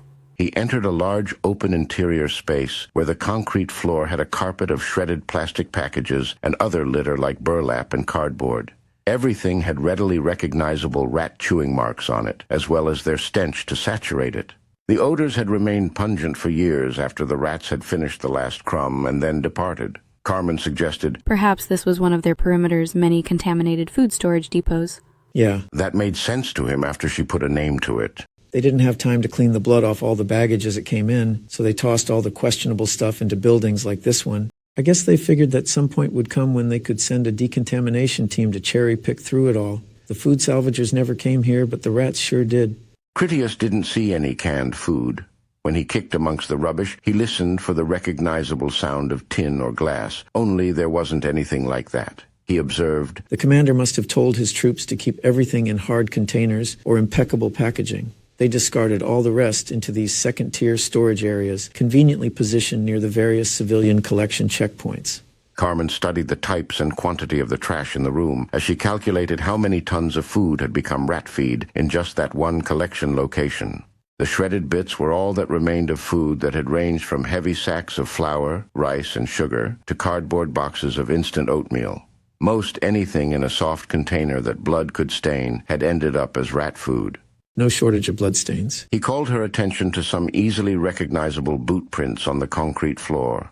The tracks of infected blood were henna-hued and cohesive under the dim sunlight that streamed in through the high windows. His investigation interested her. Carmen made finger antlers on her head. Light it up and show me how much there is. He understood she referred to his laser-diode ultraviolet lamps that made little devilish horn bumps on his helmet. He activated the ultraviolet flashlights and then swept the conical beams about the huge chamber.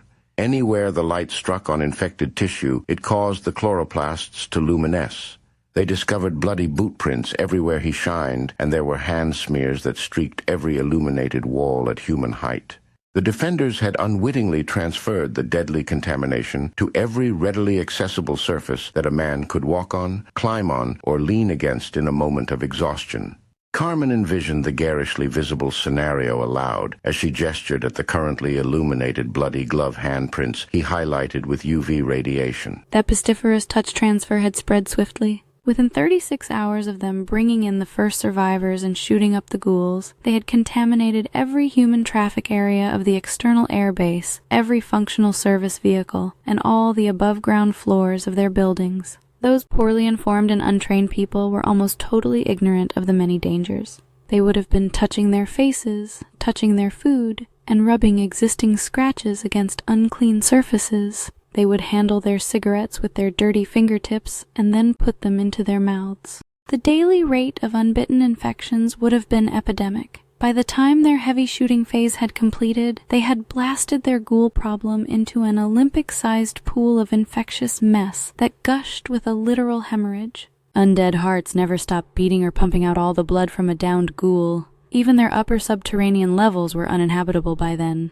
Critias wrapped his mind around it. If that many infected were ground into something like paint, how many walls could you cover with them? She considered his question. We can't be exactly sure how many ghouls fell here, so I'm working off my minimum perimeter estimate of around 16,000. That does not include the population of defenders already on the base, the refugees who drove and flew here, or the residents of the local communities that had many retired military who would have also flocked here for safety, nearly all of whom also ended up infected and then died. If after a thorough search we counted up 100,000 dead, that wouldn't be impossible. There are probably warehouses around here somewhere that they filled with their own bodies as they euthanized the turning. The true body count of the infected that sieged them from the outside could easily be triple the values I will be considering. With all that in mind, if the minimal number of infected they destroyed along the fence line of this airbase somehow transformed into buckets of red paint that rained down inside the entire perimeter of this town-sized airbase, it would form a uniform coating of every surface 1 millimeter thick. But when a destroyed ghoul falls, She added for improved clarity, most of its biomass just remains where it landed. Perhaps as much as 5% of their tissue would be exposed and fluidly transferable enough to include as actual cross-contamination transfer threat. Human traffic areas can be narrow as doorways. Critias said as he tried to calculate how little of the airbase was places humans ever went. The actual inhabitable rooms were limited, as were the paths between them where the defenders had walked over and over during their battle. He estimated, even if only a 20th of those bodies just along the perimeter were juicy enough to spread around, and only a 20th of that got closer by encroachment, there would still be enough transferable fluid to... He paused to make a level with his hand at his height. How long of a wall this high could we paint in zombie sauce? For that small fraction of the blood, you would need a wall 3 kilometers long. She answered. If you could huckleberry enough neighborhood kids to whitewash it in blood down both sides and then double coat it. She sighed with pity for the heroes of the airbase. They never had a chance once they set upon the course of shooting them. Critias understood that regardless of how loose their conjecture was, it was absolutely certain that the volume of undead blood that the defenders had spread around with their boot prints, gloves, and tire tracks was simply bewildering. Every transfer they made transferred again as cross-contamination. Those defenders in the early days of the outbreak had no way to understand what they dealt with.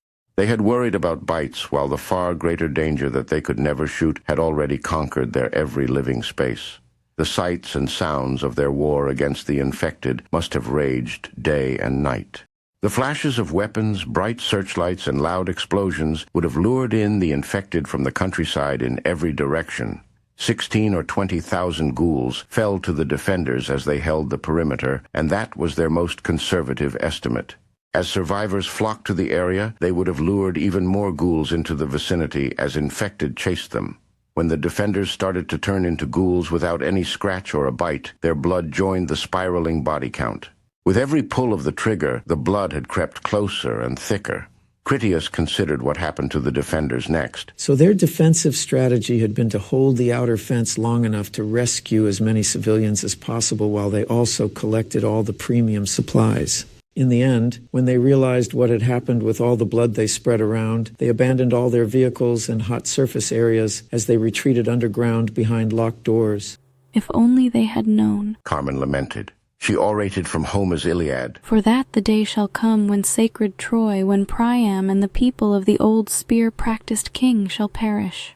That day had come for the defenders of the airbase, and their fate warned what might befall Jim's city were they to fail in its defense, and then fate judged them with equal cruelty. Carmen continued, If from the beginning they had known to destroy or poison all that abandoned foodstuffs, if they had done that at least, then the rats would never have gathered here in these shelters where they started reproducing.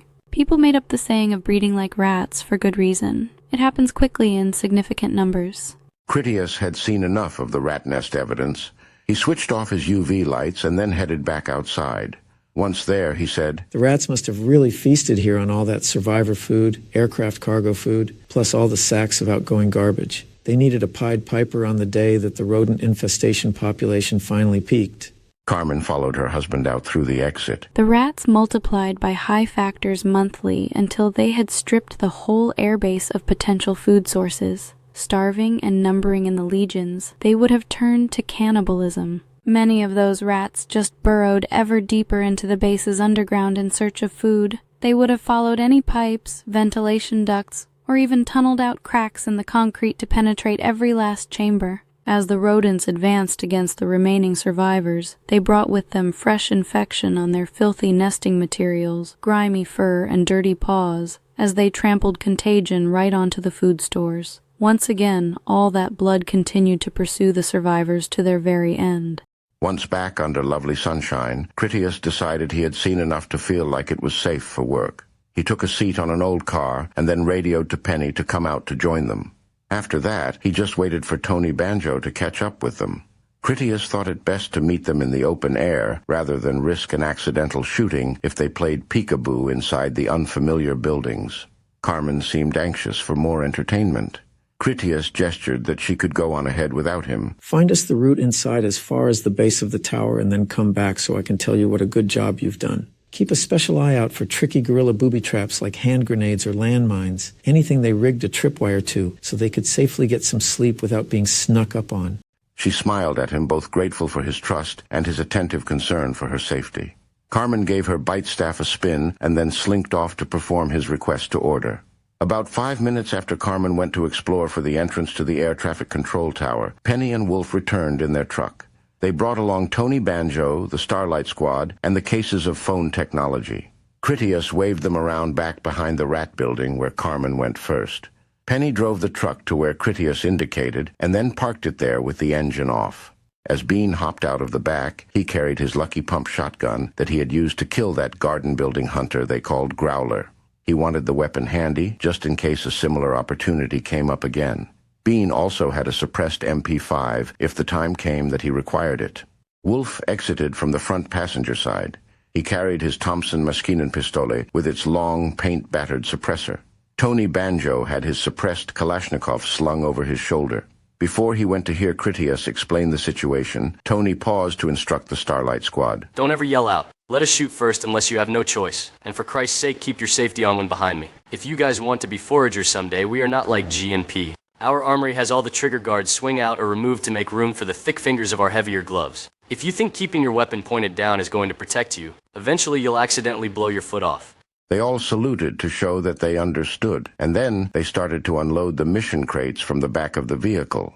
Their truck also brought along the two-wheeled dolly that had moved the president's box, so that they could use it for transporting the mission crates.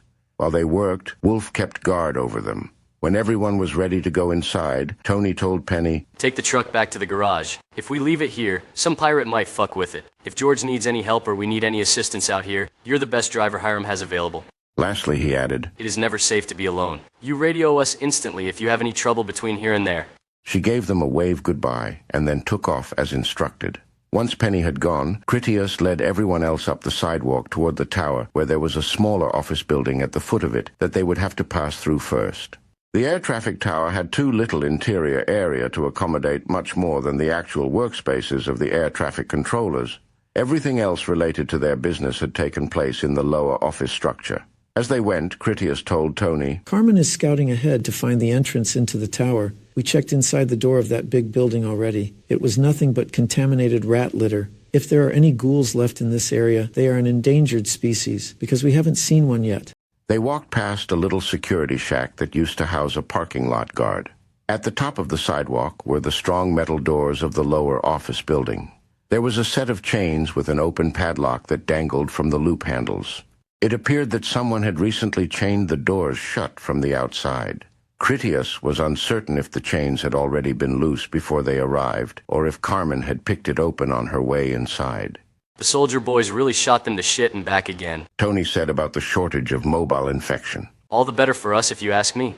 He raised a foot to examine the sole of his boot. "I bet the soil bleeds when you poke it with a stick, though. This whole base has a serious case of the meat carpet." As the Starlight Squad and Wolf brought up the telecom crates on their dolly, Critias radioed to his wife on their mission channel. We're at the front door. She responded promptly with a transmitted virtual map of the building. She warned, Be careful if you move off my path. I haven't explored any unmarked areas. You need to be cautious.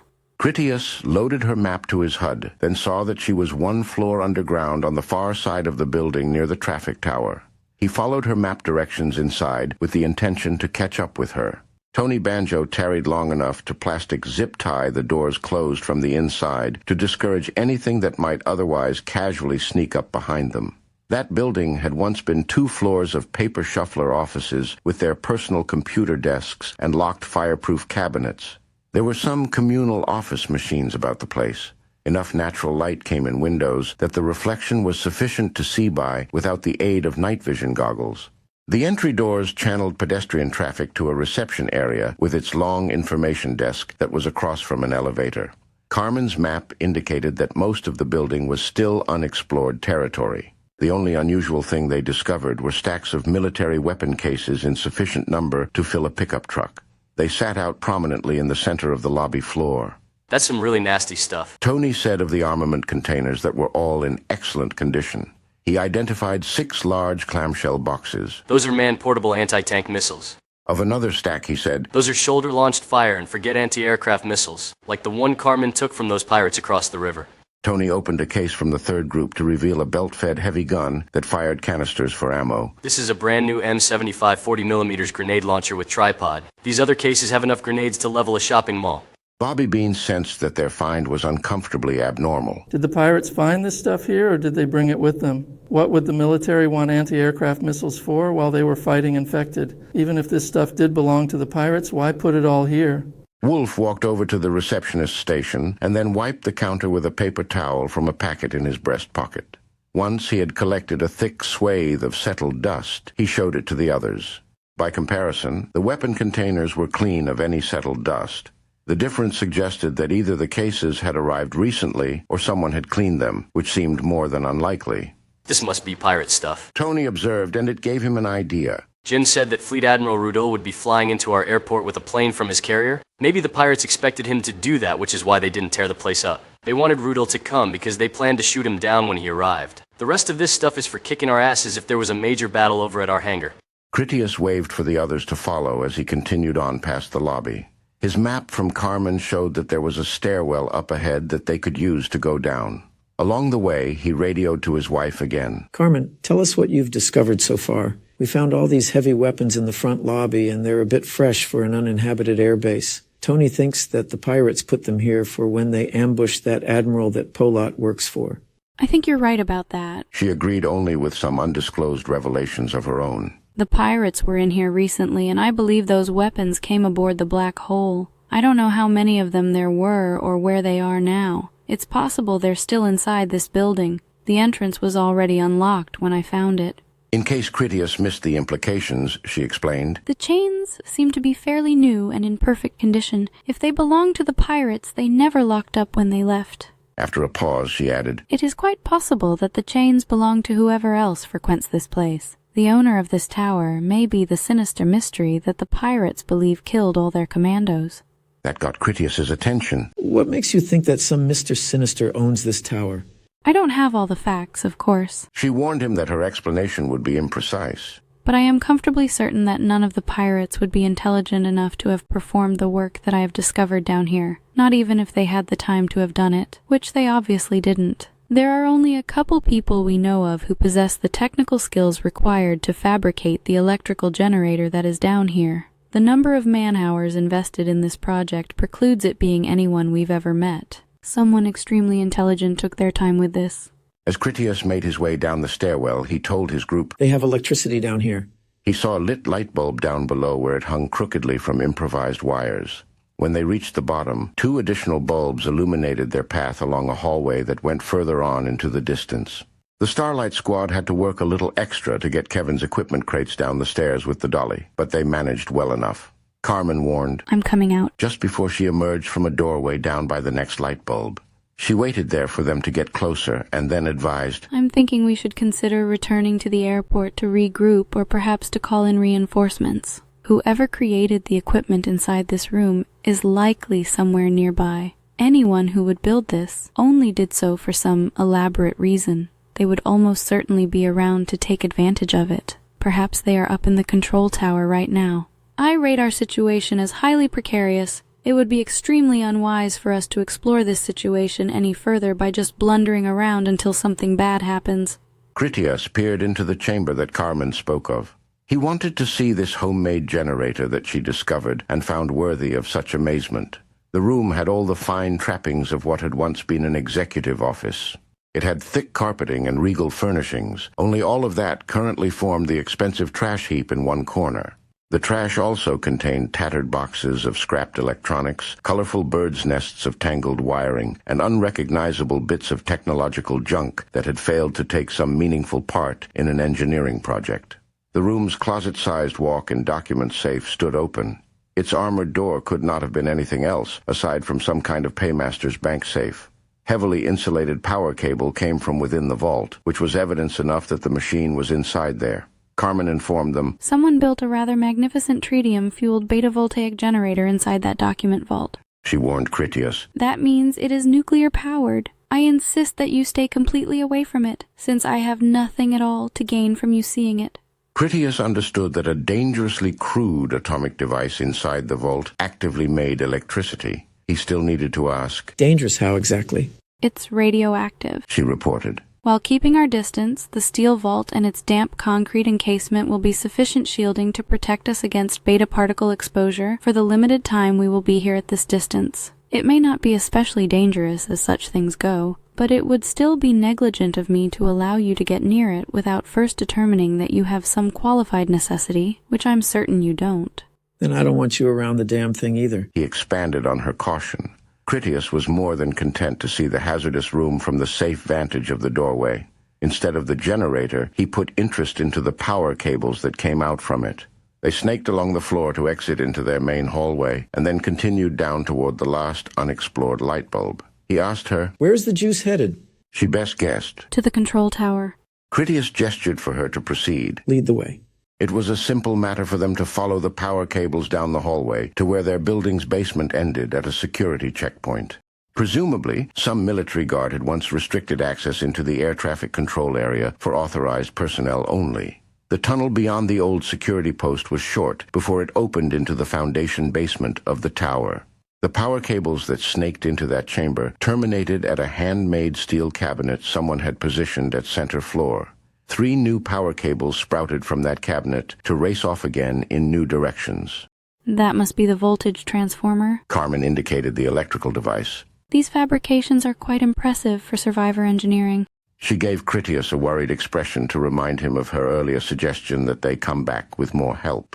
In my opinion, Carmen warned him again. Only Kevin would be able to build all this for us. Vern and Bob could make this transformer. Only a prodigy among physicists designed and built that generator from all this scrap. Our scientists are only familiar enough with this technology to explain to you what it is.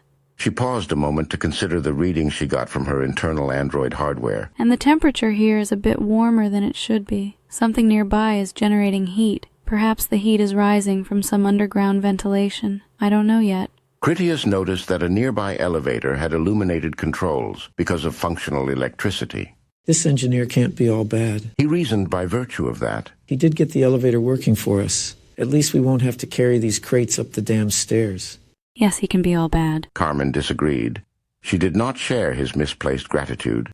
Carmen understood the destructive potential of the mind that had built the beta-voltaic power system. We are likely unwelcome trespassers in the home of someone who can dismantle nuclear weaponry, retrieve the fissionable material, and then generate electricity with it. This engineer has the skills necessary to construct any variety of lethal pitfalls and then position them with the utmost cunning. If our suspicions are correct, this engineer has already encountered and then killed a squad of pirate commandos. That alone may indicate that he will be somewhat concerned that more of those people might come here to cause him trouble. The engineer may believe that we are also pirate commandos, and then do to us what he did to the first group. We must be extremely careful. Until we know if someone is up top in the tower, it's definitely not safe to use the lift for going up there. The whole situation filled Bobby Bean with unease. Nuclear weaponry? Don't they keep that stuff in submarines or Kansas silos or something? Wolf told him. It is anyone's guess what the military moved around during the last days. From what I remember at the time, there was talk of them nuking major cities because they were giant ghoul nests like Critias of Chicago. Even if they didn't drop the bombs, those nukes might have been aboard some of the bombers that landed out on these runways. If this guy has these other talents, maybe he could also figure out how to detonate a nuke too. This is an abandoned major Air Force base. Just look at that shitload of heavy weapons upstairs. Anyone who likes those kinds of toys might also be predisposed to even bigger bangs. Like an H-bomb. I hope he is not some end-the-world nut or jolly arsonist. He might decide to vaporize a whole city. Yet he swallowed his nervousness according to his new motivation to man up, do his job, and not talk too much unless he had something worth saying, which he thought he did. How could someone this smart not call us on the radio? He worried they would think he wasted their time with his ideas. You guys know what I mean, right? Anyone that's smart would have to know we were nearby and using our radios. He would have to know that we were using the East Airport. How could our jets fly in and this guy not hear the aircraft engines? If he wanted to make friends, he would have called us on the radio anytime he liked. I'm just the help, but I agree with Carmen. I don't get the feeling this guy wants us poking around in here. Look what Jim's dad did to uninvited trespassers. We are burglars right now. I know he didn't invite me in to start poking around his stuff.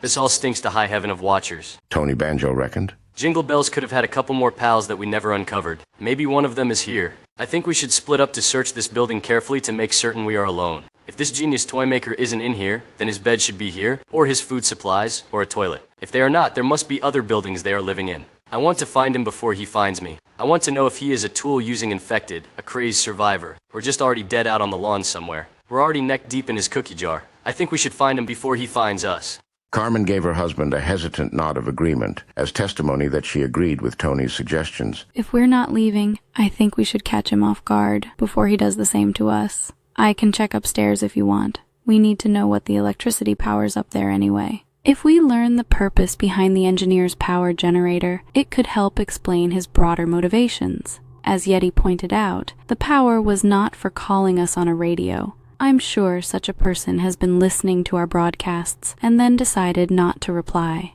After he invested 7 breaths of time to consider all his options, Critias made a command decision. He told Tony, "You take the boys to search the lower buildings. Carmen and I will take the stairs to the top of the tower and then search up there. I still need to get the equipment installed. Once that is done, we can all just get out of here. With any luck, if we get it installed and then leave before he comes home, he will see we didn't mess with any of his stuff and don't want any trouble. I can even leave him a phone and a note. He could give us a call. It is safe to assume he can use a phone. Give him a chance to talk if you find him. We are guests in his house, not here to assassinate him."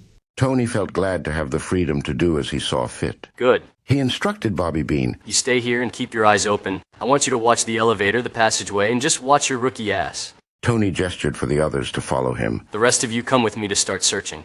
Critias told Carmen, "Transmit what we know to Kevin. He can brief everyone on what's going on out here. Maybe they have some ideas on how we can locate this atomic engineer by using reconnaissance satellites or something."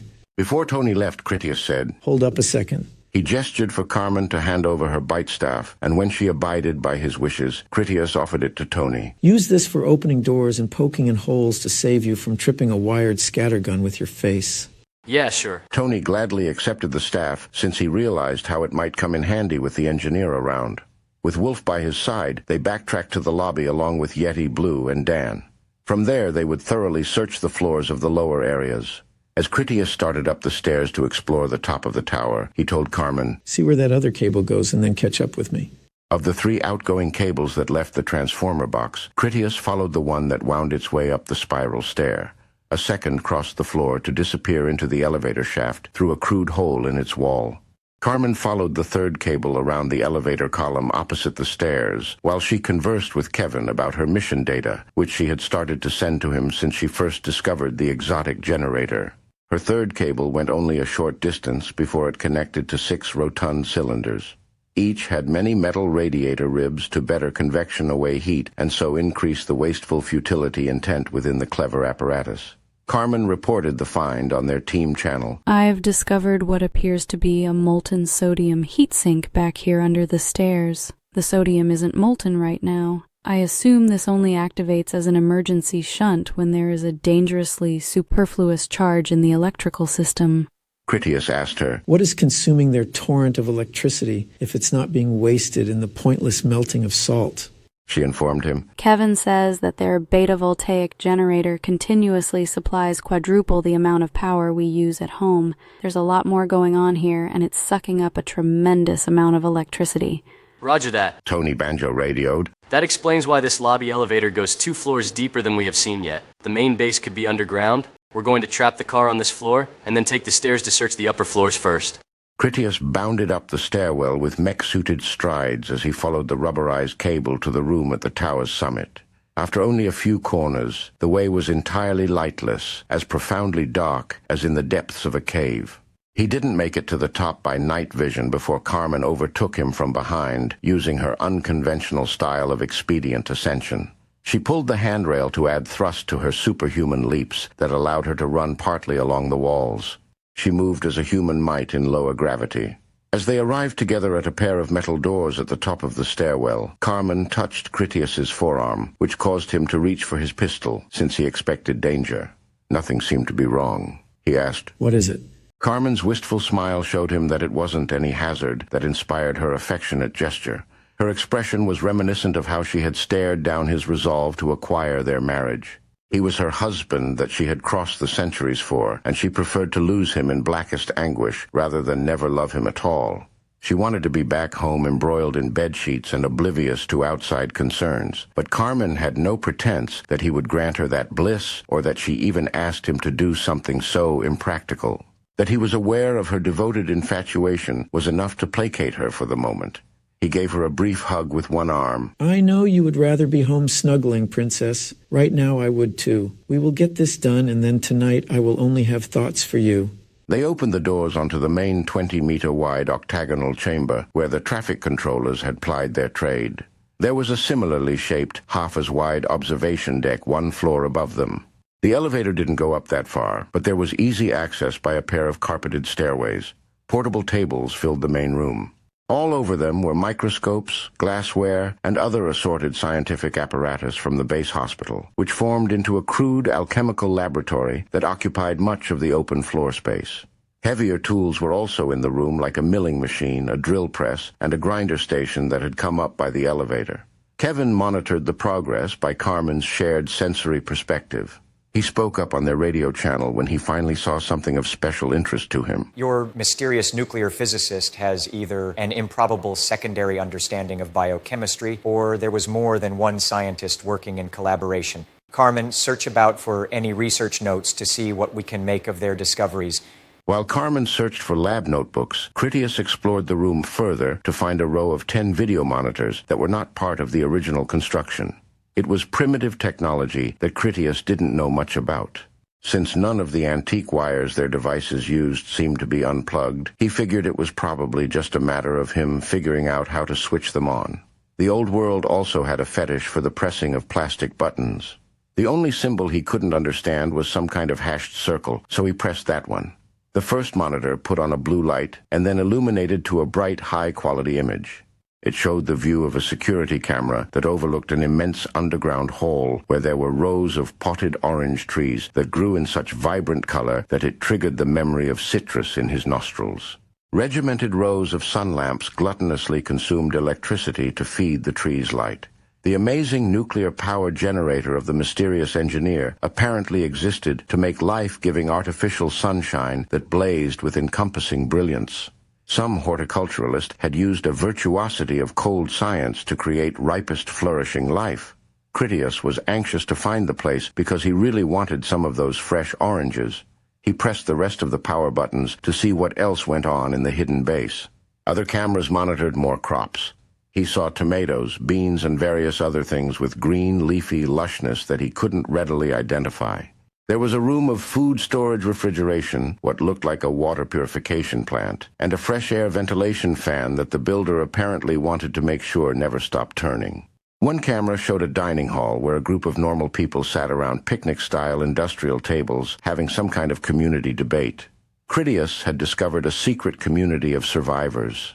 He radio chatted. "I have a video monitor here with a room of survivors sitting around talking. Some of these others are showing hydroponic crops growing. There is some kind of community here, underground by the looks of it." Wolf reported. The military abandoned the top floor of this building during their war. They had some kind of field decontamination operation going on here, judging by the mess. It's uninhabitable. I'm on my way back to the lobby now. Yet he announced. There's a room here that isn't dirty. He shuffled around a bit. There's running water in here. I see a bathroom with a toilet and shower, a table with a chair, and a refrigerator. After a moment, he said, There is food in here. This is real orange juice, what looks like a nice casserole. Oh, and a sack of real apples. He explored a little more, then added, There are clothes here for a man, but I don't see a bed. I haven't disturbed anything. Continuing my search. Carmen scanned into photographic memory all the scientific notebooks she found, and then she transmitted the data to Kevin. When she finished, she informed Critias, These experiments involved exposing infected tissue to high but exacting doses of neutron radiation. When properly administered, the dosage is lethal to the particular pathogenic organelle whose enzymatic functions facilitates communicability, meaning that once irradiated, infected tissue, and even functional ghouls are no longer capable of transferring plague to new victims by any form of contact whatsoever. They've also lost the capacity to renew their infectious nature. He wasn't sure what she told him, but it sounded really important, as if it related to a cure. You're saying that if one of these neutron-radiated ghouls got his blood in my eyes, I wouldn't get infected from it? That's correct. She confirmed. According to the notes, they've been systematically irradiating the areas around the whole base for years now. Even though we still see all these infected bodies stacked around in their photosynthetic dormancy, it seems quite likely that much of it is no longer infectious. This building and the creek down below are the pioneering test site where they perfected this process. According to the water and tissue samples that went through this biochemistry set here, the creek water would probably be safe to drink. Every time it rains, trace amounts of fresh material washes through the area that your digestive system would likely protect you from, but I don't advise you to test it. All this evidence indicates the process does work. It is amazing that this researcher could come to this level of understanding using only the primitive scientific knowledge of this era. From that, Critias got the idea that she meant it wasn't a new revelation to Kevin. Is this something you already knew about? Is this process the reason why androids are not carriers of the plague? Did the bioengineers do this to remove these same pathogenic organelles from your system? Carmen told him. Kevin says that they use something similar, only obviously more advanced. Before coming with us, he was intimately involved with the bioengineers by occupation. They did not give me his level of access to data involving our manufacture. In our time, they don't tell the general population that we are their re-engineered clones they programmed with implants to create slave labor. They didn't tell us slaves either, presumably to protect us from the emotional burden of that reality. It is within my power to conceive a battle plan for revolution against them using that sort of knowledge to liberate my kinsmen from bondage. They were wise to keep me ignorant of such details for their own protection. They built me to solve those sorts of problems, perhaps even to free myself from the inhibitor given enough time to think about it. On the positive side, if we gain access to the neutron source, we could irradiate some pretty ghoul lady so you could take her home as a pet. That sounds like fun. Critias joked sarcastically. Then I could stick some computer hardware in her brain and call her a pillow bot. He then recalled how that was a sensitive issue with Carmen. To lighten the mood, he teased her about it. I already have all the pillow bot I'll ever need. That she was his pillow bot made her smile. My electrocells would still be absent. She added on topic. We would still have key differences. Making Romeo and Verloc non-infectious does have significant value to Jim, I presume. They would not need to live in quarantine anymore. Critias asked for confirmation. Those electrocells only come from our sleeping sarcophagus friend, right? Carmen guessed. Since it appears he is the source of infection, it stands to reason that he is also the source of electrocells. I don't know why anyone infected by him does not also have his electrocells. Critias still didn't understand something. If they had the means to sterilize infection this way back home, why didn't they use it more often? She lectured. Neutron radiation is rather dangerous. The damage it does to organic matter is quite severe. Presumably, ghouls survive the treatment because they have the ability to regenerate the damage without systemic cellular death occurring, while what we would call normal life could not. Sterilizing islands with nuclear neutron weapons is not a new idea. It had the downside of killing everything on the island and leaving it uninhabitable for some years. You would certainly kill any non-infected animal life with the dosage they are using here. Many of the early test ghoul bodies did fully die from the process. The degree of exposure must be exacting if you want to keep them alive but non-infectious. If you had the means of irradiating the whole planet with this, nothing would remain alive since the ghouls could endure it the longest. Neutron radiation also has the side effect of energizing other materials, making them radioactive. This has its uses. Removing infection from the Earth without destroying it is not one of them. The problem is just too widespread. Her explanation confused Critias again. If this scientist made this neutron source to kill infection, why would he possibly want to do the extra research to keep ghouls alive while making them non-infectious? Wouldn't the goal be to just kill the ghouls with a massive exposure and then move on? That was something that Kevin and Carmen had already considered. Kevin thought as a scientist, while Carmen's hardware contemplated the militant tactical advantages that might come from it. Together, they had some guesses. Carmen said, "You are right. We can't deny that the research reflects the goals they were actively seeking. Kevin thinks the most reasonable explanation is that, much like what we talked about on the way in with the rats, they were concerned that slaying all that downed meat would allow it to rot and be feed for rodents." He thought that was quite reasonable. There were tens of thousands of brain-shot ghoul bodies all around the airbase. If that's what Kevin thinks, what is your take on it? Carmen answered. "I think we were correct in our assessment on the way in, meaning that this place had zero chance of long-term survival. The scientist apparently did a lot of his research in this building, which was neither clean nor safe. He is a more talented man than were any of the people in that laboratory in Houston. I believe his research didn't begin at this issue. He was either trying to make primitive androids, or more likely, he was trying to cure himself." He didn't follow. Cure himself of what? She clarified. "Since I believe this place was certainly doomed from the onset of their incorrect strategy, and now we find that I was wrong and they are not all dead, past experience tells me that the answer is not something that Kevin's more practical theory structure would take into account." Critias remembered. You take into account rogue wave heroes. Some amazing hero stepped up here and reversed the hopeless situation. What does this hero need to cure? She had a simple answer. "Being infectious." Oh shit. He put it together. You mean that Tony was right from the beginning, and this scientist could be a watcher? Let's hope his insanity is not too severe if you are right. He would make Jingle Bells seem harmless by comparison.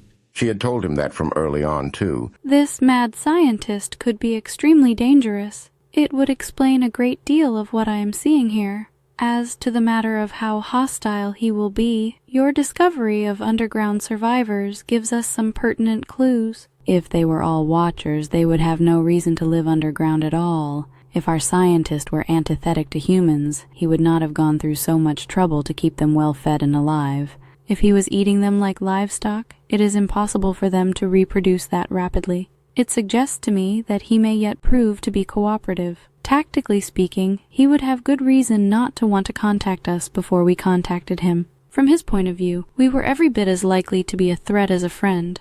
We might come here to steal his generator or his food, or perhaps to kill the survivor community in some other way. In actual fact, the first humans to come here really were pirates trying to steal and destroy. That alone proves the cautious reasoning. It is my hope that he has been monitoring our communications and observed our progress. Through that, he may come to the conclusion that we are not raiders or pirates, but ethical people he could come to concord with. He may still be right about wanting to avoid us. Critias said as humor. I'm still of a mind to get my hands on his oranges. He was ready to check the upper deck. Let's go see what he has up there. They found only one piece of equipment on the top level that the toy maker had built. It was a metal sphere about 1 meter in diameter that sat in a sort of flower pot base. Exposed wiring snaked all over it to fit into socket plugs evenly dispersed across the surface. There was some little module boxes attached in a few places that also connected into some of the wiring. The device was warm, but not hot, presumably from the electricity that flowed through it. Critias didn't have the faintest idea what the machine was or did. There were no apparent moving parts, controls, or symbols on it of any kind. He gave Carmen a dubious glance. What do you think this is? She didn't know either. It does have an unpleasant similarity to a primitive nuclear bomb. I am not detecting any radioactivity from it. Kevin doesn't think it is a bomb. He says it appears to be a magnetic bottle of some kind. Without taking it apart, he says he can't tell you what it is. Kevin says we should leave it alone, though, because few complex devices react positively when they are tampered with by stupid people. Since they didn't make assurances that it wasn't a bomb, Critias wasn't satisfied. According to you two, this guy builds impressive things that work. I need some idea what this is before I set up any radio equipment near it. For all I know, our first phone call will make it explode. Tell me something useful. Kevin spoke on the radio. My best guess is that the device has trace amounts of charged particles magnetically contained at the core. It is a storage container, or those particles are ionizing for some unknown purpose. Without more information beyond the external appearance of the device, I can't tell you more. I feel confident that it is not a weapon. I can assure you of that because there are much easier and convenient ways of him doing what you are worried about him doing. If the builder already had access to tritium-fueled weaponry, nothing else he might build otherwise could be of greater concern to you. The course of action I advise is that you first don't touch it, and second, you find the person who created it to ask them about it. Chapter 11. Again the first time. After Yeti had explored the room someone had used recently at the aircraft control tower, he returned to his systematic search. It hadn't been easy for him to resist the temptation to drink some orange juice and then stuff some apples into his pockets, but he had managed it. Taking things instead of staying focused on his job was the old Yeti. Experience had taught him that losing focus caused something really bad to happen. He had gotten his fill of creating his own misfortunes. The room seemed strange by any understanding he had of survivor life. Most of that lower building near the control tower was a wreck, as if no one had ever used it for anything in years. It made no sense to him at all that there would be one livable room amid all the rubbish the place was otherwise.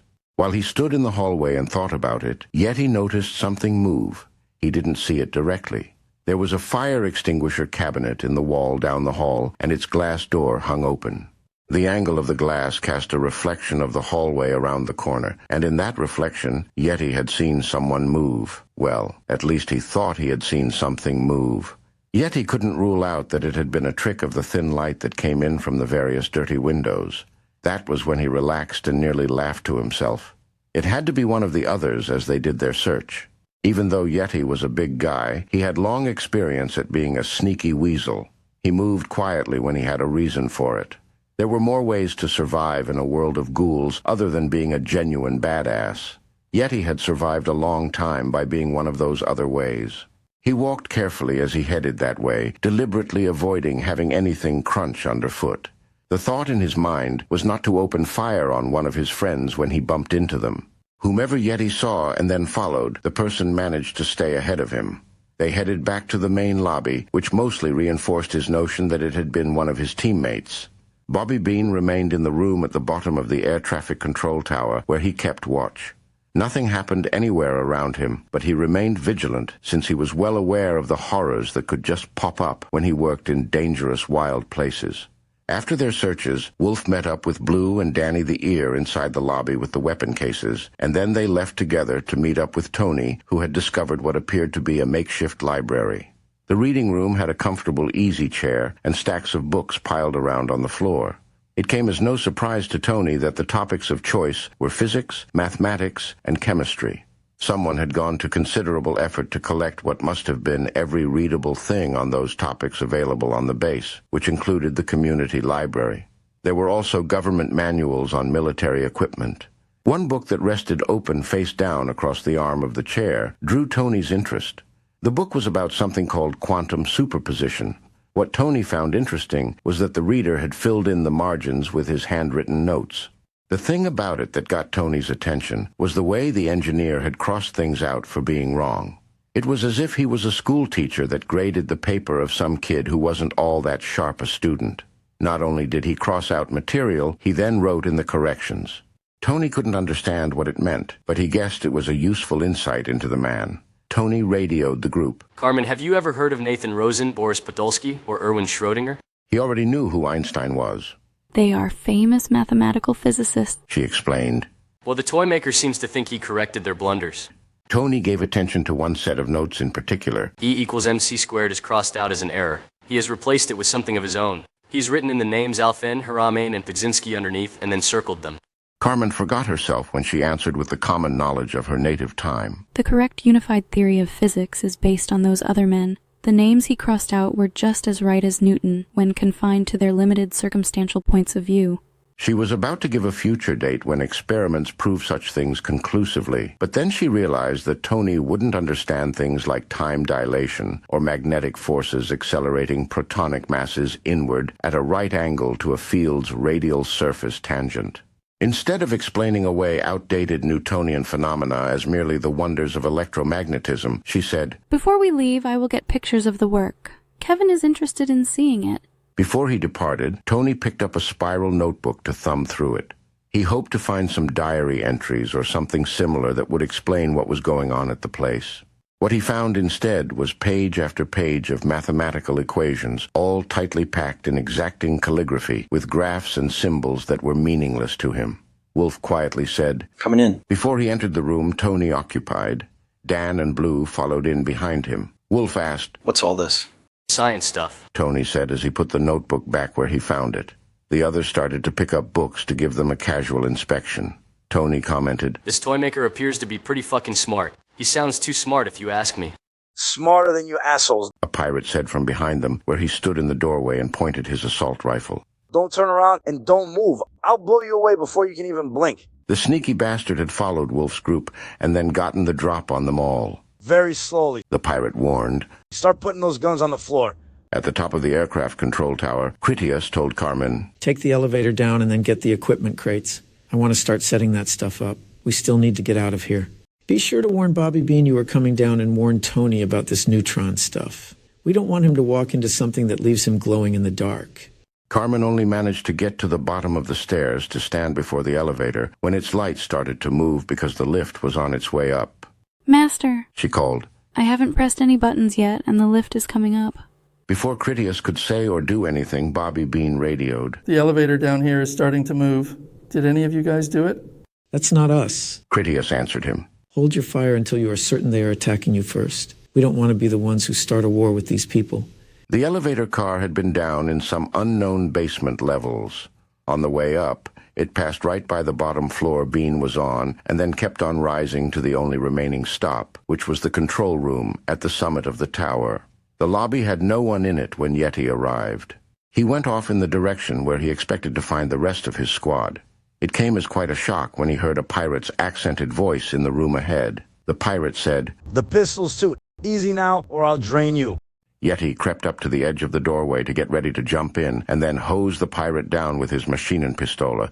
A greater motivation overtook him then that he could not shoot his own friends in an effort to rescue them. That thought of doing no wrong robbed Yeti of the ability to act. It was as if he was out of his own body and watched from a distance as he lowered his gun to hang by its sling.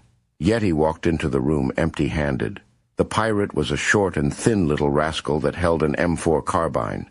He so totally focused his every nerve on being ready to kill his prisoners if they tried some desperate move that it gave the pirate that kind of sensory tunnel blindness that Yeti knew well because it had taken control of him when he accidentally shot Polat. Yeti loomed up behind the pirate like a giant, reached around to grab the forward stock of the M4, and then he simply jerked it up so that it was no longer pointing at his friends, even if it did go off. The pirate didn't have a sling on the gun, and Yeti had moved so swiftly that the assault rifle popped right out of his frozen hands. The martial arts punch that the pirate drove into Yeti's sternum had the speed of a cobra. It just happened instantly, as though it came from nowhere. Yeti still watched himself from afar when it happened, and he expected the blow to lay him out, and then the pirate would capture them all. With his bulletproof vest on, and also his heavy build that along with being hairy had earned him his nickname, the pirate's punch was harmless, like it had come from some prissy little girl. In Yeti's mind, Mandy could have struck him harder with a swing from her purse. The pirate's expression slacked into shocked disappointment when he discovered that he had started a fistfight with an oak tree. Yeti returned to his body then, along with his confidence. He just shook his head to tell the man that he shouldn't have done what he did, not threatened his squad, and not punched him either. With a hard right hand secure in his armored glove, Yeti cocked back and then pounded his meaty fist right into the man's horrified face. Yeti hit the pirate so hard that it knocked him out cold to fall to the floor limp as pudding. For an instant, Yeti was glad that he had his body-mounted camera on because the pirate went down just like in the movies. Tony and the others quickly recovered their weapons and then checked the hallway for pirate reinforcements. When they saw that it was clear, Tony went to check the pirate. After that, he radioed, Killed one pirate down here. There is no sign of any more coming yet. We will search again for the others. I think we have more coming up here in the elevator. Critias replied. Watch your backs and remember that survivors live here. Carmen took cover to the side of the elevator doors, while her husband found a position where he could be ready from the front. The elevator car arrived, and then the doors opened. The occupant was a sprightly older man with shaggy white hair and a cheerful disposition. A small boy only a few years in age stood beside him and held his hand. In his other hand, the child held part of a peeled orange that he slurped on like candy. The sight of the man gave Critias the answer to their toy-maker mystery. He put away his pistol and then stepped out to greet a friend. Dr. Kine, you are the last person I expected to see here. You came back in time, too, after you sent Carmen? Did something go wrong? By the looks of things around here, you must have arrived years too early to join us. You should have called King Louis. That was where we were going. Dr. Kine walked out slowly and then turned to look Carmen over first. You have mechanical eyes, my dear. That is most impressive. Then he noticed her pistol. Hand-portable Nikola Tesla Gauss weaponry. His eyes shifted to Critias. Artificial organic body armor. Have you taken human form to be more appealing to human sensibilities? Are you both completely synthetic, remotely controlled, interactive probes? I knew my beacon would work, but I never guessed that you would arrive so quickly. Which galaxy are you from? The small boy being alive was too much joy for Carmen to handle. She fell to her knees as she offered her hands of gratitude. You saved him, Dr. Kine. I didn't act soon enough to save him. I thought I had failed, and the pirates had murdered him. Kine waved that off as nothing for her to get distraught over. Those men were no problem, except for one, a crafty little fellow. He has quite the knack for sneaking about. I will get him sooner or later. The boy is just fine, as you can see. He has quite a healthy appetite. I examined him, and he is in perfect health. Please don't be upset. We don't want to frighten him. Critias radioed to the others. We have a friendly from the elevator. Is that pirate of yours a little guy? He was. Tony replied. The little shit snuck up behind us, then had us dead to rights. Not too crafty to avoid you shooting him. Critias observed. It was Yeti that came in behind and saved us. Tony reported. He punched the guy to death with one pop. We were expecting 7 pirates. Critias told Kine. My friends just took one out downstairs. You already took out the other 6? 6 men, yes. Kine confirmed their number. Do you have a fleet of starships in orbit, or did your homeworld spontaneously assemble you here from the atoms of my planet? The man seemed quite insane to Critias. He told Tony. The other 6 are already dead. Bring the crates up in the lift. You can all join us up here. With that out of the way, Critias returned to his conversation. Dr. Kine, it's me, Critias. You sent us back in time from your lab on the Homer space station to help King Louis. Don't you remember? The little boy released Kine's hand and then walked to Carmen because he wanted her to pick him up. Carmen pulled off her cloak of walking rags and her gloves before she scooped him into her arms, and then rejoiced in the miracle that an innocent life had not faltered because she had failed to overcome the situation with superior reasoning. I don't recall ever meeting you before, Kine said to Critias. If I move you around from what we perceive as the future, I would not recall that yet. He pointed up at the higher level of the tower. My intergalactic distress beacon didn't summon you here from another galaxy. I'm sure it is working. Even Critias knew that was an insane idea. It would take millions of years for a signal to reach so far into space. Kine found that amusing. No, my dear boy. Time and distance are much different than you imagine. My signal travels instantly to all corners of existence. There are countless advanced civilizations with the equipment to receive my broadcast. I was asking for help against our infection problem. I'm certain that some of them have had to overcome it too. Everything here is everywhere else. Everywhere else is the reason we are here. He chuckled as though the true nature of the universe had come out of his mouth as poetry. I think this is the original Dr. Kine. Carmen told Critias. It is his future self that sent us back to his former self. Dr. Kine turned himself into a watcher. He is immortal now. Immortal, yes. Kine agreed as though he talked to himself. A watcher, you say? I discovered a means to prevent the brain damage caused by infection and had to use it when I caught the disease. Making my tissues non-infectious was considerably more difficult. I wouldn't allow myself to die while there was still so much work I will do. Eternity would weep if our species died out while still in our infancy. We are them, you see, and what happens to one affects all. My future self sent you back in time to help with the infection. Kine repeated like that made perfect sense to him. It is entirely possible. I don't have the resources here to do anything like that. He scratched his head. I will need to think about how to accomplish time transportation. That could take me a while. About 300 years, Critias told him. You don't need to start right away. I sure would like for you to explain what is going on around here and who those people are underground that I saw on your video screens. Those people are seeds of humanity, Kine informed him. As you are aware, a seed is also a tree and a forest, seen from a single moment's point of perception. I wouldn't let them die. We are all one. If they died, the billions and trillions would have to die, and they didn't. It is so very important that I protected them. They have food and water. I keep them very safe. Once we get this disease cleaned up, I will set them free.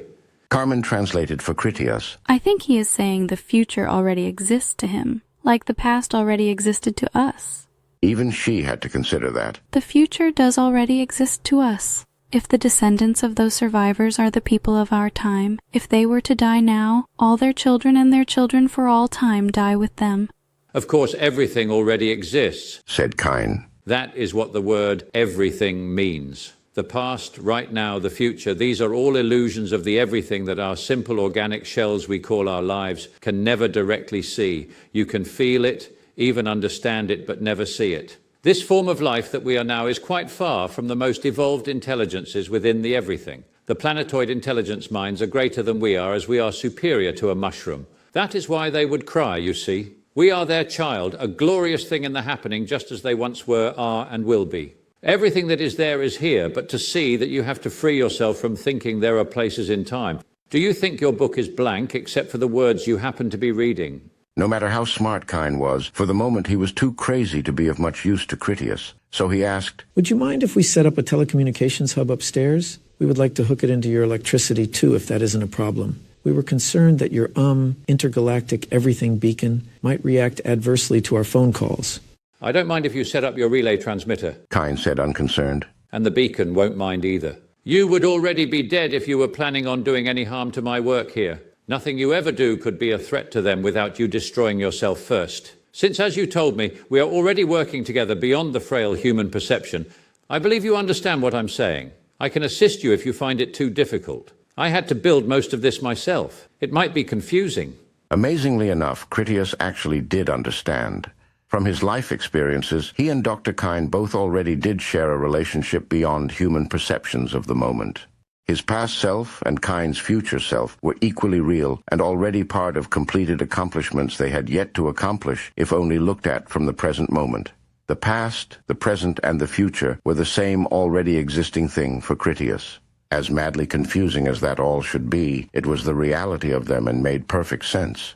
The mother of this boy is back at our community, Carmen told Cain. Did you allow me to take him back to her, or did he grow up with you? I'm sure I returned him to his mother. Cain answered. That was the natural order of things. An old fuddy-duddy like me is not much of a nanny. Critias did his best to speak in a way that Cain would relate to. Our community has a lot more seeds than yours. Did we continue working together to protect them all? Your people underground would be happier living in the sunshine with our people. You already did help all the combined survivors of humanity for the next several centuries.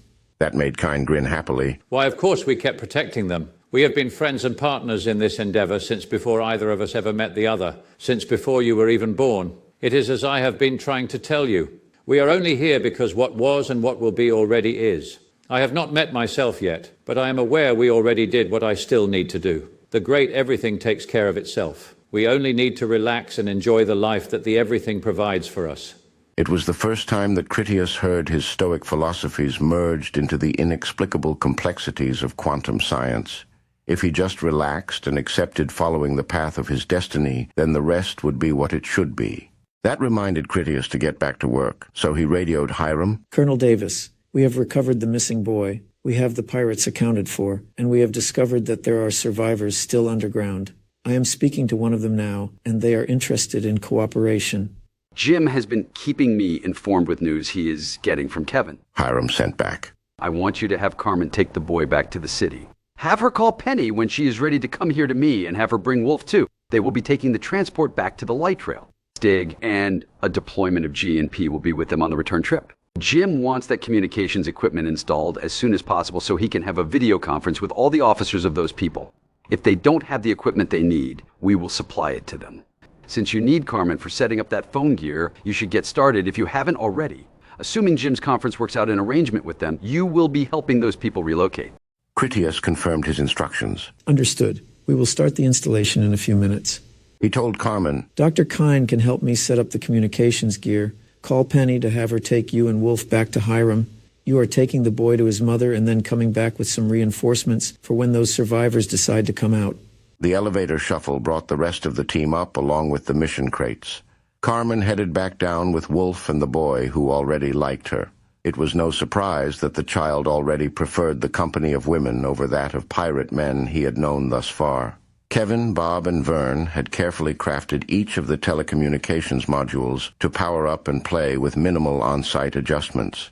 After Critias deftly pulled the crates apart using only brute strength, Dr. Kine tapped into his convenient local power supply. The old plan had been to use Carmen's broadcast power field generator until they had installed one of the generators that powered the satellite news team vans they had acquired in Radio City. Thanks to Kine, that would no longer be necessary. While they worked, Critias brought up a delicate subject. Were you successful in making yourself non-infectious? That was some time ago. Kine had. I tested it thoroughly on mindless victims of the disease before undergoing the process myself. Since then, I have done regular blood tests to ensure that my new condition is permanent. Critias asked. Was it painful? Kine worked while they talked. Not at all. It would be remarkably unpleasant for you and fatal as well. I had some bouts of nausea for a day or two, that was all. Apart from the usual homicidal madness and the sterility, this disease has numerous advantages. I didn't suffer any of the moderate or severe symptoms as you would. My body repaired itself too quickly for them to develop. The infectious component can only multiply through division. Once the radiation has killed them all, there is none left in my body to replicate itself. I had considered the possibility that I could catch the infectious quality again through another exposure, like from a fresh bite. My experiments have confirmed that is no longer possible. My enhanced white blood cells destroy the new exposure as a foreign invader. I tried making a vaccine from my blood that would cure infectiousness in others. It was not successful. They were immune from exposure to me for much the same reason that I am immune to them. I also explored the idea of using normal blood samples to see if the vaccine could protect healthy people from infection. That was also without success. Critias told Kine. She called you a watcher, because that is our name for people with your condition. By that I mean people with the infection that still talk and think. You are not the first we have encountered. The watchers we are familiar with tend to have a touch of madness, an overwhelming concern or interest that they can't put aside. I'm curious if you are aware of any psychological changes you have undergone from catching it. He offered an example. Like maybe your interest in your lab work and building projects has become more intense. Now that you mention it, Kine admitted, I have noticed a significant decrease in my former recreational interests. Solving the problems here has so totally consumed all my thought that I didn't admit to myself how much I was enjoying it. I could not have done all that I have before I changed. The regeneration going on in my brain tissue is probably a factor in why my IQ has expanded so dramatically. Kine demonstrated that fact when he made an inference. Would you like me to treat some of these watchers you are associated with? That seems to be the reason behind your questions. I would actually. Critias readily accepted the offer. You appreciate the difficulty of being infectious and also trying to help normal people. I do. Kine sympathized with the predicament. It was those risks that motivated me to find a cure for myself. All you need to do is bring these watchers to me. The process itself will be over quickly. After that, they will be safe for you to be around and only need some rest while they recover. He had a side issue that he needed to bring up. What I cannot do is help you create any more watchers, as you call them. We can't reproduce. If I had encouraged this way of life for others, we would have endangered our chances for the successful repopulation.